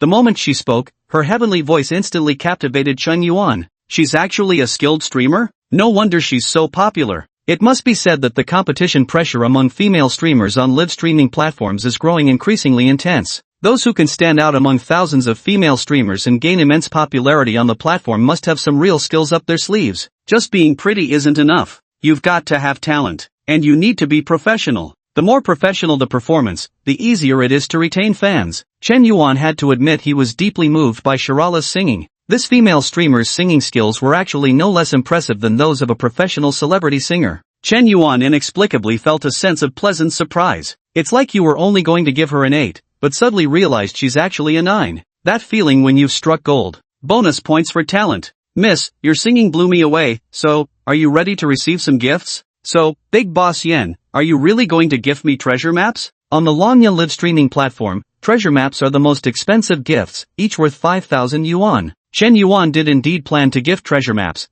but how could just one treasure map be enough? Lonely Smoke has sent streamer Shalala one treasure map? A massive gift effect instantly blinded the entire screen. However, this was just the beginning. Chen Yuan had no idea how much the top contributor on this streamer's leaderboard had donated, but he was absolutely confident he could instantly surpass the number 1 spot. Because Lonely Cigarette presents streamer Sarah with treasure map 2. Lonely Cigarette presents streamer Sarah with treasure map 3. Lonely Cigarette presents streamer Sarah with treasure map 4. Almost less than a minute passed. Chen Yuan had already sent out 30 treasure maps, worth 150,000 renminbi. After his spending exceeded 150,000, Chen Yuan invested 1.5 million to unlock the ultimate emperor status. If he was going to activate VIP privileges, of course, we must invite the most prestigious nobles. Wow! Thank you, Lord Smoke, for sending 30 treasure maps. Thank you, Lord Smoke, for becoming a supreme emperor. Lord Smoke is so generous and mighty. Love you, moi, sending hearts. Holy shit, this must be Brother Smoke himself. Who else would casually activate the Supreme Emperor mode like this? Lonely Cigarette gifts streamer Salazar with a treasure map, 31. After activating the Supreme Emperor mode, Chen Yuan began to continue sending gifts. He maintained a frequency of sending 1 gift per second on average. This went on for a full hour. At first, the livestream audience was just slightly shocked. Gradually, the petrification began. An hour later, everything turned rigid. 2 hours later, streamers and viewers across all platforms collectively petrified. Collective rigidity. Collective tremor. Collective shock. Eyes nearly popping out of their sockets. Salala's live stream viewership soared past 100 million. She was completely stunned. Nothing but sheer bewilderment. Holy crap, I can't take this anymore. Boss Yen has already blasted 10,000 treasure maps. 10,000 treasure maps, my god, that's 50 million yuan, half a billion? Sit down, everyone sit down. This is just basic operation. A bunch of inexperienced folks. When Boss Yen makes his move, it's always like this. So damn awesome. My mom asked why I'm watching the livestream on my knees.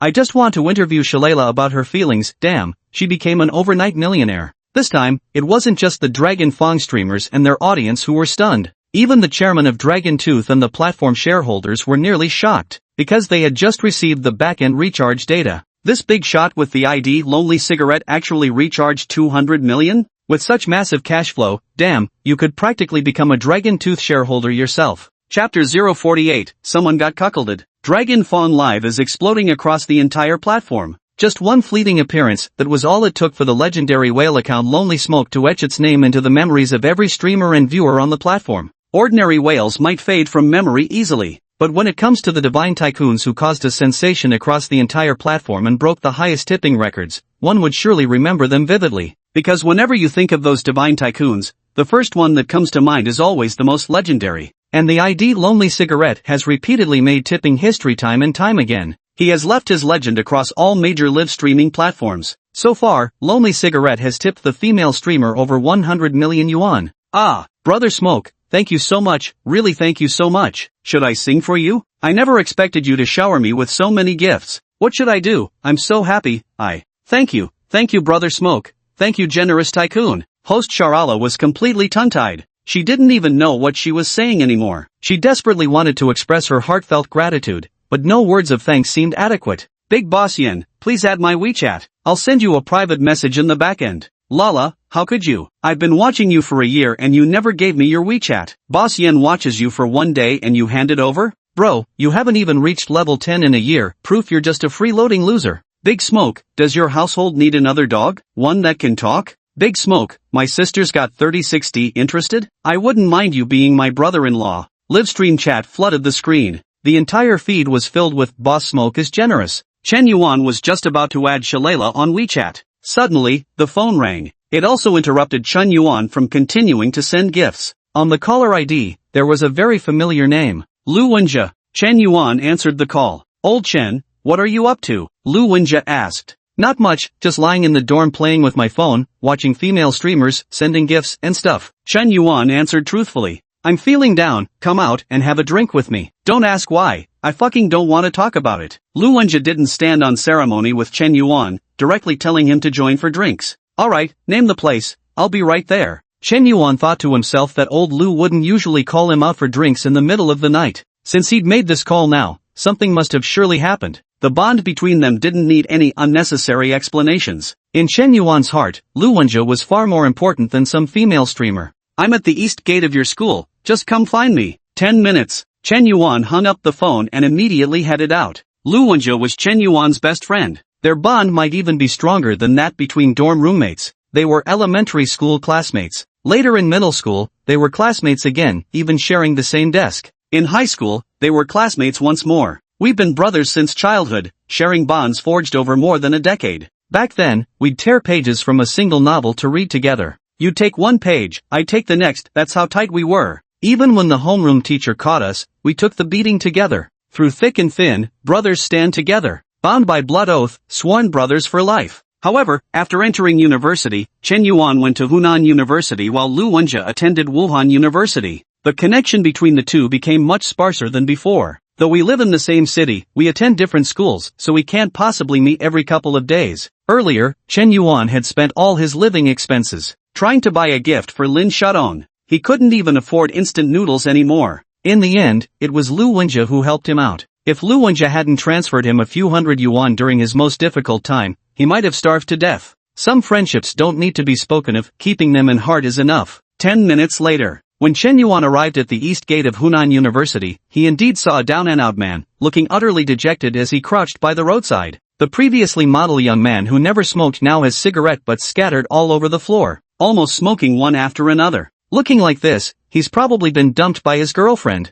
Did you and Liao Jia break up? Damn, how did you know? Lu Wenjie was completely stunned. He hadn't planned to say anything, but Chen Yuan guessed it the moment they met. Just looking at your face told me everything. Half an hour later, Chen Yuan and Lu Wenjie found a barbecue stall. They grilled skewers while drinking. After several bottles of alcohol, Lu Wenjie finally began pouring out his heart. Chen Yuan, I can't accept this. I've given so much for Liao Jia, how dare she treat me like this? 6 years, a full 6 years. I've liked her since freshman year of high school. She was the class academic officer, and I was the slacker. To make myself worthy of her, I studied like crazy and finally got into Wuhan University, but she ended up at Finance University. If I'd known, I should have scored lower on the exams, then I could have gone to the same university as her. Holy shit, is this even human language you're speaking? Chen Yuan gave him a disdainful look, suspecting the guy was putting on an act. For real, that's exactly how I felt. After starting college, I practically ran to Finance University every other day. I thought Liao Jia would see my devotion, but instead she just grew colder toward me.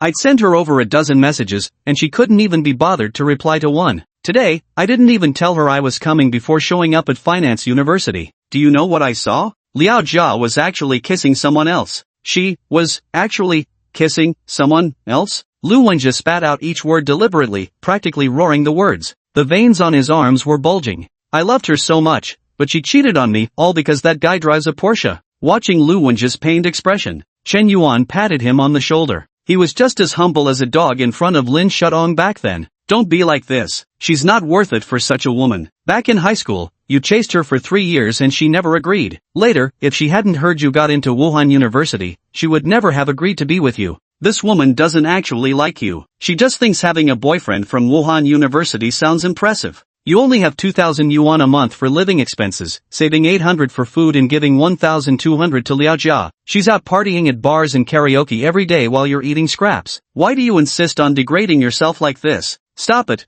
Liao Jia isn't that kind of person. She just couldn't refuse her best friend's social invitation. So her cheating on you was also just a social obligation? Maybe. It's only because I haven't been by her side for so long that someone took advantage of her vulnerability. Lu Wenjie explained. Chen Yuan nearly spat out a mouthful of old blood on the spot upon hearing this. She cheated on you, and you're still making excuses for her? Chapter 049. Can any of you lend me a car? So what exactly do you want to do now? Chen Yuan asked. I don't know either. I'm truly in pain. Lu Wenjie suddenly chugged an entire bottle of beer. Having drunk too hastily, he vomited it all up in one gulp. Cough, cough. Old Lu, if you trust me, let me handle this. I promise we'll make Liao Jia regret it. Chen Yuan narrowed his eyes. What do you have in mind? Just leave it to me. Chen Yuan chuckled. With that, he opened the WeChat Emperor group. The group discussion was still in full swing. Did you guys hear? Boss Yen just went to Longya to show off again. Man, you should have seen it, he blasted over 10,000 treasure maps in one go. The rich circles on Longya are completely losing it right now.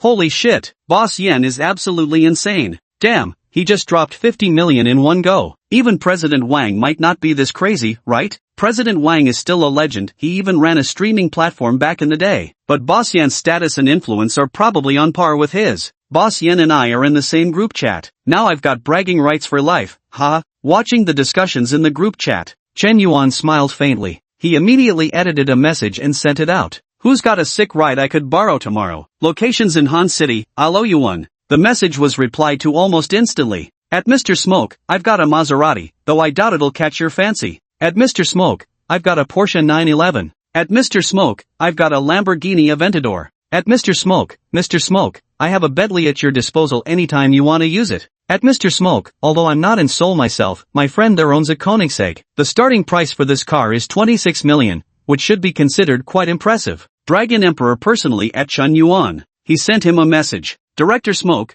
private chat. Chen Yuan instantly replied. He had just splashed 50 million on the Longya live streaming platform. Now his status in the Tycoon Emperor chat group was extraordinarily high, practically the most prestigious whale of them all. Everyone wants to befriend him. However, deliberate flattery can seem abrupt and overly calculated, which might end up annoying others. But now, Boss Yen personally asked to borrow the car. This is an opportunity to connect with the ultimate elites. You definitely can't let this slide. Now that's what I call prestige. When someone reaches sufficient fame and status, forget just borrowing a car, borrowing planes, yachts, or even someone's wife wouldn't be an issue. But if you're just some poor loser, people might not even lend you a bicycle. Chen Yuan began discussing the matter of borrowing a car with Dragon Emperor. Lu Wenjie still looked utterly heartbroken. After all, having a green prairie growing above one's head, anyone would feel terrible encountering such a thing. Chen Yuan could empathize completely. He and Lu Wenjie can be considered the same type of people. Both are what you'd call pathetic simps. Both once groveled to the extreme for the women they loved.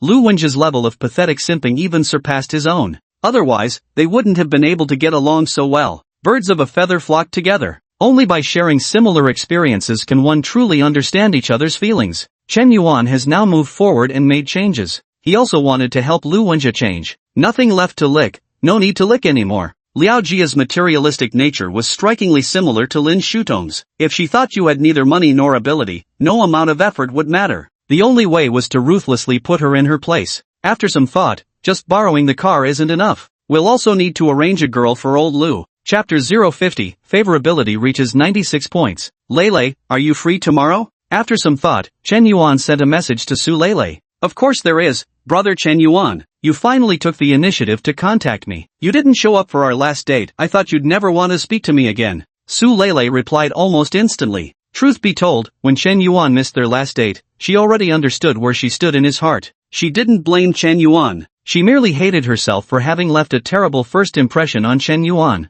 She was infamous at school as a gold digger. Not only that, she also had dubious relationships with many guys. Meeting Chen Yuan was purely by chance. How could a gold digger like her ever compare to campus belle Zhao Yuqi? Whether it's looks, temperament, or reputation, there's simply no comparison. From our very first meeting, she showed herself to be utterly money-obsessed. In the past, even if a guy was genuinely interested in her, it was just for fun. She never cared what others thought. It's all fair game anyway. You play me, I can play you too, no harm done when everyone's equally shameless. Youth is meant for indulgence, for chasing after everything one desires. But now, she regretted it. When she realized she had genuinely fallen in love with Chen Yuan, she began to feel deeply insecure. Because, her body was no longer pure. I only regret being so young and naive, giving away my first time too soon and getting hurt by a worthless man. And precisely because of this, she began to willingly let herself spiral downward. Drinking, smoking, getting tattoos, rebellion, clubbing all night by such a young age, she had already experienced far too much. She's already gone through more than a dozen boyfriends.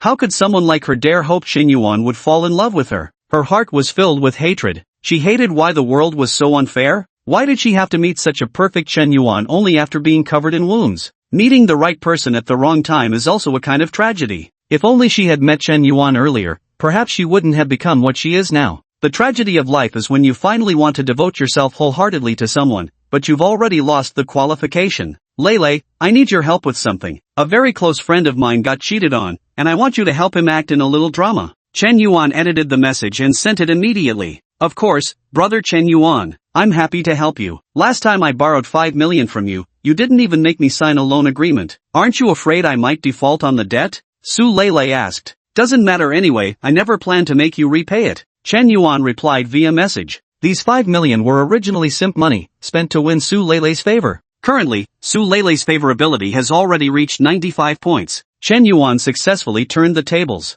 Whether nature repays or not doesn't matter anymore. Why feel sorry when spending the system's money? Su Lele, affection +1. Ding. Current target Su Lele's affection toward the host has reached 96 points. Reward, 5 enhancement points for the host. Alert, when the affection level of the host's bonded SIMP target reaches 95 points, increasing affection further will grant enhanced attribute points. Each additional point of affection rewards 5 enhancement points. Holy shit. Seeing the system notification, Chen Yuan was utterly shocked. He initially thought that once the affection level of his comeback target reached 95 points, the mission would be considered complete. There would be no need to maintain the relationship afterward. Since the mission is complete anyway, the tool is naturally useless now. Who knew that continuing to raise affection levels would bring unexpected rewards? Moreover, every point increase in affection rewards 5 enhancement attribute points. These rewards are ridiculously generous. Of course, the higher you raise the favorability, the more difficult it becomes. After all, the maximum favorability level is only 100 points. Exceeding 100 points of favorability means this person loves you even more than themselves. In this world, everyone loves themselves most of all. It's practically impossible for someone to love another more than they love themselves. If such a case exists, it must be like Liang Shanhua and Zhu Yingtai, they'd even die for each other. At that moment, the system interface popped up. Name, Chen Yuan. Age, 21. Height, 180 centimeters. Weight, 67 kilograms. Strength, 19. Constitution, 19. Spirit, 10. Agility, 14. Peak adult level is 10. Status, exceptionally healthy. Enhancement points, 5 points. Host, please select an enhancement direction. I choose to enhance my spirit. Chen Yuan responded mentally. Ding. Enhancement successful. Host's current spirit, 15 points. The moment the system finished speaking, Chen Yuan suddenly felt a cooling sensation flooding his mind. For no reason, he noticed his thoughts becoming extraordinarily clear. Many previously perplexing problems now unexpectedly unraveled, as if a veil had been lifted. It was an epiphany, a revelation. So damn comfy. Chapter 051, You're really hopeless. Old Chen, who are you texting? Lu Wenjie asked. I'll arrange an actor for you. Here's the plan. Tomorrow, invite Liao Jia out for a proper talk. I guarantee you'll finally hold your head high in front of her. Count on it, Chen Yuan declared confidently. Is this really okay? Absolutely, just to save your face. I even went and borrowed you a damn car. Lu Wenjie thought Chen Yuan had just borrowed an ordinary car. He didn't harbor much hope about it. But since it was his buddy's kind gesture, there was no need to refuse. The key point was, he also wanted to have a proper talk with Liao Jia. 6 years of affection finally deserve a proper closure. That night, Chen Yuan didn't return to the dormitory. He kept drinking with Lu Wenjie until 1 o'clock in the morning. Chen Yuan was fine after his physical constitution strengthened. His alcohol tolerance had increased accordingly. Even after drinking half a case of beer, he just felt pleasantly buzzed. Meanwhile, Lu Wenjie had already vomited 2 or 3 times. A man recovering from heartbreak needs a good, thorough drunk. Chen Yuan didn't stop him. I found a hotel and roughed it for the night. 10 a.m. the next day. An unfamiliar phone call came through. Hello, is this Boss Yin? I'm Zhang Haotian, a friend of Long Wang. You can call me Xiao Zhang. Xiao Zhang, are you here to deliver the car? Chen Yuan asked casually. Yes, Boss Yin. Your moves on Longya Live yesterday were absolutely legendary. I was completely dumbfounded. It's such an honor to have the chance to get to know a heavyweight like you. Zhang Haotian's voice over the phone sounded like a fan meeting his idol. His demeanor was extremely humble. Not a trace of that entitled rich second-generation arrogance. Zhang Haotian is considered one of Seoul's top second-generation wealthy elites. The Zhang family are major real estate developers in Seoul. Prestigious projects like the Riverside Villa compound were developed by the Zhang family. Zhang Haotian usually enjoys watching live streams in his free time. Sometimes when he's enjoying the stream, he'll even gift the host hundreds of thousands as presents, getting the emperor title to show off. A few 100,000 means nothing to a top-tier rich second-generation heir like him. After all, he's that young master of the Zhang family who can casually drop 20 or 30 million to buy a Koenigsegg supercar. But today, the demeanor of this eldest son of the Zhang family was quite humble, because the person he had to face was none other than the legendary tycoon, Boss Yin. This big shot was the fierce man who had splurged 100 million across major live streaming platforms. Although the Zhang family was wealthy, assets exceeding 5 billion, but Zhang Haotian would never dare to spend 100 million on tipping a female streamer. Yet this Lord Smoke accomplished it effortlessly. Especially when Dragon Emperor mentioned that Lord Smoke not only casually threw around 100 million on a streaming platform but was also generous enough to gift a $6 million villa to a girl without a second thought. From this, it's clear. This big shot isn't some idiot pretending to be wealthy, but a genuine tycoon in the truest sense. With unfathomably profound resources. Zhang Haotian was usually arrogant and domineering, but in front of Boss Yen, he couldn't muster any of his usual arrogance. Oh, so you were also watching the live stream at Dragon Fong yesterday? Ah, it was nothing special, hardly worth mentioning. I'm in Qinyuan residential area on Friendship Avenue, just drive your car over here.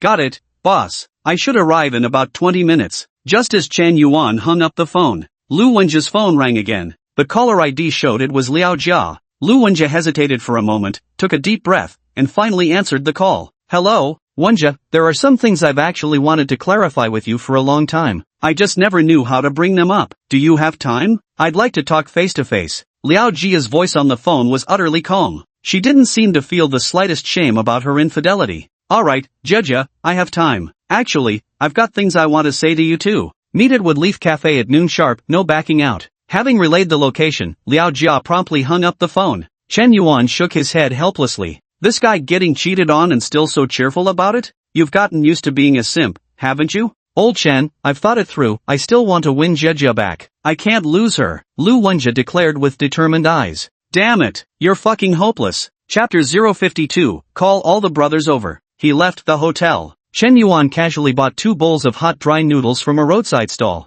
At that moment, a silver streak of lightning roared past like a phantom. A domineering supercar pulled up in front of the home inn. Holy shit, what kind of car is this? It looks insane, even flashier than the Ferrari 488 I saw last time. This sports car must cost at least a few million, right? A passing girl exclaimed in shock. Pfft, typical clueless comment. The 488 is mediocre compared to this, it's a Koenigsegg, one of the world's top-tier hypercars, priced at a staggering 26 million. Go do nyang it yourself if you don't believe me. 26 million? Oh my god, that's insane. Just a car, yet more expensive than a damn mansion. I thought it was some no-name sports car, but turns out it's so next level it practically breaks the sky. As a crowd of bystanders marveled in awe, a young man wearing sunglasses stepped out of the Koenigsegg. With a toothpick dangling from his lips, a Patek Philippe on his wrist, and head-to-toe Versace luxury wear, his entire demeanor seemed to scream one word, ostentation. Hey, Boss Yen, I've arrived, where are you? About 10 meters ahead on your right, in the alley, look for the guy in a white t-shirt and cargo pants holding a bowl of hot dry noodles. That's me. Listening to the voice on the phone. Following Chen Yuan's directions, Zhang Haotian turned toward the sound. In the alley, he saw 2 sloppily dressed young men walking toward him. These 2 guys were dressed in cheap street market clothes that cost less than 200 yuan. They were eating 5 yuan bowls of hot dry noodles. One of them smiled and waved to greet him. Zhang Haotian was completely baffled. Is this the legendary tobacco boss? So young. Such a loser. He doesn't look at all like the legendary tycoon who casually tipped a female streamer 50 million. Are you, President Yen? That's me. Chen Yuan nodded. My apologies, boss, I didn't recognize you at first. You're keeping such a low profile. Zhang Haotian took off his sunglasses. He quickly realized that some truly wealthy tycoons didn't need superficial things to enhance their image, because such things held no meaning for them whatsoever. Tycoons conduct their affairs entirely according to their whims and inclinations. Whether maintaining a low profile or being domineering, they switch modes at will. This is what true mastery means. It seems I'll have to learn from Boss Yen and avoid being too flashy in the future. Hey Xiao Zhang, hand over the car keys, I'll return them tomorrow. By the way, that watch of yours looks pretty nice too, lend it to my friend for now. I'll treat you to dinner when I have time later. Although this was Chen Yuan's first time meeting Zhang Haotian. But she didn't stand on ceremony with him either, adopting an imperious and domineering manner. After all, such behavior suited his identity as a rich and powerful tycoon even better. Zhang Haotian glanced at Lu Wenjia beside Chen Yuan and instantly wore an expression of sudden understanding. So President Yan's friend here seems to be just an ordinary person who lost face due to some reason, and President Yan decided to help him recover his dignity. Such incidents are almost commonplace in the circles of the wealthy second generation. Boss Yen, here are the car keys and the watch. If you feel it's not enough, I can call a few more friends. At the very least, arranging a fleet of over a dozen cars won't be an issue. As Zhang Haotian uttered these words, Chen Yuan's eyes instantly lit up with interest. Absolutely, absolutely. Xiao Zhang, if you're willing to help, that would be even better. Hold on, let me give my friend a call right now. Hey, doggy, got plans tonight, gonna introduce you to someone. Who is it? Big Smoke. Holy shit, Tianji, you can't mean that brother Smoke who spent 50 million at Dragon Tooth yesterday, can you? Now you know your Tian Bros clout, huh? Hurry up and round up all the boys. Chapter 053, Petrified on the Spot. Noon, 12 o'clock. Maple Leaf Cafe. Chen Yuan and Lu Wenjie had arrived 10 minutes early. Maple Leaf Cafe was an exquisite spot brimming with bourgeois charm. The entire cafe radiated an exceptionally artistic atmosphere, clean, tidy, and peaceful. In the bustling city, spending an afternoon sipping coffee and reading books in such a place is one of the most cherished lifestyles for many urban white-collar women. However, just a casual cup of coffee here easily costs 1 to 200. For ordinary students, it's considered a rather expensive indulgence. Coming once or twice is no problem. But if you come frequently, you need to have a pretty good family situation. Lu Wenjie sat in the cafe, visibly uneasy. Chen Yuan sat in a relatively distant corner, hiding behind a book. The wait stretched on for over half an hour. Around 12:30, a Porsche Cayenne finally pulled up slowly in front of the cafe. Then, a girl who seemed both familiar and strange to Chen Yuan stepped out of the Cayenne. The girl had striking good looks, dressed in a Chanel dress, carrying an LV bag in her hand, and wearing a Swarovski necklace around her neck. This entire outfit probably cost around 20 to 30,000 yuan. Although they were all luxury brands, they were just ordinary styles within the luxury category. Yet the expression on her face was as haughty as a peacock. Jia, you're finally here. I ordered your usual Americano, see if you like it. Liao Jia just sat down. Lu Wenjie automatically switched into simp mode. Wenjie, let's break up. Liao Jia said directly. Why? I don't understand what exactly I've done wrong. Maybe it really is my fault. I shouldn't have gone to find you without telling you first. I can pretend yesterday never happened. I can act like I saw nothing, as long as you cut ties with that man. I can forgive you. Lu Wenjie's eyes were red as he grabbed Liao Jia's hand, as if clutching at his last lifeline. 6 years of love, he truly couldn't let it go. In front of Liao Jia, he had long been stripped of every last shred of dignity. But Liao Jia violently shook off Lu Wenjie's hand. Lu Wenjie, I want you to understand one thing clearly, I don't need your forgiveness. In fact, I've done nothing wrong. We weren't married, and I have the right to choose. Perhaps I should have made this clearer to you earlier. Society is harsh, we'll graduate in just 1 year. Do you know how measly the salaries are for fresh graduates? You simply can't give me what I want. Let's break up, Liao Jia declared with unyielding finality. Jia, believe me, I'll work hard to earn money in the future. No matter what, I graduated from a top-tier 985 university, and I'll keep studying for postgraduate entrance exams. My future salary definitely won't be low. Even if I'm the sole breadwinner, I can guarantee you'll never have to worry about food and clothing. Lu Wenjie vowed solemnly. But to Liao Jia's ears, these words sounded like a complete joke. Taking the postgraduate entrance exams? How much does a fresh graduate earn now? 10,000 yuan. At best, 20,000 or 30,000, and only after several more years? A woman's youth is priceless. I can't wait that long for you, and even if you did eventually earn 20,000 or 30,000 a month, think about it, buying a house, a car, the betrothal gifts, where wouldn't we need money? Life would still be a constant struggle to make ends meet. That's not the life I want. You just don't understand. At this point in Liao Jia's speech, Chen Yuan couldn't bear to listen any longer. A woman's youth is precious. Is a man's youth not equally precious then? If you want to reap without sowing, just say it outright. Why dress it up with such high-sounding words? What hypocrisy! You think a salary of 20 to 30k is too low? Tell me, can you even earn 3k a month yourself? Damn! Jia, are you really being this heartless? After all these years of feelings, are you just going to cut it off so easily? Lu Wenjie's eyes burned crimson as his tone turned icy. It's not me being heartless, it's you being childish. See this bag on me? LV. It would take you a year's living expenses to afford something like this. I don't want to waste any more words on you. Brother Kai is waiting for me in the car. I came today to make a clean break, don't contact me again. After finishing her piece, Liao Jia turned to leave without another glance. The man from the Porsche Cayenne suddenly walked in. He appeared to be around 27 or 28 years old, putting on a decent front but clearly putting on airs. Despite the sweltering heat, he was dressed in slacks, leather shoes, and a red vest, with his hair slicked back in an exaggerated fashion. Jia, have you finished talking? I've made it clear to him, Brother Kai. After Liao Jia finished speaking, Brother Kai pointed at Lu Wenjie with a look of disdain. Listen kid, here's some advice from me. If you can't afford the high life, stay in your lane. Get lost, you broke-ass loser, and never harass my girlfriend again, or I'll make sure you regret it. The guy in the bomber jacket arrogantly threw this threat at Lu Wenjie. Then he took Liao Jia's hand and left. Lu Wenjie was repeatedly humiliated and mocked. He finally couldn't take it anymore. Liao Jia, you'll regret this. From today onward, you've lost me, you've completely lost me. Lu Wenjie practically shouted. TCH, just a broke-ass simp, really thinks he's hot stuff. The man in the quilted jacket sneered contemptuously. Liao Jia suddenly seemed distracted upon hearing this. She felt as if she genuinely lost something important. But immediately he shook his head and dismissed this childish, ridiculous thought. Wow, there's an incredibly flashy supercar up ahead. I wonder who it belongs to. Holy shit, that's a Koenigsegg, a top-tier luxury car worth 26 million. Jia, let's go take a photo with it. You don't get to see supercars of this caliber every day. The bespectacled man was clearly a supercar enthusiast. He has quite thorough knowledge of the world's top luxury cars.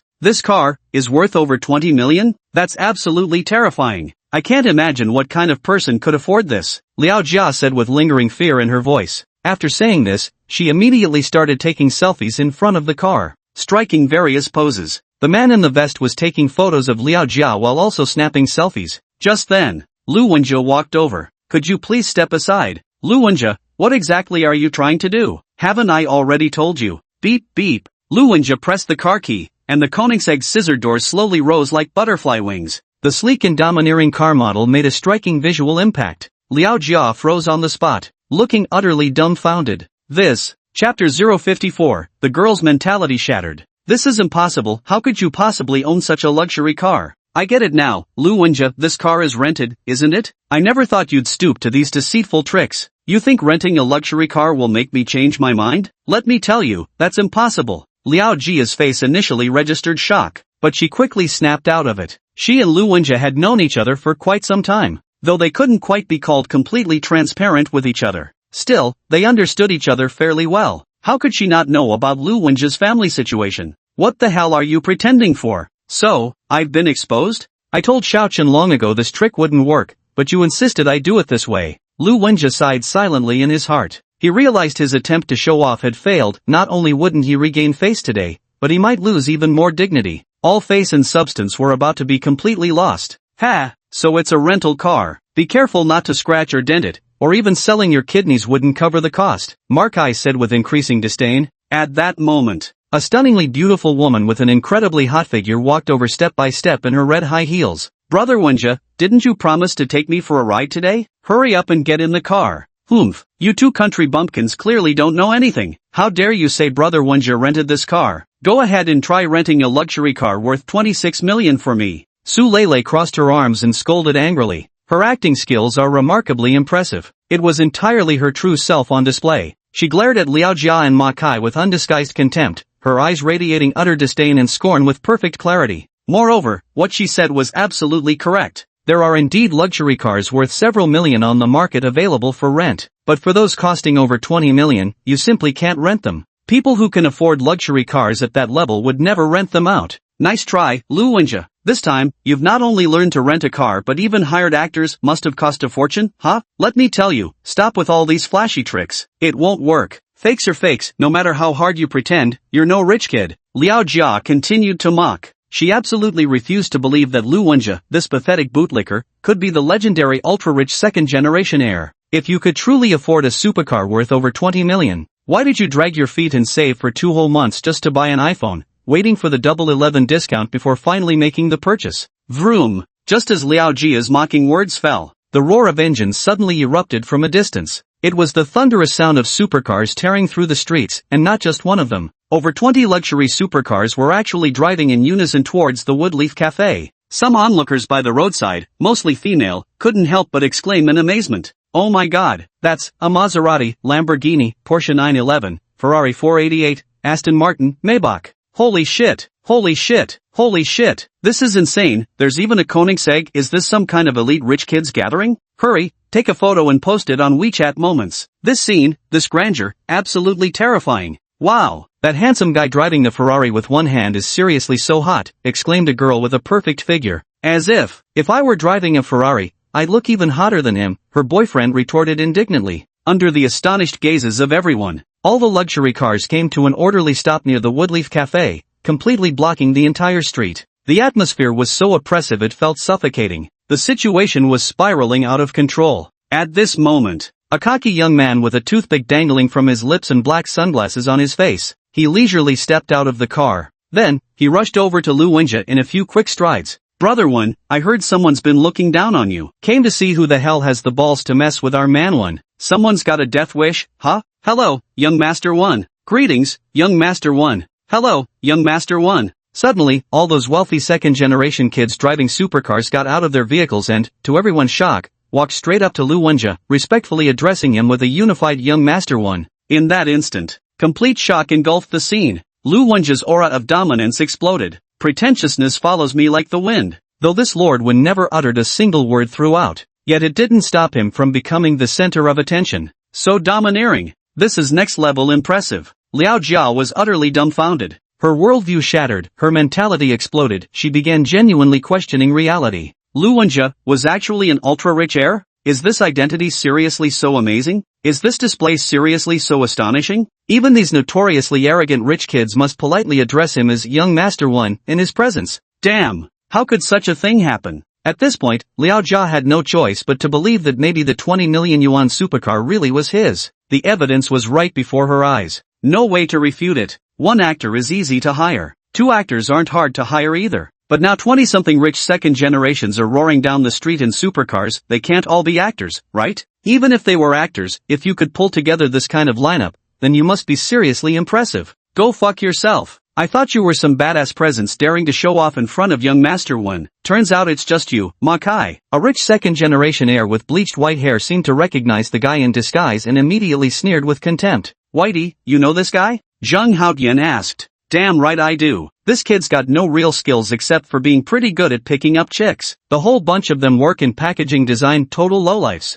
Whitey mocked. What's this packaging design all about? You guys just don't get it. Nowadays some broke losers with no money pretend to be rich second-generation heirs, using carefully crafted social media profiles to hook up with hot girls. There's this whole crew of about 20 to 30 guys. They rent one luxury car, then take turns taking photos with it, split between 20 people, each only spends like $100 or $200, and bam, they've got their luxury car selfies. Rent a 5-star presidential suite, split the cost and it's just $200 per person, instant luxury suite photos achieved. Charter a luxury yacht, divide the bill and it's only $500 per person, premium cruise photos secured. Private jet rental, villa rental. Dozens of people took turns in a group session. After the whole process, each person spent less than 2,000 yuan on average. Their social media feeds were filled with nothing but high-end lifestyles, luxury venues, fancy cars, and villas. These girls thought they'd met their Prince Charming. In reality, the guy probably didn't even make 5,000 yuan a month. That LV bag she's carrying? I could tell it's fake at first glance. With a mocking grin, Bai Mao pointed at Liao Jia's LV bag and jeered without restraint.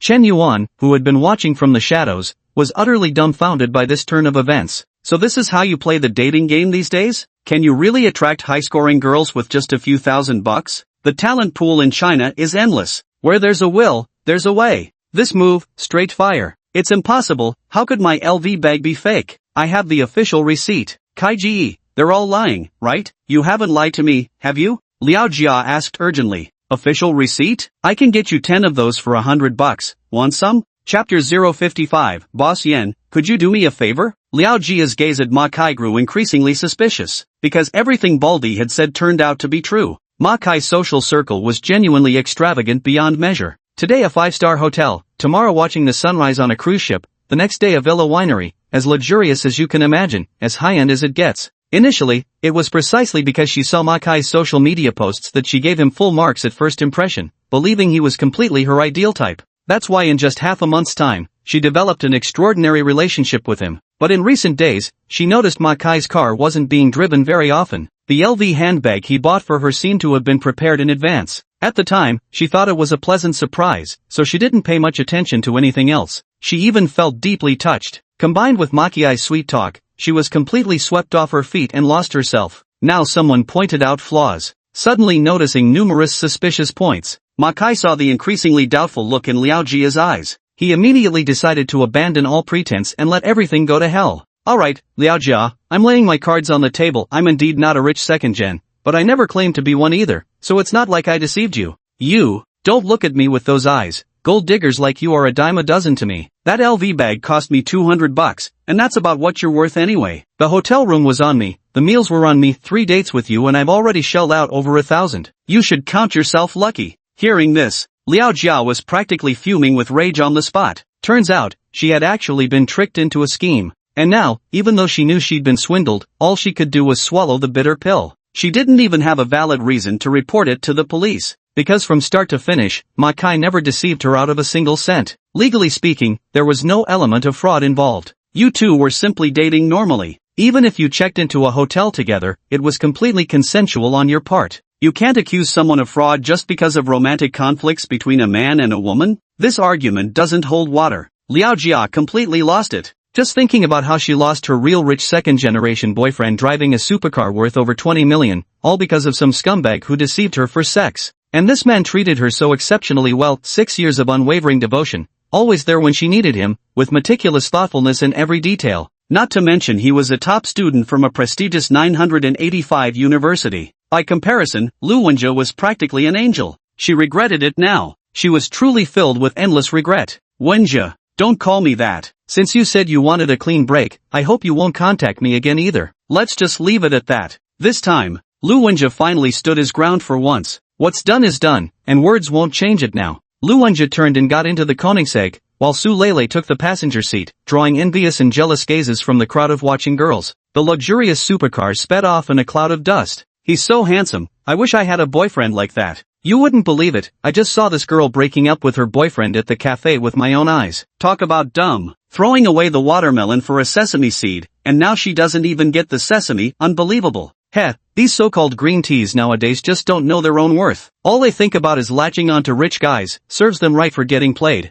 Nothing to pity gold diggers get what they deserve. Ugh. After Lu Wenjie drove away, Liao Jia became the subject of pointing fingers. Every malicious remark struck like a sharp dagger brutally thrust into her chest, leaving her bleeding endlessly. At last, she completely broke down, collapsing to the ground in frenzied sobs. Yet no one showed her pity. The wretched always have their hateful traits. Hey you, Ma Kai, right? You think you can just walk away after stealing Wen Xiao's girl? At this moment, Chen Yuan, who had been hiding in the corner watching the drama, finally stepped forward. He blocked Ma Kai's path as he tried to leave. Lu Wenjie was normally reserved and wouldn't do anything extreme, but since this punk had dared to steal his sworn brother's girl, Chen Yuan wasn't about to let him off easily. Chen Yuan had just stepped forward. Zhang Haotian immediately followed suit, with the group of rich second-generation heirs behind him swiftly surrounding Ma Kai. Ma Kai was nearly scared out of his wits in an instant. Bro brothers, I really didn't know this girl was Wen Xiao's girl. It's my fault for not recognizing her. Sorry, I'll cut ties with her right away, block her on WeChat. I swear I won't dare again. Can you guys let me off the hook, please? Say sorry and that's it? If I fucking stab you and say sorry, does that make it okay? White hair jeered. I won't lay a finger on you. Slap yourself 100 times, then you can go. Otherwise, believe me, I'll make sure you can't survive in Hanxiang, Chen Yuan said coldly. I'll do it. I'm doing it right now. Ma Kai nodded meekly. He immediately began slapping himself across the face, striking with considerable force. Just kidding, any one of these spoiled rich kids could easily destroy him, let alone this entire group. If we can get past this incident today, losing a little face and suffering some hardship wouldn't matter much. Those in the packaging design business are true men, they can bend without breaking. After enduring 100 slaps, Ma Kai's face was swollen beyond recognition. Damn impressive. Anyone who dares to be this ruthless with themselves is someone to respect. Zhang Haotian nodded in unexpected admiration. Get lost. Don't ever let me see you again. I'll get out right now. Finally, Ma Kai drove off in the rented Porsche Cayenne like a whipped dog, thoroughly humiliated. Boss Yan, how was my acting just now? Zhang Haotian laughed as he spoke. In front of Chen Yuan, he took off his sunglasses and dropped his usual arrogant demeanor. Holy shit, is this guy really the tobacco king? I thought that guy Wen Xiao was the actual tobacco king. Damn it, I even bowed to that kid just now. I also thought Wen Xiao was the tobacco king. After all this commotion, turns out it was just a huge misunderstanding. I heard Brother Tian call in Wen Xiao, so I followed suit. So the tobacco king was just watching from the sidelines the whole time. I knew it, no way the tobacco king would have any interest in such worthless trash. Wait a minute, don't you guys think Boss Smoke's silhouette looks familiar? It kinda resembles the running hero who went viral on Douyin recently. You're right, it does. Stop joking, Boss Smoke can't possibly be the running hero. If anything, he's more like the billionaire hero. The group of wealthy second-gen heirs chattered back and forth. They all maintained a humble demeanor. Brothers, thank you all for showing up today. Lu Wenjie is my brother. By supporting him, you're giving me face. How about we go to the cafe? My treat for coffee. Chen Yuan said politely. Since they had helped out and showed support, returning the favor was only proper. But if he were to treat these rich second-generation kids to a meal, Chen Yuan couldn't afford it. Who knows if they'd order extravagantly expensive dishes. If it's just coffee, though, Chen Yuan could manage that. Spending his own money stung a little, but saving face was non-negotiable. Sure, I'm actually thirsty. Oh, Big Boss Yen, there's something I wanted to ask you for help with, if it's convenient. The silver-haired rich kid suddenly spoke up. Chen Yuan's heart instantly skipped a beat. The hell? You're really not holding back, huh? Here's the thing, Boss Yen. Recently I've taken a liking to this female streamer. Her looks, figure, and talents are all top-notch, exactly my type. Only problem is she's not getting much traffic. I was hoping you could drop by her stream and show some support. Just say you came at white-haired hero's invitation. Would really make me look good. Chen Yuan breathed a sigh of relief upon hearing this. Supporting a female streamer, wasn't this his specialty? Today, he'd make these rich second-generation kids witness what a truly legendary tycoon looks like. Chapter 056, I'm going to the bathroom. White hair, don't go too far. How dare you make such a request when meeting President Yen for the first time? Zhang Haoyan scolded. It's fine, just trivial matters. Which platform does this female streamer you mentioned belong to? Chen Yuan waved his hand with a smile. As they were talking, the group walked into Konoha Cafe. President Yen, the female streamer I'm talking about is on Dragon Fong. I even opened a Duke account there, though the influence isn't that great. If President Yen would be willing to help, I'd be truly grateful. White hair pleaded for assistance, but there was another layer to his request. Up to this point, he still couldn't quite believe this guy in front of him was really the legendary tycoon, President Smoke. Chen Yuan was far too young. What's more, the clothes and shoes he was wearing combined didn't even amount to 200 yuan. This was the complete image of a poor, wretched loser. How could this possibly match the aura of tobacco tycoon Yen? Not only does white hair have some doubts, but the other rich second-generation heirs also harbor varying degrees of skepticism. These days, with all sorts of elaborate scams floating around, one can never be too careful. Since you're the legendary Big Boss Yen, it wouldn't be too much to ask you to show some support for a live streamer in front of everyone, would it? Of course, if you wanted Chen Yuan to treat everyone to dinner, he might hesitate quite a bit, but ask him to send gifts to a female streamer, and he wouldn't hesitate for a second. With 150 million dragon coins left unspent and an endless supply of simp money from the system, you want to test me? Fine, I'll give you a show you won't forget. Waiter, 20 cups of coffee. Right away, sir. The beautiful waitress in the cafe flashed a sweet smile. She knew exactly what kind of people this group was, and there were still 20 luxury cars parked outside. As soon as this crowd entered, the cafe was nearly at full capacity. There had originally been 5 or 6 female office workers in the cafe, but now they were all blushing shyly. Under normal circumstances, how could one possibly encounter so many wealthy second-gens all at once? For a while, business at the Konoha Cafe suddenly picked up quite a bit. The number of passing girls had multiplied several times over. Among them were many stylish and beautiful young women. After finding a seat and settling in, Chen Yuan pulled out the Apple iPhone 12 that Zhao Yuqi had bought for him, turned on mobile data, opened the Dragon Fong live streaming app. It really is Boss Smoke. A wealthy second-generation heir saw the familiar ID Lonely One cigarette on Chen Yuan's phone and finally gave an approving nod. Bro, what's the name of that streamer girl you like? Chen Yuan asked by Mao with a completely straight face. President Yen, my favorite female streamer is called Classmate Ruwashi. She's a host in the Star Show section, and currently has just over 50,000 subscribers, still a small-time streamer. Alright, Chen Yuan nodded. Began searching for the name Classmate Ruwashi. He usually didn't watch these small-time streamers, though there were plenty of good-looking ones among them too. Through the search, Chen Yuan clicked into Classmate Ruwashi's live stream room. Coincidentally, this female streamer was not only live broadcasting but also engaged in a PK battle with another female streamer. Currently, for female streamers on major platforms, a significant portion of their income comes from PK battles, because PK battles can encourage viewer spending.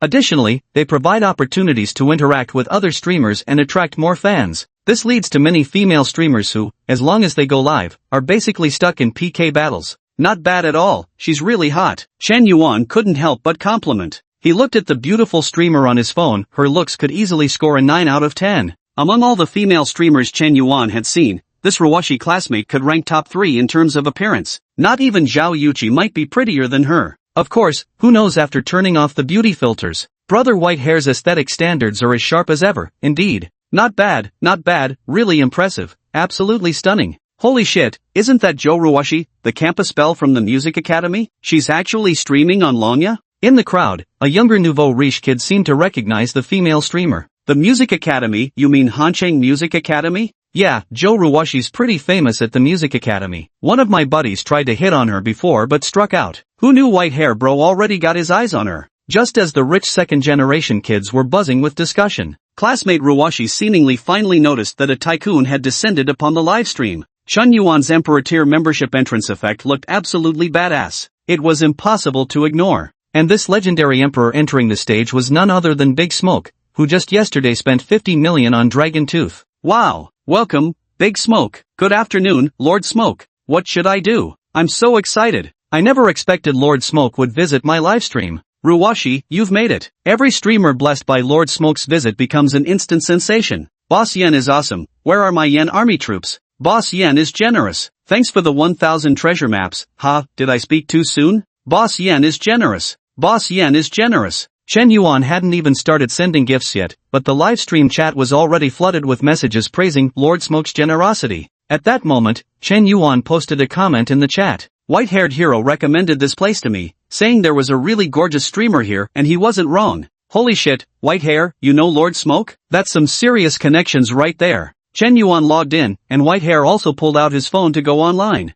Of course, Yen is always my good buddy. You guys have no idea about my connections. White hair typed, casually showing off. Chen Yuan looked at this comment. A faint smile appeared at the corner of his mouth. He clicked open the gift interface and began swiping with practiced ease. Wow. Thank you, Boss Smoke, for the treasure map gifts. Much appreciated, Boss Smoke. Joe Ruwashi had barely finished expressing her thanks when she noticed the number of treasure map gifts had already exceeded 30. Moreover, they were being spammed at a frenzied rate of 2 per second, completely out of control. This is a fucking luxury gift worth 5,000 bucks each. How does Boss Yen make it look like he's tossing out free glow sticks? And so it begins. Boss Yen's at it again. God damn it. Boss Yen, just how loaded are you? Can you spare some for me? Even Principal Wang would go bankrupt if he splurged like this every day, right? Livestream chat messages are soaring. The female streamer, Ruwashi, is completely dumbfounded. But even more dumbstruck are these rich second-generation kids witnessing Chun Yuan showering gifts firsthand. Watching someone else send gifts in a livestream only makes you sigh at how wealthy they are at most. But in reality, seeing a tycoon in person tipping a female streamer through his phone within just a few minutes, he had already showered her with over 1 million yuan. And judging by Boss Yan's speed,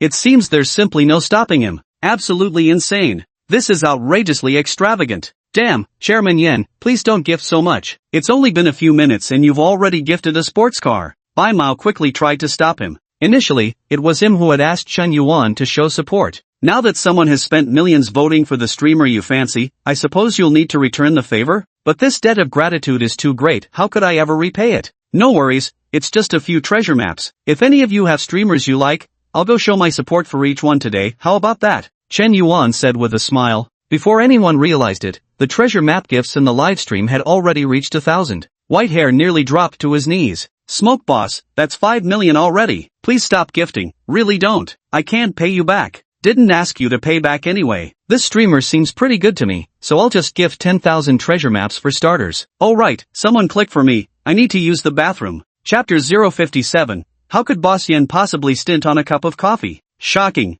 Dumbfounded. Has Boss Yen's wealth already reached such inhuman levels? He actually asked someone to swipe for him? The white-haired guy foolishly took the phone, and Shen Yuanjin really went to the bathroom. He opened the backend to check the remaining Dragon Tooth coins. Put. The white-haired guy had just taken a sip of coffee when he suddenly spat it out. Holy crap. What the hell? White hair, you fucking sprayed it all over my face. Zhang Haoyan complained angrily. Sorry, Tianji, I couldn't help it. The Dragon Teeth coins in Boss Yan's backstage account are fucking insane. Let me see.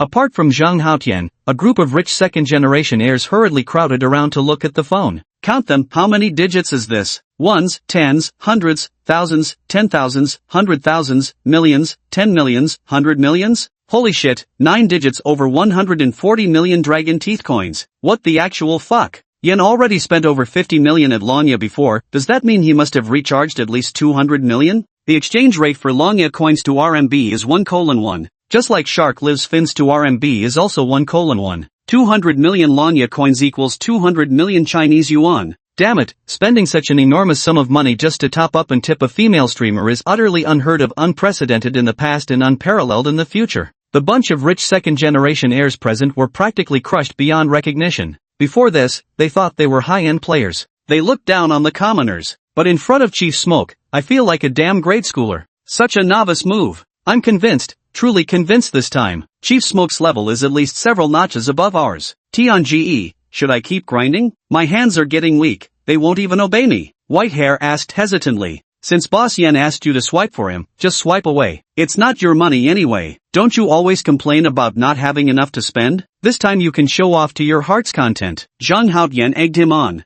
Whitehair bro, this isn't like you. Weren't you always fearless before? Why are you chickening out now? Another rich kid likewise joined in the teasing. Who says I'm chickening out? It's just swiping money, I've never backed down from that. Believe me, even if Boss Yen doesn't come back, I'll fucking keep swiping without batting an eye. Whitehair declared with confidence. These days, you can lose anything, just not your dignity. Bro Whitey, those are your words, better hope you don't end up slapping your own face. The group of rich secondgents clearly loved stirring the pot. Since the cigarette boss has spoken after all, just swipe away. Whitehair steeled himself and began frantically clicking to send gifts. When his left hand got tired, he switched to his right. Tired right hand switched to left. 5 minutes later, Chen Yuan still hadn't returned. 10 minutes later, Chen Yuan still hadn't returned. 20 minutes later. Damn it, why isn't Boss Yen back yet? I've already spent nearly 20 million. Whitehair's forehead began to bead with sweat. He had genuinely never tipped a live streaming hostess this much money all at once before, though Lord Smoke had previously asked him to help with the gifting. But when you actually splash out 10 or 20 million for someone else, you'd still feel a bit nervous.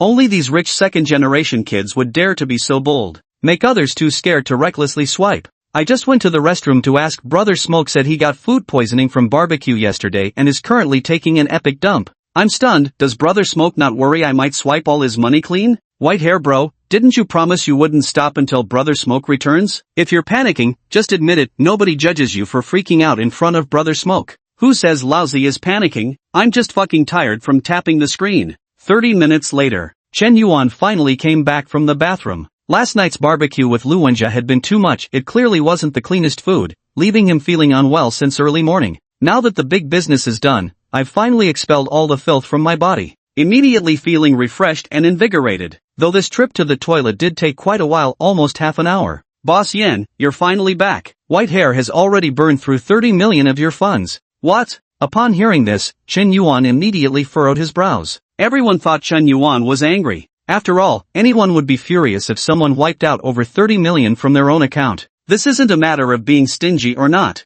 The main issue is that this white-haired fellow never knows when to stop. He absolutely doesn't understand moderation. The atmosphere suddenly turned rather oppressive. At this point, Chen Yuan abruptly changed his tone. Damn, Whitehair, you're terrible. It took you half an hour to only farm 30 million? That's not even half my speed. You're such a noob. Chen Yuan's face was full of disdain. Not the slightest bit angry that Whitehair had farmed over 30 million. Instead, he was complaining about his slow hand speed, and he wasn't saying that just to show off. He genuinely thought Whitehair's clicking speed was too slow. Frequently sending gifts alone can be quite exhausting. Finally having someone to help with the gifting felt like a relief. Can't you fucking scrub any faster? Petrified, stiff, stunned, the rich kids looked at each other in disbelief. Their entire worldview felt shattered. Before this, I always thought I was wealthy and full of pride. Now I realize I'm fucking poor. No, I don't even qualify as poor. Chief Yen, can I be your underling from now on? I want to follow your example. President Yen, here's your phone back. I'm sorry, at first I was deliberately testing you, but this time I'm truly convinced. Bai Qilin admits defeat with complete sincerity. So the white-haired guy was called Bai Qilin.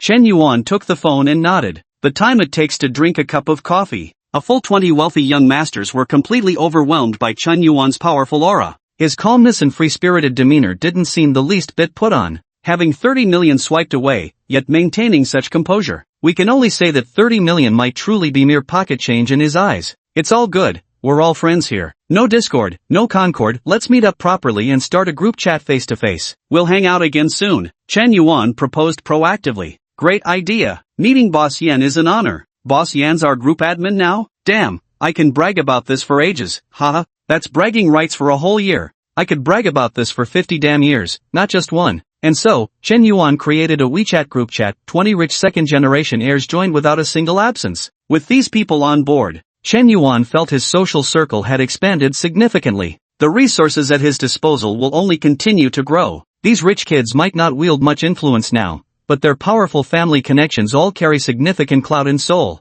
Should trouble arise, a single phone call would be enough to settle it. and they'll gradually mature and come into their own. Anyway, getting acquainted won't do any harm. Brothers, let's meet again next time. Chen Yuan left the Woodleaf Cafe. With the big shots already gone, the crowd naturally began dispersing too. Hey everyone, who's going to settle the bill? The beautiful waitress suddenly called out. Ha, Brother Yen didn't pay? He must have forgotten. Someone like Brother Yen would never begrudge a few cups of coffee. Chapter 058, One Shot, One Little Friend. No one could have expected this. Just moments ago in the livestream, the extravagantly wealthy cigarette boss who casually threw over 30 million without batting an eye, was actually deliberately skipping out on paying. Damn, over 100 for one coffee? 20 cups would cost over 2,000. It's too expensive. I got pour-over coffee on Taobao for 30 yuan that makes 50 cups. Chen Yuan complained sarcastically. Soon after, he hailed a taxi to head back to campus. On the road, Lu Wenjia's call came through. Hey, Xiao Chun, that actress Su Lele you hired, I've already sent her back. Just now Liao Jia called me again, crying her heart out. She says she truly regrets it. What should I do?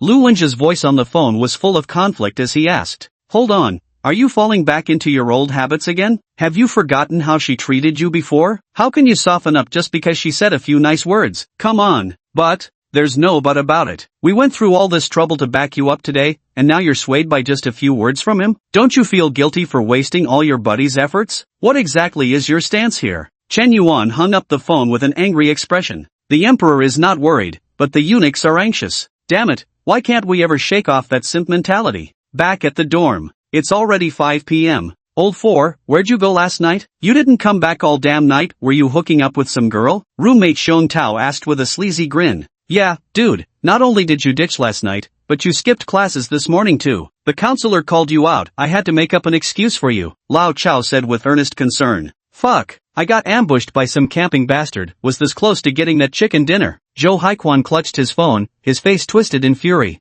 Lately, the guys in the dorm haven't been playing League as much. After playing for so many years and never reaching Diamond, it's just not fun anymore unless we can queue up as a full team of 5. Solo queue is even more boring. Might as well play PUBG instead. At least you can just grab your phone and play anytime. No need to go to an internet cafe, you can game anytime, anywhere. Come on, let's squad up. Just in time, Old 4 is back. We can form a full team and probably grind our way to ace rank in no time. Xiong Tao cheered enthusiastically. Chen Yuan looked utterly speechless. I thought you meant gonna dominate the battlefield, but turns out you just wanna squad up and camp? Ridiculous. Chen Yuan had played PUBG before. After playing for over 2 months, he reached Immortal Diamond rank but couldn't advance further. Because he disliked camping, he preferred direct gunfights. The consequence of aggressive engagements was quick deaths, frequent rank drops, and naturally no progression in tiers. Those who prefer to play stealthily can be like a grasshopper hiding in the grass even without getting any kills. Simply surviving to the final circle will help you rank up.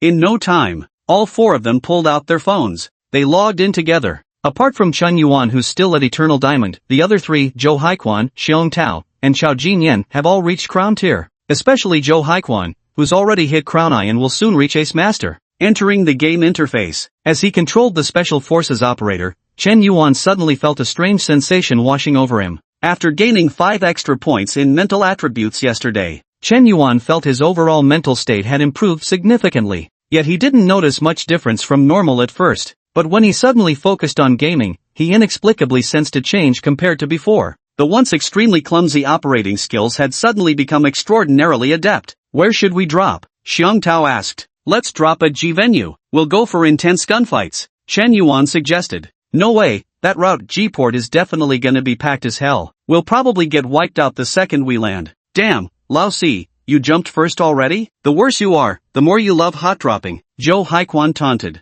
Just now, over 30 people disappeared from the plane in an instant. This drop at Jorgopal must have at least 6 or 7 full squads. Lao Si, you're done for. If you manage to walk out of there alive, I'll kneel and call you daddy. Old Chao looked absolutely certain. Chen Yuan remained silent, merely calculating the landing positions of all enemies the moment his parachute deployed. Jump behind the containers. Chen Yuan picked up a UZI as soon as he landed. Yet, astonishingly, 4 others landed beside him at the same time. Chen Yuan unloaded a full magazine of bullets and instantly downed 2 enemies, but he didn't finish them off, because the enemy's other 2 teammates landed with an M4 and an AKM respectively. After taking 2 hits, Chen Yuan immediately dropped prone and leaped off the cargo container. He's already at half health. After reloading and making 2 rounds inside the container while tracking enemy positions by footsteps, he suddenly rushed out and downed an enemy teammate who was reviving another. Quickly retreated back into the container. 3 enemies were already down, leaving only 1 teammate remaining.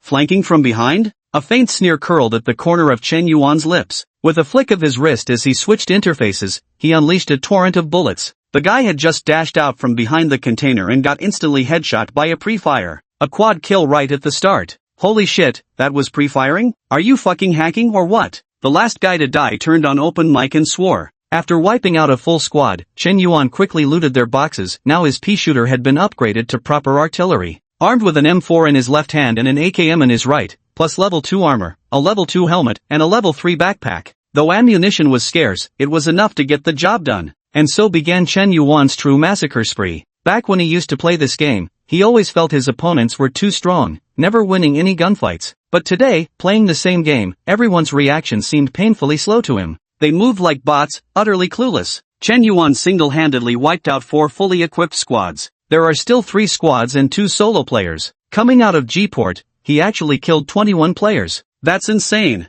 Holy shit, Lao Si, you wiped out this many people? Xiang Tao was shocked after seeing the kill count on Chen Yuan's phone. Damn monkey, 21 kills? Old 4, are you hacking? After leaving G-Port, Chen Yuan was already fully geared. Next, he went around hunting for kills. After wiping out a full squad 1v4, 3 solo players, and 1 bot, the headcount had reached 29. Holy shit, Lao Si, get over here quick. Our damn car just got shot down while driving, full squad, seriously skilled. Lao Chao had barely finished speaking when he got finished off. Xiong Tao and Zhou Haiquan were swiftly eliminated one after another. Only Chen Yuan remained in the entire squad. Chen Yuan rode a motorcycle and halted at a high slope over 400 meters from where his teammates had been eliminated. He now carried an M4 and an AWM. Picking up the sniper rifle, he activated the 8x scope and instantly headshot an enemy special forces soldier who was looting a crate. Even a level 3 helmet can't withstand the power of an AWM. Damn, there's a sniper. Quick, take cover behind the car. He's on the high ground, just one guy, probably the last lone wolf left. Who cares? If he dares to challenge me in a shootout, I'll fucking. A chicken dinner streamer was boasting, but before he could finish his sentence, he got headshot. Holy shit, a headshot at 500 meters on a moving target? That's gotta be some aimbot hack. Bang! Another gunshot rang out. A third teammate fell. Bang! The fourth shot, the last man, driving a Maserati, got headshot right through the windshield. 1 shot, 1 eliminated. Damned cheater. This bastard's clearly hacking, report him. On Shark Live streaming platform, a PUBG streamer with 1 million viewers was cursing furiously. Chapter 59, Xiao Meyer arrives in Hanxiang. He entered spectator mode. Yet he was utterly shocked to discover that this lone wolf who had wiped out their full squad had already eliminated 33 players. Simply terrifying. In the game Peacekeeper Elite, only 100 Special Forces soldiers are deployed at the start of each match. In a single game, you might not even encounter 30 people. Damn it, you actually killed 33? And we haven't even reached the final circle yet. Are you some kind of kill harvesting machine? You re-2 noob, streamer, can't even beat a random passerby. This dude is definitely cheating. If he's not hacking, I'll eat shit. This doesn't make sense. After Tencent's official crackdowns, cheats have basically disappeared. Basically disappearing doesn't mean they're completely gone. Wait a minute, let me watch the kill replay. The streamer replayed the clip of Chen Yuan eliminating them over a dozen times. Yet to their utter confusion, it genuinely appeared to be prediction shots, not aimbot. But how could someone's prediction be this strong? This doesn't make any scientific sense. Could he really be an elite? At minimum, he must have the skills of an invincible god of war? After some thought, the chicken dinner streamer decided against reporting him, opting instead to send a friend request. Unknowingly, Chen Yuan had already entered the final circle. Only 5 people remained on the battlefield. After exchanging fire with these 5, only 2 were left standing. Chen Yuan, armed with an M4, rushed forward and took down 1 enemy. Then he was ambushed by another camper. At this critical moment, despite being critically injured, Chen Yuan performed a series of unpredictable maneuvers and, with astonishing reflexes, instantly pinpointed the camper's position. 3 headshots later, the foe was down. Clutch victory with a sliver of health left. Secured the chicken dinner with 35 kills. Shocking. Confused. Shocked. Xiong Tao, Zhou Haiquan, and Xiao Jinyan were staring at Chen Yuan as if he were an alien creature. No way, fourth bro, how are you this strong? 35 kills? You could fucking go pro with this. Don't tell me you've been secretly practicing PUBG non-stop for these past 2 months? That doesn't make sense. I hardly ever see you playing around. Did you really cheat? Old Chow asked with growing suspicion. He realized that ever since Chen Yuan broke up with Lin Shudong, within just 1 week, Chen Yuan had undergone earth-shaking changes. Not only popular with the girls now, even fights like a boss. How come even gaming skills are off the charts? Is there no justice left in this world? Does breaking up really make you stronger? Can heartbreak bring about such earth-shattering transformation? Or has Chen Yuan been hiding his true abilities all along? Maybe they've never truly understood him in the first place? Old Chow, you filthy bastard, stop changing the subject. Didn't you promise to call me daddy if I could escape G-Port? Now that I've won the chicken dinner, start calling. Chen Yuan said with a laugh. We're all brothers here, just joking around, don't take it seriously. Old Chow, now you're in the wrong. A real man, tough as nails, how can you go back on your word? Xiong Tao suddenly switched sides, forming a united front with Chen Yuan. Exactly, hurry up and say it. Say it. Zhou Haiquan also began to back him up. You bunch of turtle eggs. Oh, forget it, I'm going to eat, my stomach's growling like crazy. Old Chow was dead set on acting shameless. Chen Yuan had no choice either. Let's go, let's eat at the cafeteria together. After dinner, Chen Yuan lay in the dormitory. Today is already Friday. Tomorrow is Saturday. Chen Yuan opened WeChat and found that the streamer Xiao Mir had already sent him several messages. Brother Yenzong, are you there? Brother Yenzong, I'm coming to Hanqing for vacation tomorrow. My flight arrives between 9 and 11 in the morning. Brother Yenzong, can you come pick me up? Brother Yen hasn't come to watch my live stream these past 2 days. I'm feeling a little sad about it. Looking at the 3 WeChat messages Xiao Mir had sent, Chen Yuan suddenly understood. Xiao Mir was the first streamer he'd ever gifted donations to.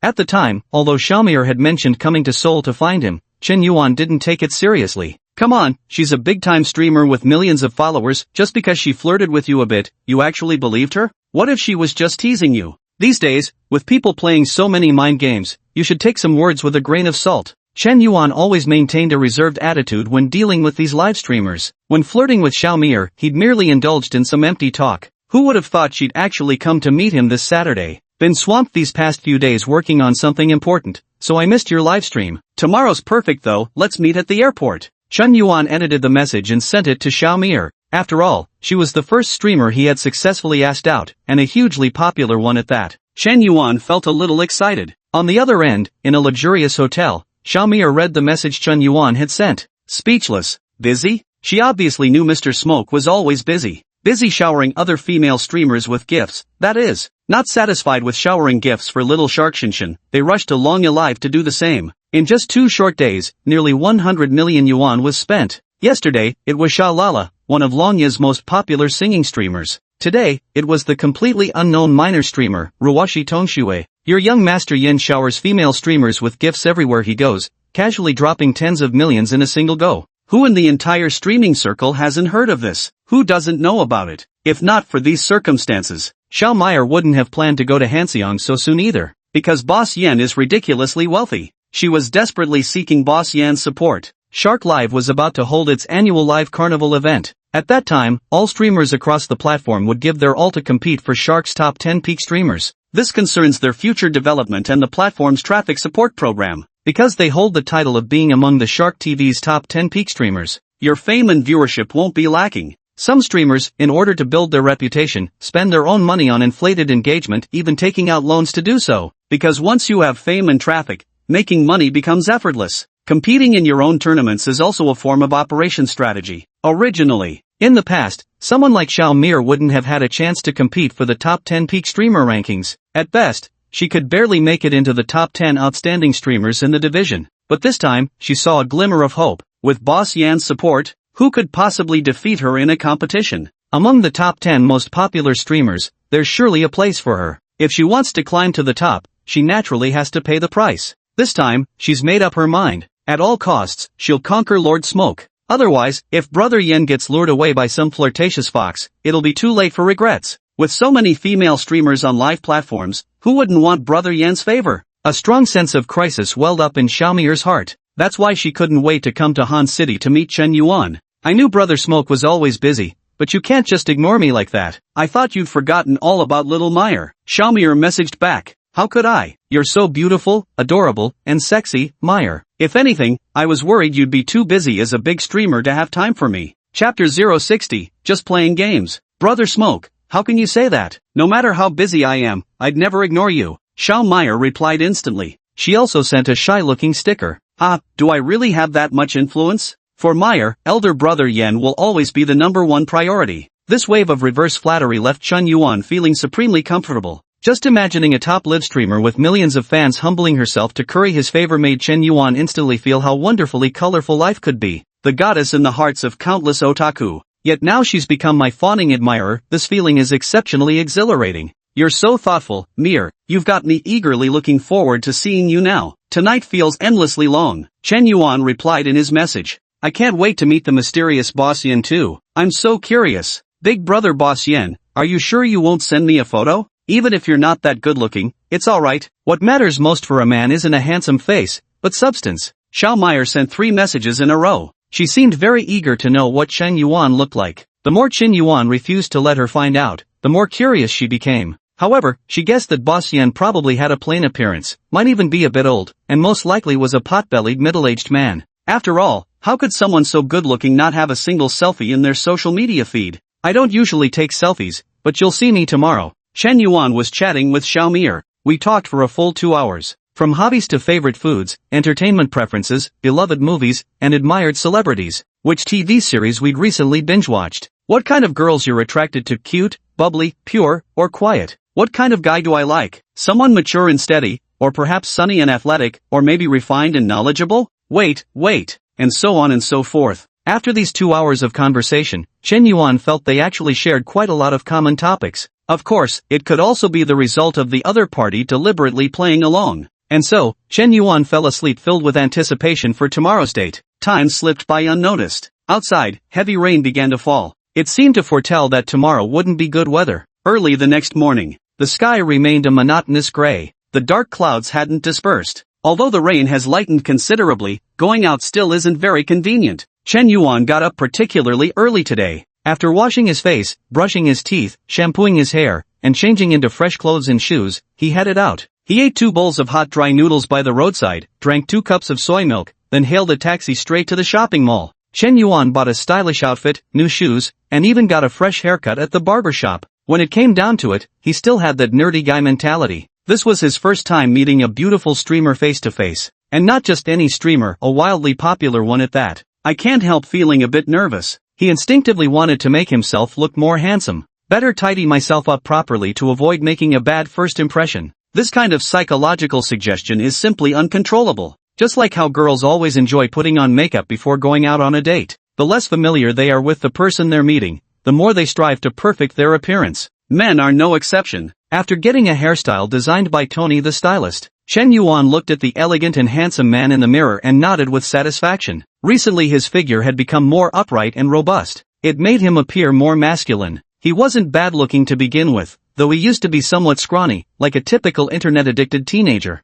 Now with a model's physique, 8-pack abs, and Adonis belt. Used to have a messy bird's nest hairstyle. Now professionally styled. Used to wear shorts and flip-flops. Now decked out in trendy designer clothes from head to toe. Feel like I barely recognize myself anymore. Looking ridiculously handsome. After pulling together this whole stylish ensemble, it was already 10 o'clock in the morning. The airport is quite far from the city center. Taking a taxi still takes about an hour. The timing is just right. Because the other person was walking out from the airport, it was already around 11:20 or so. Chen Yuan would never go to pick someone up early. Just being on time was perfectly fine. Even being 10 or 20 minutes late wouldn't matter at all. I'd rather keep the goddess waiting than wait for the goddess myself. This is one of the top 10 rules for scumbags. Just like Chow Chow's famous saying, I'd rather betray the world than let the world betray me. Same logic applies. Of course, we could do it this way, but we couldn't put it that way. Just as he got into the taxi, Chen Yuan sent Xiaomi a message. I've already arrived at the airport.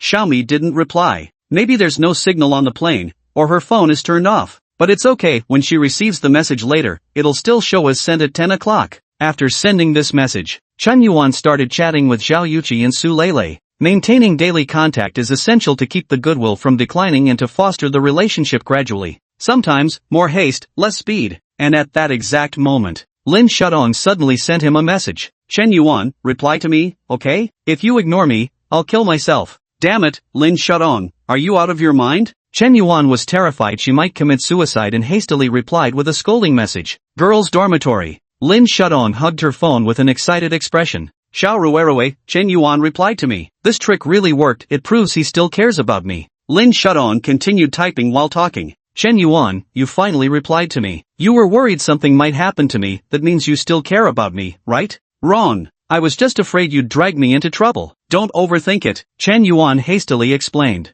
There's no need to deny it. I know I still have a place in your heart. The fact that you responded and haven't blocked me means I still have a chance to make things right. Chen Yuan, it took you 3 years to prove your love for me, and I'll spend 3 years proving that I love you too. Chen Yuan looked at this message. He wondered if he should just block Lin Shutong's WeChat account. Ding! System warning, the bound target of a SIMP behavior cannot be deleted by the host. Initiating contact removal will deduct 20 basic attribute points. The system's warning suddenly echoed in his mind. Chen Yuan was completely dumbfounded. What the hell kind of bullshit rule is this? Being bound as a simping target doesn't even allow deleting their contact information? After careful consideration, Chen Yuan figured such a rule probably made sense. Otherwise, if you bind one and delete another, you'd essentially be cutting off your own simp relationship, and the rewards you've gained so far would vanish into thin air. After clearly understanding the cause-and-effect relationship within this situation, Chen Yuan didn't dwell on it any further. Fine, I won't delete then, it's just one friend slot after all. He certainly had the patience to tolerate this much. An hour later,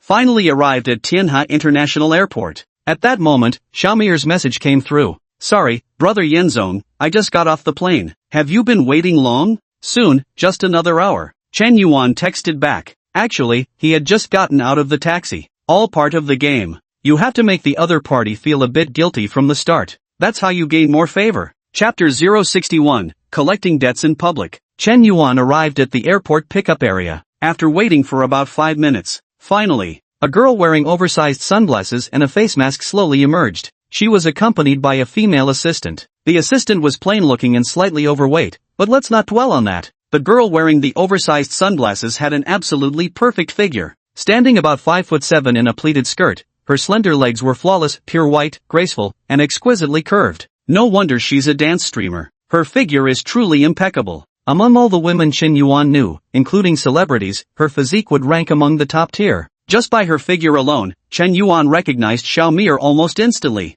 Xiaomi, over here. Chen Yuan waved and called out. Xiaomi paused abruptly, stopping in her tracks. She removed her oversized sunglasses, revealing a fresh-faced beauty with a hint of bewilderment. Are you, Brother Smoke Boss? That's me. Chen Yuan nodded. Oh my god, Brother Smoke Boss, you're actually this young and this handsome? Xiaomi covered her mouth in astonishment. A glimmer of delight was unmistakably visible in her eyes. As for the super-rich Mr. Smoke, she never expected him to be particularly handsome or good-looking from the start. After all, in men, wealth and looks often don't go hand in hand. You cannot have your cake and eat it too. But she never expected that after meeting him. Chen Yuan's appearance far exceeded her expectations. He was not only incredibly wealthy but also extraordinarily handsome, with an impeccable physique, the very image of a fairy-tale Prince Charming. What a delightful surprise! Compared to Xiaomier's thrilled reaction, Chen Yuan felt slightly disappointed. On the live stream, she'd practically had a dazzling beauty score of 9 out of 10. But in real life, she'd probably rate around 8.3 at most.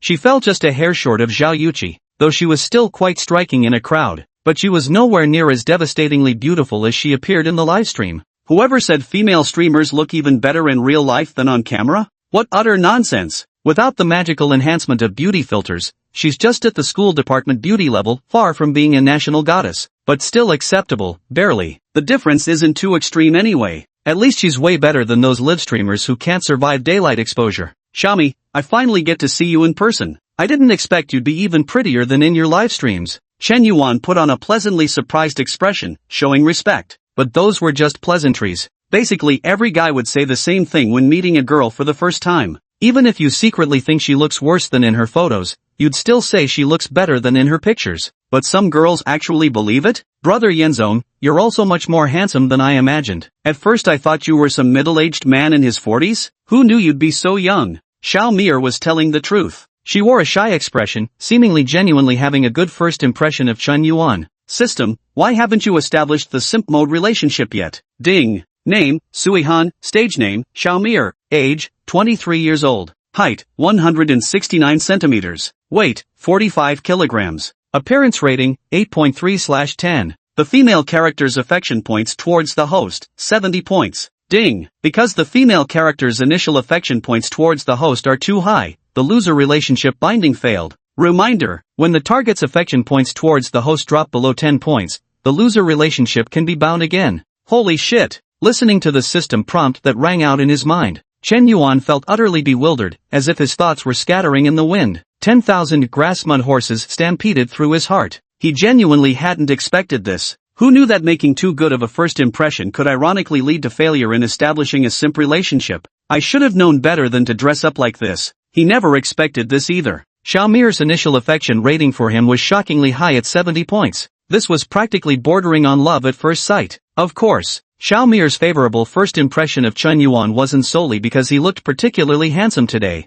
Handsome is just one aspect. The key point is, the status of the legendary tycoon tobacco boss has already been deeply rooted in people's hearts. Moreover, he had previously gifted her extravagant presents. Under various circumstances, Xiaomir reached a 70-point favorability rating upon her first meeting with Chen Yuan. But now, they couldn't establish a simp relationship. What's the point of having such high favorability? No, the money's already been spent. I must lower this favorability rating. Chen Yuan steeled his heart. He decided to start being disgusting. Brother Yenzong, where did you park your car? Xiaomir casually asked. I didn't drive, I don't even own a car. I just came here by taxi, Chen Yuan shrugged, telling the plain truth. Brother Yenzong, you must be joking? With all your wealth, how could you possibly not own a car? Xiaomir wore an expression of disbelief. Chen Yuan looked into her eyes and said with utmost seriousness, I'm not joking at all. The gifts I gave during live streams were all funded by my father. Now, my dad's company is nearly bankrupt because of it, and we owe the bank tens of millions. That's why I called you here, to discuss whether you could return some of the money I spent on gifts for you. As these words left his mouth, Xiaomir was stunned on the spot. She stared incredulously at Chen Yuan, as if unable to believe that this decent-looking fellow could utter such shameless words. How could someone have the nerve to ask for gifts back after sending them out themselves? How shameless can you be? Suihan, affection -10. Suihan, affection -10. Suihan, affection -10. Suihan, favorability -10. The woman's current favorability toward the host, 30 points. Mr. Yen, are you serious? Mir's tone began turning cold. Even the assistant beside her changed from an appreciative gaze to a look of disdain. Of course I'm serious. Look, I've already tipped you over 10 million yuan. I know your platform takes half, so let's call it 5 million. Just return me 5 million, and I won't bother with the rest. How about that? Chen Yuan declared righteously. He had the demeanor of someone broke and shameless, blatantly demanding repayment on the spot. Xiaomir was on the verge of a mental breakdown. She originally came to Seoul this time hoping to strengthen her relationship with the divine tycoon Yenzong, seeking more support, to help her secure a spot among Shark TV's top 10 peak streamers. Yet to her surprise, this divine tycoon turned out to be nothing like what she had imagined. He actually managed to bankrupt himself by gifting on his own home. Now he actually wants to ask me for money back? Are you fucking dreaming? Damn, I've never seen someone as shameless as you. Weren't you the one who voluntarily sent gifts to my little Meyer? Nobody forced you, right? Now that you're broke, you want it back? At least you're an adult, take responsibility for your own actions and stop being such a fucking deadbeat. The plump assistant stormed over furiously, blocking Xiaomir, and pointed at Chen Yuan's nose while cursing loudly. Suihan, favorability -10, current favorability 20 points. I did voluntarily send those gifts at first, but why can't I get a refund? Platforms like Taobao, JD, and Pinduoduo all offer no reason refunds within 7 days. Why can't you? Let me make this clear today. Whether you agree or not, you're refunding this money. Otherwise, I'll take you to court. Chen Yuan roared angrily. His ruffian behavior on the street completely destroyed the last shred of goodwill Xiaomir had for him. Suihan, favorability -20. Suihan, favorability -20. Suihan, favorability -20. Current female's favorability towards host, -40 points. Ding! Licking dog relationship successfully bound. Chapter 062, this thing is just a money-wasting loser. Finally, the binding succeeded. But it seemed like the disgust had gone a bit too far. Xiaomir's favorability toward him had actually dropped to -40 points. At first, Xiaomir's favorability toward him had been as high as 70 points. In less than 5 minutes, there was a shocking reversal. From 70 points of favorability down to -40, a difference of 110 points. It's absolutely ridiculous. When you're trying to win a girl's favor, you usually have to put in a lot of effort just to raise her opinion of you slightly. But if you want a girl to dislike you, it's incredibly easy. Just say a few disgusting words to ruin your image in her eyes and collapse your persona. Your favorability instantly plummets to 0. Indeed, Being bad is easier than being good. Playing the villain is simpler than being the hero. At this moment, Xiaomir's originally admiring gaze was now filled with intense disgust. Go ahead and sue me. Do you think I'm afraid of you? You're an adult, not a child. Since you have civil capacity, you should take responsibility for your own actions. I've never seen a man as disgusting as you, utterly useless, a prodigal son, still putting on airs despite having nothing. If you're broke, stop acting tough. Xiaomir spat out contemptuously.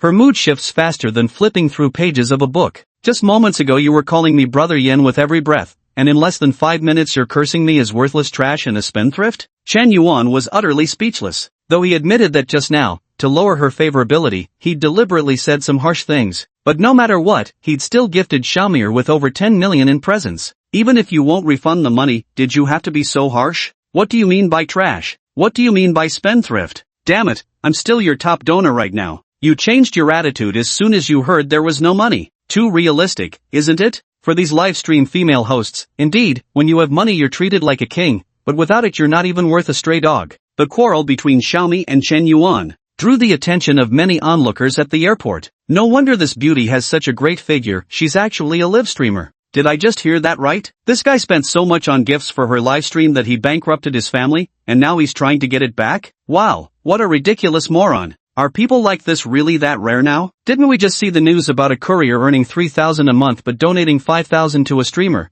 taking out a 2,000 loan just to hear thanks, bro, 666. This is the loser mentality, useless in real life, just craving attention and showing off online, huh? A crowd of onlookers pointed and whispered. The way they looked at Chen Yuan was like staring at a complete fool. Both men and women eyed him with unmistakable contempt in their gazes. You say you want money and skills, fine, go ahead and shower gifts on female streamers if you must. I'll give you this much. You've got the reckless spending habits of a nouveau riche tycoon, but you've got no damn skills to speak of, don't even earn your own living, and yet you'd steal your father's bank card to tip those streamers? Are you out of your goddamn mind? Are you an idiot? Are you retarded? Worthless piece of shit. No skills but still loves to show off. A downright prodigal son. Such a person truly deserves to be despised. At that moment, a Bentley luxury car pulled over by the roadside in front of the airport terminal, only to see a middle-aged man in his 30s or 40s stepping out of the luxury car. The man wore gold-rimmed glasses and was dressed in formal attire, with a slightly plump figure that exuded the air of a successful individual.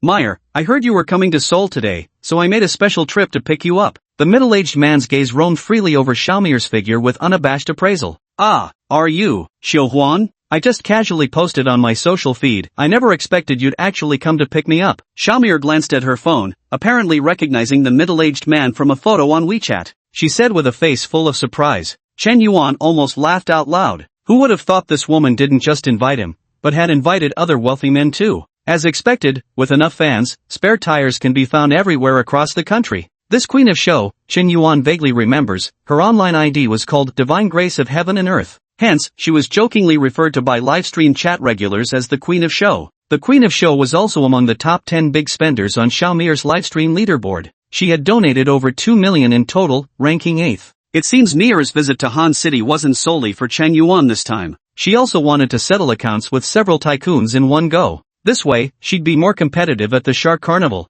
And who might this be? Emperor Xiao seemed to finally notice Chen Yuan's presence and spoke up to inquire. This gentleman here is none other than the famed tycoon, Lord Smoke. Xiaomir introduced with undisguised disdain. Ah, so you're Lord Smoke. My apologies, I didn't recognize a fellow magnate earlier. Had I known Lord Smoke himself was picking me up at the airport, I wouldn't have come to embarrass myself. Although Chen Yuan appeared very young. Upon learning that he was the famed online tycoon known as Smoke Boss, Xiu Huang immediately lowered his demeanor. Just kidding, the guy dropped a staggering 100 million across various live streaming platforms in just a few days. And here he was, having spent only a little over 2 million in 2 or 3 years of watching streams. Total assets didn't even reach 100 million. Now that we're face to face with this legendary tycoon, how could we not humble ourselves? For business people, tailoring their approach to different people is just standard practice. Show King, you don't have to be like this, he's just a spoiled rich kid. Do you know where his money comes from? He stole from his father, ran his dad's company into bankruptcy,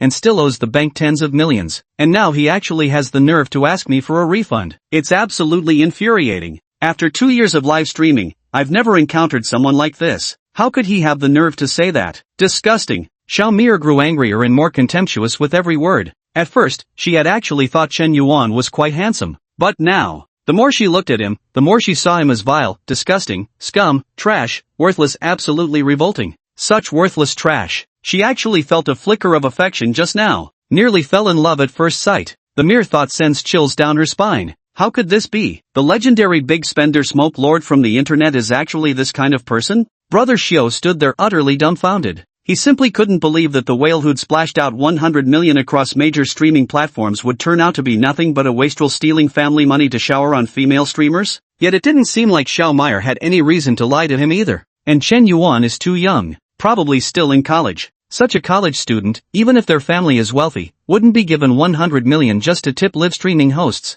nor would they be allowed to control such an enormous sum of money. So stealing the money must be true. Bleeding the family dry was also true. This is utterly idiotic, case closed. Having pieced together the puzzle, Emperor Xiao's gaze towards Chen Yuan no longer held even a shred of respect. He was thinking, if this matter gets exposed today, it would probably cause a huge stir in the nouveau riche circles. It could even make headlines tomorrow. He had already come up with a sensational news headline. Recently, leaks from netizens revealed that the newly emerged top online tycoon, Lonely Cigarette, turns out to be an ultimate prodigal son, spending 100 million in just 3 days tipping a live streaming hostess, leading his entire family to bankruptcy. Ha ha, Xiao Wang started his career as self-media creator. He reckoned this piece of news could fetch a handsome sum. Chapter 063, A Contemptuous Smile. Chen Yuan's gaze was icy. Amid all the mockery, it was as if he stood apart from the world. At first, he had felt quite favorably toward Xiao Meier. After all, they'd had a delightful conversation the night before. But unexpectedly, he merely uttered a few intentionally unpleasant words to establish a toxic relationship.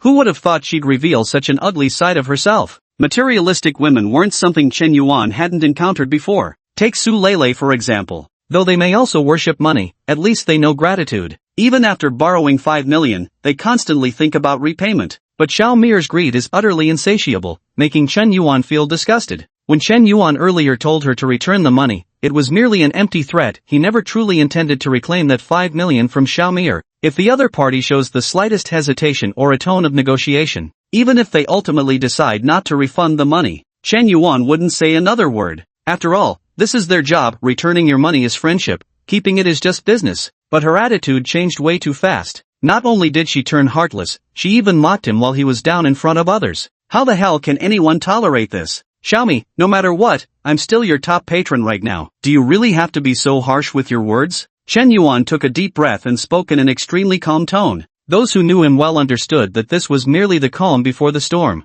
Top of the list? Laughable. Having a top donor like you is nothing but a stroke of bad luck for me. If people found out that your gifts were bought with stolen money, who knows how much controversy I'd have to deal with. Have you even considered the damage to my reputation? Frankly, you're lucky I'm not suing you for defamation. And besides, you've gifted more than just me. Why don't you go ask Xiaoshen for it? Why not ask Shalala? You're not chasing after others, so why single me out? I'm literally the streamer who received the least gifts from you. Are you trying to bully an honest person? Xiao Meier spoke with such conviction and righteous indignation that she nearly pointed at Chen Yuan's nose while chewing him out. Meier, don't bother with this spendthrift. Haven't you eaten yet? I booked a table at a 5-star hotel. Didn't you say you're here traveling? In a couple days, I'll take you to see the Three Gorges and the beautiful Shenanjia primitive forest for some fun. How about it? Emperor Xiao deliberately ignored Chen Yuan, then inconspicuously wrapped his arm around Meier's slender waist. How vile, Brother Xiao. Don't you know you shouldn't casually touch a girl's waist?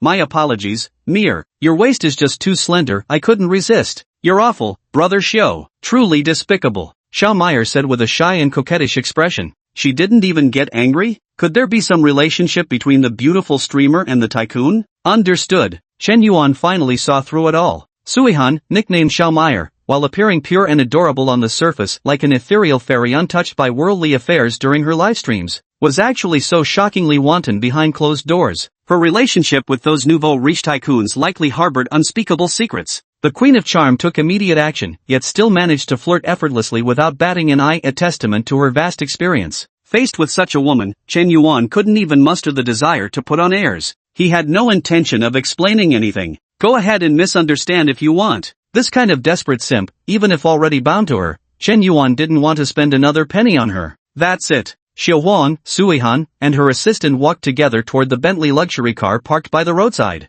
At this very moment, a silver bolt of lightning came roaring in. With an earth-shattering boom, it came to a halt behind the Bentley luxury car. My god, a Koenigsegg, a supercar worth over 26 million yuan, that's insane, Suihan exclaimed in shock. From what I know, there's only one person in Hansheng who owns this car, the young master of the Zhang family, Zhang Haotian, Xiu Huang said with reverence, gazing at the young man stepping out of the Koenigsegg. Young Master Zhang? Suihan clearly didn't grasp the influence the Zhang family held in Hansheng, but Xiu Huang did, precisely because he knew, his awe grew even deeper. The Zhangs are one of Hansheng's top aristocratic families, primarily in real estate development, with connections spanning the entire city. Compared to such a colossal entity like the Zhang family, I'm just a minor nobody, Xiu Huang explained. So that's how it is. Suihan's beautiful eyes brimmed with excitement as she gazed at Zhang Haotian, looking at him like a hunter sizing up a colossal prey. This kind of young tycoon, wealthy beyond measure, was exactly her ideal type. As for flashy small-time tycoons like Xiu Huang, she'd barely let them get some cheap thrills,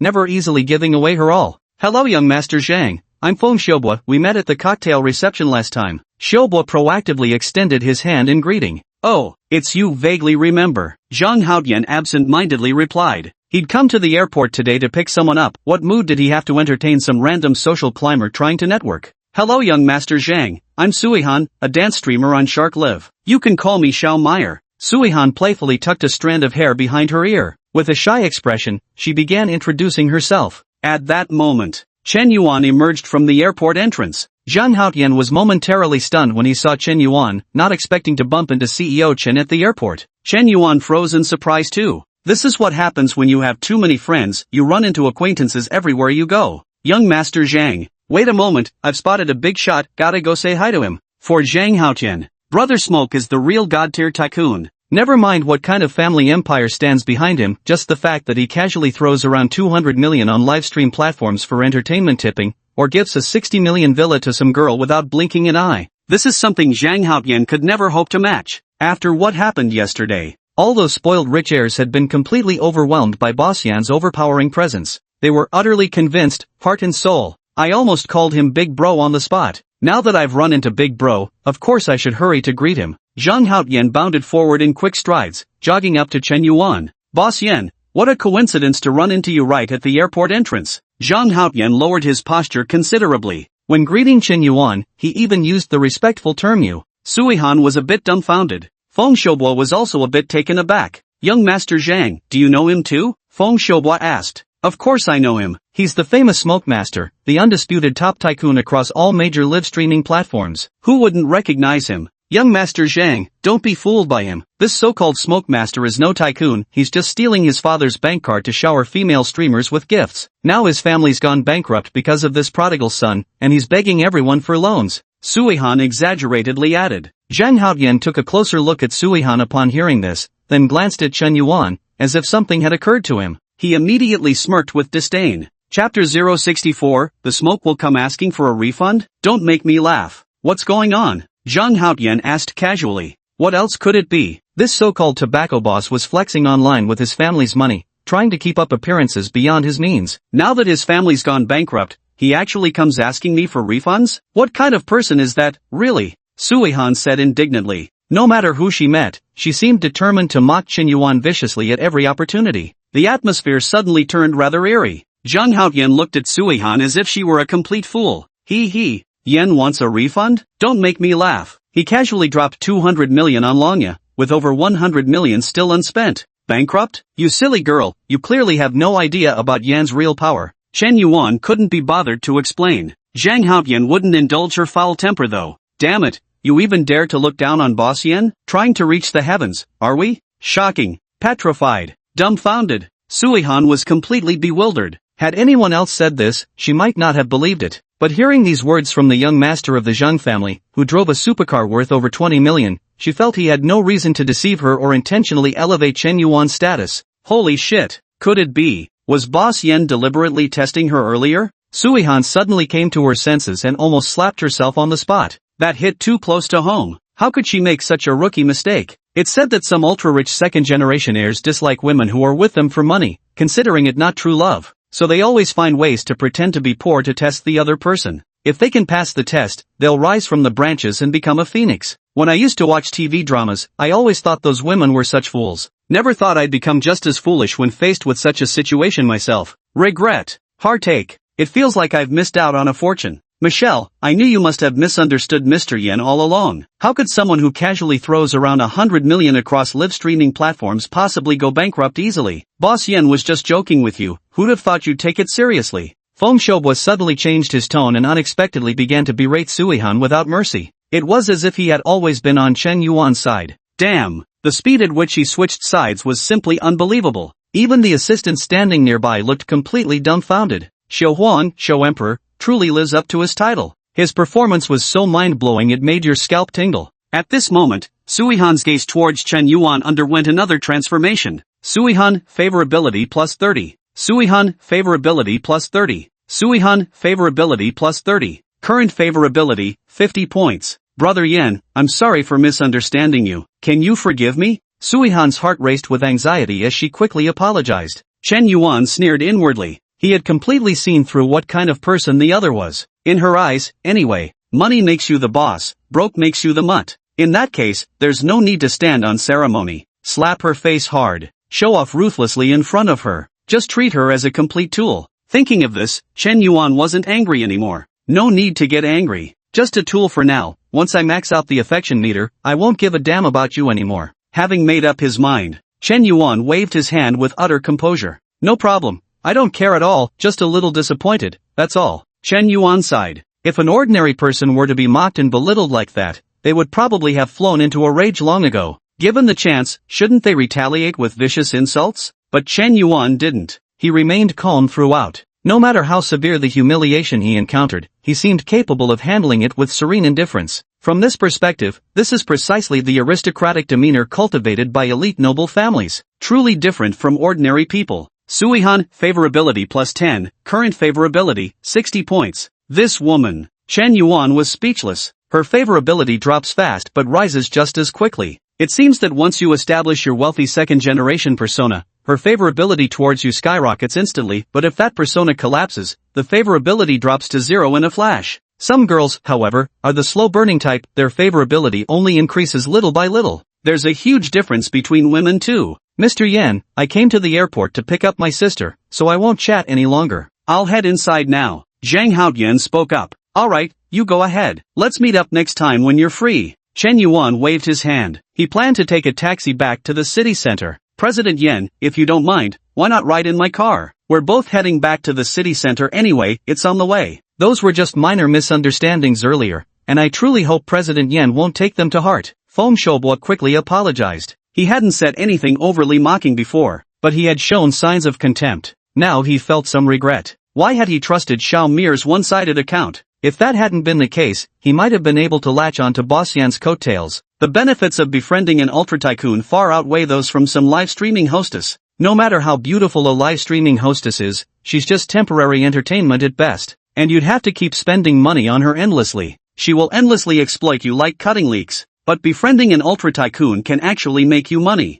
One spends, one earns. There's no comparison between the two. Yes, Brother Yen, let's go together. I'm really sorry about earlier, I haven't been feeling well these past couple days, you know, that time of the month. My emotions got the better of me, and I lost my temper over nothing. I'm not usually like that. Suihan explained with sincere earnestness. She was trying to salvage her image in Chen Yuan's eyes. Alright, since it's on the way, let's go together then. And you really don't need to keep apologizing, I genuinely don't hold any grudge. Chen Yuan finished speaking, opened the rear door of the Bentley luxury car, and quite naturally took a seat inside. Feng Shoubo let out a sigh of relief. Since Lord Yen was willing to get into his car, it meant there was a chance for reconciliation. Suihan smiled back in return. Xiao Feng, you take the front passenger seat. Let me and Mr. Yen sit in the back. Alright. And so, Suihan and Chen Yuan took their seats in the back row. Feng Shoubo didn't say anything either. He wouldn't risk displeasing an uber-wealthy patron over a woman. The atmosphere grew rather awkward. None of the four people in the car spoke much. I don't know where to begin. Apologies have already been made, but repeatedly saying sorry doesn't necessarily mean Smoke will completely let go of past unhappiness. At this moment, Chen Yuan pulled out his phone, opened the Dragon Tooth Live app. Suihan might have done it on purpose even though there was plenty of space in the back seat. She insisted on sitting extremely close to Chen Yuan. Chen Yuan could almost catch the faint fragrance from her. Her perfume must be from some high-end brand. It doesn't smell irritating or overpowering. On the contrary, it smells very natural and fresh. However, the more natural perfumes come with higher price tags. She's a popular live streamer, so it's perfectly normal she can afford top-tier perfumes. Brother Smoke, are you watching Longya's livestream? You haven't been on Shark Live for the past few days. Suihan glanced at Chen Yuan's phone. She noticed he had already clicked into a female streamer's broadcast room. And then, Chapter 065, Collective Tremors. Ah, welcome, Lord Smoke, the mighty tycoon. Lord Smoke, why did you leave without a word yesterday? I sent you a private message backstage. If you've seen it, please reply. Chen Yuan entered the live stream room.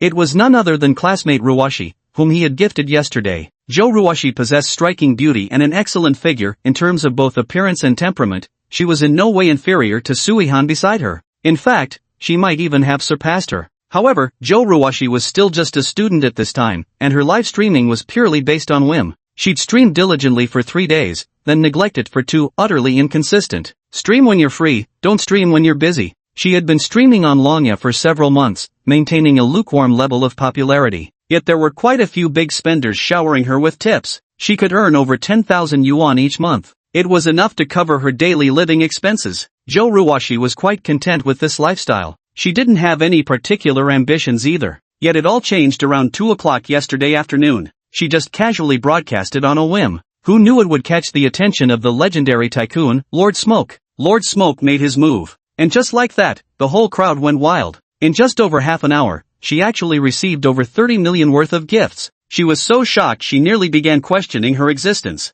Even her PK opponent, the big-name streamer Datuzi, was instantly petrified. In just one day yesterday, her livestream followers skyrocketed from 50,000 subscribers to 300,000. She gained 250,000 new fans. Not only that, but her livestream viewership also surpassed 10 million yesterday. Even after yesterday's hype, today's livestream still maintained a stable viewership of over 1 million. Plus, she gained several hundred more nobles. There seems to be a trending momentum. Of course, that's not the main point. The key point is, yesterday, Smoking Boss gifted her over 30 million in presents. Even after deducting the platform's cut in personal income tax, she still walked away with more than 10 million, a staggering sum. Over 10 million yuan. As a student, she had never imagined she could earn so much money in a single day. It's unbelievable. For small-time streamer Zhou Ruwashi, the mysterious tobacco master was practically a godlike figure. After her live stream ended yesterday, I'd been particularly paying attention to the deeds of Mr. Smoke. This mysterious tycoon, though extravagantly generous with gifts worth tens of millions each time, hardly ever gifts the same female streamer twice.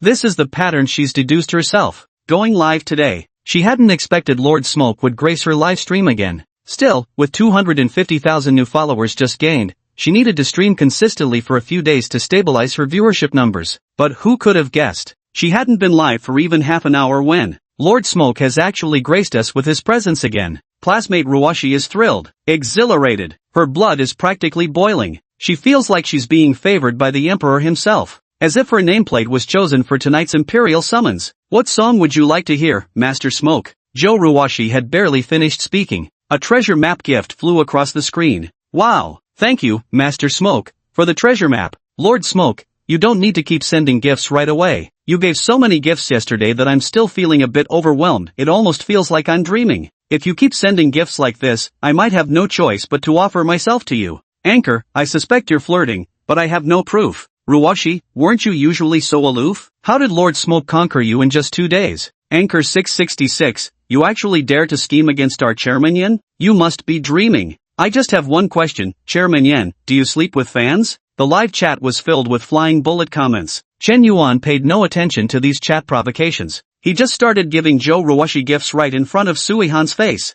Treasure maps costing 5,000 yuan each. Chen Yuan treated it as casually as waving free glow sticks, utterly unconcerned. And once he started, he simply wouldn't stop. 10 minutes later, Chen Yuan spent 10 million in a swipe. Suihan's rosy cheeks suddenly flushed with shyness, her gaze at Chen Yuan as if beholding a gold mine. Suihan, affection plus 10, current affection level 70 points. Half an hour later, Suihan was starting to have trouble breathing, because in just this short amount of time, Chen Yuan had already gifted Ruwashi over 30 million yuan worth of virtual presents. Over 30 million? Suihan has been in the live streaming industry for nearly 3 years. Her total earnings over those 3 years don't even come close to 30 million. Yet this amount was reached in just half an hour. Chen Yuan spent all her 3 years' salary in one go. She was a popular live streamer earning millions per month. For an ordinary person, wouldn't that amount to a lifetime's earnings being spent? An hour later, Suihan was suffocating. receiving gifts in her livestream versus watching someone else tip with her own eyes. But they were two completely different experiences. From the moment Chen Yuan got in the car, a full hour, important things must be said thrice. He's been showering gifts on Ruwashi, without fail. He's already sent over 13,000 treasure maps. Combined with earlier tips, the gifts he's given Ruwashi alone have exceeded 100 million. Shocked, petrified, dumbstruck. Her heart was raging with waves of emotion, while Chen Yuan remained utterly unperturbed. From beginning to end, Chen Yuan maintained a calm and indifferent expression, as if the 60 or 70 million he'd spent was merely $60 or $70. Holy shit, until this very moment. Only then did Suihan truly realize just how terrifying Chief Smoke's power truly was. Unimaginable. Bottomless depths beyond measure. This is absolutely not just showing off. Without substantial financial backing, how could anyone possibly remain unfazed while casually spending 60 to 70 million right in front of others? Suihan grew increasingly regretful. She kept thinking, if only she hadn't offended Lord Smoke before, hadn't said all those harsh words, and could have passed his test. Perhaps today's 60 or 70 million would have been lavished on her by Lord Smoke. Unfortunately, there are no regret pills in this world. Watching Lord Smoke shower gifts on other female streamers, she didn't feel angry. Instead, she began blaming herself. Lord Smoke is young, wealthy, strikingly handsome, and exudes an extraordinary bearing. He was exactly the knight in shining armor she had always envisioned. How could she have been so blind? To think she had shown such an unsightly side and left such a terrible impression before her Prince Charming. How utterly foolish. What a huge mistake. Brother Yen is getting more and more handsome looking. Suihan, favorability plus 10. Suihan, favorability plus 10. Current favorability, 90 points. Chen Yuan stared at the skyrocketing 90-point favorability bar above Suihan's head and was nearly dumbfounded. All I did was throw a few million in gifts in front of you. And that's enough to make favorability skyrocket like this? Well, it seems for some women, as long as you're rich, everything you do is right, and everything about you is charming. Oh my god, Brother Smoke Boss, you've already gifted me 100 million? At this very moment. Besides Suihan, who was already stunned by Chen Yuan's extravagant gesture. Dragon Tooth live streaming platform. All viewers in Ruwashi's live stream room collectively trembled with shock. Chapter 66, Massive Live Broadcast Fail. Lord Smoke is too rich. He spent 100 million in just 2 days? Not just 100 million. Including tips for Sharara, it's 150 million in just 3 days. I'm shocked. I'm fucking shocked. Some say I'm Brother Smoke's lackey, but let me ask, what's wrong with being a dog? Woof woof woof. The live stream chat erupted with bullet comments. Ruwashi bowed deeply at a 90-degree angle to express her gratitude. She must have said thank you nearly 100 times. The live stream chat was absolutely buzzing with excitement. In just 3 short days, Chen Yuan had unquestionably become Longya's top tycoon. His fame on Dragon Tooth Live even surpasses that of Sharkpox. Every female streamer on Dragon Tooth eagerly anticipates Lord Smoke's visits. They're practically green with envy toward Ruwashi. Among so many Dragon Tooth streamers, Lord Smoke took a special liking to Ruwashi, truly enviable. An utterly unknown small-time streamer, yet received a staggering 100 million in tips, with the platform's cut alone amounting to tens of millions. With that kind of money, wouldn't being your own boss be way better? Why the hell keep streaming? This is literally hitting the jackpot overnight. Mr. Yen, we've arrived. I've reserved a table at Zhao's private kitchen up ahead. Don't let the modest size fool you. Getting a seat here is way harder than at any 5-star hotel. Feng Shoubo drove the Bentley luxury car into the parking lot and pointed confidently at the Zhao family hidden kitchen restaurant ahead, declaring with conviction. Chen Yuan had indeed heard of Zhao family hidden kitchen before. This private kitchen restaurant was quite famous in Hancheng. Rumor had it that the owner, Zhao Jiangwo, had once been a banquet chef for state dinners in Yanjing. He had won countless gold medals in culinary competitions. His culinary skills have reached a divine level of mastery. Even his apprentices are each comparable to Michelin 3-star chefs. Zhao's private kitchen is so wildly popular, yet this establishment relentlessly pursues perfection. Thus, they have an unusual rule, accepting only 50 reservations per day. Sometimes, reservations at Zhao's private kitchen can be booked up to a month in advance. That's how crazy it is. For truly authentic cuisine, Zhao's private kitchen is the top choice in Hanxiong. Fantastic job, Xiao Huang. I can't believe you managed to secure seats at Zhao's private kitchen. I've long heard their dishes are simply unparalleled. Since Xiao Huang is treating today, I won't hold back. Chen Yuan gave him an out. Since they're inviting you to dinner, they must want to bury the hatchet. Chen Yuan felt there was no need to be too petty about it. Sometimes enemies can become friends, and friends can turn into enemies. As long as there aren't major conflicts of interest, it's always better to gain one more friend than one more enemy. Chen Yuan closed the Dragon Fong app, got out of the car, and walked with Feng Xiaobua, Suihan, and Xiaofeng towards Zhao's private kitchen. It's unclear whether Suihan did it on purpose, but he kept maneuvering himself closer to Chen Yuan. Chen Yuan stood tall and straight, with handsome features and an extraordinary demeanor. Suihan was slender with graceful curves, elegant and poised, fair-skinned and beautiful, seeming quite compatible with Chen Yuan. The handsome man and beautiful woman walking down the street drew many admiring glances. Entering Zhao's private kitchen, the interior displayed exquisite elegance. Rather than traditional Chinese decor, it favored Nordic minimalist style. Spotlessly clean and tastefully arranged, the ambience was refined. Floor-to-ceiling windows for optimal lighting, paired with a crystal-clear glass tabletop. Despite being incredibly popular, the place never feels crowded or noisy. As Chen Yuan stepped into this private kitchen restaurant, he was greeted by a captivating piano melody. There, he saw a stunning woman in flowing white attire, her ethereal beauty matched by cascading waterfall-like hair, skillfully performing the famous piano piece Castle in the Sky. The piano piece from Castle in the Sky is deceptively simple, yet truly mastering it is remarkably difficult, because this composition carries an extraordinarily rich depth of emotion. Infusing this emotion into the music and resonating with listeners is no simple feat. Yet the woman in white seated at the piano bench moves her fingers like butterflies, nimble and beautiful. Her performance of Castle in the Sky instantly transports listeners into a state of emotional resonance, a testament to her exceptional skill. Chen Yuan was momentarily stunned when he saw the beautiful woman in white playing the piano. President Yan, isn't she quite extraordinary? She's no ordinary piano girl, she's the daughter of the Zhao family's private kitchen, the only child of Master Chef Zhao Jiangwo, Zhao Yuqi. I've heard she has quite a few wealthy suitors pursuing her. Feng Xiaobo glanced at Zhao Yuqi with admiration. Then, he turned his gaze to the beautiful streamer Suihan beside him. The two girls were close in age, both had excellent figures, and even their looks weren't significantly different. Yet when standing side by side, one could still sense that Zhao Yuqi's temperament was slightly superior. Seeing a girl whose beauty was in no way inferior to her own gave Suihan a slight twinge of resentment. Though she couldn't play piano, if it came to dancing, she felt certain she could completely outperform the girl before her. She is the top shark dancer, a popular live streamer with millions of fans, and always the center of attention wherever she goes. She absolutely refused to be overshadowed by another girl. At this moment, Suihan, whether intentionally or not, quietly slipped her arm through Chen Yuan's, as if declaring sovereignty. And at that very moment, Zhao Yuqi played the final note. She gently lifted her head, intending to bow in gratitude, when unexpectedly she caught sight of Chen Yuan at first glance. Yet what she saw was not just Chen Yuan alone. There was also a fashionable beauty with fair skin, delicate features, long legs, and a slender waist, clinging to Chen Yuan's arm. The nature of their relationship spoke for itself. In that instant, Zhao Yuqi's face turned deathly pale, almost immediately drained of all color. She felt an unprecedented betrayal. A man who had just gifted her a luxurious villa days ago and completely won her heart. A man who had thrown her emotions into chaos, nearly making her utterly succumb. How could you turn around and get involved with another woman just like that? Chen Yuan, you. No, Yuqi, let me explain. Chen Yuan was also completely stunned. He truly hadn't expected that Zhao Yuqi turned out to be the heiress of Zhao's family cuisine. Had he known earlier, he wouldn't have agreed to dine with Suihan and Feng Xiaobua. Dining together wouldn't have been an issue, actually running into them coincidentally could have been explained. But who could have guessed whether Suihan had lost her mind? She just happened to grab his arm right in front of Zhao Yuqi.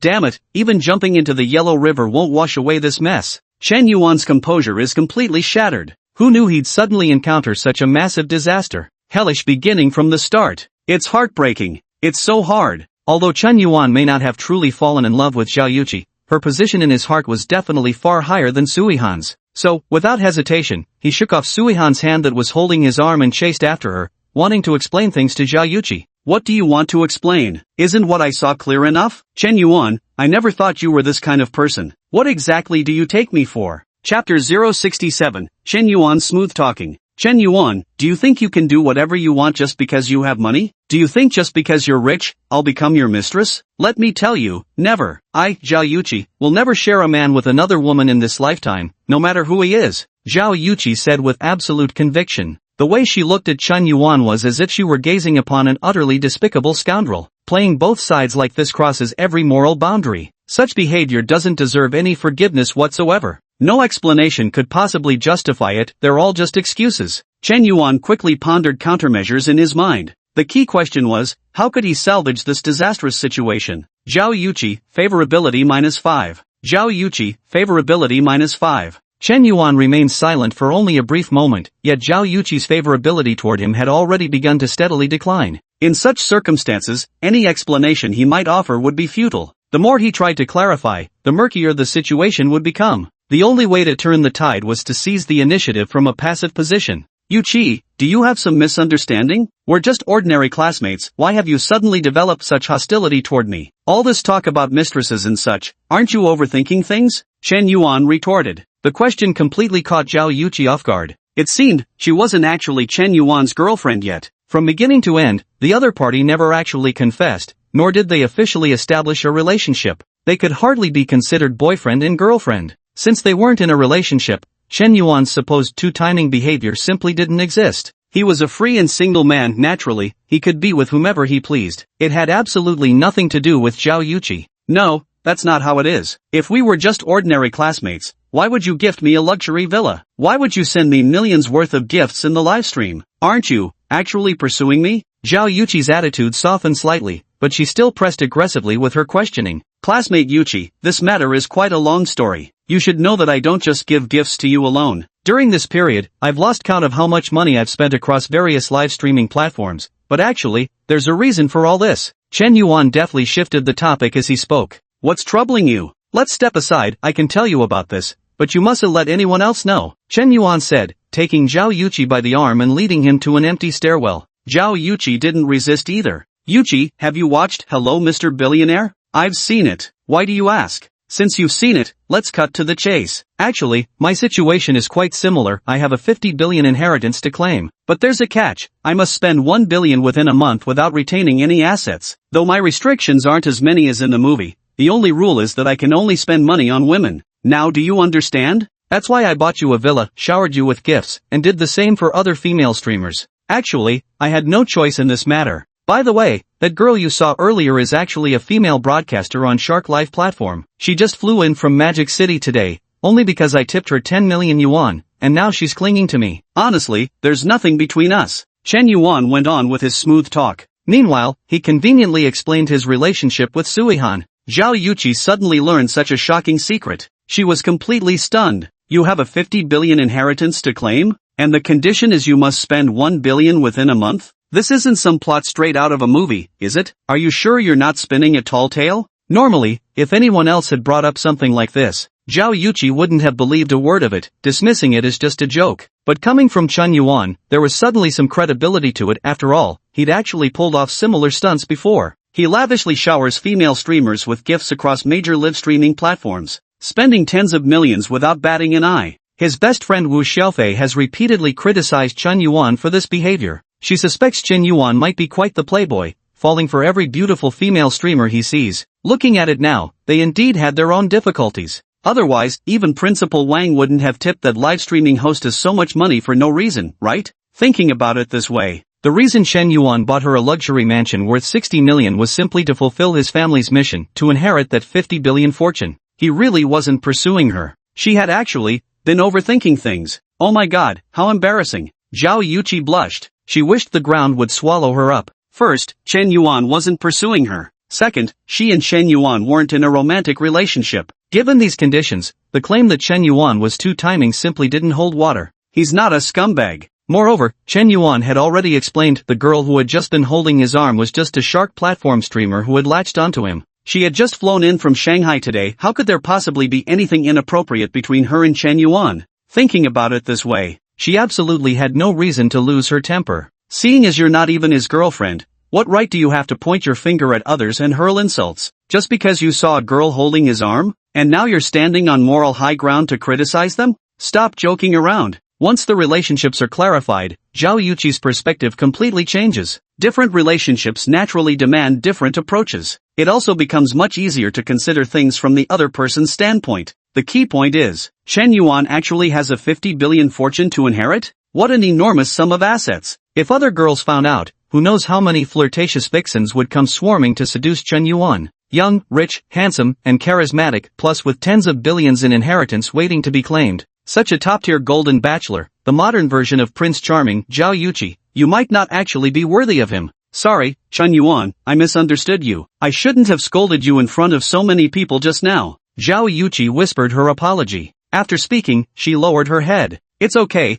as long as you understand me. Actually, I should be the one apologizing if my behavior has caused any misunderstandings during this time. Maybe I should have made it clear sooner. After what happened with Lin Shudong, I don't want to get into a relationship anytime soon. I just want to complete my tasks quickly and inherit the family legacy, Chen Yuan said with deep emotion, seemingly lost in memories. It seemed that after having his heart broken, he didn't want to immediately start a new relationship. This was also a way of showing respect for his past feelings. Of course, when Chen Yuan said this, he was just setting the stage for what was to come. He might keep tipping other female streamers in the future and continue being ambiguous with other girls, so he won't even need to find excuses anymore. Absolutely perfect. Chapter 068, The Shocking Reversal. Zhao Yuqi, Favorability +5. Zhao Yuqi, Favorability +5. Zhao Yuqi, Favorability +1. Current favorability, 91 points. Chen Yuan's masterful bluff not only restored Zhao Yuqi's previously lost favorability but even managed to increase it by an extra point, though it was just a single point. But increasing favorability becomes progressively harder at higher levels.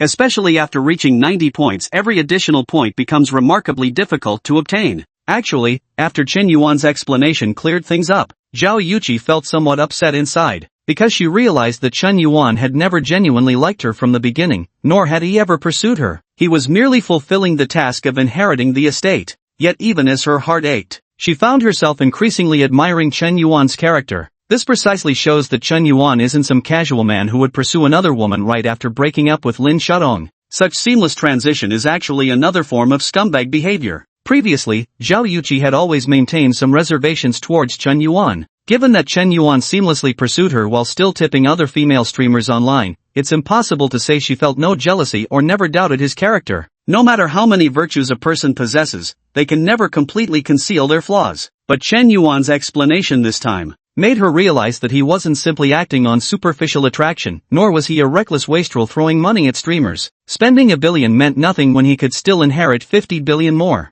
He was just trying to fulfill his duties as the heir. He had valid reasons. Moreover, although Chen Yuan made it sound simple, could the task of inheriting a $50 billion fortune really be that straightforward? Of course not. On the surface, he appears calm and indifferent, but in reality, no one knows how much pressure he's bearing behind the scenes. How could a wealthy family with assets worth tens of billions possibly avoid power struggles and scheming? Yet, despite its immense importance, Chen Yuan chose to confide this very secret to her. This clearly indicates that her position in Chen Yuan's heart is somewhat special. After indulging in a wave of self-imagined scenarios, Zhao Yuqi's gaze toward Chen Yuan began to soften increasingly. Chen Yuan, I truly had no idea you were bearing such immense pressure. Compared to you, I've been so childish, constantly misunderstanding you. I'm really sorry. Ha, have I really endured so much? How come I never realized it myself? What the hell are you even thinking about? Chen Yuan was utterly baffled. He thought Zhao Yuqi might have watched too many soap operas in her spare time. She always liked to imagine some dramatic plots on her own.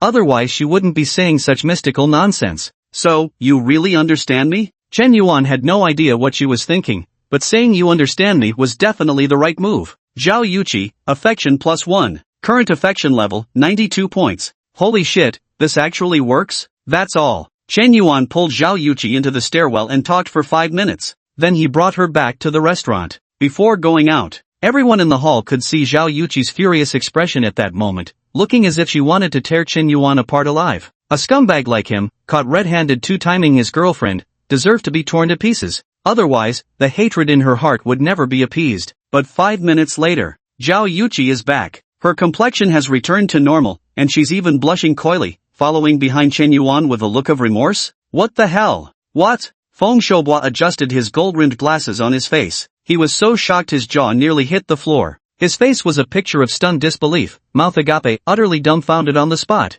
Earlier, he'd seen it clearly, the relationship between Mr. Smoke and Zhao Yuqi was as plain as day. This kind of deadly situation, being caught red-handed by the official girlfriend, was a complete disaster. In his eyes, there was simply no way out of it. The more you explain, the worse it gets. And Zhao Yuqi's reaction didn't seem like the kind that could be easily smoothed over either. But Smoke always dragged her to the stairwell. 5 minutes. Only 5 minutes. A fatal crash situation had miraculously turned into an earth-shaking reversal. Zhao Yuqi is fine now. Not only is she completely fine, but she also has a look of guilt on her face, as if it wasn't Brother Yen who just crashed the car, but rather the woman committed some mistake instead. Holy shit! Simply amazing. This is absolutely insane. This god-tier seduction technique is so slick it'll make your scalp tingle. Is this dude possessed by the god of romance or what? How the hell did he salvage that disastrous crash and burn situation so perfectly? This is unscientific. It's truly unscientific. Feng Xiaobo was already 36 years old, yet he suddenly felt an impulse to become an apprentice. If he had the dating skills of the smoke master, he would have long since tamed the nagging wife at home into complete submission. Why do I have to sneak around like a thief every time I go out? I'm sorry, I was in a bad mood earlier and ruined everyone's meal. Let me apologize to you all. Zhao Yuqi first apologized to the other diners, then turned to Feng Xiaobo and Sui Han and said generously, "You're Chen Yuan's friends, right?" "Since you're his friends, you're my friends too. This meal is on me today." "Oh no, Miss Zhao, we already agreed that I'm treating today." Feng Xiaobo immediately responded politely. "It's alright, Chen Yuan's friend is my friend too. This is our family restaurant, so please make yourself at home." Zhao Yuqi's words seemed to be directed at Feng Xiaobo, yet between the lines, they conveyed another message entirely. Her relationship with Chen Yuan was clearly something special. It's one of our own, not someone who can be easily swayed by just anybody. If you're trying to seduce a man, you'd better check whose turf this is first. Sui Han clearly grasped Zhao Yuqi's implication, but she couldn't care less. How could such an outstanding tycoon like Brother Smoke not have a few female companions by his side? There were already 4 or 5 female streamers alone who received extravagant gifts from him. She never made a fuss about it anyway. Judging by Zhao Yuqi's demeanor, she probably isn't Smoke Boss's official girlfriend either. Otherwise, how could she be pacified with just a few sweet words? Since none of us are Smoke Boss's real girlfriend, what gives you the right to act all high and mighty? Let's all compete fairly. Everyone has a chance. When you meet an outstanding man, you should take the initiative and claim him for yourself. She wouldn't even glance at those hopeless losers who can't get any women's attention. Happiness is something you have to fight for yourself. Sui Han has worked hard in the live streaming industry for 3 years, gradually rising from an unknown small streamer to where she is today. She understands this principle deeply. If you don't hustle and fight for opportunities, the only one who'll suffer in the end is yourself. Come on, sit down and eat already. You've been starving all day. Chen Yuan waved his hand and found a seat at the restaurant to sit down. Zhao Yuqi immediately followed without hesitation, taking the seat to his left. Sui Han wasn't to be outdone either, settling into the seat on his right. The atmosphere grew inexplicably tense, as if swords were drawn and bows bent. The air was thick with the smell of gunpowder. "President Yen, I'd really like to explain what happened at noon. 2 years ago, I was just a small-time streamer. Back then, I had a boyfriend who was my top supporter in the live streaming room. He was incredibly generous. Later when we met in person, I found him not only witty and humorous but also decent looking. He was a mature older man who knew how to take care of others, so we started dating. I loved him for a year, I truly did, giving almost everything I had. Yet in the end, he not only ended up with my best friend but also scammed me out of my money. A whole year's salary from my exhausting live streaming work was borrowed by him under the pretense of starting a business. Due to loopholes in the contract, I couldn't even get my money back. Ever since then, I've grown extremely wary of fans who ask to borrow money. Because of this trauma, I overreacted at the airport. I really didn't mean to." Sui Han's eyes welled up with tears as she spoke with utmost sincerity. She seemed to genuinely recall those unbearable, heartbreaking memories from the past. Chapter 69, Big Brother Has a Big Appetite. Chen Yuan was somewhat speechless. If it were anyone else, they might have actually been moved by Sui Han's utterly sincere tone. Completely forget about the previous unhappiness. Because her excuse was found so aptly that it could evoke a trace of sympathy, it also makes it easier to understand why she could be so pragmatic and materialistic. Yet, Chen Yuan just used the same damn trick to con Zhao Yuqi. And now you're pulling the exact same stunt on me? Are you fucking kidding me? Your made-up story is even more ridiculous than mine. You spent over an hour coming up with this garbage? Chen Yuan sneered inwardly. But on the surface, he revealed a trace of sympathy. So you've had such bitter memories to look back on. Alas, fellow wanderers at the ends of the world, actually, I've had similar experiences before. I understand you. Chen Yuan nodded and said. He seems to have genuinely let go of the unpleasant experience of being mocked at the airport. Sui Han, favorability +1. Current favorability, 91 points. Indeed, girls seem to particularly love hearing the phrase, "I understand you." Whether you truly understand or not, as long as you say you do, follow her lead, and show empathy, she'll surely take a liking to you. Never mind if you really get it, just say you do. Brother Yenzong, thank you for understanding me. By the way, I still don't know your real name. My name is Chen Yuan. So it's Brother Chen Yuan. The conversation between Chen Yuan and Sui Han made Zhao Yuqi heave a sigh of relief. Who would have thought that after all this time, she didn't even know Chen Yuan's name? It seems Chen Yuan really wasn't lying to her. They had just met. Humph, shameless green tea girl, clinging to a man's arm right after meeting him. If you knew Chen Yuan stands to inherit 50 billion in assets, wouldn't you be lunging at him directly? Zhao Yuqi thought contemptuously in her heart. Enough small talk, I'm starving. Let's order quickly, order. Chen Yuan picked up the menu, changing the subject. Get me a serving of this prime snowflake beef, and a portion of supreme braised pork belly too. Also prepare the dry pot spicy chicken, steamed Hong Kong grouper, Australian lobster, poached yellow croakers, farmhouse stir-fried pork, and bird's nest with lotus seed soup. We'll take one of each. Chen Yuan scanned the menu intently. He casually ordered 7 or 8 dishes. After all, it wasn't his own money he was spending. Zhao's home-style cuisine was generally pricey. Even a simple home-style stir-fried pork dish cost 108 yuan.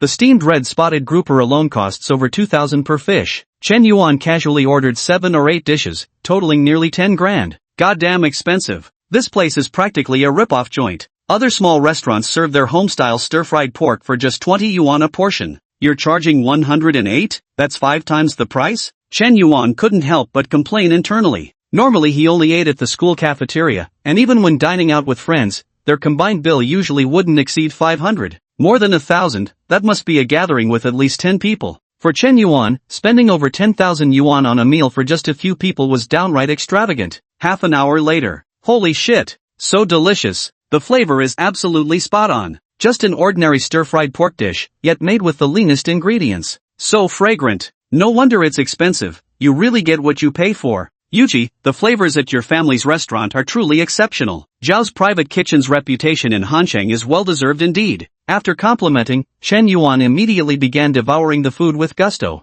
He had a voracious appetite, and the more he ate, the more delicious he found it. Really? Chen Yuan, if you enjoy it so much, you should come more often. I'll have them reserve a special seat for you. Actually, these dishes are just prepared by my father's apprentices. When my dad cooks personally, that's when you taste true culinary mastery. Why don't you visit our home next time? I'll have my father cook for you himself. That doesn't seem too good. Don't be nervous, I was just joking. Ha ha. Zhao Yuqi laughed heartily, stuck out her tongue, and put on an adorably well-behaved expression. This meal, Chen Yuan ate with great satisfaction. This is what a true master looks like. Qifian truly lives up to his name, utterly unflappable even if Mount Tai were crumbling before him. Magnificent. At that moment, Lu Wenji's phone call suddenly came through. Hey, Xiao Chen, are you free tomorrow? What's up? It's like this, there's a high school class reunion tomorrow organized by our class monitor Jean Menjing. Since it happens to be Sunday, are you planning to go? I'm not going. It doesn't sound interesting at all. Oh, but I heard the class monitor invited Xiao Ruoyu to this gathering too.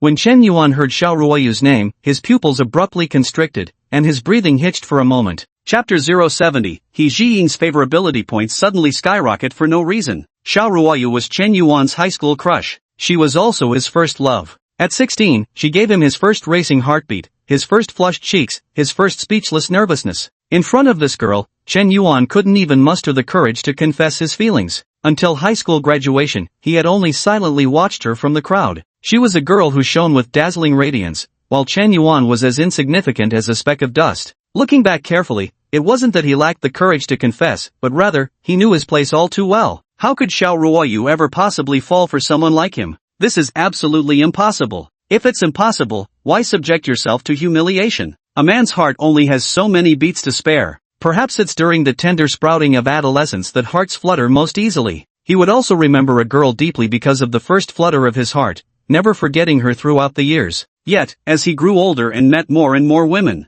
even when encountering stunningly beautiful women later on, he no longer felt that same youthful heartbeat he once did in his naive younger days. Perhaps too much exposure had dulled his senses, now indifferent, unaffected. Or perhaps when someone already resides in your heart, it becomes difficult to accommodate a second person. Until many years later, when he would grow increasingly indifferent to everything. His indifference stems from, well, nobody else could ever be her. Chen Yuan remained silent for over 10 seconds before finally speaking up. Where's the gathering tomorrow? Tomorrow at 5 p.m., Jojo Hotel. Just a heads up, that guy Li Yuntao will be there too. After all these years, that rascal still hasn't given up. Lu Wenjie reminded. Back in high school, Li Yuntao was an exemplary student, a AAA honor student, class officer, who later got into China University of Geosciences, another top-tier 985 institution graduate. And his family background was excellent. His father was a senior official in the Education Bureau. After the college entrance exams ended, Li Yuntao publicly confessed his feelings to Xiao Ruoyu.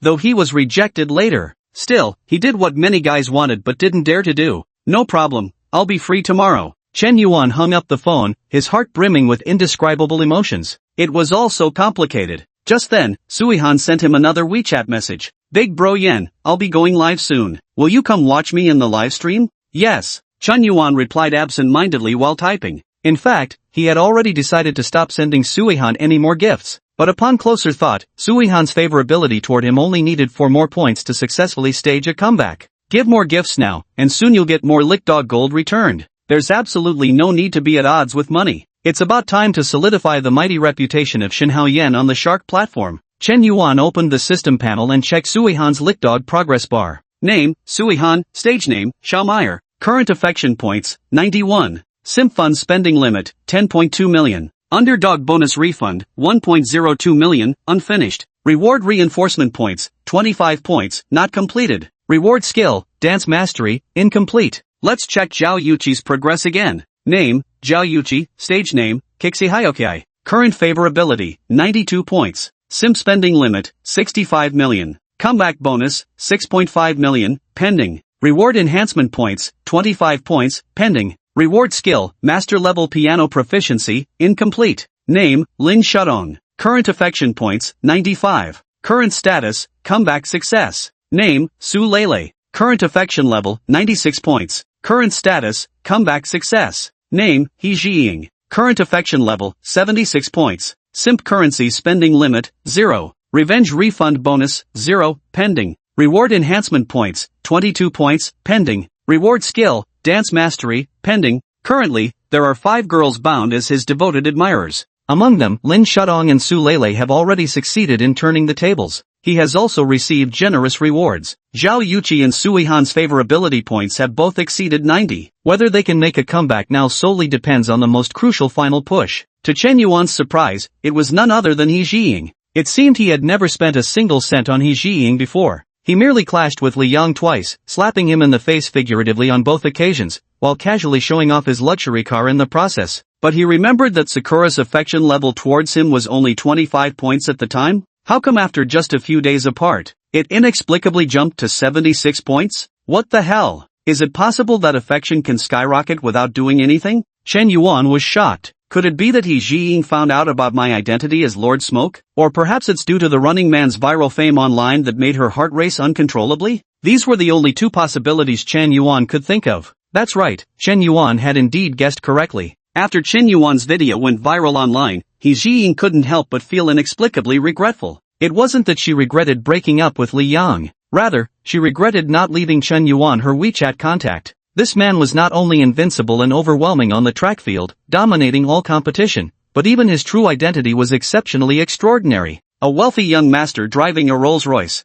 Yet he remained so low-key at school. Despite his astonishing capabilities, he never flaunted or showed off. If it weren't for Li Yang's aggressive and provocative behavior which brought shame upon himself, others wouldn't even bother showing off in front of him. Thinking this way, Chen Yuan is literally hundreds of times better than Li Yang. Besides, Li Yang has such a terrible temper. These past couple of days, more than just falling for his voice, every time she watches Chen Yuan's videos, she feels regret in her heart. Somehow, she felt she might be falling for Chen Yuan, even though they had only met twice in real life. Yet those 2 encounters left an incredibly deep impression on her. The more she watched this video later, the more dashing he appeared, and the more her heart fluttered. She wished she could replay it hundreds of times every day. Room 708, Hunan University Girls' Dormitory. Jiying, it's Saturday today. Aren't you going out with your boyfriend? You've been binge-watching videos all day. You must have seen The Running Hero hundreds of times already. Don't you get sick of it? Asked her roommate Zhou Qing. I've already broken up with Li Yang. He's such a jerk. I've decided Running Man will be my next boyfriend.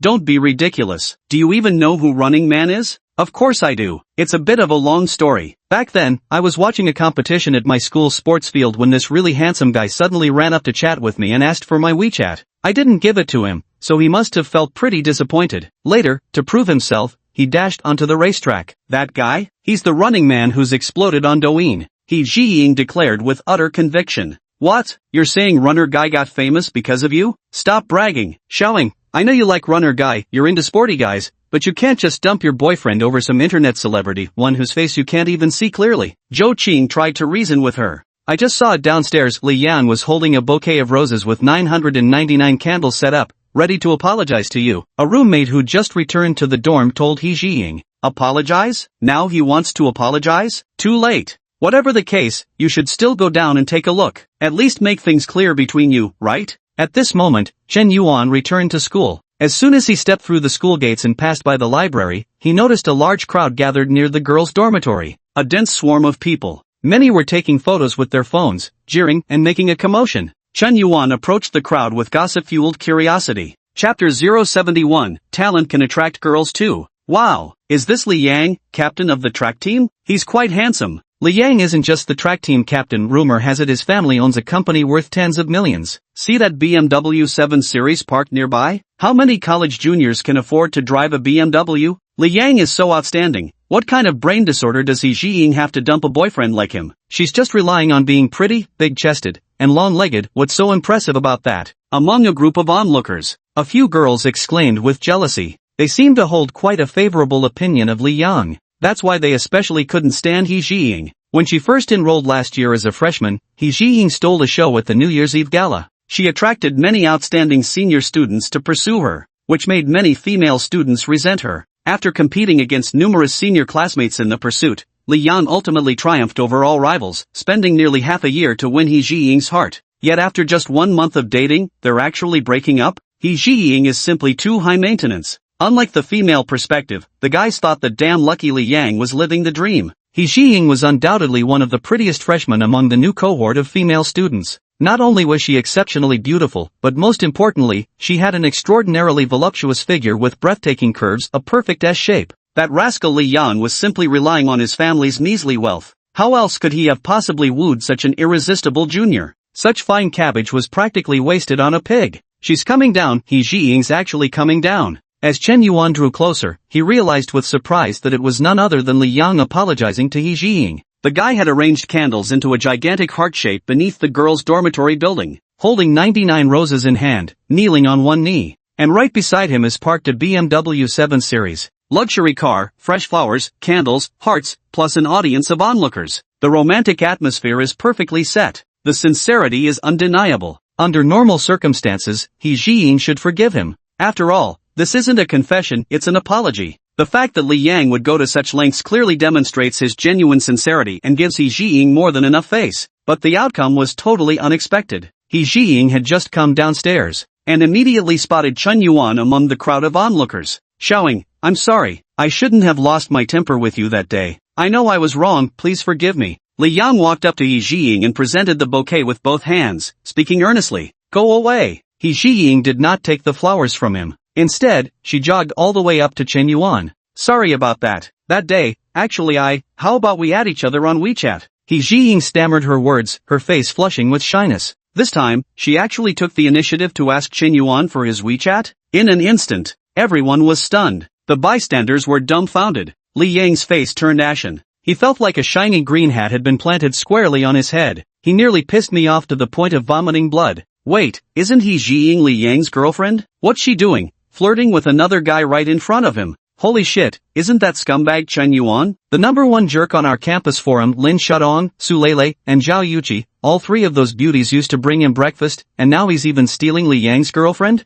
Why do I feel like he's some kind of legend? Even with such a rotten reputation, girls still throw themselves at him? Was He Jiying deliberately trying to provoke Li Yang? Or was it all for Chen Yuan? Did she really plan to dump Li Yang? She watched as the onlookers pointed and whispered. Li Yang felt nothing but utter humiliation. For a man, nothing is more demeaning than having someone steal his woman right in front of his eyes. Li Yang is furious. He is truly enraged. He felt flames burning in his chest, completely destroying his rationality. Fuck you, Chen Yuan. If I don't mess you up today, then damn it, I won't take the Li surname anymore. Li Yang charged over in a furious rage. He swung his fist straight at Chen Yuan's face. As the track team captain at the Sports Institute, he possessed a robust physique, towering stature, and explosive strength that made him virtually unbeatable. Even 2 or 3 average guys combined might not stand a chance against him. But today, his opponent was Chen Yuan. Li Yang was fast, but Chen Yuan was faster. Li Yang had explosive strength, but Chen Yuan's was even more explosive. At the instant he threw a punch. With lightning speed, Chen Yuan kicked him flying away. Li Yang rushed over again in a flash, only to be kicked flying away once more. In less than 2 minutes, Li Yang was knocked flat by Chen Yuan. A brawny sports university guy actually couldn't even stand a chance against Chen Yuan, this feeble literature department weakling? What the hell? Are your damn strong muscles all just for show? Can't even beat this worthless trash from the literature department? Disgrace to the entire sports university. It's impossible. Why can't I defeat him? Li Yang was beginning to question his entire existence. It was just 3 years ago. He'd been riding on Chen Yuan's shoulders while slapping his face. This little bastard didn't even have the slightest ability to resist. He could beat him however he wanted, humiliate him any way he pleased. But 3 years later, not only did Chen Yuan openly steal his girlfriend, but he actually couldn't even win a fight. In a sprint race, he lost. In a luxury car comparison, he lost again. When it came to girls, he still lost. Now he couldn't even win a fight. Li Yang's mentality completely collapsed. He Jiying, you damn bitch,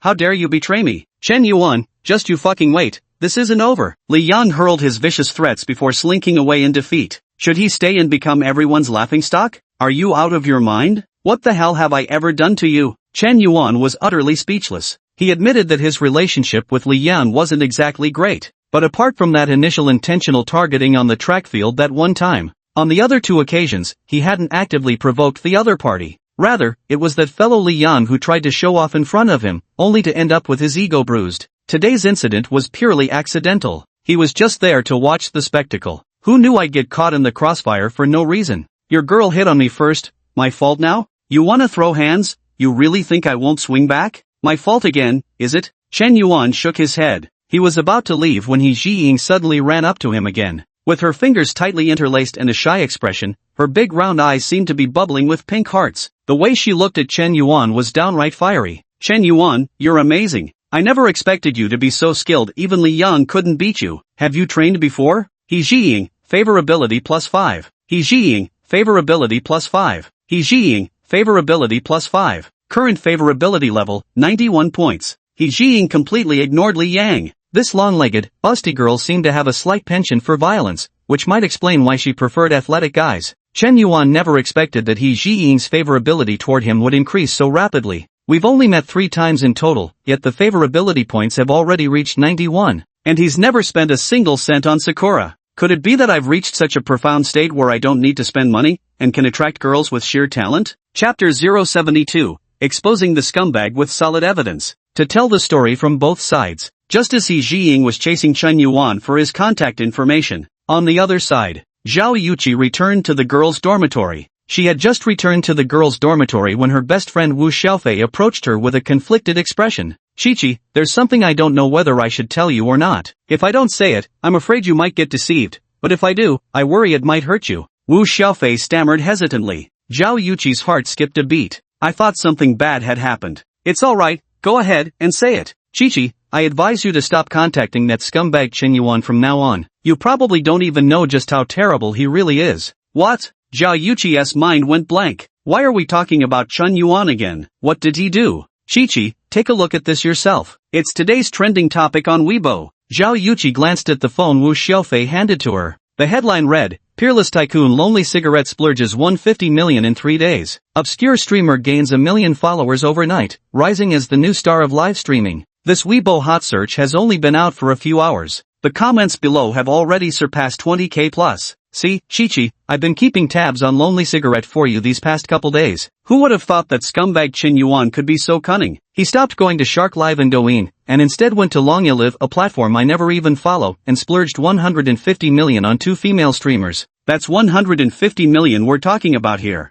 Especially that classmate Ruoshi Chen Yuan alone gifted her over 100 million yuan in rewards. I originally thought that buying you luxury mansions and villas meant he was sincerely devoted to you, but look at what he's done after just 2 days apart. This heartless playboy, this scum, this disgrace, this beast, he's clearly toying with your feelings. He's nothing but a wastrel. If he keeps splurging like this, even if his family has unlimited wealth, he'll squander it all. It's infuriating, utterly hopeless, like trying to prop up mud on a wall. Wu Xiaofei grew angrier the more he spoke. Chen Yuan's actions were utterly reprehensible, so wicked they couldn't all be recorded. He flirted with female streamers all over the internet, completely unreliable as a partner. But, after hearing her shocking revelation, Zhao Yuqi, not only did he not feel the slightest shock about this matter, instead, it was remarkably serene. Xiaofei, from now on, don't speak ill of Chen Yuan in front of me anymore. You simply don't understand him. Besides, I already knew about him giving gifts to that female streamer. What? Wu Xiaofei was dumbfounded, shocked. She simply couldn't fathom what Zhao Yuqi was truly thinking. Since you knew that Chen Yuan was secretly giving gifts to other female streamers behind your back, and lavish gifts at that, how come you're not even a little bit angry? Have you been brainwashed or something? Any woman would be furious upon learning about such a thing. Kiki, what's gotten into you? Have you really been bewitched by that scumbag? Chen Yuan is a vile creature, truly no good. Why won't you listen to reason? Wu Xiaofei pleaded earnestly. Xiaofei, if you keep talking like this I'll really get angry. I know exactly what kind of person Chen Yuan is. There are other reasons behind him sending gifts to those live stream girls. You must stop slandering him, do you hear me? Zhao Yuqi's face darkened as she suddenly spoke to Wu Xiaofei with unprecedented seriousness. She seemed genuinely upset about her best friend speaking ill of Chen Yuan behind his back. Crazy, you're absolutely crazy. Wu Xiaofei wore an expression of utter disbelief. She never imagined that her well-intentioned efforts to help her best friend expose that scumbag would backfire like this. Zhao Yuqi not only failed to show any gratitude towards her, but went out of his way to defend Chen Yuan. Is this guy fucking love potioned or what? With such damning evidence laid bare, how can you still be so delusional? Have you completely lost your damn mind? Because of this matter, Zhao Yuqi and Wu Xiaofei had a heated argument. If Chen Yuan knew about this, he would probably be extremely grateful he'd taken precautions. Otherwise, even without the crash situation today, after Wu Xiaofei's solid evidence, Zhao Yuqi's favorability towards him would quickly drop. She might even start to dislike him. Moreover, if this matter isn't handled promptly, even if Chen Yuan later comes up with an excuse, Zhao Yuqi might not believe it. On the contrary, if Chen Yuan prepares her in advance, if Wu Xiaofei gets confirmed later, then you're just spreading rumors, sowing discord, making groundless comments, and maliciously slandering. The order of confirmation differs. The effect is completely different. Zhao Yuqi, favorability +1. Current favorability, 93 points. On his way back to the dormitory, Chen Yuan suddenly noticed that Zhao Yuqi's favorability toward him had increased by another point. What's going on? What happened with Zhao Yuqi now? Did some hidden storyline get triggered again? Chen Yuan was completely baffled. It feels like all these women have been acting a bit strange lately. He Zhizhui is the same way, her affection inexplicably increased out of nowhere. Even Zhao Yuqi has started showing this behavior? It seems my charm has truly reached the supreme level of attracting girls without spending a single penny. This might be what they call the troubles of being handsome. Chen Yuan let out a long sigh. Returning to the dorm, he lay down on his bed, then open Shark Live and enter Xiaomi's streaming room, start sending her rockets as gifts. Holy shit, Boss Yan is back. Boss Yan is so generous, Boss Yan is amazing. Boss Yan spent 100 million on Lanya, and now he's back at Shark to show off. Feeling like Big Bro Smoke could single-handedly outdo all the nouveau riche. Wow, thank you Big Bro Smoke for the super rocket launch. We love you, moi, Xiao Meyer said with evident excitement on her face. Seems that unpleasant incident is finally behind them. Mr. Yin truly forgave her, otherwise he wouldn't keep sending her gifts. Meanwhile, after being lectured by Zhao Yuqi, Wu Xiaofei still felt somewhat resentful. In her heart, she had already concluded that Chen Yuan was a scumbag. She absolutely couldn't let her best friend fall for him. She had to make Zhao Yuqi wake up to reality. Wu Xiaofei opened Shark Live streaming. She hadn't held much hope originally, but the moment she entered, she stumbled upon a wildly popular live broadcast room. On the global broadcast screen, a tycoon was lavishly sending super rockets to streamer Xiao Meyer. Who else could it be but Lonely Cigarette Stick? You filthy playboy Chen Yuan. I was just gathering evidence to expose you further, but you've delivered yourself right to my doorstep. If I don't crush you beyond recovery this time, I'll change my damn surname from Wu. Kiki, come here quick and look at this. I won't say much about the earlier Weibo screenshot, but just see what Chen Yuan is up to now. Wu Xiaofei pointed at the computer screen with righteous indignation. The user ID Lonely Cigarette had already gifted over 1,000 super rockets to streamer Xiao Meyer, and there was absolutely no sign of stopping. At this moment, Zhao Yuqi slowly walked over. P.S. Let me recommend a masterpiece to everyone. I Can Be a Fake Big Shot Across Universes by Pinyin Letters. This book is exceptionally well written by a buddy from a handsome guys group. Friends suffering from book famine, you can check it out. Chapter 073, I freaking changed my shoes already. See that? That scumbag Chen Yuan is sending rockets to other female streamers. Wu Xiaofei crossed her arms. She was eager to see the dramatic change in Zhao Yuqi's expression, but it never came. Zhao Yuqi remained as composed as ever, even after witnessing Chen Yuan showering another female streamer with virtual rockets, but still acting like nothing's wrong. I know that streamer, I even had lunch with her today. She was trying every trick in the book to seduce Chen Yuan. Zhao Yuqi said with disgust. You had lunch together? Yes, me, her, and Chen Yuan, the three of us together. Zhao Yuqi nodded in agreement. Hearing this, Wu Xiaofei was so shocked he froze like a statue. She was utterly dumbfounded, staring at Zhao Yuqi in complete disbelief. Was this still the same top beauty of the literature department she knew? Was this still the same proud campus belle of Hunan University? Had she really lowered herself to the point where she didn't even mind other women's presence, all for Chen Yuan? Oh my god. You were the school beauty. How did you turn into such a simp? Don't think too much into it. Chen Yuan isn't the kind of person you imagine. There's actually another reason why she sends gifts to those female streamers, though I can't explain it right now. Anyway, I won't give up on Chen Yuan. If I back out now, I'd just be giving those bitches an opportunity. Hearing Zhao Yuqi's explanation like this,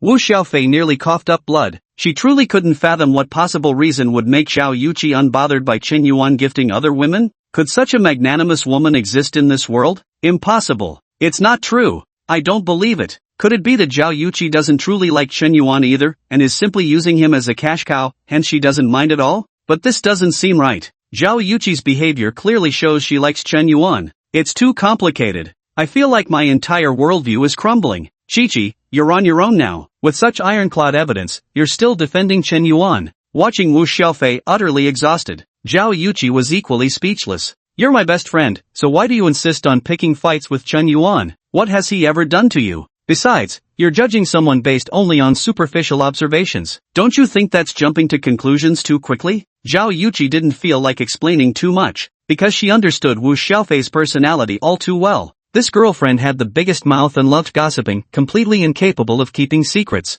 If she found out Chen Yuan had 50 billion in assets waiting to be inherited, it probably won't be more than a few days. Everyone in the whole school will know. Who knows how many scheming bitches will try to seduce Chen Yuan then? Isn't this just causing unnecessary trouble for myself? Though she was quite confident in herself. Yet there was another Qin Bingshui at school. What if, an hour later, Chen Yuan lavished the streamer Xiaomeier with a full 10,000 super rockets as gifts? Up to this point, both the audience and fellow streamers on Shark platform were completely dumbfounded. The first time I saw Boss Yan splurging on gifts like this, I was so shocked I nearly shit myself. But after seeing it happen frequently, they realized their hearts had grown stronger to handle it. It seems like tens of millions don't even count as money anymore. Lord Smoke can casually swipe 100 million on dragon toothbrushes, and now he's only spent 20 million. That means he's still holding back. Don't 6. Everyone sit down. Basic moves. The live stream chat is going wild. The screen is filled with Lord Smoke is generous. Lord Smoke is awesome.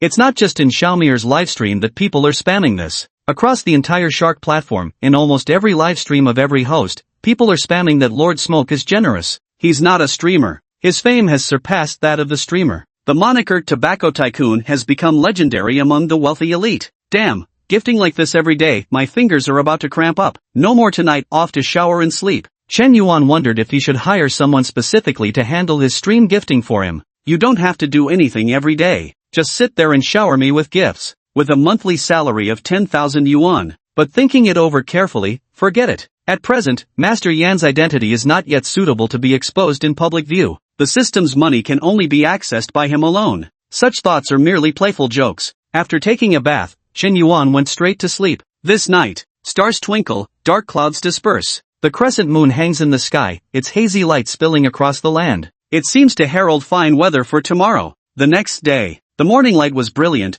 golden sunlight streaming through the glass window onto the dormitory desk. What a beautiful day indeed. Chen Yuan didn't get out of bed until 10 in the morning. After waking up, he washed his face, brushed his teeth, took a shower, and even washed his hair in the process. According to his usual habits, he typically only washes his hair every other day. He had already washed it yesterday. Logically speaking, he shouldn't have needed to wash it today. But today there's a class reunion, and Xiao Ruoyu will be there too. This hair absolutely needs washing. Not washing it makes me feel lacking in confidence. Guys always obsess over their hairstyles for no apparent reason. After washing his hair, Chen Yuan changed clothes and went to the cafeteria for lunch. After finishing his meal, he glanced at the time. It's only fucking 12 o'clock? For some reason, Chen Yuan felt time was passing especially slow today. Time always seems to fly by so quickly. A few casual games can easily kill half a day. But today he really wasn't in the mood for gaming. He kept pacing back and forth in the dorm room. The roommates who left were all annoyed.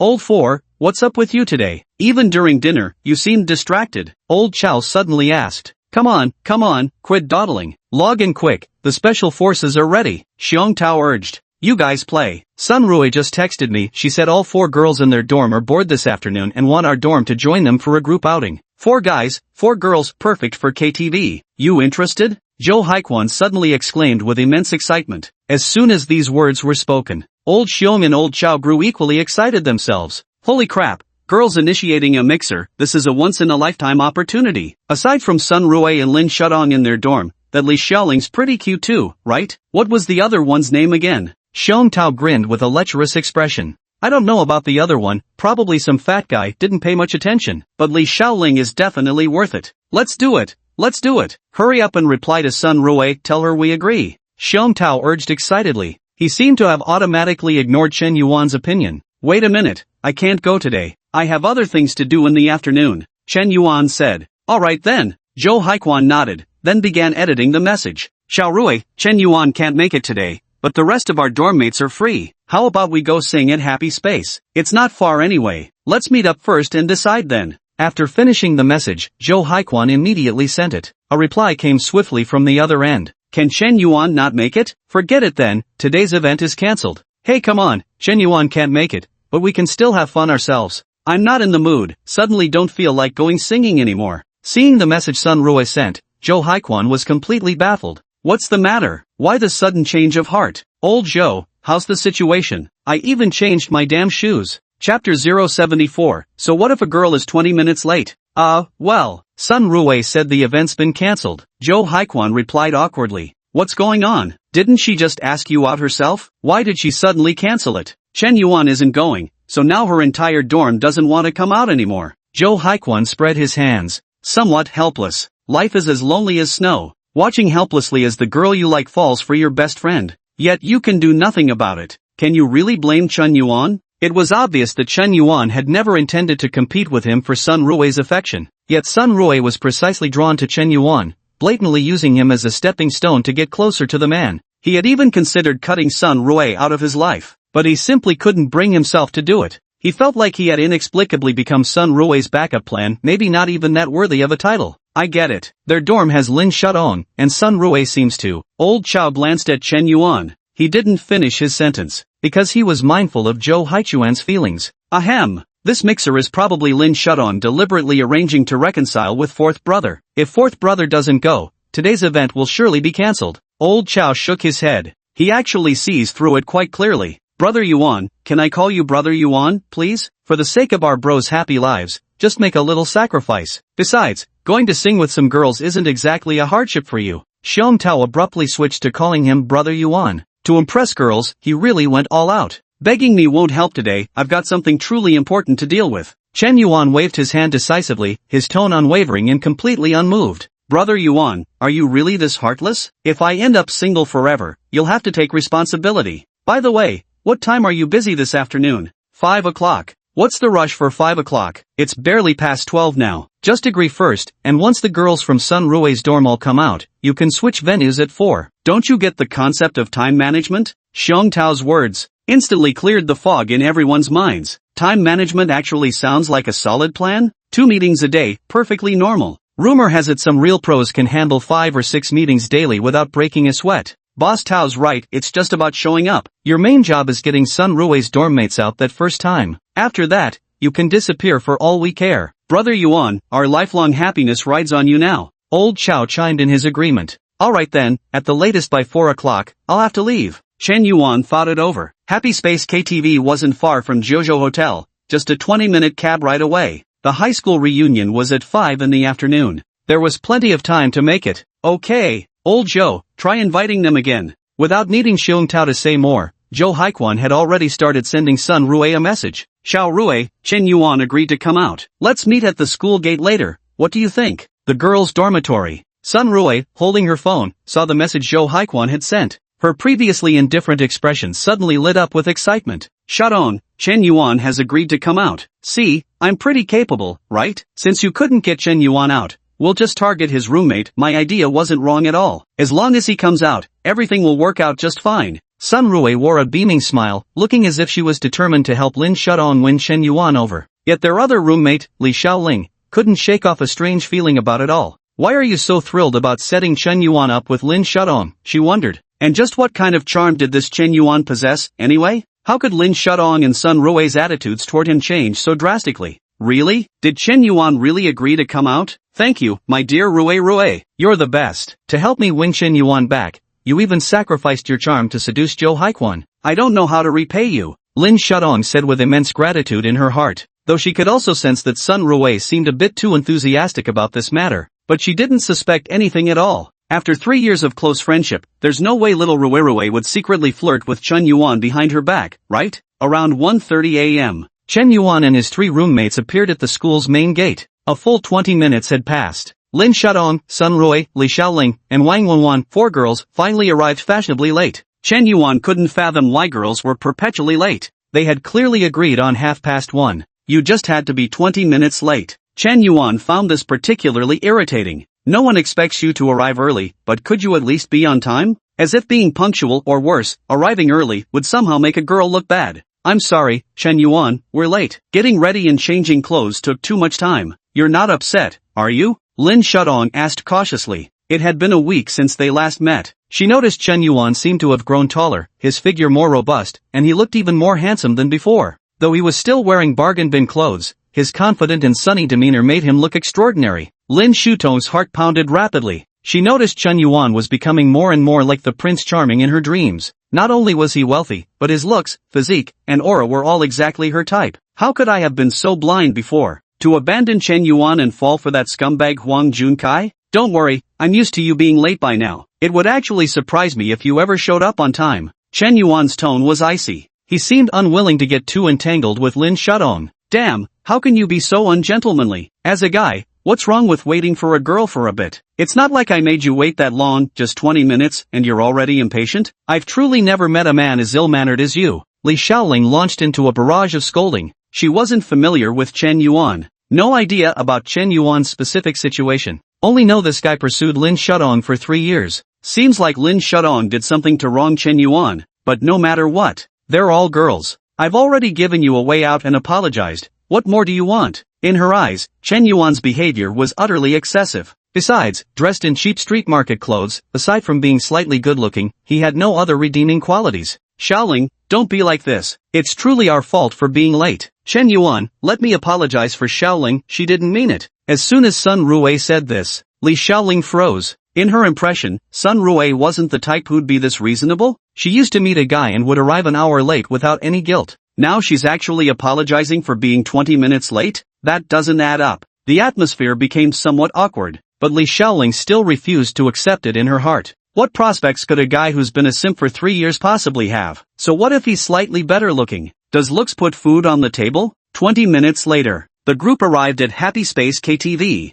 They had just stepped out of the taxi. A blue Maserati pulled up in front of them. Inside sat a handsome young man. Wow, so cool. I wonder when my boyfriend will be able to drive a luxury car like this. All he has is a Mercedes 350, Li Xiaoling exclaimed. This comment was clearly pretentious. At that moment, Chapter 075, Li Yuntao has completely lost his head. A handsome and refined man stepped out of the Maserati. He stood about 1.82 meters tall, with a slightly slender build. His complexion was fair and clean, even fairer than a woman's. He carries an air of scholarly refinement. At first glance, one can tell he's an educated young man. He bears some resemblance to the current national idol, Koen. Both belong to the little fresh meat type. The man froze for a moment the instant his eyes landed on Chen Yuan. A full 5 seconds passed before he finally took steps forward. Chen Yuan, never thought I'd bump into you here. It's been, 3 years? Ha? Li Xiaoling was completely dumbfounded. Chen Yuan actually knows a rich second-generation kid who drives a Maserati?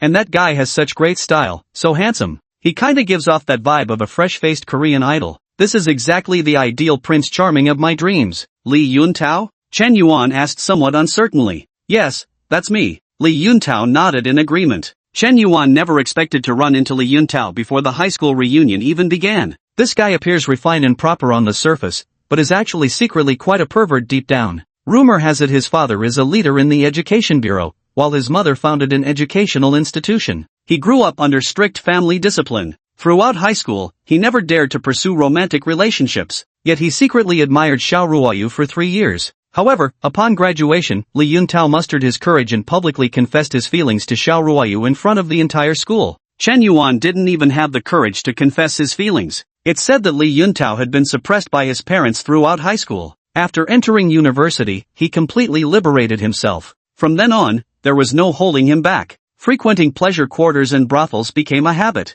Of course, it might also be due to the devastation after being rejected by Xiao Ruoyu, leading him to completely abandon himself to indulgence. Chen Yuan didn't know the exact reason. Anyway, this guy was all about putting on one face in public and another behind closed doors. Li Yuntao gives off a first impression of being gentle and refined. In reality, this guy loves nothing more than showing off. Back in high school, he'd boast about his exam scores. Then in college, it was all about flaunting his university. Showing off luxury cars. Showing off mansions. Showing off beautiful women. Always bragging on social media. Travel abroad at the drop of a hat. Then there are KTV parties and bar gatherings. At such a young age, they're already living a life of extravagance, indulging in pleasure without restraint. Eventually, Chen Yuan simply blocked him, because it made me uncomfortable inside. Chen Yuan, who's this handsome guy? High school classmate, Li Yuntao. He was the vice class president of my senior year class 2, currently studying at China University of Geosciences, a top-tier 985 scholar. His mother founded an English training institution, and their family assets are nearly reaching the 100 million mark. Chen Yuan gave a detailed introduction of Li Yuntao's background and credentials. Fully satisfies his need to show off and flaunt his individuality. No, Chen Yuan, you're exaggerating too much. My family only has 5 apartments, 2 villas, and 4 cars at the moment. My mom just enjoys being a teacher, that's all. Honestly, the total combined isn't even worth 50 million. Chen Yuan, you're really overstating it. Li Yuntao waved his hand dismissively, putting on a very humble appearance. Every word drips with shameless bragging. Showing off isn't the real issue. The real tragedy is not even qualifying to show off. He's a bona fide rich second-generation heir. Unlike the fake rich kids that Lin Shudong and Liao Jia had encountered before. Li Yuntao's family background was the real deal. As expected, when Li Yuntao said this, Li Xiaoling, Sun Rui, Wang Wenwan, and Lin Shudong, all 4 women's eyes lit up instantly. The way they looked at Li Yuntao was noticeably different from how they regarded Chen Yuan's 3 roommates behind him. But Lin Shudong quickly came to her senses. Though Li Yuntao was outstanding, he still couldn't compare to Chen Yuan. After all, Chen Yuan was the bold one capable of dropping tens of millions in gifts during live streams. Li Yuntao's family assets totaled only 50 million yuan. There's simply no comparison to Chen Yuan. She couldn't afford to be half-hearted anymore. Otherwise, Chen Yuan would never forgive her. Lin Shudong had different thoughts. Sun Rui, however, was very interested in Li Yuntao. If she couldn't get close to Chen Yuan, Li Yuntao would be a great alternative. He was a top-tier graduate from a 985 university, handsome, refined, from a good family, and driving a Maserati. Wasn't he 100 times better than that penniless loser Zhou Haiquan? Men choose women. Women can also choose men. When you come across a good catch, why not give yourself another chance? Classmate Li Yuntao, my name is Sun Rui, can I add you on WeChat? It'd be great to hang out sometime, Sun Rui took the initiative to say. As these words were spoken, Zhou Haiquan, standing nearby, immediately wore an expression of utter disbelief. He was stunned. In his mind, Xiao Rui, whom he had always seen as reserved, adorable, and pure, would actually take the initiative to ask a man for his contact information? What the hell? He's completely lost his cool. Just because this pretty boy is driving a luxury car, you can throw yourself at him like this? You're the girl I invited out, how could you shamelessly ask another guy for his WeChat right in front of me? I have my pride too, how could you treat me like this? Zhou Haiquan was roaring inside. Yet these words, he could never bring himself to say aloud. He was just a backup option. Once Sun Rui found a better choice, she wouldn't hesitate to kick him to the curb. From beginning to end, he was merely being used. Li Yuntao smiled faintly, feeling immensely gratified, exuding an overwhelming arrogance. That loser Chen Yuan, actually asking me for the girl's WeChat after he was the one who asked her out? Ha, you must be so embarrassed your face could leave the solar system. A broke loser like you dares to hit on Xiao Ruoyu? Why don't you take a piss and look at your own reflection? A loser will always be a loser. After all the effort you put into asking her out, it still only took me minutes to steal her away. Li Yuntao was laughing hysterically inside. I haven't even started attending the class reunion today, yet I've already shown off. Feels awesome. Yet on the surface, he put on an expression of reluctance. This might not be appropriate. Won't Chen Yuan get upset if I add you on WeChat? After all, we're old classmates. I understand the principle of not poaching a friend's wife. Oh my, I'm really not Chen Yuan's girlfriend. We're just regular classmates. Sun Rui explained. Well alright then, you scan me. Li Yuntao deliberately hesitated for a few seconds before pulling out his phone and opening his WeChat QR code. Ding! Scan successful. Sun Rui just added Li Yuntao as a friend. Li Xiaoling actually walked over too. Let me skin you too, handsome. You don't mind, do you? Don't mind at all. Don't mind at all. We're all classmates, all friends here. This classmate can add me too. Li Yuntao suddenly pointed at Lin Shudong, because among these 4 girls, it seemed Lin Shudong was the prettiest one. Li Yuntao has completely let success go to his head now. The way he looked at Chen Yuan was like staring at a complete idiot. Chapter 76, The Core Philosophy of a Scoundrel. This doesn't seem right. Lin Shudong hesitated. In the past, she would have added Li Yuntao's WeChat without hesitation under such circumstances. But now, she glanced at Chen Yuan several times, clearly not daring to be ambiguous with other men in his presence. This attitude is worlds apart from before. Alright then, you guys have fun first, I've got things to attend to so I'm leaving.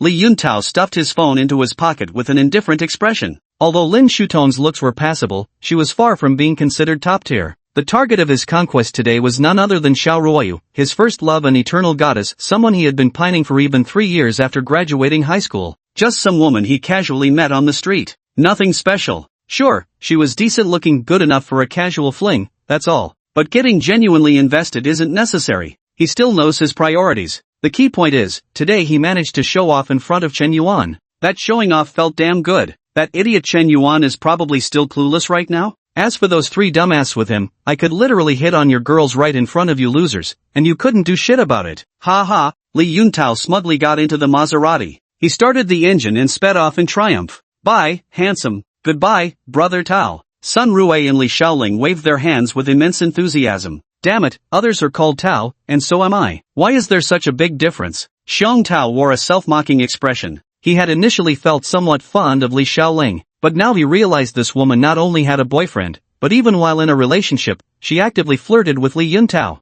Damn it, she's just a heartless flirt, keeping an eye on the pot while eating from the bowl. But it doesn't matter. The worse a woman is, the more he likes her. Just be terrible to each other. Xiong Tao was completely different from Zhou Haiquan. He was essentially a player. In 3 years of university, he had already gone through over 20 girlfriends. Sometimes he dated 2 or 3 at the same time. Otherwise he wouldn't have mastered time management so well. Though Xiong Tao's family background didn't quite meet the rich second-generation standard, they were comfortably well off. Combined with his silver tongue and thick skin, he frequently went out to hit on girls. His core dating philosophy was, cast a wide net, focus on harvesting, take all comers, the more the merrier. Since quality can't be pursued, then make up for it with quantity. During his freshman year, he once juggled 4 relationships at once. Because he messed up, he later kept a lower profile. On the surface, he's just a bronze-level player. But in reality, he's king tier. This guy always claims his first love scarred him, which is why he goes wild meeting girls and flirting non-stop.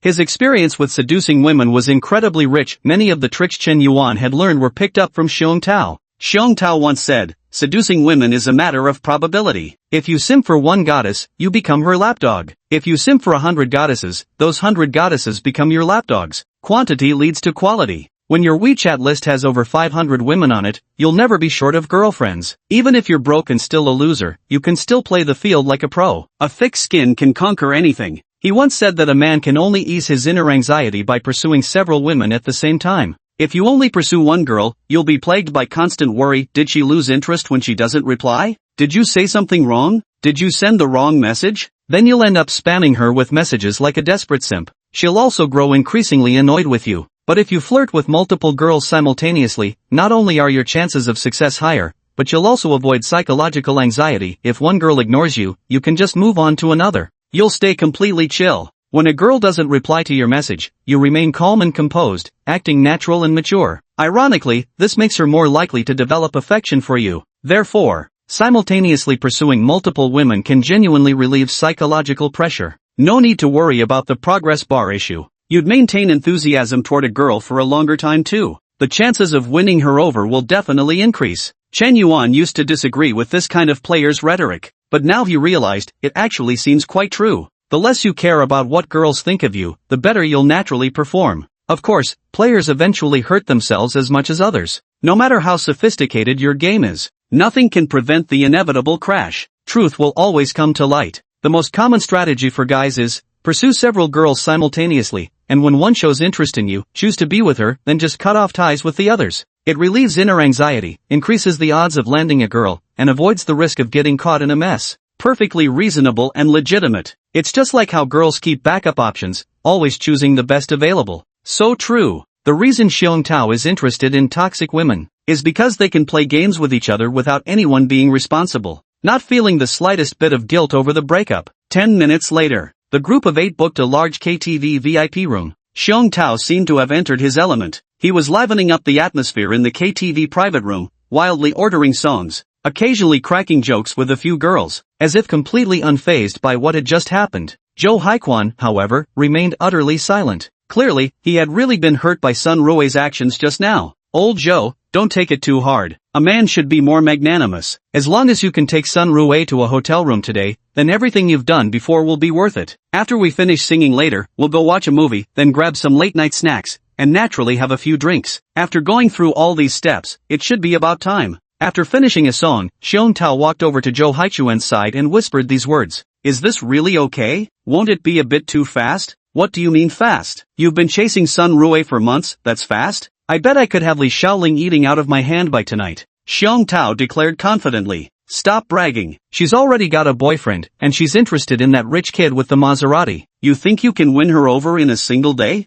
Zhou Haiquan looked thoroughly unconvinced, even with Xiong Tao's past glorious track record. Since his spectacular failure, he's been practically inactive for almost a year now. Could he still possess the legendary girl-charming skills of his heyday? Ha! Let's make a bet. If I can land her today, you'll bring me breakfast every morning for a month. Dare to take that bet? What if you can't win it? If I can't win it, I'll bring you breakfast. Deal. You said it yourself. Zhou Haiquan felt he already had victory in his grasp, though today Sun Rui had embarrassed him in front of everyone. At least I won a month's worth of breakfast money. Could it be that this guy Xiong Tao has noticed how upset I am, and deliberately lost the bet to cheer me up a little? What a true friend. Zhou Haiquan was deeply moved, but then he noticed Xiong Tao running over to Li Xiaoling's side to tell jokes. And it's dirty jokes. Li Xiaoling was so amused she couldn't stop giggling. They even started singing love songs together. 1 hour later, Xiong Tao and Li Xiaoling were hugging each other. This move, it left Zhou Haiquan utterly dumbfounded. Li Xiaoling actually offered no resistance when Xiong Tao laid hands on her. She didn't even push him away. What the hell?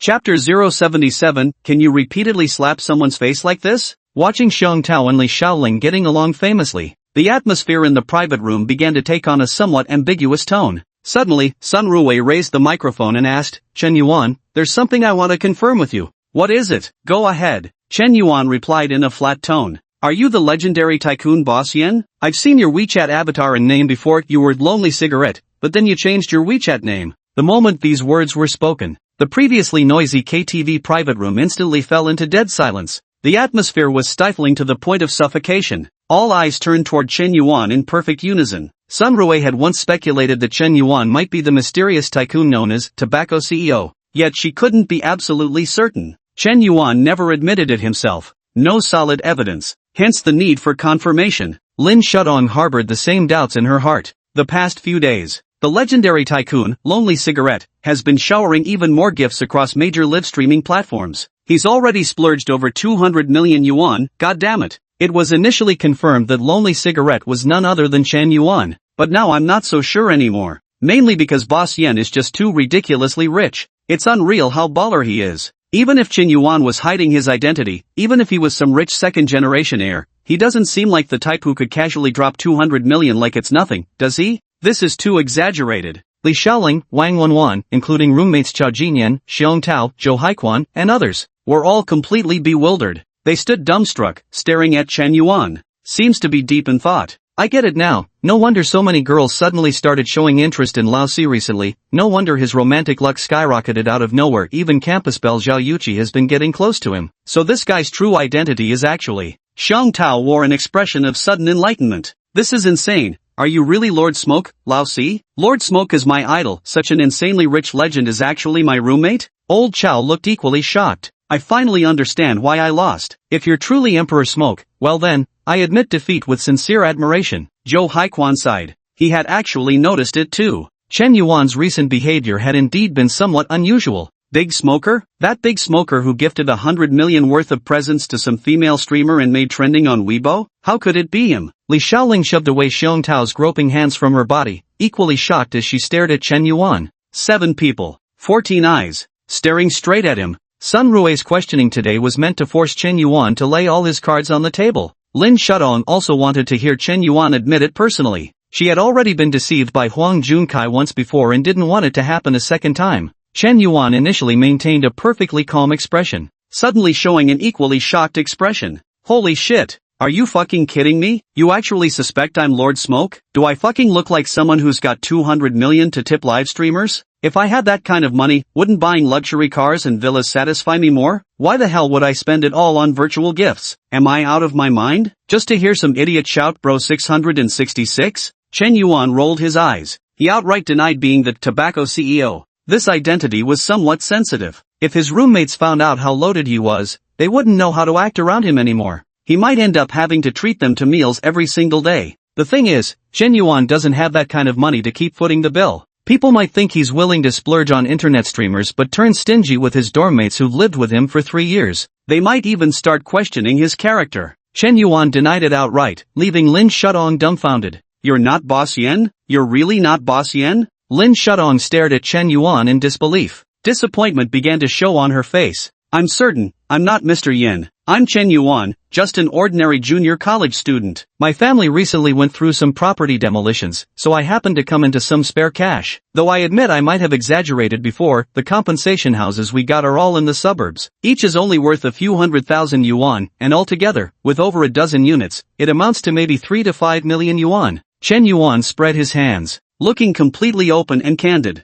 I believe Xiao Chen on this. Although he's been acting a bit unusual lately, we've been roommates for 3 years, I know his character well. Usually, he wouldn't even spare 200 yuan to treat us to dinner, let alone tipping a live streamer 200 million. Ha, so that's why you suddenly got the cash to buy designer clothes. Your family's place got demolished for redevelopment. Richest second generation, awesome. The 3 roommates chattered away, seemingly quite happy. Yet Lin Shudong and Sun Rui turned pale at the sound of it. A tycoon worth billions, and a demolition heir who just lost a few million. The gap between the two. What a world of difference. There's simply no comparison at all. One person's expectations of another are set too high. Once they realize the reality doesn't match their imagination, instant disappointment follows, even turning to disgust. Lin Shudong, favorability -1. Lin Shudong, favorability -1. Lin Shudong, favorability -1. Just like that, Chen Yuan noticed Lin Shutong's favorability toward him kept dropping. Yet it had only been a few short minutes. The favorability points had already dropped to 70, and it seemed there was still a downward trend. Ding! The bound target Lin Shutong's favorability toward the host has dropped to 70 points. Once it falls to 0, the binding will automatically lift. The host may choose to rebind or opt out permanently. Wait, that's an option?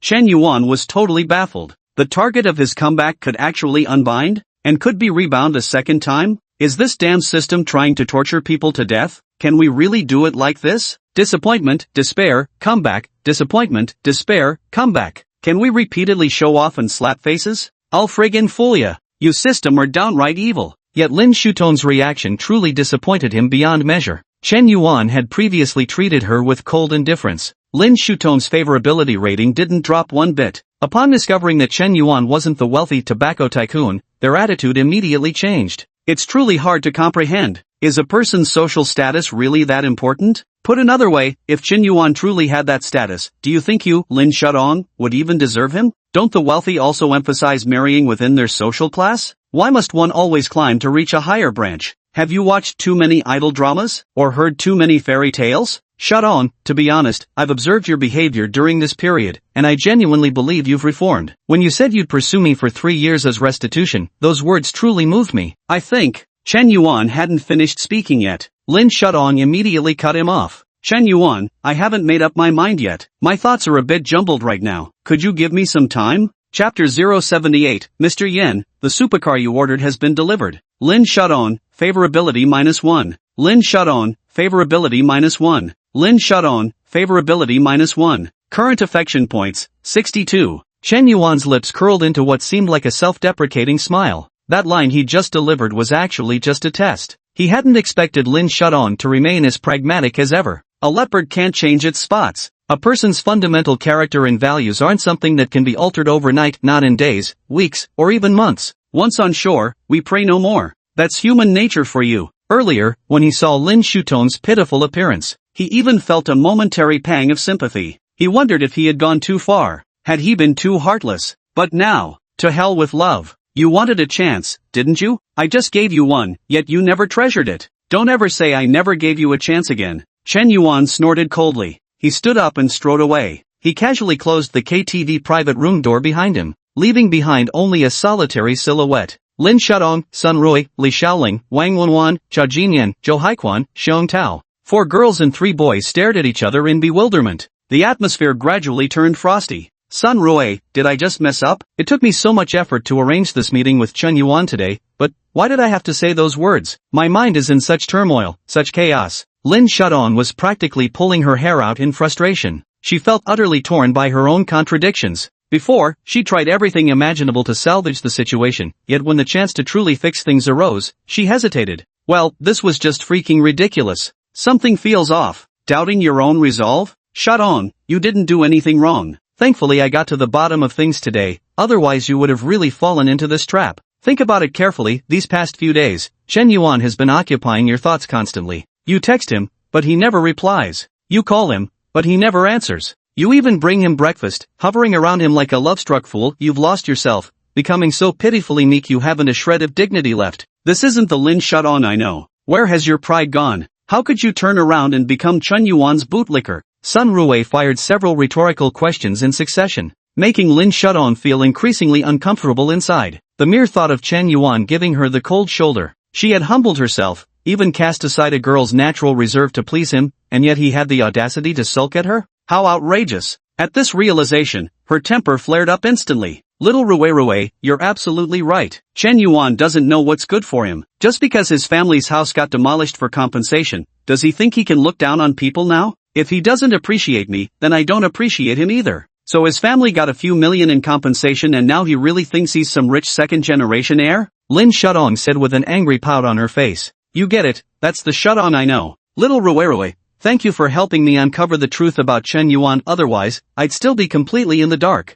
Thank you, Lin Shudong said gratefully. Men are all trash, sisters are the real ride or die. But she didn't know that Sun Rui wasn't asking on her behalf at all, she was asking for herself. Because she also wanted to know whether the mysterious tycoon tobacco boss was actually Chen Yuan himself. If this were confirmed, who would still care about mere friendship between girlfriends? She would go to any lengths to win Chen Yuan over. Just fake bosom friends, phony sisterhood. Who the hell genuinely considers you? Are you out of your damn mind? Do you really think you get to be the center of attention just because you're slightly better looking? After leaving the KTV, Chen Yuan noticed Lin Shutong's fondness for him was still decreasing, although the rate of decline was relatively slow. Every few minutes, it drops a little, but judging by how things are going, even 60 points of favorability won't last much longer. But he doesn't care. For a licked dog target that's already successfully counterattacked, even if the favorability drops to 0, the rewards won't be deducted. Since there's no punishment, then drop as you please. Wait until the favorability drops below 0, completely blacklisted, never to meet again.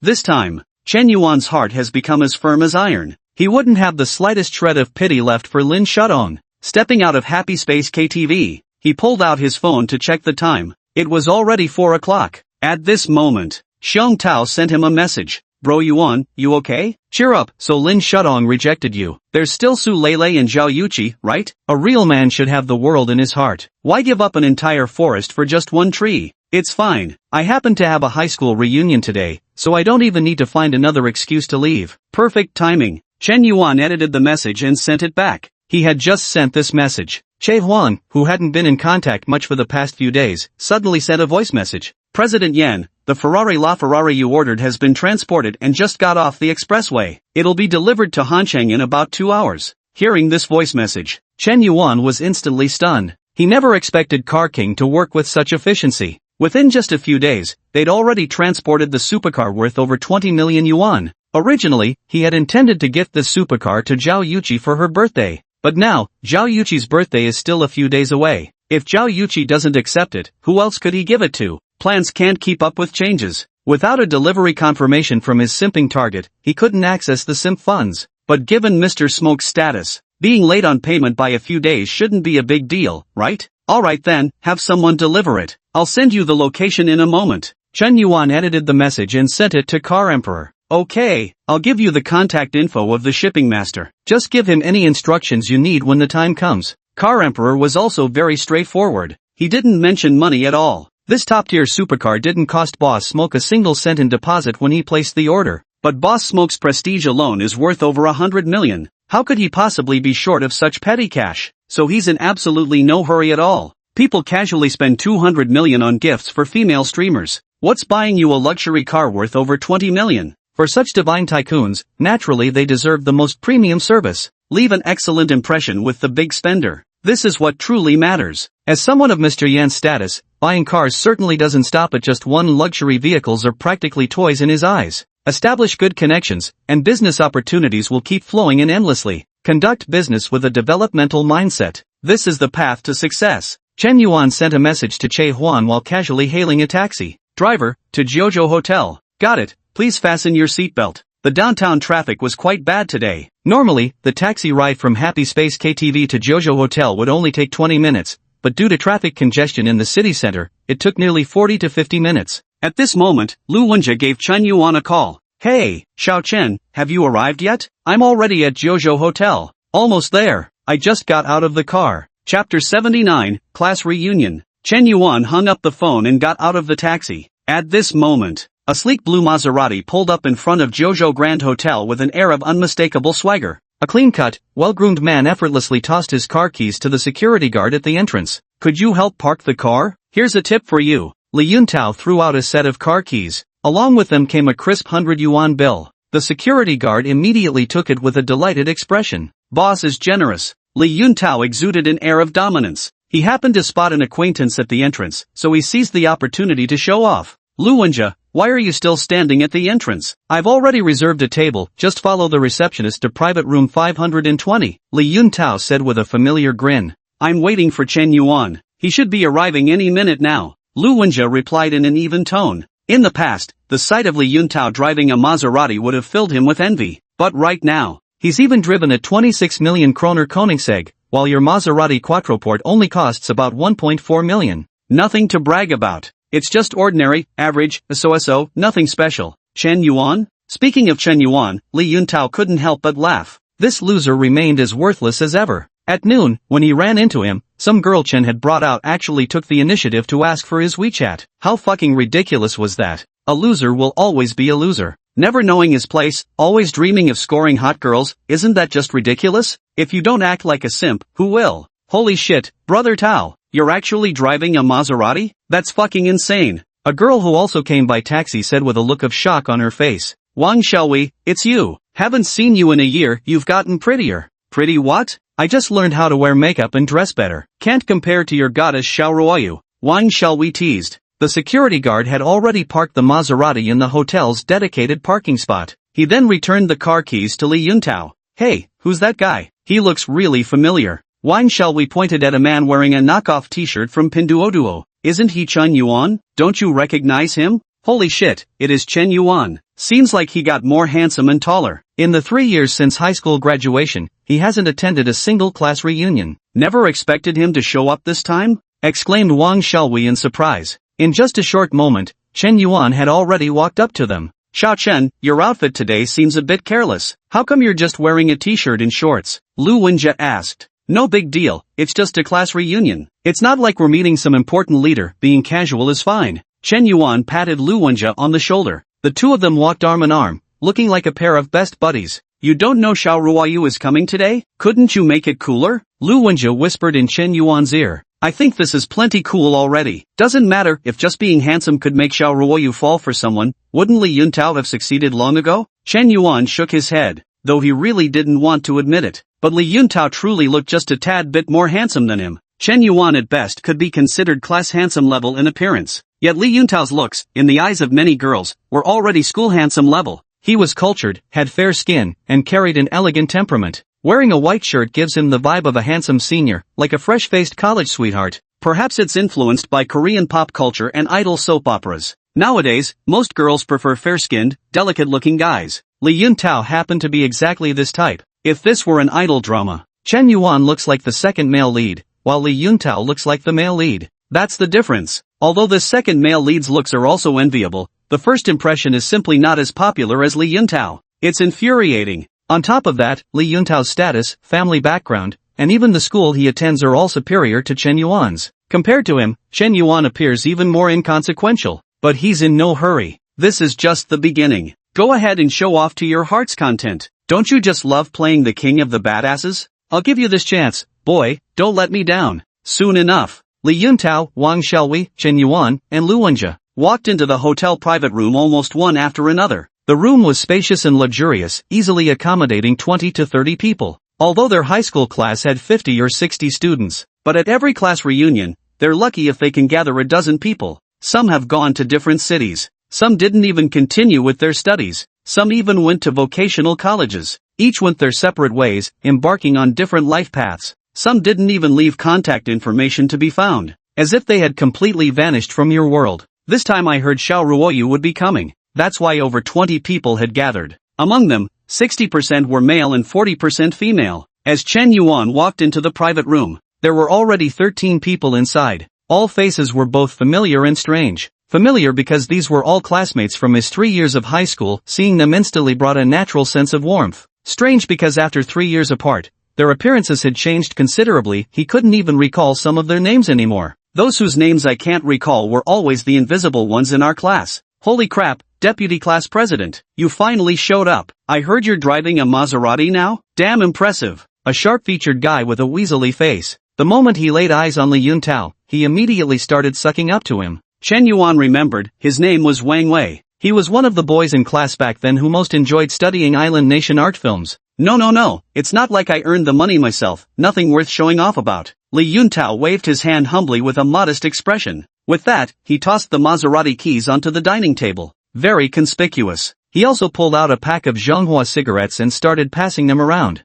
Some students smoke. Some students don't smoke. When guys meet, they pass out cigarettes and start shooting the breeze. When girls get together, they begin chatting about cosmetics, clothes, handbags, lipstick, hairstyles, manicures, and similar topics. Or they just catch up on old times. Back then, there was this time when somebody put chalk dust in the homeroom teacher's teacup. Some idiot let the air out of the math teacher's bicycle tires. Couldn't sleep at night, climbed over the school wall to spend all night at an internet cafe, then got bitten by a dog. It immediately creates vivid imagery when mentioned. Seems quite nostalgic, doesn't it? But in reality, it's completely useless. Continue then. Following the usual script, our conversation traveled from the past straight to the present. Speaking of the present, this is when certain people inevitably start showing off, despite not having graduated yet. But we still need to talk about future development directions. What's your major? How's the current job market? We'll need to buy houses and cars in the future. How can one establish themselves in a big city?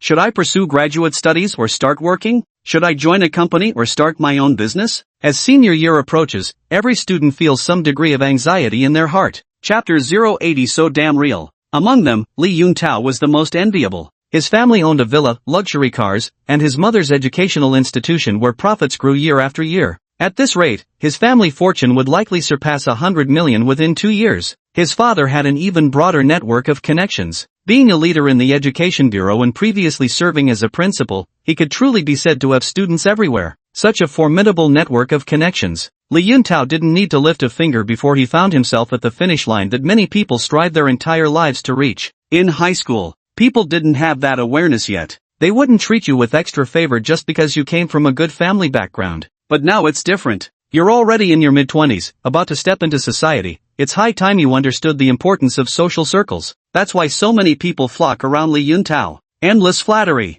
non-stop bootlicking, all sorts of fawning. Just hearing it makes one feel awkward and insincere. Of course, there are always outliers. Scattered in 2s and 3s in other corners of the private room, sitting by themselves playing on their phones. For instance, Chen Yuan and Lu Wenjie. Xiao Chun, I've noticed Li Yuntao is getting more and more full of himself. So what if he drives a lousy Maserati? There's nothing special about it. Why don't you borrow the Koenigsegg and show him up in style? Lu Wenjie suggested. No need. Constantly borrowing other people's cars isn't that fun. When we make money later, we'll buy our own car. Chen Yuan shook his head. Borrowing a car to show off felt somewhat tacky to him now. It simply didn't match the style and status of someone called Tobacco Boss. By the way, I never got to ask last time, how do you know so many rich kids? Are you hiding something from me, you rascal? Lu Wenjie asked suspiciously. Although I went to college, the time we spent hanging out became less and less. But nearly every month or two, Lu Wenjie would still invite Chen Yuan out for drinks to catch up, talk about life, dreams, and girls. Yet ever since Chen Yuan revealed his incredibly powerful social circle in front of him last time,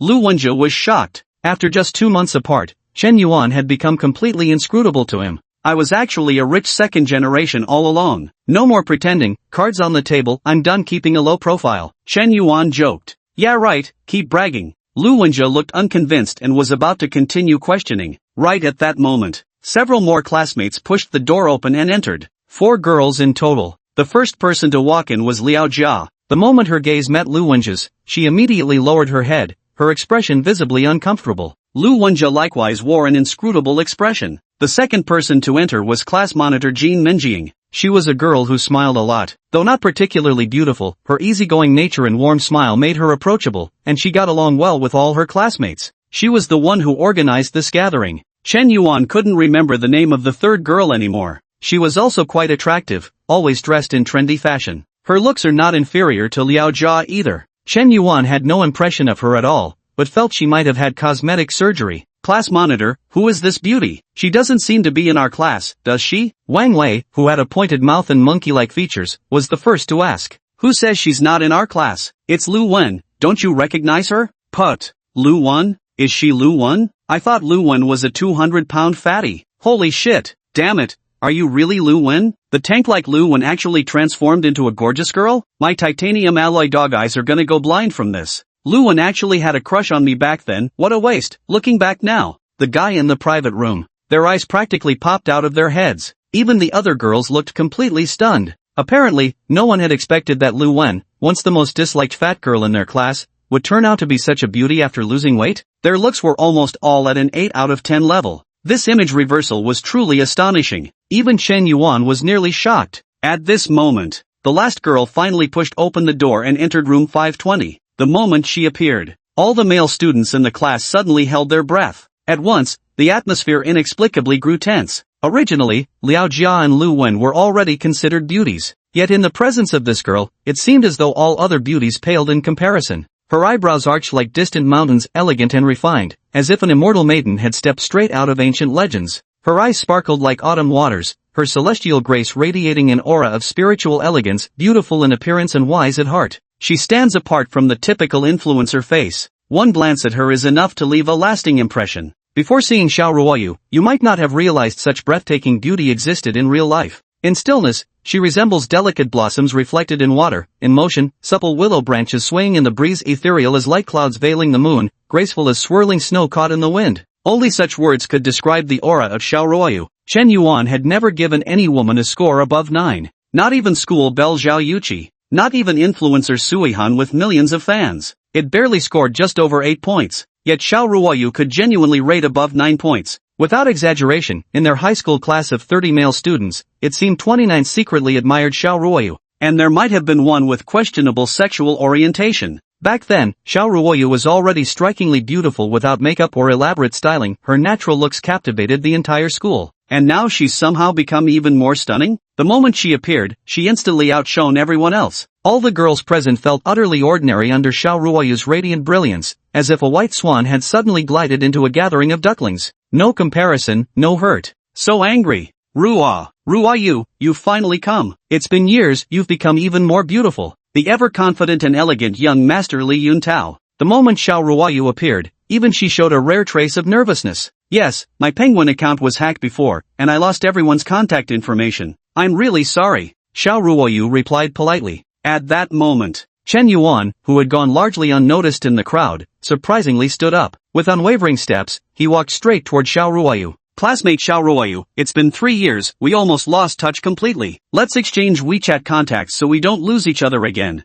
Chen Yuan boldly asked for her contact information without hesitation. It seemed he hadn't given Li Yuntao the slightest regard. Ding! The lick dog operation begins. Name, Xiao Ruoyu. Age, 21. Height, 166 centimeters. Weight, 46 kilograms. Appearance score, 9.2. The girl's favorability towards the host, 0 points. When the girl's favorability exceeds 95 points, the counterattack succeeds, roles reverse, and she becomes the host's devoted admirer. Counterattack completed, reward 10% of SIMP funds spent. Bonus enhancement points, 35 points. Enhancement points can be used to strengthen host's physical attributes including constitution, strength, agility, and spirit. Reward skills, English, French, Russian, Korean, 4 languages. Ding! System binding successful. Before the system binding, Chen Yuan had a glimmer of anticipation in his heart. He hoped Xiao Ruoyu would have at least some favorable feelings toward him. Back then, although he never confessed, at least he had invested some sincerity. He once fought for Xiao Ruoyu.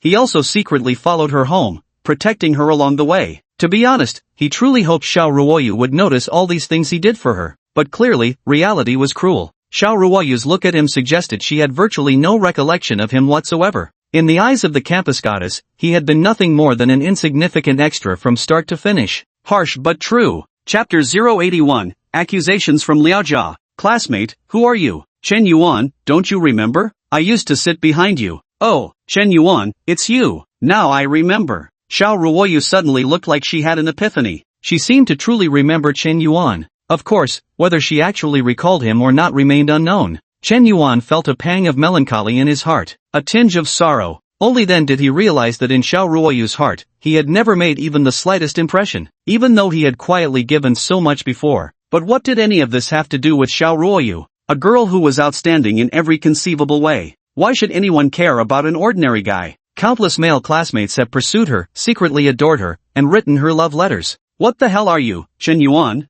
Since you're so mediocre, what gives you the right to stand out? He understood the reasoning behind it. Chen Yuan quickly adjusted his mindset. He used to be an invisible nobody, but now, he was determined to be the most dazzling guy in the crowd. Scan me. Chen Yuan didn't bother with formalities and directly pulled out his phone to display his WeChat QR code. Alright, Xiao Ruoyu nodded. She took out her phone and scanned it. She didn't refuse either, after all. Turning down a high school classmate's WeChat request would be unreasonable no matter how you looked at it. Li Yuntao watched as Xiao Ruoyu actually added Chen Yuan on WeChat. His mood instantly soured. You damned nobody. A pathetic simp. Why don't you just stay where you belong instead of seeking attention from the goddess? God damn it. You still can't give up your pathetic dreams? A toad like you dreaming of eating swan meat? Li Yuntao was cursing wildly in his heart. But on the surface, he remained refined and elegant, exuding grace. Chen Yuan, go call the waiter to serve the dishes. While you're at it, buy a few decks of playing cards outside. We can play cards if the brothers get bored.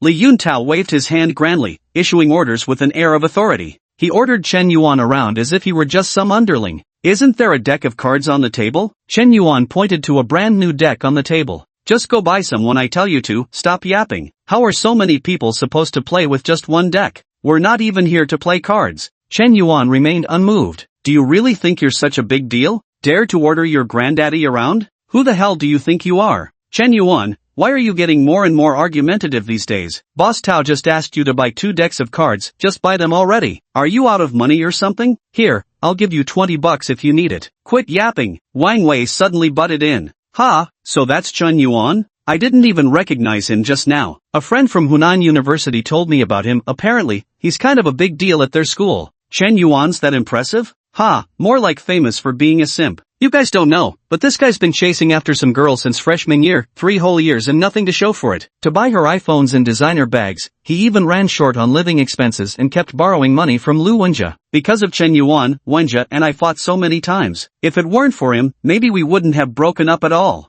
Liao Jia suddenly said with reddened eyes. She had broken up willingly after being deceived into a one-night stand due to her own vanity. Now she didn't dare blame Lu Wenjia. Instead, she actually directed her grievances towards Chen Yuan. Holy shit. Big sis, can you please listen to reason? What the hell does your breakup with Lu Wenjia have to do with me borrowing money from him? And since when have I been borrowing frequently? I've only asked 3 times in total. Lu Wenjia gives you 1,200 out of his 2,000 monthly living allowance, and just because he missed 3 months, you're keeping score? Chen Yuan was utterly baffled. Liao Jia's words instantly caused a huge stir. All the old classmates present. They exchanged glances, and whether male or female, everyone gazed at Chen Yuan with traces of contempt in their eyes. Xiao Ruoyu, favorability -5. Xiao Ruoyu, favorability -5. Current favorability, -10 points. Liao Jia, what are you doing? Why are you speaking about Chen Yuan like that? He hasn't wronged you, our breakup was our own issue. Stop blaming others all the time, okay? Don't you know what you did? Lu Wenjia immediately stepped forward to explain. but it seemed no one was willing to listen anymore, especially the girls. Lu Wenjie, how could you have changed like this? I remember how attentive and considerate you were when you were pursuing Jia. Now that you've broken up, is this how you behave? Do all men turn like this? Once they get what they want, they stop cherishing it? Seems like you're just another scumbag. A girl in a floral dress snapped at him on the spot. Put. When Lu Wenjie heard this, he almost spat out blood. Damn, I got cuckolded, and Liao Jia was the one who broke up with me. How is this my fault? Cece, don't talk about Wenjie like that. Actually, he's been really good to me. It's all my fault for not doing well enough, which made him upset. Last month, Chen Yuan asked Wenjie for a loan, and I disagreed with it, so I ended up arguing with him. Liao Jia left half of the story unspoken. She genuinely believed, from start to finish, that this entire mess was entirely Chen Yuan's fault. If Chen Yuan hadn't borrowed money from Lu Wenjie, they wouldn't have argued. Without the argument, she wouldn't have momentarily lost her senses and considered dumping Lu Wenjie. Without that thought, she'd never have met Ma Kai, that sleazy womanizer. Then Lu Wenjie would still be doting on her every whim.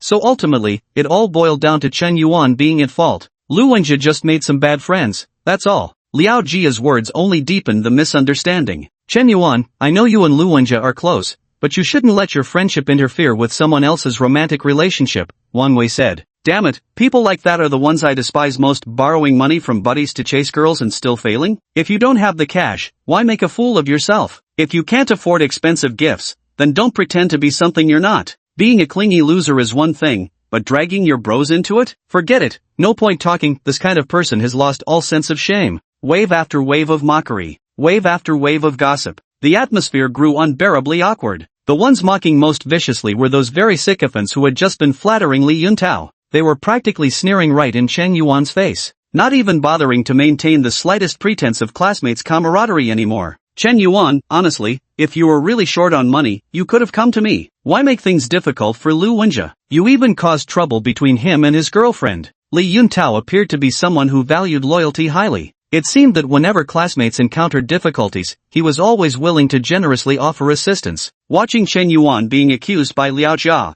mocked by classmates, looked down upon by girls, Li Yuntao felt exhilarated beyond measure. This face-slapping display today was simply flawless. Using Chen Yuan's despicable nature to highlight the nobility of young Master Li, and right in front of Xiao Ruoyu, that couldn't have been more satisfying. You think you can mess around, huh? You don't even know how to write the character for death. Chapter 082, Boss Yan has spoken. At this moment, Lu Wenjie, who had been enduring silently at the side, could no longer stand by and watch. Liao Jia, that's enough, really enough. Why is it that whenever you screw up, you never look for the reason within yourself but instead keep shifting the blame? In the past, I spoiled you, indulged you even when the mistake was clearly yours. I never forced you to face the logic of it. You say you don't like hearing lofty principles. Fine, I won't preach lofty principles. I take the initiative to apologize to you. I take the initiative to coax you, regardless of whose fault it is. I'm the first to bow my head, because I'm a man. I thought you'd understand my magnanimity. I thought you'd understand I've been letting you have your way all along. Yet in the end, you actually believed it was my fault? It was your relentless pressure that stripped me of a man's principles, and bottom line, I admit it, I was pathetic. But remember, you were the one who broke up first, and you were first to betray me. Xiao Chen borrowing money from me isn't reason for us to argue, and it's not like he won't pay it back. It's you who's insatiably greedy, you who's blinded by profit. What right do you have to speak ill of my brother? What the hell kind of person do you think you are?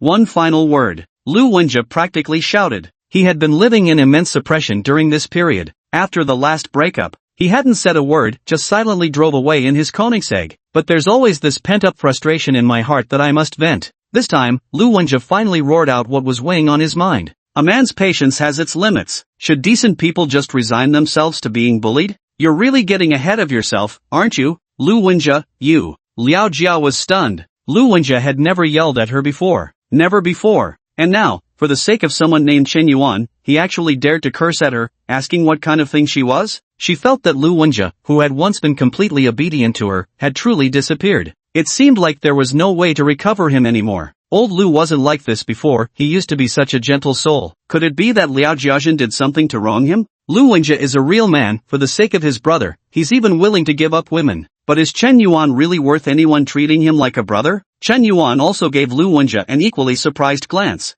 I never expected him to stand his ground like that today. He actually confronted Liao Jia on the spot. No wonder they've been true brothers for over a decade. United front, absolutely flawless. I'll remember this act of kindness. Enough, enough. let's all say less. Today we won't discuss other matters or personal feelings. We've finally gotten together after so long, let's not make the atmosphere so tense. Class monitor Jean Menjing stepped forward to speak. She's quite emotionally intelligent. I got along well with almost every classmate. With her stepping in, the atmosphere in the private room eased up a bit. Yuntao, I heard you've been doing pretty well lately? Seems like you've been making Douyin short videos? Jean Menjing suddenly asked. Just so. Besides attending classes, I do some part-time video shooting during my free time. Been at it for about half a year, and managed to gather over 2 million followers. Li Yuntao glanced at Xiao Ruoyu with a faint smile. Auto-activating boast mode. Actually, he wouldn't normally brag about such things to avoid appearing as if he's showing off. Since Jean Menjing asked him,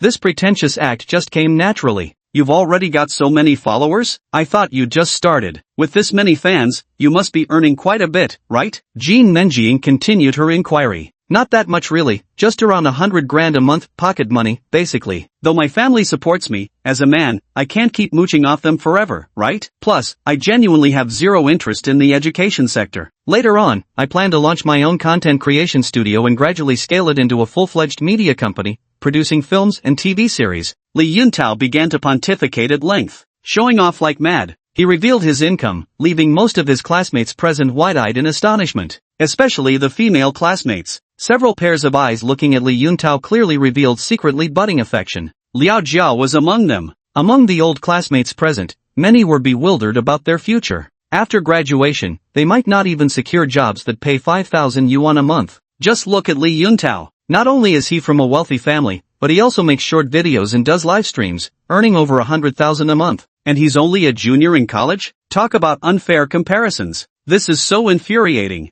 Boss Tao, say no more. I'll follow you from now on. When you start your own company, you must remember to take care of your little brother here, Wang Wei said with sycophantic enthusiasm. Easy promise, easy promise. We're classmates after all. I'll definitely help where I can. Li Yuntao radiated pretentious arrogance. Getting into the swing of things, he noticed Xiao Ruoyu looking at him with newfound admiration. Sure enough, nothing attracts a goddess's attention like a man thriving in his career. Merely riding on the coattails of being a rich second-generation heir isn't enough. You must have your own career. A rich kid who only knows how to spend family money is nothing but a spoiled wastrel. Only those privileged youths who can build their own careers are truly impressive talents with style. The impression they give people is completely different. Soon, the dishes are served. More than 20 classmates are seated at a rectangular table measuring 10 meters long and 1.6 meters wide. Everyone gathers around the table to dine together. It doesn't feel crowded at all. Chen Yuan is in a great state of mind, and he's got quite an appetite. He doesn't seem the least bit embarrassed. Just got mocked and ridiculed, but now acting completely unfazed, stuffing his face without a care. Even someone with a shred of shame probably couldn't eat like that. But Chen Yuan, he completely ignored everyone's contempt and mockery. His shamelessness was truly outrageous. Xiao Chen, are you okay? If you're feeling uncomfortable, we can just leave. Lu Wenjie leaned in and whispered. I'm fine. Let me send a message first. Chen Yuan waved his hand dismissively. He opened the Seoul Elite Kids group chat on WeChat. Over the past few days, it seemed quite a few new members had joined the Seoul Elite Kids group. They had all been invited in by friends. The group's size has already expanded to 34 members. Basically, every second-gen elite has their own different circle. When they're showing off, they'll say they're in the same group with Boss Yen, and the group owner is none other than Boss Yen himself. Then there are always people who want to join the group. There's no doubt about Boss Smoke's current reputation and prestige. Chen Yuan, as the group admin, at everyone. Then he sent out a message. Time for me to show off, gather at Jojo Grand Hotel. The message had just been sent. Instantly, the entire second-generation group exploded with chaos. Holy shit, Boss Yen himself has summoned us. Damn it, which blind fool dares to offend Boss Yen? Is that Kyushu Grand Hotel? Hold on, I'm fucking right nearby, I can be there in 20 minutes flat. Ha ha ha, brothers, break out the gear quick. Boss Smoke's given the word, we can't come up short on style. Chapter 083, A Sweet Smile. After sending the message, Chen Yuan continued eating. Li Yuntao sat at the head of the table, pointing out strategies with commanding ease, eloquently voicing bold ideas with the fervor of a visionary. He already carried himself like a leader. President Tao, come on, let me toast you. You're the most successful in our class, earning over 100 grand a month even before graduation. Only you could pull that off. Yuntao was the heartthrob of our school back then, and he's still just as dashing now. he's absolutely amazing. Handsome, comes from a great family, incredibly capable, and a top graduate from a 985 university, perfect in every way. Gu Sisi, Liao Jia's best friend, said with a shy blush. If not for knowing Li Yuntao only had eyes for Xiao Ruoyu, she would have thrown herself at him long ago. Thinking about how amazing Li Yuntao has become nowadays, everyone's gazes couldn't help but gather on Xiao Ruoyu. She was the one who had rejected Li Yuntao back in the day. Wonder if she regrets it now. But Xiao Ruoyu remained completely calm throughout, never showing the slightest shock at Li Yuntao's monthly income of over 100,000. Her composure wasn't feigned either. When you've encountered people earning millions a month, tens of millions monthly, or even those who've built billion-dollar listed companies from scratch, a mere 100,000 yuan monthly income naturally seems utterly ordinary. Vision determines a person's perspective and stature. Different circles naturally lead to exposure to different people. Xiao Ruoyu came from an extraordinary family background and was fluent in 5 languages. She naturally came into contact with some exceptionally outstanding individuals. During her sophomore year, she even went to the UK as an exchange student for a year. Prestigious global universities, elite returnees, bigwig gatherings, it wasn't like she hadn't attended such events before. Li Yuntao could only show off in front of his classmates. If measured against the broader world, just in Seoul alone, there were at least 1,000 young people more outstanding than him. Xiao Ruoyu naturally had no reason to view him with any special regard. Had a few drinks. Li Yuntao was already feeling a bit lightheaded. Ruoyu, actually all these years, I've never forgotten about you. Li Yuntao was just about to launch into an emotional confession. But unexpectedly, a bespectacled boy sitting in the corner suddenly exclaimed excitedly, "Holy shit! Xiao Meyer is dining at Jojo restaurant, and she's live streaming too." The bespectacled guy, named Zhang Chao, was an otaku. Even while eating, he couldn't resist staring at his phone watching the female streamer. He was someone who didn't quite fit in with the crowd. Is that Xiaomi? The #1 dance queen of Shark TV, Xiaomi? She's really in Seoul, a guy exclaimed in surprise. You bet. You have no idea how popular Xiaomi is right now. Last night, Boss Yen gifted her over 10,000 superfires. Her popularity has skyrocketed, and even today, the hype hasn't died down. She's still got over 5 million viewers. Let's go, let's hurry and check her out. I'm also a fan of Xiaomi, might even get a group photo if we're lucky, another guy chimed in excitedly. I'm not a fan of Xiaomi, I'm a fan of Boss Yen. Boss Yen is the real deal. You probably don't know this, but he's actually in Seoul right now. He's the admin of this ultra-exclusive Rich Heirs group chat. Just yesterday, a buddy of mine mentioned he might get me into the group. Who knows, maybe I'll even get to have dinner with Boss Yen someday. Li Yuntao started boasting again, putting undeserved glory on himself. Hearing this, Chen Yuan nearly spat out his food. Damn your ancestor, you're using my name to show off? Aren't you embarrassed with the real tobacco king sitting right in front of you? Chen Yuan shot Li Yuntao an amused glance, though he genuinely hadn't expected this. Xiao Meyer would come to Jojo restaurant for dinner and was even doing an outdoor livestream. Damn, brother Tao. If you can really have a meal with Boss Yen, you'll be stepping into the circle of ultra-rich, a full leap into high society. Wang Wei said enviously. Boss Yen can tip 200 to 300 million in gifts across major live streaming platforms. This tycoon's net worth must be at least tens of billions. A group of classmates buzzed with discussion. Li Yuntao felt his prestige had risen another notch. Chen Yuan was thinking, does having a meal with me mean stepping into high society? So this is the standard for entering high society? He had pondered this before. How to infiltrate the legendary high society. Turns out I'm freaking high society in others' eyes. No problem. Let's go.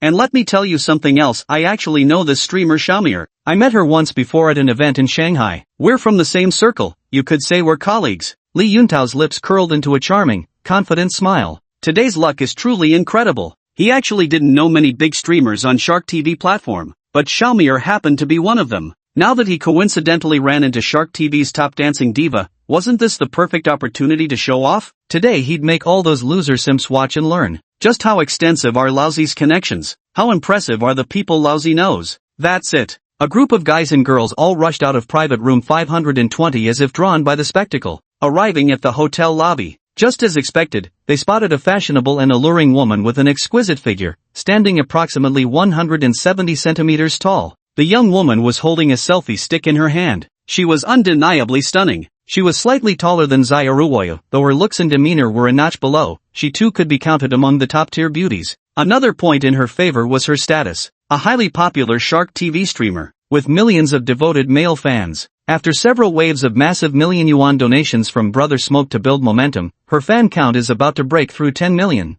Xiaomi is rapidly becoming a sensational top-tier female streamer. On the Shark platform, the only truly phenomenal female streamers before were Feng Xiaoma, and now there's Xiao Tuanxuan. This clearly shows how rapidly her popularity has soared during this period. Xiaomi, can I take a photo with you? I'm your fan, I have your level 7 fan badge. Zhang Chao ran over excitedly and asked. He looked bashful and a little nervous. Sure. Xiaomi smiled slightly and agreed generously. Popular streamers often get requests from fans for photos during outdoor live broadcasts. She was long accustomed to such situations. Thank you, Xiaomi. I'll keep supporting you. Next time I'll send you a plain gift. Zhang Chao vowed passionately. Then thank you in advance for the generous plain gift, valued fan. Ha ha, Xiaomi let out a hearty laugh, putting on her most approachable demeanor. When live streaming, you must always maintain a good attitude toward your fans. Otherwise, you'll get roasted immediately. Xiaomi, I'm also your fan, though I don't have your fan badge yet. I'll definitely get one made for you later. Could I take a photo with you? Of course. Just like that. A group of male classmates excitedly crowded around Xiaomi to take pictures. Li Yuntao smiled faintly. With his hands in his pockets, he walked towards Xiaomi with composed and unhurried steps. He was just about to greet her. Yet Xiaomi caught sight of a man who filled her with immense delight. A sweet, shy smile instantly appeared on her face. Li Yuntao thought Mir was looking at him. Chapter 084, Holy shit, is that a Ferrari LaFerrari? Hello there, Mir. Li Yuntao raised his hand in greeting. He flashed a self-satisfied smile. But then, Xiaomi walked right past him, as if he wasn't even there. Ignored. Utterly ignored. Li Yuntao's expression stiffened, feeling like he couldn't save face anymore. Just moments ago, he was bragging in front of all his classmates, saying he knew Xiaomi, but now, she's treating him like thin air. This is getting awkward. He immediately turned around and pursued, hoping to forcibly save face. But then he realized Xiaomi had walked right up to Chen Yuan, and was putting on an adorable, shy expression. Brother Chen Yuan, I was actually thinking of asking you out to dinner today, but I was afraid you might be too busy. Who knew we'd run into each other by coincidence? It's such fate. Xiaomi spoke in a sweet, delicate tone. Her words were clearly meant to be coquettish. The way she looked at Chen Yuan was as if she were gazing at a godlike figure. The admiration and reverence in her eyes didn't seem feigned in the slightest. Li Yuntao was dumbfounded. He froze on the spot like a sand sculpture. Was he failing to grasp the situation? What kind of existence was Xiaomi? A big streamer with millions of fans. Known as the goddess of otakus, she is the dream lover in the hearts of countless simps, losers, and fat nerds. As for Chen Yuan, he's just trash. A loser. A simp who has to borrow money from buddies just to chase girls, and still fails at it. Yet this very trash actually made Xiaomi, the top dance queen of Shark TV and the goddess of otaku men, show such shyness. Holy shit, what's going on? Li Yuntao wasn't the only one dumbfounded at the scene. There were also Li Wei, Liao Jia, Gu Sisi, Jin Menjing, Lu Wen, and others. Even Xiao Ruoyu, whose gaze had initially shown complete indifference,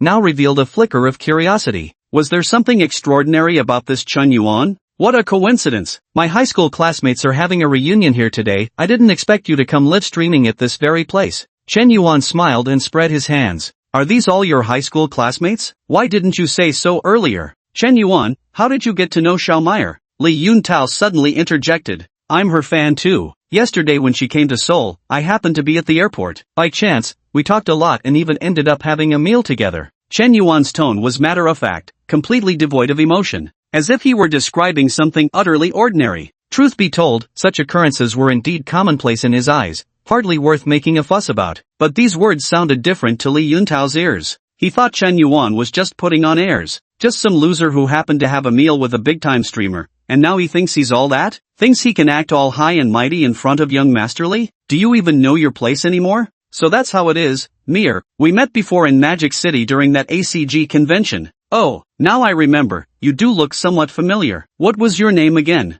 Put. Hearing this, Li Yuntao nearly spat out a mouthful of old blood. He had wanted to show off his impressive connections, but who would have guessed little Mir didn't even remember his name? This is a bit jarring now, with so many classmates watching too. Couldn't you save some face for me? Xiaomi, you're really funny. Li Yuntao cleverly smoothed things over, slightly easing the awkward atmosphere. President Tao, now that we've finished dinner and it's still early, why don't we go sing karaoke? Li Wei suddenly suggested. This was generally the standard itinerary for class reunions. Go sing karaoke right after the meal. Then we'd be singing our hearts out at the KTV till 1 or 2 in the morning, drinking, chatting, and cracking melon seeds. Under the dim lighting, the previously unfamiliar atmosphere would quickly grow warmer. 1 or 2 couples might even hit it off, or rekindle an old flame. Then sparks flew, and things got a little too steamy to describe. Now that's the rhythm worth anticipating. It's not just the guys who think this way, maybe some girls do too. After all, youth is slipping away. If we don't go crazy now, we'll be old. If you don't live it up when you're young, what the hell are you going to live up when you're old? Great, let's go. It's only about 20 minutes from here to Happy Space. Let's meet at the entrance of Happy Space later. I drove here, so there's room for 3 or 4 people. Ruoyu, why don't you ride with me? Li Yuntao turned to Xiao Ruoyu and asked. Xiao Ruoyu didn't refuse and nodded lightly in agreement. Monitor, Gu Sisi, Liao Jia, you should also ride in my car. The back seat can fit 3 people comfortably, it shouldn't be too crowded. Li Yuntao's Maserati wasn't just a 2-seater sports car, but a luxurious sedan with 4 seats. While sports cars may be flashy, sedans are typically more practical than sports cars in most situations. With a bit of squeezing in the back, fitting 3 people isn't really an issue. Xiao Meyer stood quietly behind Chen Yuan, watching attentively. She could tell at a glance that this group seemed completely unaware of Chen Yuan's true identity. Otherwise, how could a nobody like Li Yuntao be the one giving orders here? But since Chen Yuan had chosen not to reveal himself, Xiao Meyer couldn't say much either. Boss Yen remains as low-key as ever. Soon, the group stepped out of the Jojo Grand Hotel.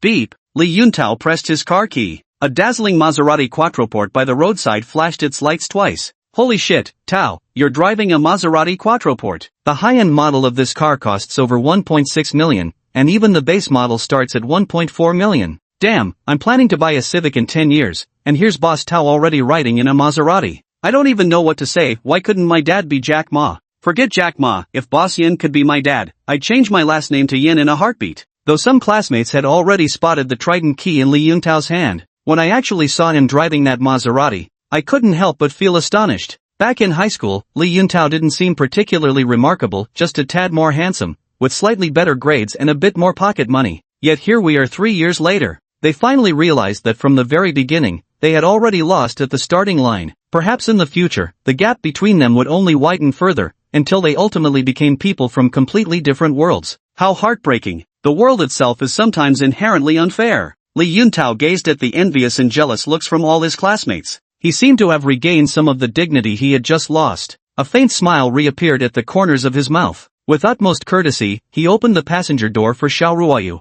He placed one hand protectively above Xiao Ruoyu's head to prevent any accidental bumps. This detail of his, in the eyes of the girls, was simply graceful and dashingly handsome. Yuntao is so attentive, I really envy Xiao Ruoyu. Why has no guy ever treated me like this? Can't someone who isn't pretty also deserve love? Sighed a plain-looking female classmate. Just as Xiao Ruoyu was about to get into the car, suddenly, a tow truck pulled up in front of the Kyushu Grand Hotel. 2 tow truck workers stepped out of the vehicle. Of course, the tow truck wasn't the main attraction. The real showstopper was the Ferrari supercar being transported behind it. That Ferrari is so damn cool, must cost like 4 or 5 million, right? Wait a minute, this isn't just any Ferrari, this is, holy shit, a Ferrari LaFerrari? A supercar worth over 20 million? Holy crap, holy crap, holy crap, is that really a LaFerrari? No fucking way. What kind of ridiculously rich person could possibly afford this car? Chapter 085, this car was bought by me. The tow truck delivery staff took out a phone and made a call. Beep beep beep beep beep. Unfortunately, Chen Yuan's phone happened to ring at that moment. Hello, boss? Where are you? I've already delivered the car to the address you specified. Please come sign for it. Got it. Chen Yuan nodded in agreement. The next instant, he walked calmly toward the baggage handling staff with a composed expression. Under the collective gaze of all his classmates, he said casually, this vehicle is mine. Could you 2 gentlemen please unload it for me? Right away, boss. Just sign here, and please also confirm receipt with our superiors. If this gets delivered to the wrong place, selling my entire family wouldn't cover the cost. The middle-aged tow truck driver replied with reverence. Okay. Chen Yuan gave a thumbs up. He immediately took out his phone and sent Chang a message. The car's received. I'll wire you the money after a 2-day test drive. Alright, Boss Yen, go ahead and try it out. If there's any quality issue, feel free to contact me anytime. Che Huang replied immediately. Soon, in less than 10 seconds, the tow truck operator's phone rang. Hey, got it, Boss Che. Okay, President Che. Rest assured, we'll follow this gentleman's every instruction without fail. Hung up the phone. The 2 tow truck drivers looked at Chen Yuan with increasing respect in their eyes. Then, they began to unload the car. How is this possible? The Ferrari LaFerrari worth over 20 million was bought by Chen Yuan? Boom! A bespectacled girl had barely finished speaking. The entire room froze in confusion. Instant dead silence. 24 classmates stood dumbfounded, rooted to the spot. They all froze. turned to stone. Stunned, every mouth hung wide open, as if ready to swallow an ostrich egg whole. No one could have imagined that Chen Yuan, that loser and simp, could actually afford a luxury supercar worth over 20 million? Are you joking on an international level? What on earth is happening to this world? Chen Yuan can actually afford a supercar now? Chen Yuan, huh? No matter how many question marks pop up over their heads, but everything happening before their eyes seems to be undeniable reality. Hadn't the staff already confirmed Chen Yuan's identity? The expression on Li Yuntao's face suddenly twisted as if he'd eaten something vile. Today he'd driven his Maserati to the class reunion specifically to show off, to flaunt his success. Even goddess Xiao Ruoyu seemed about to get into his car. Then came the critical moment. That bastard Chen Yuan actually pulled off a miraculous comeback, a desperate counterattack that turned the tables. There's simply no comparison between a Maserati Quattroporte worth over 1.6 million and a Ferrari LaFerrari valued at more than 22 million. Just a fraction of this guy's car is worth more than his entire vehicle. How can you even begin to compare? But he really couldn't figure out how could Chen Yuan possibly afford such a luxury car. When had that loser and simp transformed into such an impressive figure? I get it now, I finally get it. Chen Yuan, are you trying to pull the same trick twice? Do you really take everyone for fools? Putting on an act once is enough, doing it twice makes it way too obvious. Liao Jia suddenly sneered coldly. What? Jia, what are you talking about? Is Chen Yuan acting? Class monitor Jean Menjiang asked with a puzzled expression. That's right. A few days ago when I broke up with Lu Wenjia, he used the exact same trick. Although he put on quite a show with real luxury cars, I absolutely refused to believe he could afford a sports car worth over 20 million. Afterwards, I even had a friend specially investigate Lu Wenjia's hometown. He's no super rich second generation at all. It's all a scam. Do you really think putting on a fancy show makes you actually wealthy? Wake up. Why keep lying to yourself? Liao Jia spoke in a thoroughly disdainful tone. Everyone knows Lu Wenjia and Chen Yuan are closest friends. Lu Wenjia had an honest personality and wasn't the scheming type. It wouldn't even occur to him to borrow a luxury car just to show off and slap Liao Jia in the face with it. So this devilish idea must have come from Chen Yuan. Since Chen Yuan could orchestrate such a stunt for Lu Wenjia, he could certainly pull off the same trick himself. So, it's all just a show. To impress Xiao Ruoyu, you didn't hesitate to spend a fortune, renting a luxury car just to show off. You've really gone to great lengths. But fakes are ultimately fakes, unable to withstand any scrutiny. Once exposed, how is this any different from morally bankrupt fraudsters? Disgraceful. So that's how it was. I almost fell for this kid's trick just now. Spending over 20 million on a luxury car just to show off, bet renting it for a day costs a fortune too. Can't even afford food for himself. Has Chen Yuan taken out a loan from loan sharks? This idiot must have gotten his brain crushed in a door. In an instant, the crowd's awe turned into contempt. Liao Jia's words made nearly all of her classmates believe without a doubt. Because in their impression,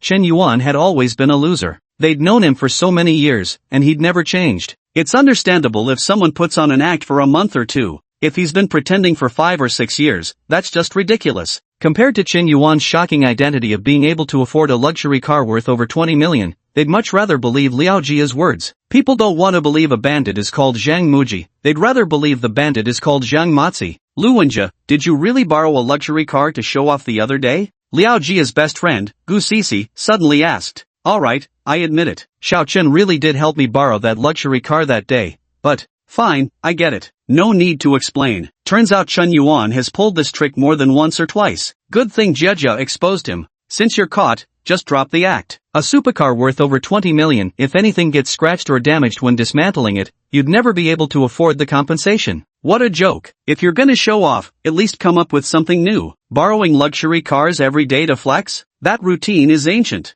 Things have developed to this point. Chen Yuan has almost become the target of public criticism. Li Yuntao was laughing his head off. He really didn't expect Chen Yuan's move to be so low. Trying to show off but ending up a laughingstock instead. Got exposed on the spot and ended up slapping their own face? Even Lu Wenjia personally admitted that Chen Yuan borrowed the car. No room left for excuses now. Indeed, showing off depends on the person. Only those with real skills can pull off showing off impressively. Those without skills who force it end up making fools of themselves. Let's all tone it down a bit. After all, we're old classmates, let's save some face for each other. Don't hit where it hurts. Chen Yuan going all out like this wasn't easy for him, haha. Li Yuntao suddenly turned around and spoke up for Chen Yuan. But whether these were kind words or sarcasm would be immediately obvious to anyone with sense. Xiao Ruoyu, favorability -5. Xiao Ruoyu, favorability -5. Current favorability, -20 points. Chen Yuan looked at the favorability points above Xiao Ruoyu's head, which had dropped another 10 points, and shook his head helplessly.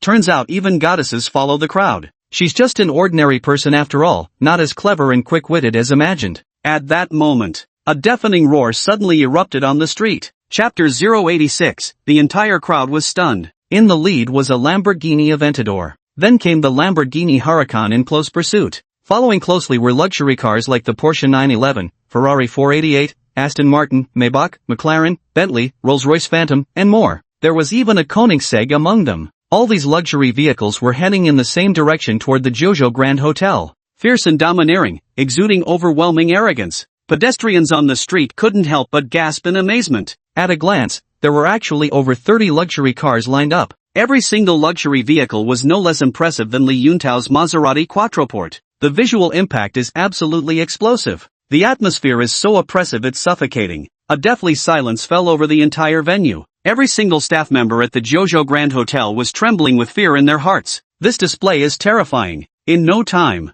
over 30 luxury cars were all parked at the entrance of Jojo Grand Hotel, surrounding the entire parking lot. A young man wearing sunglasses stepped out first from the Koenigsegg. Then a silver-haired man got out of the Lamborghini Aventador. A group of rich second-generation heirs got out of their cars one after another. They walked uniformly toward Chen Yuan. Ha! Same old group, same stale act, they haven't even bothered to swap out the people. How half-hearted. That dude with the sunglasses and toothpick? I saw him last time. And that Koenigsegg? Wasn't that the same car they lent to Lu Wenjie before? Liao Jia continued to scoff, her face full of contempt. She hadn't seen much of the world either, though equally shocked by the extravagant display before her. She'd already convinced herself this was just a group of actors. No matter how grand the spectacle, it was all fake. Shut up, you damn fool. Do you even know who you're talking about? That's Zhang Haotian, young master of the Zhang family. Longjiang Real Estate, that's his family's business. Li Yuntao immediately turned hostile, scolding Liao Jia harshly. This was none other than young master Zhang,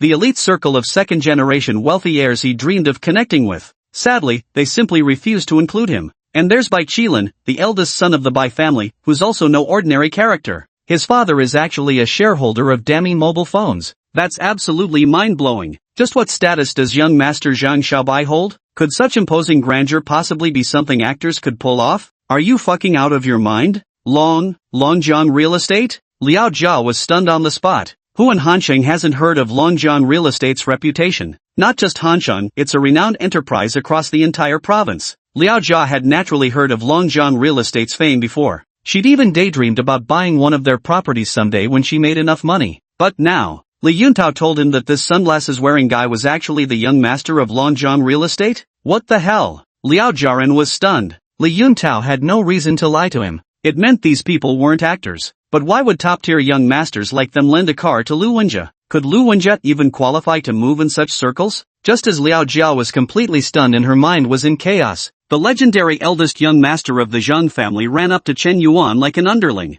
With a respectful attitude, he called out, "Greetings, young master Yuan. Greetings, young master Yuan. Greetings, young master Yuan." Over 30 spoiled heirs shouted in succession. This moment, the entire crowd turned to stone. Everyone's breath caught in their throats. They nearly gasped in shock. The air seemed to freeze. Li Yuntao was shocked. Gu Sisi was shocked. Jin Menjing was shocked. All the old classmates were collectively shocked. Even the onlookers at Jojo restaurant were trembling with astonishment. Absurd. Terrifying. More than 30 wealthy second-generation heirs, including the young master of Longjiang Real Estate, the son of a major shareholder in Dami Group, and various other wildly influential scions with astonishing backgrounds, actually greeted Chen Yuan in unison? Holy shit. That's mind-blowing. At this moment, even the normally serene Xiao Ruoyu couldn't help showing a trace of astonishment on her face. She had once caught a glimpse of the young master of Longjiang Real Estate at a high-end cocktail party. His notoriously unruly temperament was legendary. For someone of his elite social standing, she wasn't entirely confident she could aspire to associate with him.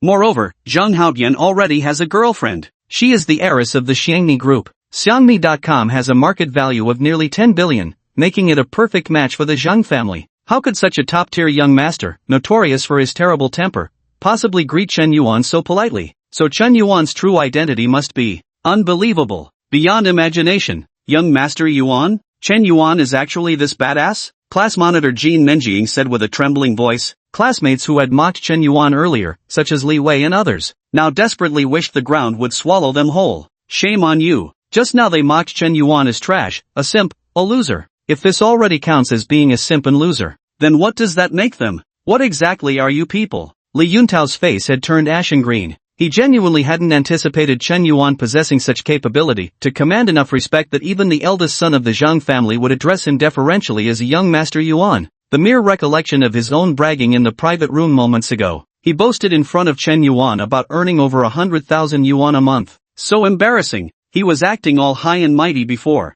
Now looking back, I realize I just look like a complete fool in front of others. Liao Jia, what's wrong with you? Why do you keep slandering Chen Yuan like this, making us misunderstand him, said her best friend Gu Sisi with indignation. Her eyes were wide with shock. Only now did Gu Sisi realize that the most impressive person among their high school classmates was actually Chen Yuan. Chen Yuan's displayed strength was easily 100 times greater than Li Yuntao's. If not for Liao Jia's misguidance, with the bond and camaraderie of old classmates, even if developing a relationship beyond friendship but short of romance with Chen Yuan wasn't possible, she could have at least leveraged connections to secure a good job or meet other wealthy second-generation heirs. But now, this connection was likely to be severed. The losses are immeasurable. How can this be my fault? I had no idea either. Sisi, how could you say that about me? Liao Jia said with grievance. Chen Yuan responded to the greetings from a group of rich second-generation heirs with just a wave and a faint smile. Everyone, you're really honoring me with your presence today. I won't forget this kindness.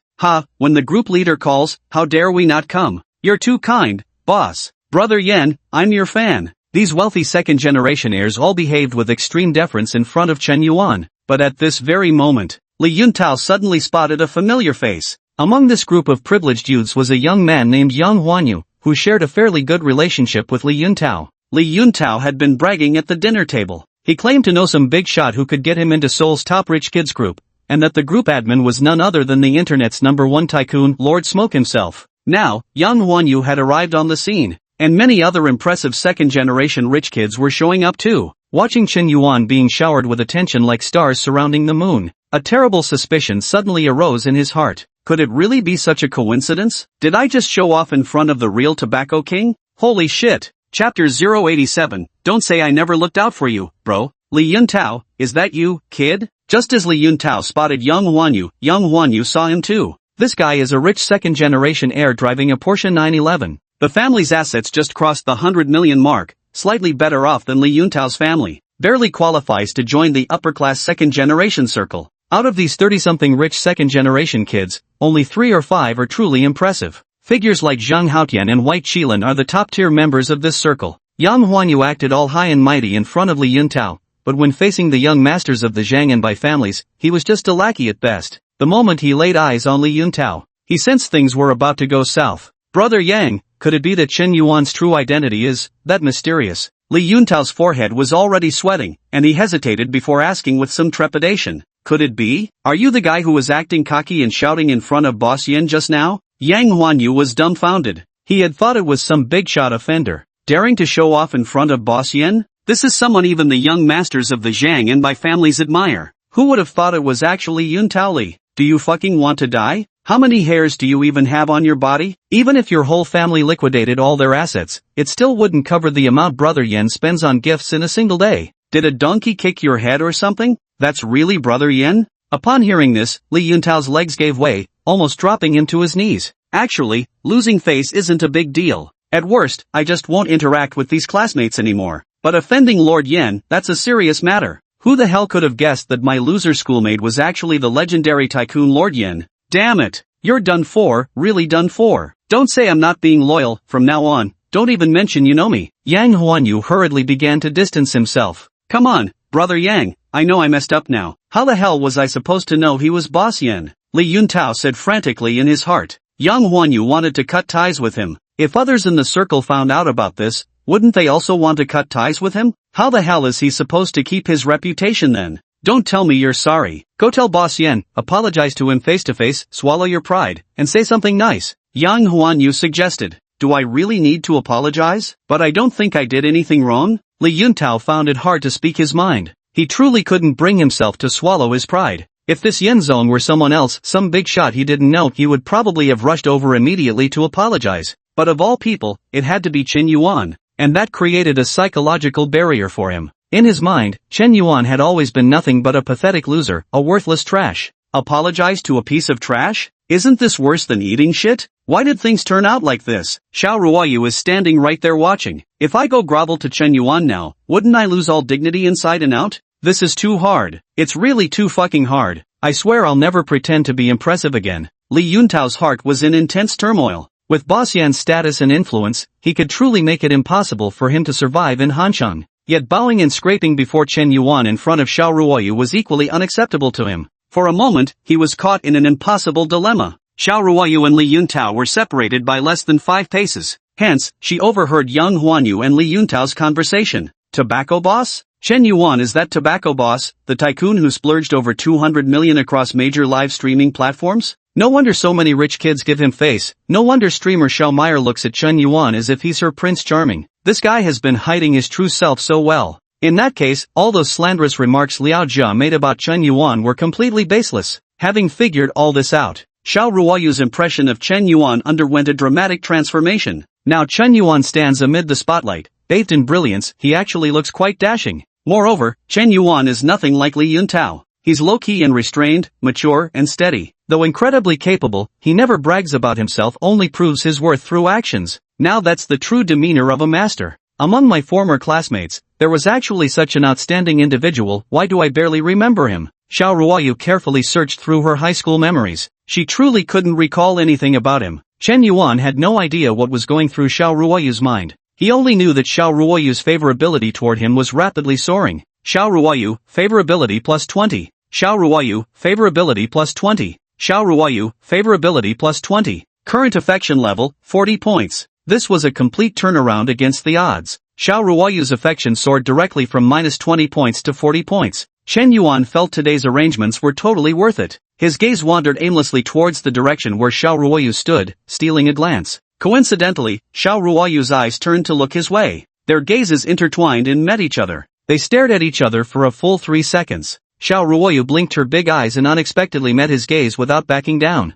Her eyes didn't waver at all. That look? Is there a spark? For the first time, the girl he'd admired in high school was studying him with such intense focus, leaving Chen Yuan feeling a little thrilled inside. But he quickly calmed down. He was no longer a greenhorn rookie. He could rationally assess certain matters without losing his head impulsively. Even though Xiao Ruoyu was his first love from the past, yet her actions today still left Chen Yuan feeling somewhat disappointed and dissatisfied. Previously, Xiao Ruoyu's favorability toward him had been at minus 20 points, but after one impressive reversal, it soared to positive 40 points. Throughout this entire process, Chen Yuan never exchanged a single word with Xiao Ruoyu. But the reality is harsh. Affected by external factors, even a goddess with beauty scores of 9.2 cannot remain aloof from worldly temptations. Perhaps human nature is inherently like this. Her exceptional beauty doesn't mean she's fundamentally different from others. They're all just ordinary people. Where do you find so many fairy maidens detached from worldly pleasures? But indulging them is still a must. Chen Yuan straightened his mindset. From this moment he began to understand, what goddess exists in this world?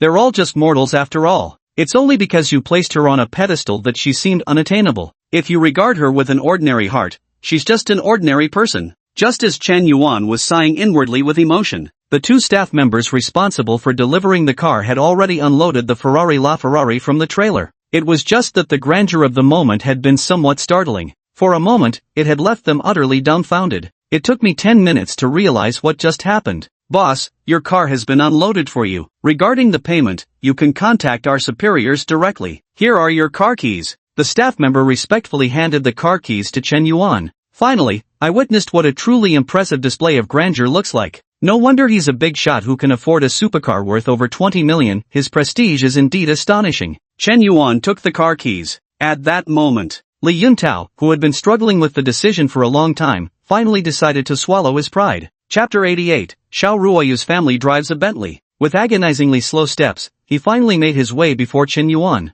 Li Yuntao took a deep breath, then bent down and bowed at a 90-degree angle. Chen Yuan, I. Li Yuntao wanted to say some flattering and obsequious words, but they stuck in his throat and he couldn't get them out. Li Yuntao, what are you doing? We're old classmates, don't be like this. Chen Yuan patted him on the shoulder. Clearly, he no longer cared about this pretentious show-off, after that crazy display of arrogance. As for the sarcastic remarks earlier, he didn't take them to heart at all. Perhaps he had grown accustomed to ridicule. He had developed some immunity to it by now. He really had no reason to hold a grudge against Li Yuntao. Holy shit, the unruly Li Yuntao actually bowed to Chen Yuan? Is Chen Yuan's status really that impressive? Li Wei exclaimed in shock. Can't you see for yourself how impressive this is? This kind of display goes far beyond just impressive. Our old classmate has been way too low-key. After 5 or 6 years, none of us ever figured out his true status. The group of classmates were utterly terrified in their hearts. Yet they also found Li Yuntao quite ridiculous. They had originally thought he was some pretentious show-off.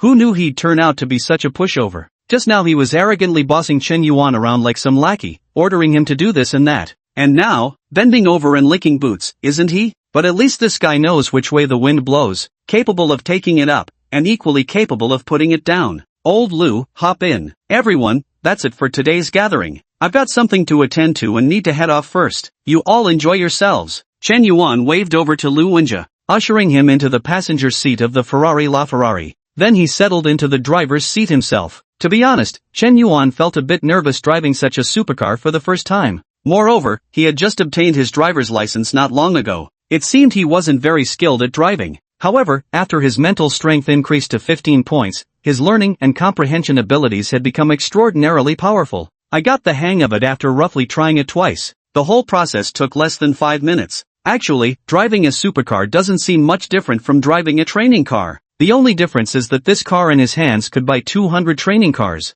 Monitor, are we still going to KTV tonight? Gu Sisi asked Jean Menjing with little enthusiasm. Let's hear what everyone else thinks. Honestly, I'm not exactly thrilled about the idea either. Jean Menjing shook her head. After witnessing such an overwhelmingly spectacular scene today, who'd still be in the mood for singing? Moreover, if Chen Yuan wasn't going, they were even less inclined to attend. At that moment, Li Yuntao stepped back. Ruoyu, get in the car. Sorry, Yuntao, I'm not feeling well today, so I won't join for karaoke. Everyone else doesn't seem particularly enthusiastic either, let's just call it a night. Xiao Ruoyu shook her head, apparently deciding against taking Li Yuntao's car. Even though Chen Yuan hadn't invited her into his vehicle, she didn't want to create unnecessary misunderstandings either. In that case, Ruoyu, where do you live? Let me drive you home. Li Yuntao persisted eagerly, clearly unwilling to take no for an answer. No need, really, my family driver is coming to pick me up. Just as Xiao Ruoyu finished speaking, a luxurious Bentley pulled up,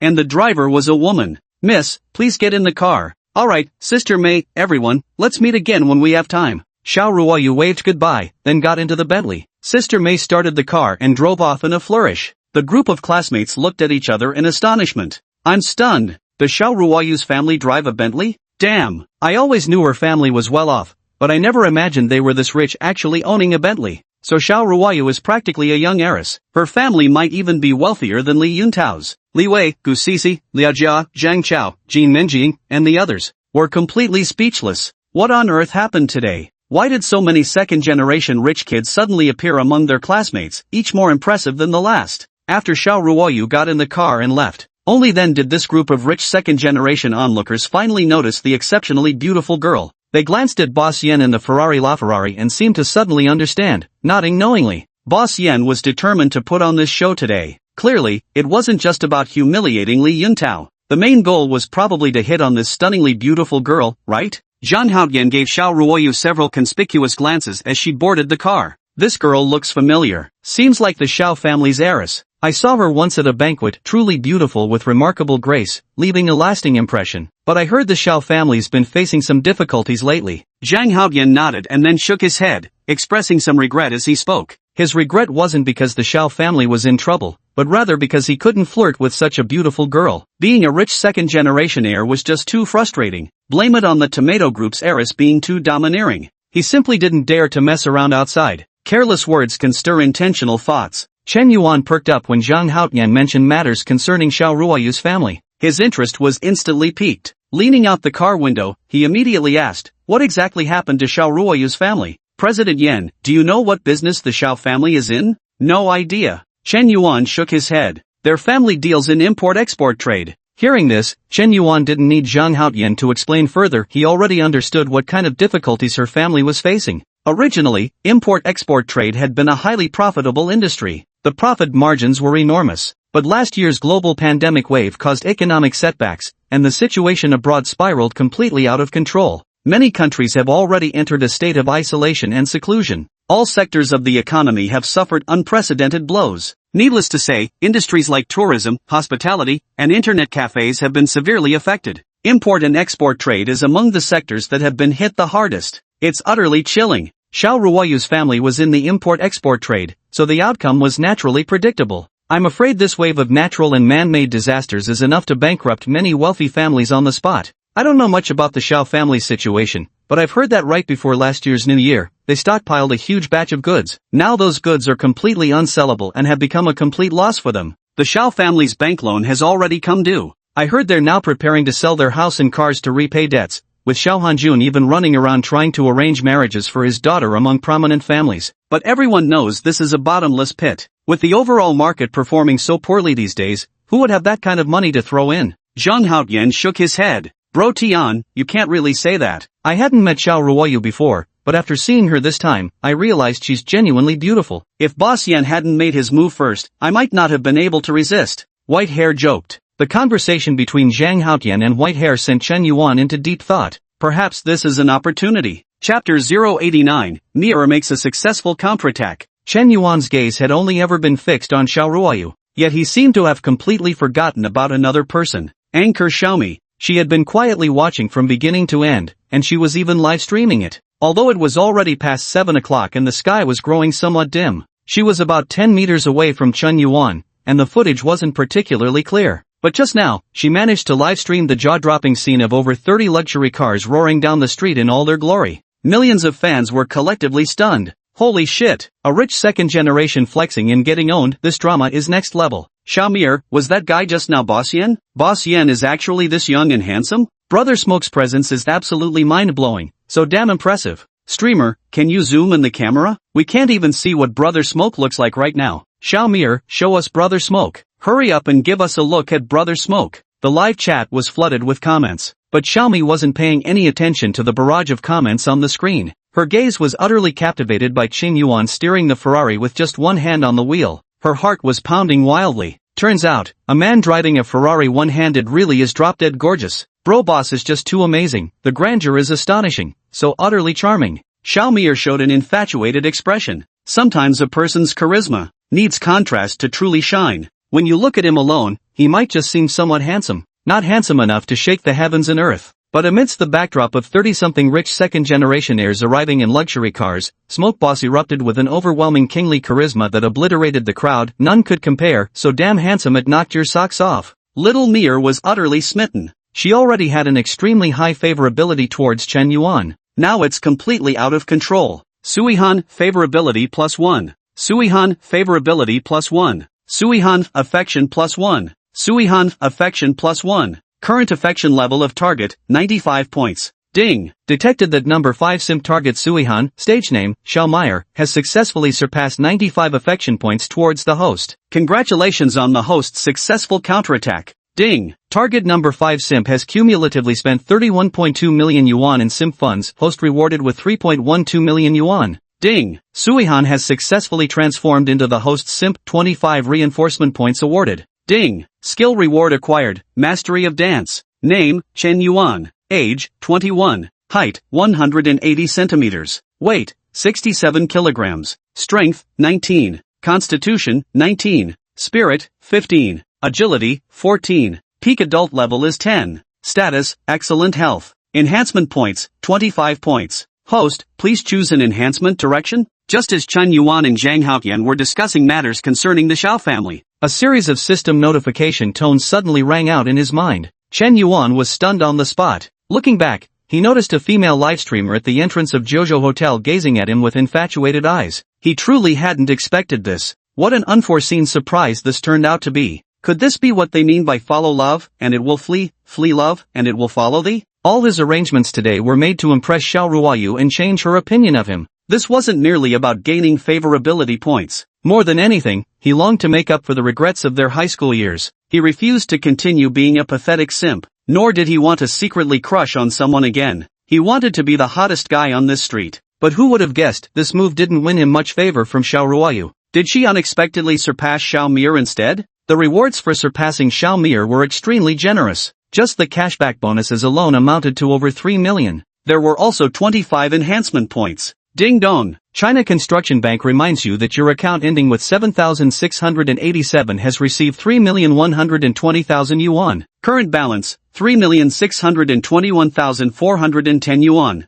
Seeing over 3 million yuan deposited into the account, Chen Yuan's face lit up with ecstasy. Damn it, finally got some money. The feeling of receiving over 3 million was even more exhilarating than when he spent 200 million, gifting to the female streamer. Except for the initial excitement during the first time. After that, Chen Yuan had actually become quite indifferent. Spending over 200 million felt just like giving out free glow sticks. And damn, my hand even got sore from all that swiping. But these 3 million plus were different. Going straight into a private account means it's his own money, he could buy himself whatever he wanted. How about getting a new computer, the top of the line model? Why not buy a house near the school? It'll be more convenient for bringing girls over later. Shouldn't we also switch to a different car? This Ferrari I'm sitting on will have to be given away sooner or later. Chen Yuan himself had very modest demands and didn't require any luxury cars. A mid-range SUV costing 2 to 300,000 would suffice. At around 8 o'clock in the evening, over 30 luxury cars departed from Jiuzhou Grand Hotel one after another. A few who hadn't eaten decided to grab a meal here as well. Chen Yuan drove, preparing to take Lu Wenjie back to Wuhan University.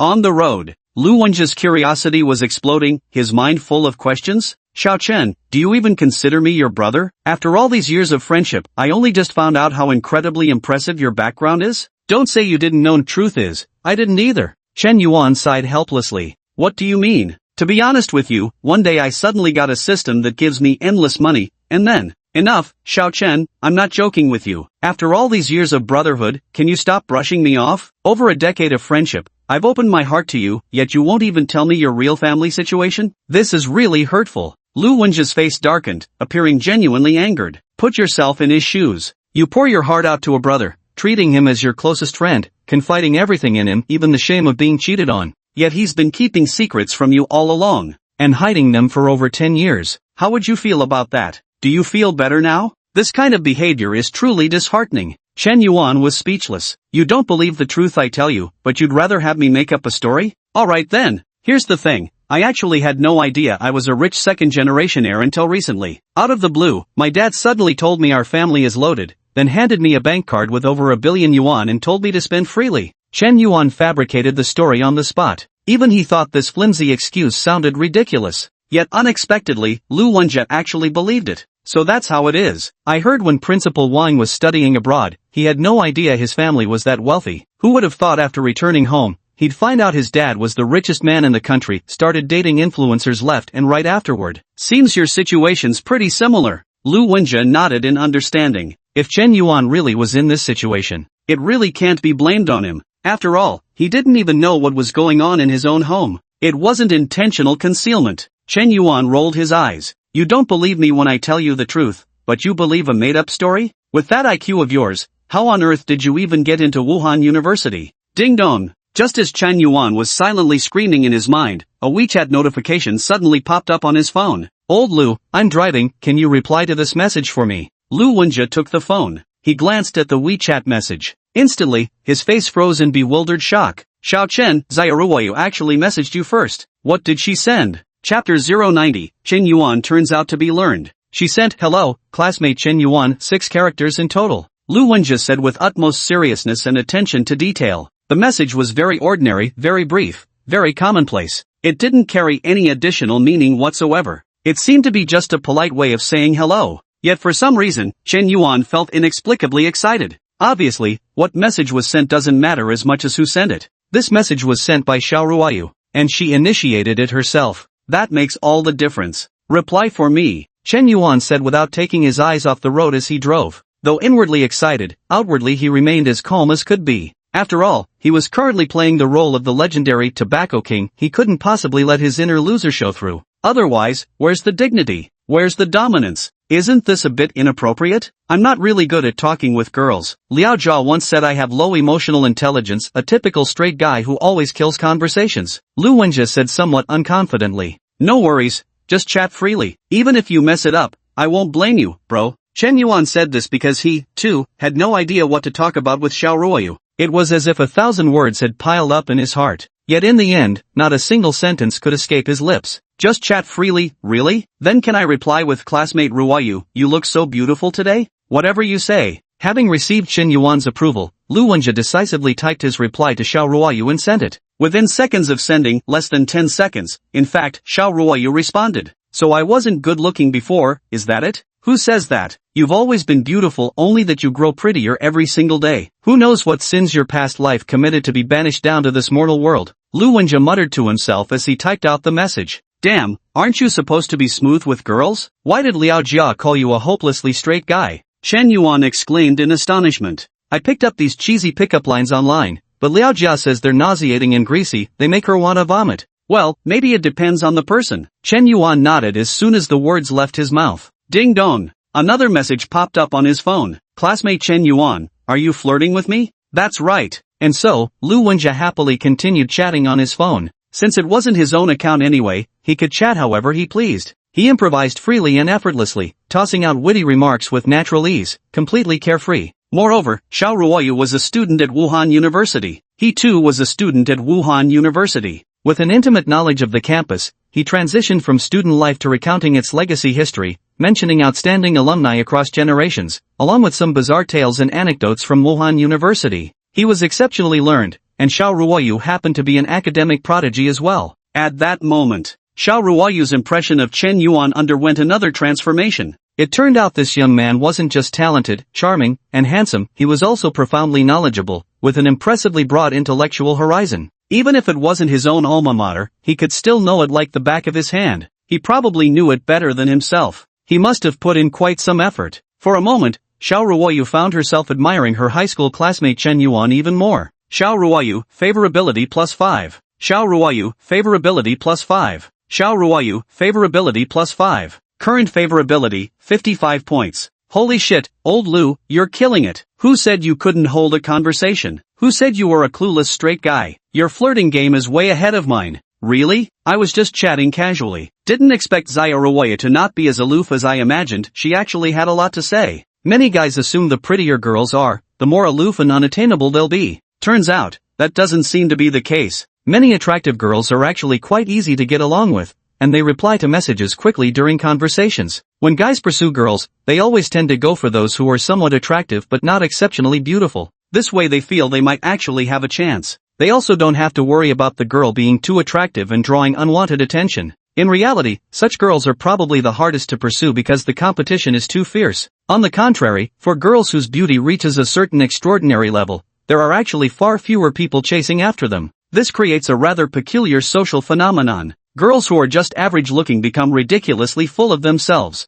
A strikingly beautiful woman who's unexpectedly approachable. Of course, there are no absolutes in life. It's safe to say that you can't judge how approachable a girl is just by her looks. Lu Wenjie received Chen Yuan's approval. Already started to let loose completely. Xiao Chun, it looks like you have a lot of unread messages on your phone. Holy crap, Su Lele sent you over a dozen. Lin Shudong sent you 3. Zhao Yuqi sent you 5. Japanese Cherry sent you 2 messages. Streamer Xiaomier sent you 6 messages. Streamer Shalala sent you 4 messages. Streamer Rawashi Classmate sent you 7 messages. 1, 2, 3, 4, 5, 6, 7, 8 plus Xiao Ruoyu and Little Chen, that's already 9 girls actively messaging you. You've been a bit unfaithful lately, haven't you? I'm starting to think you've turned into a complete player. Lu Wenjie's tone carried a strong note of skepticism, yet their gaze betrayed a mixture of envy and resentment. Indeed, men with money are a different breed. If you don't open his phone, you'll never know just how proactive girls can be. Just thinking about how he was practically groveling before Liao Jia, while she couldn't even be bothered to reply to his messages. Yet Chen Yuan's phone is overflowing with messages from girls initiating contact with him. Now that's just heartbreaking. How exactly am I a jerk? Just because I'm handsome and girls like me, because they want to chase after me, because they covet my looks, does that automatically make me a jerk? Fine, maybe I shouldn't unleash this unstoppable charm of mine. Piss off. Lu Wenjie rolled his eyes. Never seen someone this punchable before. Although he had snapped back verbally, seeing so many unanswered messages from girls on Chen Yuan's phone still made him feel somewhat uncomfortable inside. After all, he was someone with compulsive tendencies. Chapter 091, you might not know what despair means. Xiao Chun, seeing messages go unanswered is making me physically uncomfortable. I'll reply for you. Lu Wenjie's OCD was acting up again. He had grown too accustomed to being a simp. Every time he messaged Liao Jia, he absolutely had to be the one to send the final reply in their conversation. If the girl had sent the last message and he hadn't responded with a follow-up, he'd instinctively worry, would she feel upset seeing his unanswered message? Will you feel very disappointed? Will you have petty emotions? He cares deeply about how the girl feels, even to the point of being somewhat sensitive. But he never wondered why is it taken for granted when girls don't reply to guys' messages, yet guys can't do the same to girls. We're all experiencing life for the first time, why should I have to give you special treatment? Do as you please, reply if you feel like it. Chen Yuan paid no attention to Lu Wenjie, focusing intently on driving instead. To be honest, this was his first time driving on the road after getting his driver's license. As a new driver, he was even behind the wheel of a Ferrari LaFerrari worth over 20 million. He truly didn't dare to get distracted, let alone play with his phone while driving.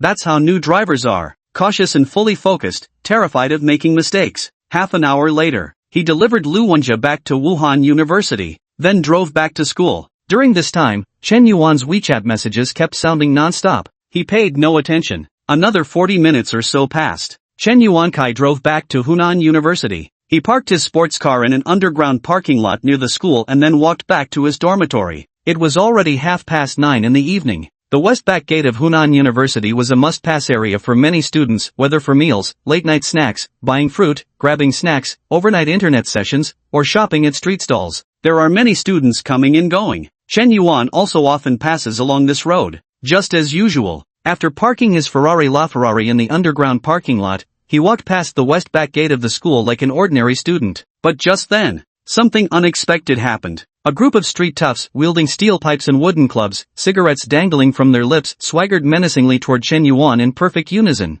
Among them were both students from the sports academy and neighborhood thugs, numbering more than 20 at a glance. Chen Yuan's face darkened. Among the crowd, he spotted a familiar figure, Li Yang. He hadn't expected things to escalate to this point. Last time, because of He Jiying's matter, Li Yang held a grudge against Chen Yuan. He was publicly cuckolded and felt repeatedly humiliated. This was a bitter pill he simply couldn't swallow. Young people tend to act impulsively, especially when it's a hot-blooded young man. He no longer cared about the consequences. If he didn't beat Chen Yuan up, didn't slap him hard across the face, didn't break that bastard's legs, he'd feel like a worthless coward who could never hold his head high again. Today, he had been waiting here to ambush Chen Yuan for 3 whole hours. Chen Yuan, you damn bastard finally showed up. Weren't you so tough? Weren't you so fucking impressive? Well, today I brought all my boys. Think you can take on 20 men by yourself? Li Yang roared furiously. He pointed the steel pipe at Chen Yuan, as a group of people had already surrounded him. To be honest, given Chen Yuan's current physical condition, taking on 5 or 6 opponents shouldn't be a problem, but fighting 10 at once would be quite challenging, and he might even lose the battle. 1 against 20, with absolutely no chance of winning. Moreover, these people today weren't empty-handed, they were armed with steel pipes and wooden clubs. Without considering terrain factors, Chen Yuan alone would simply be crushed. If it had been a few days earlier, Chen Yuan might really panic. But now, he wasn't panicked at all, he even found it somewhat amusing. I just got 25 enhancement points and haven't even used them yet, and you've already come knocking? Bring it on! You might not know, yesterday I only had 30% of my fighting power, but today I've reached 40%. 20 men makes you unbeatable? You clearly don't know the meaning of despair. Chen Yuan stood with one hand behind his back. He chuckled coldly, unfazed. System, I want to enhance 10 points of physical constitution, 10 points of strength, and 5 points of agility. Chen Yuan silently recited in his heart. Ding! System enhancement in progress. Enhancement complete. In an instant, Chen Yuan felt a familiar warmth surging through his entire body. His body seemed to awaken with an explosive strength once more. His muscles grew even more robust. From within to without, he was indomitably fierce. Name, Chen Yuan. Age, 21. Height, 181 centimeters. Weight, 68 kilograms. Strength, 29. Constitution, 29. Spirit, 15. Agility, 19. Adult peak level value 10. Status, extremely robust. Strengthening points, 0 points. What's wrong? Too scared to speak? Chicken out? You were pretty damn cocky before, weren't you? Try acting tough with me one more time. Li Yang roared even more wildly. The gang of young toughs surrounding Chen Yuan also sneered contemptuously. They're all acting like they're hot stuff. Or more idiomatically, they're all acting so damn high and mighty. The steel pipes in their hands were itching for action, as if they'd long since made up their minds to strike. All it would take was Li Yang giving the signal, and they'd immediately swarm in for a beating. Confronted with Li Yang's threats and roars, Chen Yuan showed not the slightest trace of panic or stage fright. He just let out a long sigh, casually tossing the freshly bought fried rice onto the ground. Then he raised his head to gaze at the sky, as if that dazzling starry expanse was his true yearning. Li Yang, just stop now. It's not too late to turn back. Chen Yuan's tone was calm, yet within that calm demeanor radiated an aura of undisputed dominance that looked down upon the entire scene, as if 20-some people combined still weren't worthy of his attention. Fuck, you're looking for death. Li Yang, what are you doing? Li Yang was just about to strike when Jin suddenly rushed over from the crowd. She had also just received a call from her roommate, learning that Li Yang had gathered a group of people lying in wait behind the school gates to ambush Chen Yuan. So I rushed over without a moment's delay. As soon as I arrived, I was met with this tense and hostile scene. Li Yang didn't see Jin just fine. The moment I saw her, the anger in my heart flared up like a gasoline barrel. His eyes turned blood red, resembling an enraged bull. Drag her aside. A man's business doesn't need a woman's interference. Li Yang, do you know the consequences of inciting a group fight? You could be expelled from school. Jin shouted at the top of her voice. Cut the fucking scare tactics. At this point, you're still defending Chen Yuan, that damn bastard. You slut, you bitch. Today, I'm gonna cripple this dog right in front of you. Li Yang's face twisted with rage. He raised the steel pipe and suddenly swung it toward Chen Yuan. Bang! In the blink of an eye. At this perilous moment, with agility beyond compare, Chen Yuan dodged the heavy strike and, countering swiftly, delivered a powerful kick that sent Li Yang flying. The force behind that kick was tremendous. Li Yang was nearly knocked unconscious by the kick in an instant. If not for his exceptionally strong physique, his ribs might have been broken. Fuck, you little bastard, dare fight back? There are always people who ask such idiotic questions. It seems that when a group of people gang up on one, they assume that person must be too afraid to fight back. They felt their dignity had been provoked. 20 people, all of them furious. Chapter 092, 1 against 20. Kill him. 20 men, brandishing steel pipes and wooden clubs, charged forward with furious shouts. Chen Yuan found himself surrounded and assaulted from all sides. Instead of retreating, he advanced. Like a chariot charging, he plowed through the crowd. With one swift grab, he lifted a young man weighing 140 pounds and hurled him like a human weapon. In an instant, a large swath of people was knocked down. Enhanced physical constitution granted him greater resistance to blows. Increased strength gives him higher attack power. Enhanced agility provides quicker reflexes and movement speed. Tough yet deals damage, and agile too? This goes far beyond simple addition. It's more than just 1 + 1 = 2. The next instant, Chen Yuanhu charges into a flock of sheep. With the fearless momentum of a hero charging alone against thousands. One man challenges 20. The gang fight officially begins. He was like Zhao Yun at Changban Slope, charging in and out 7 times, unstoppable, fiercely overwhelming, sweeping through the battlefield. How is this 20 against 1? This is clearly 1 against 20, damn it. 10 minutes later, a dozen young troublemakers lay sprawled across the ground, each one writhing in pain, howling wretchedly. Several others had already been scared out of their wits, fleeing on the spot. At that moment, Chen Yuan picked up the trampled fried rice with eggs from the ground and casually tossed it into the trash bin. Seems quite civilized. A model citizen who's well-mannered, understands etiquette, and never litters. All the surrounding students, standing there dumbfounded, staring blankly at the scene before them. Dumbstruck, like turned to stone. Holy shit, I've never seen anyone actually take on 20 people alone. Isn't that Chen Yuan? That scumbag Chen Yuan. Damn, now I finally understand why Zhao Yuqi fell for him. Starting today, Chen Yuan is my crush. A girl covered her face and gushed with infatuation. Why is this happening? Li Yang clutched his stomach in agony. He simply couldn't believe the reality before his eyes. 3 years ago, Chen Yuan was just a pathetic loser. He could slap Chen Yuan across the face all by himself. 3 years later, Chen Yuan had thoroughly beaten him in sprint races, humiliated him in car show-offs, embarrassed him in front of Jing, and even in one-on-one fights, he couldn't defeat Chen Yuan. Today, he called 20 brothers to settle the score. Who could have imagined that 20 people combined couldn't take down Chen Yuan alone? What the hell? How can someone be this powerful? How could he transform from a pathetic simp into an overwhelmingly badass man in just 3 short years? He couldn't believe it. Unbelievable. This isn't scientific.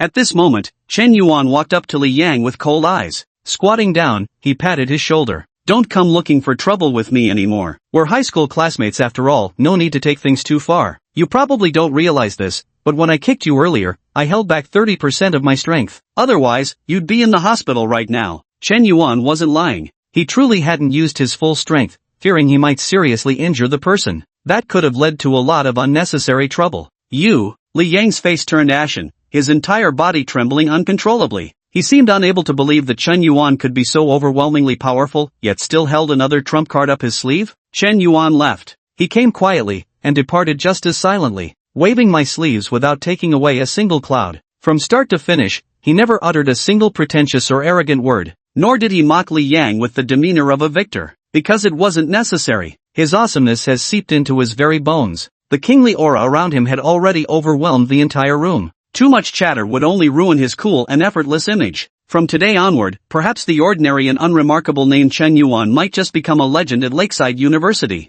Ha Jiying stared blankly at Chen Yuan's receding figure. Her eyes were dreamy yet longing. She felt as if her heart had been stolen by this carefree and unconventional man. From that moment on, she feared she would never be able to forget his silhouette. Who could have thought that this would be the outcome? She rushed over in a hurry to stop the fight, but instead of mediating, she witnessed such a jaw-dropping scene. This man was far more badass than she had ever imagined. Is it really possible for one person to take on 20 opponents? So damn cool. Absolutely badass. Sakura Hoshi, favorability +1. He Jiying, favorability +1. He Jiying, favorability +1. Current favorability level, 94 points. Chen Yuan had just left the back gate of Hunan University. He realized that Sakura's favorability had soared to a level that was almost about to break through the critical threshold. Chen Yuan finally began to take her seriously. Already at 94 points of favorability? Isn't this pawn just one step away from being overturned? So far, it seems I haven't spent a single penny on her, and there's no bonus after the comeback.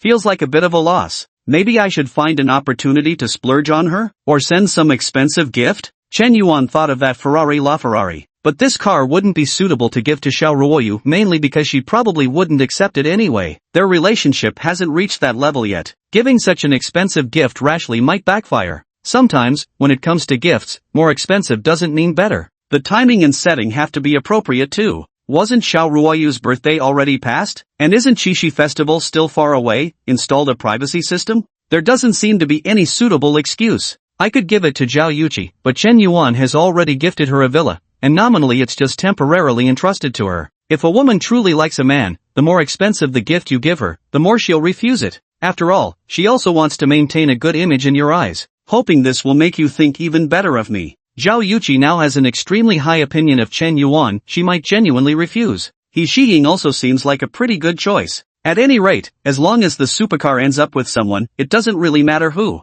Back in the dorm, Chen Yuan realized none of his 3 roommates had returned yet. Damn, it's already 10 p.m. Could their mixer still be going on? Whatever, screw it, time to shower and sleep. Chen Yuan felt quite weary today. He had gone through quite a lot. It wasn't physical exhaustion, but mental fatigue. From 10 a.m., he had been preparing, and at noon, due to some unforeseen circumstances, he ended up having a get-together activity with Lin Shudong and her 3 dorm mates. However, during this process, Lin Shudong left him deeply disappointed. Perhaps he also left Lin Shudong deeply disappointed. At 4 in the afternoon, they switched venues and rushed to a high school reunion. Along the way, he managed both to show off and humble others, earning Xiao Ruoyu's newfound admiration. Never expected to unexpectedly surpass Xiaomier. Thought nothing would come of it. After returning to school, got ambushed again unexpectedly. Originally, he just wanted to live a low-key life on campus, pretending to be a lapdog while searching for potential targets to bind with. Who would have thought a series of events would make it impossible for him to stay low-key? After all, his strength wouldn't allow it. Chapter 093, Xiao Ruoyu's Mother's Conversation.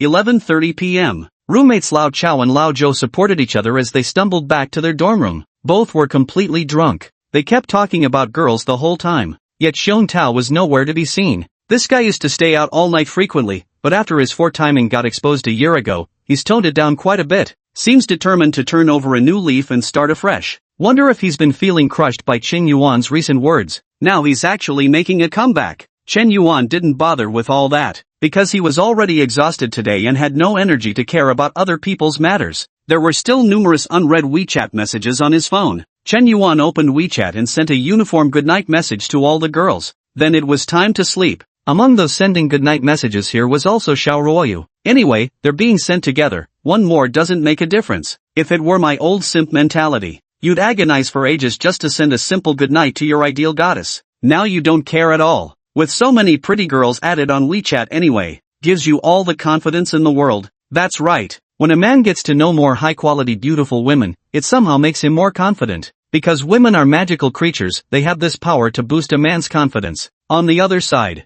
At the Waterside International Townhouse community, in a pink boudoir that resembled a young girl's room, Xiao Ruoyu stared at the words good night sent by Chen Yuan on her phone. She couldn't help but fall into deep contemplation. At that moment, her door was pushed open. Mother Yufanxia walked in. She was a graceful woman who appeared to be around 40 years old. With age, her figure and beauty had declined somewhat, but the contours of her face made it clear that Yufanxia must have been a renowned beauty in her youth. Like mother, like daughter. The mother was beautiful, and the daughter she bore was even more beautiful. Yufanxia had a gentle and generous personality, yet was strong-willed, a trait Xiao Ruoyu inherited from her mother. Mom, aren't you going to bed? It's so late. Mom just wants to see you. You hardly come home a few times a month, and now that you're finally here today, can we have a heart-to-heart talk between mother and daughter? Yufanxia asked gently. Even though it was her own daughter, she never used a commanding tone. Instead, she sought her daughter's opinion. Of course, Mom. Xiao Ruoyu nodded. I heard you went to a class reunion today. How was it? Did you have fun?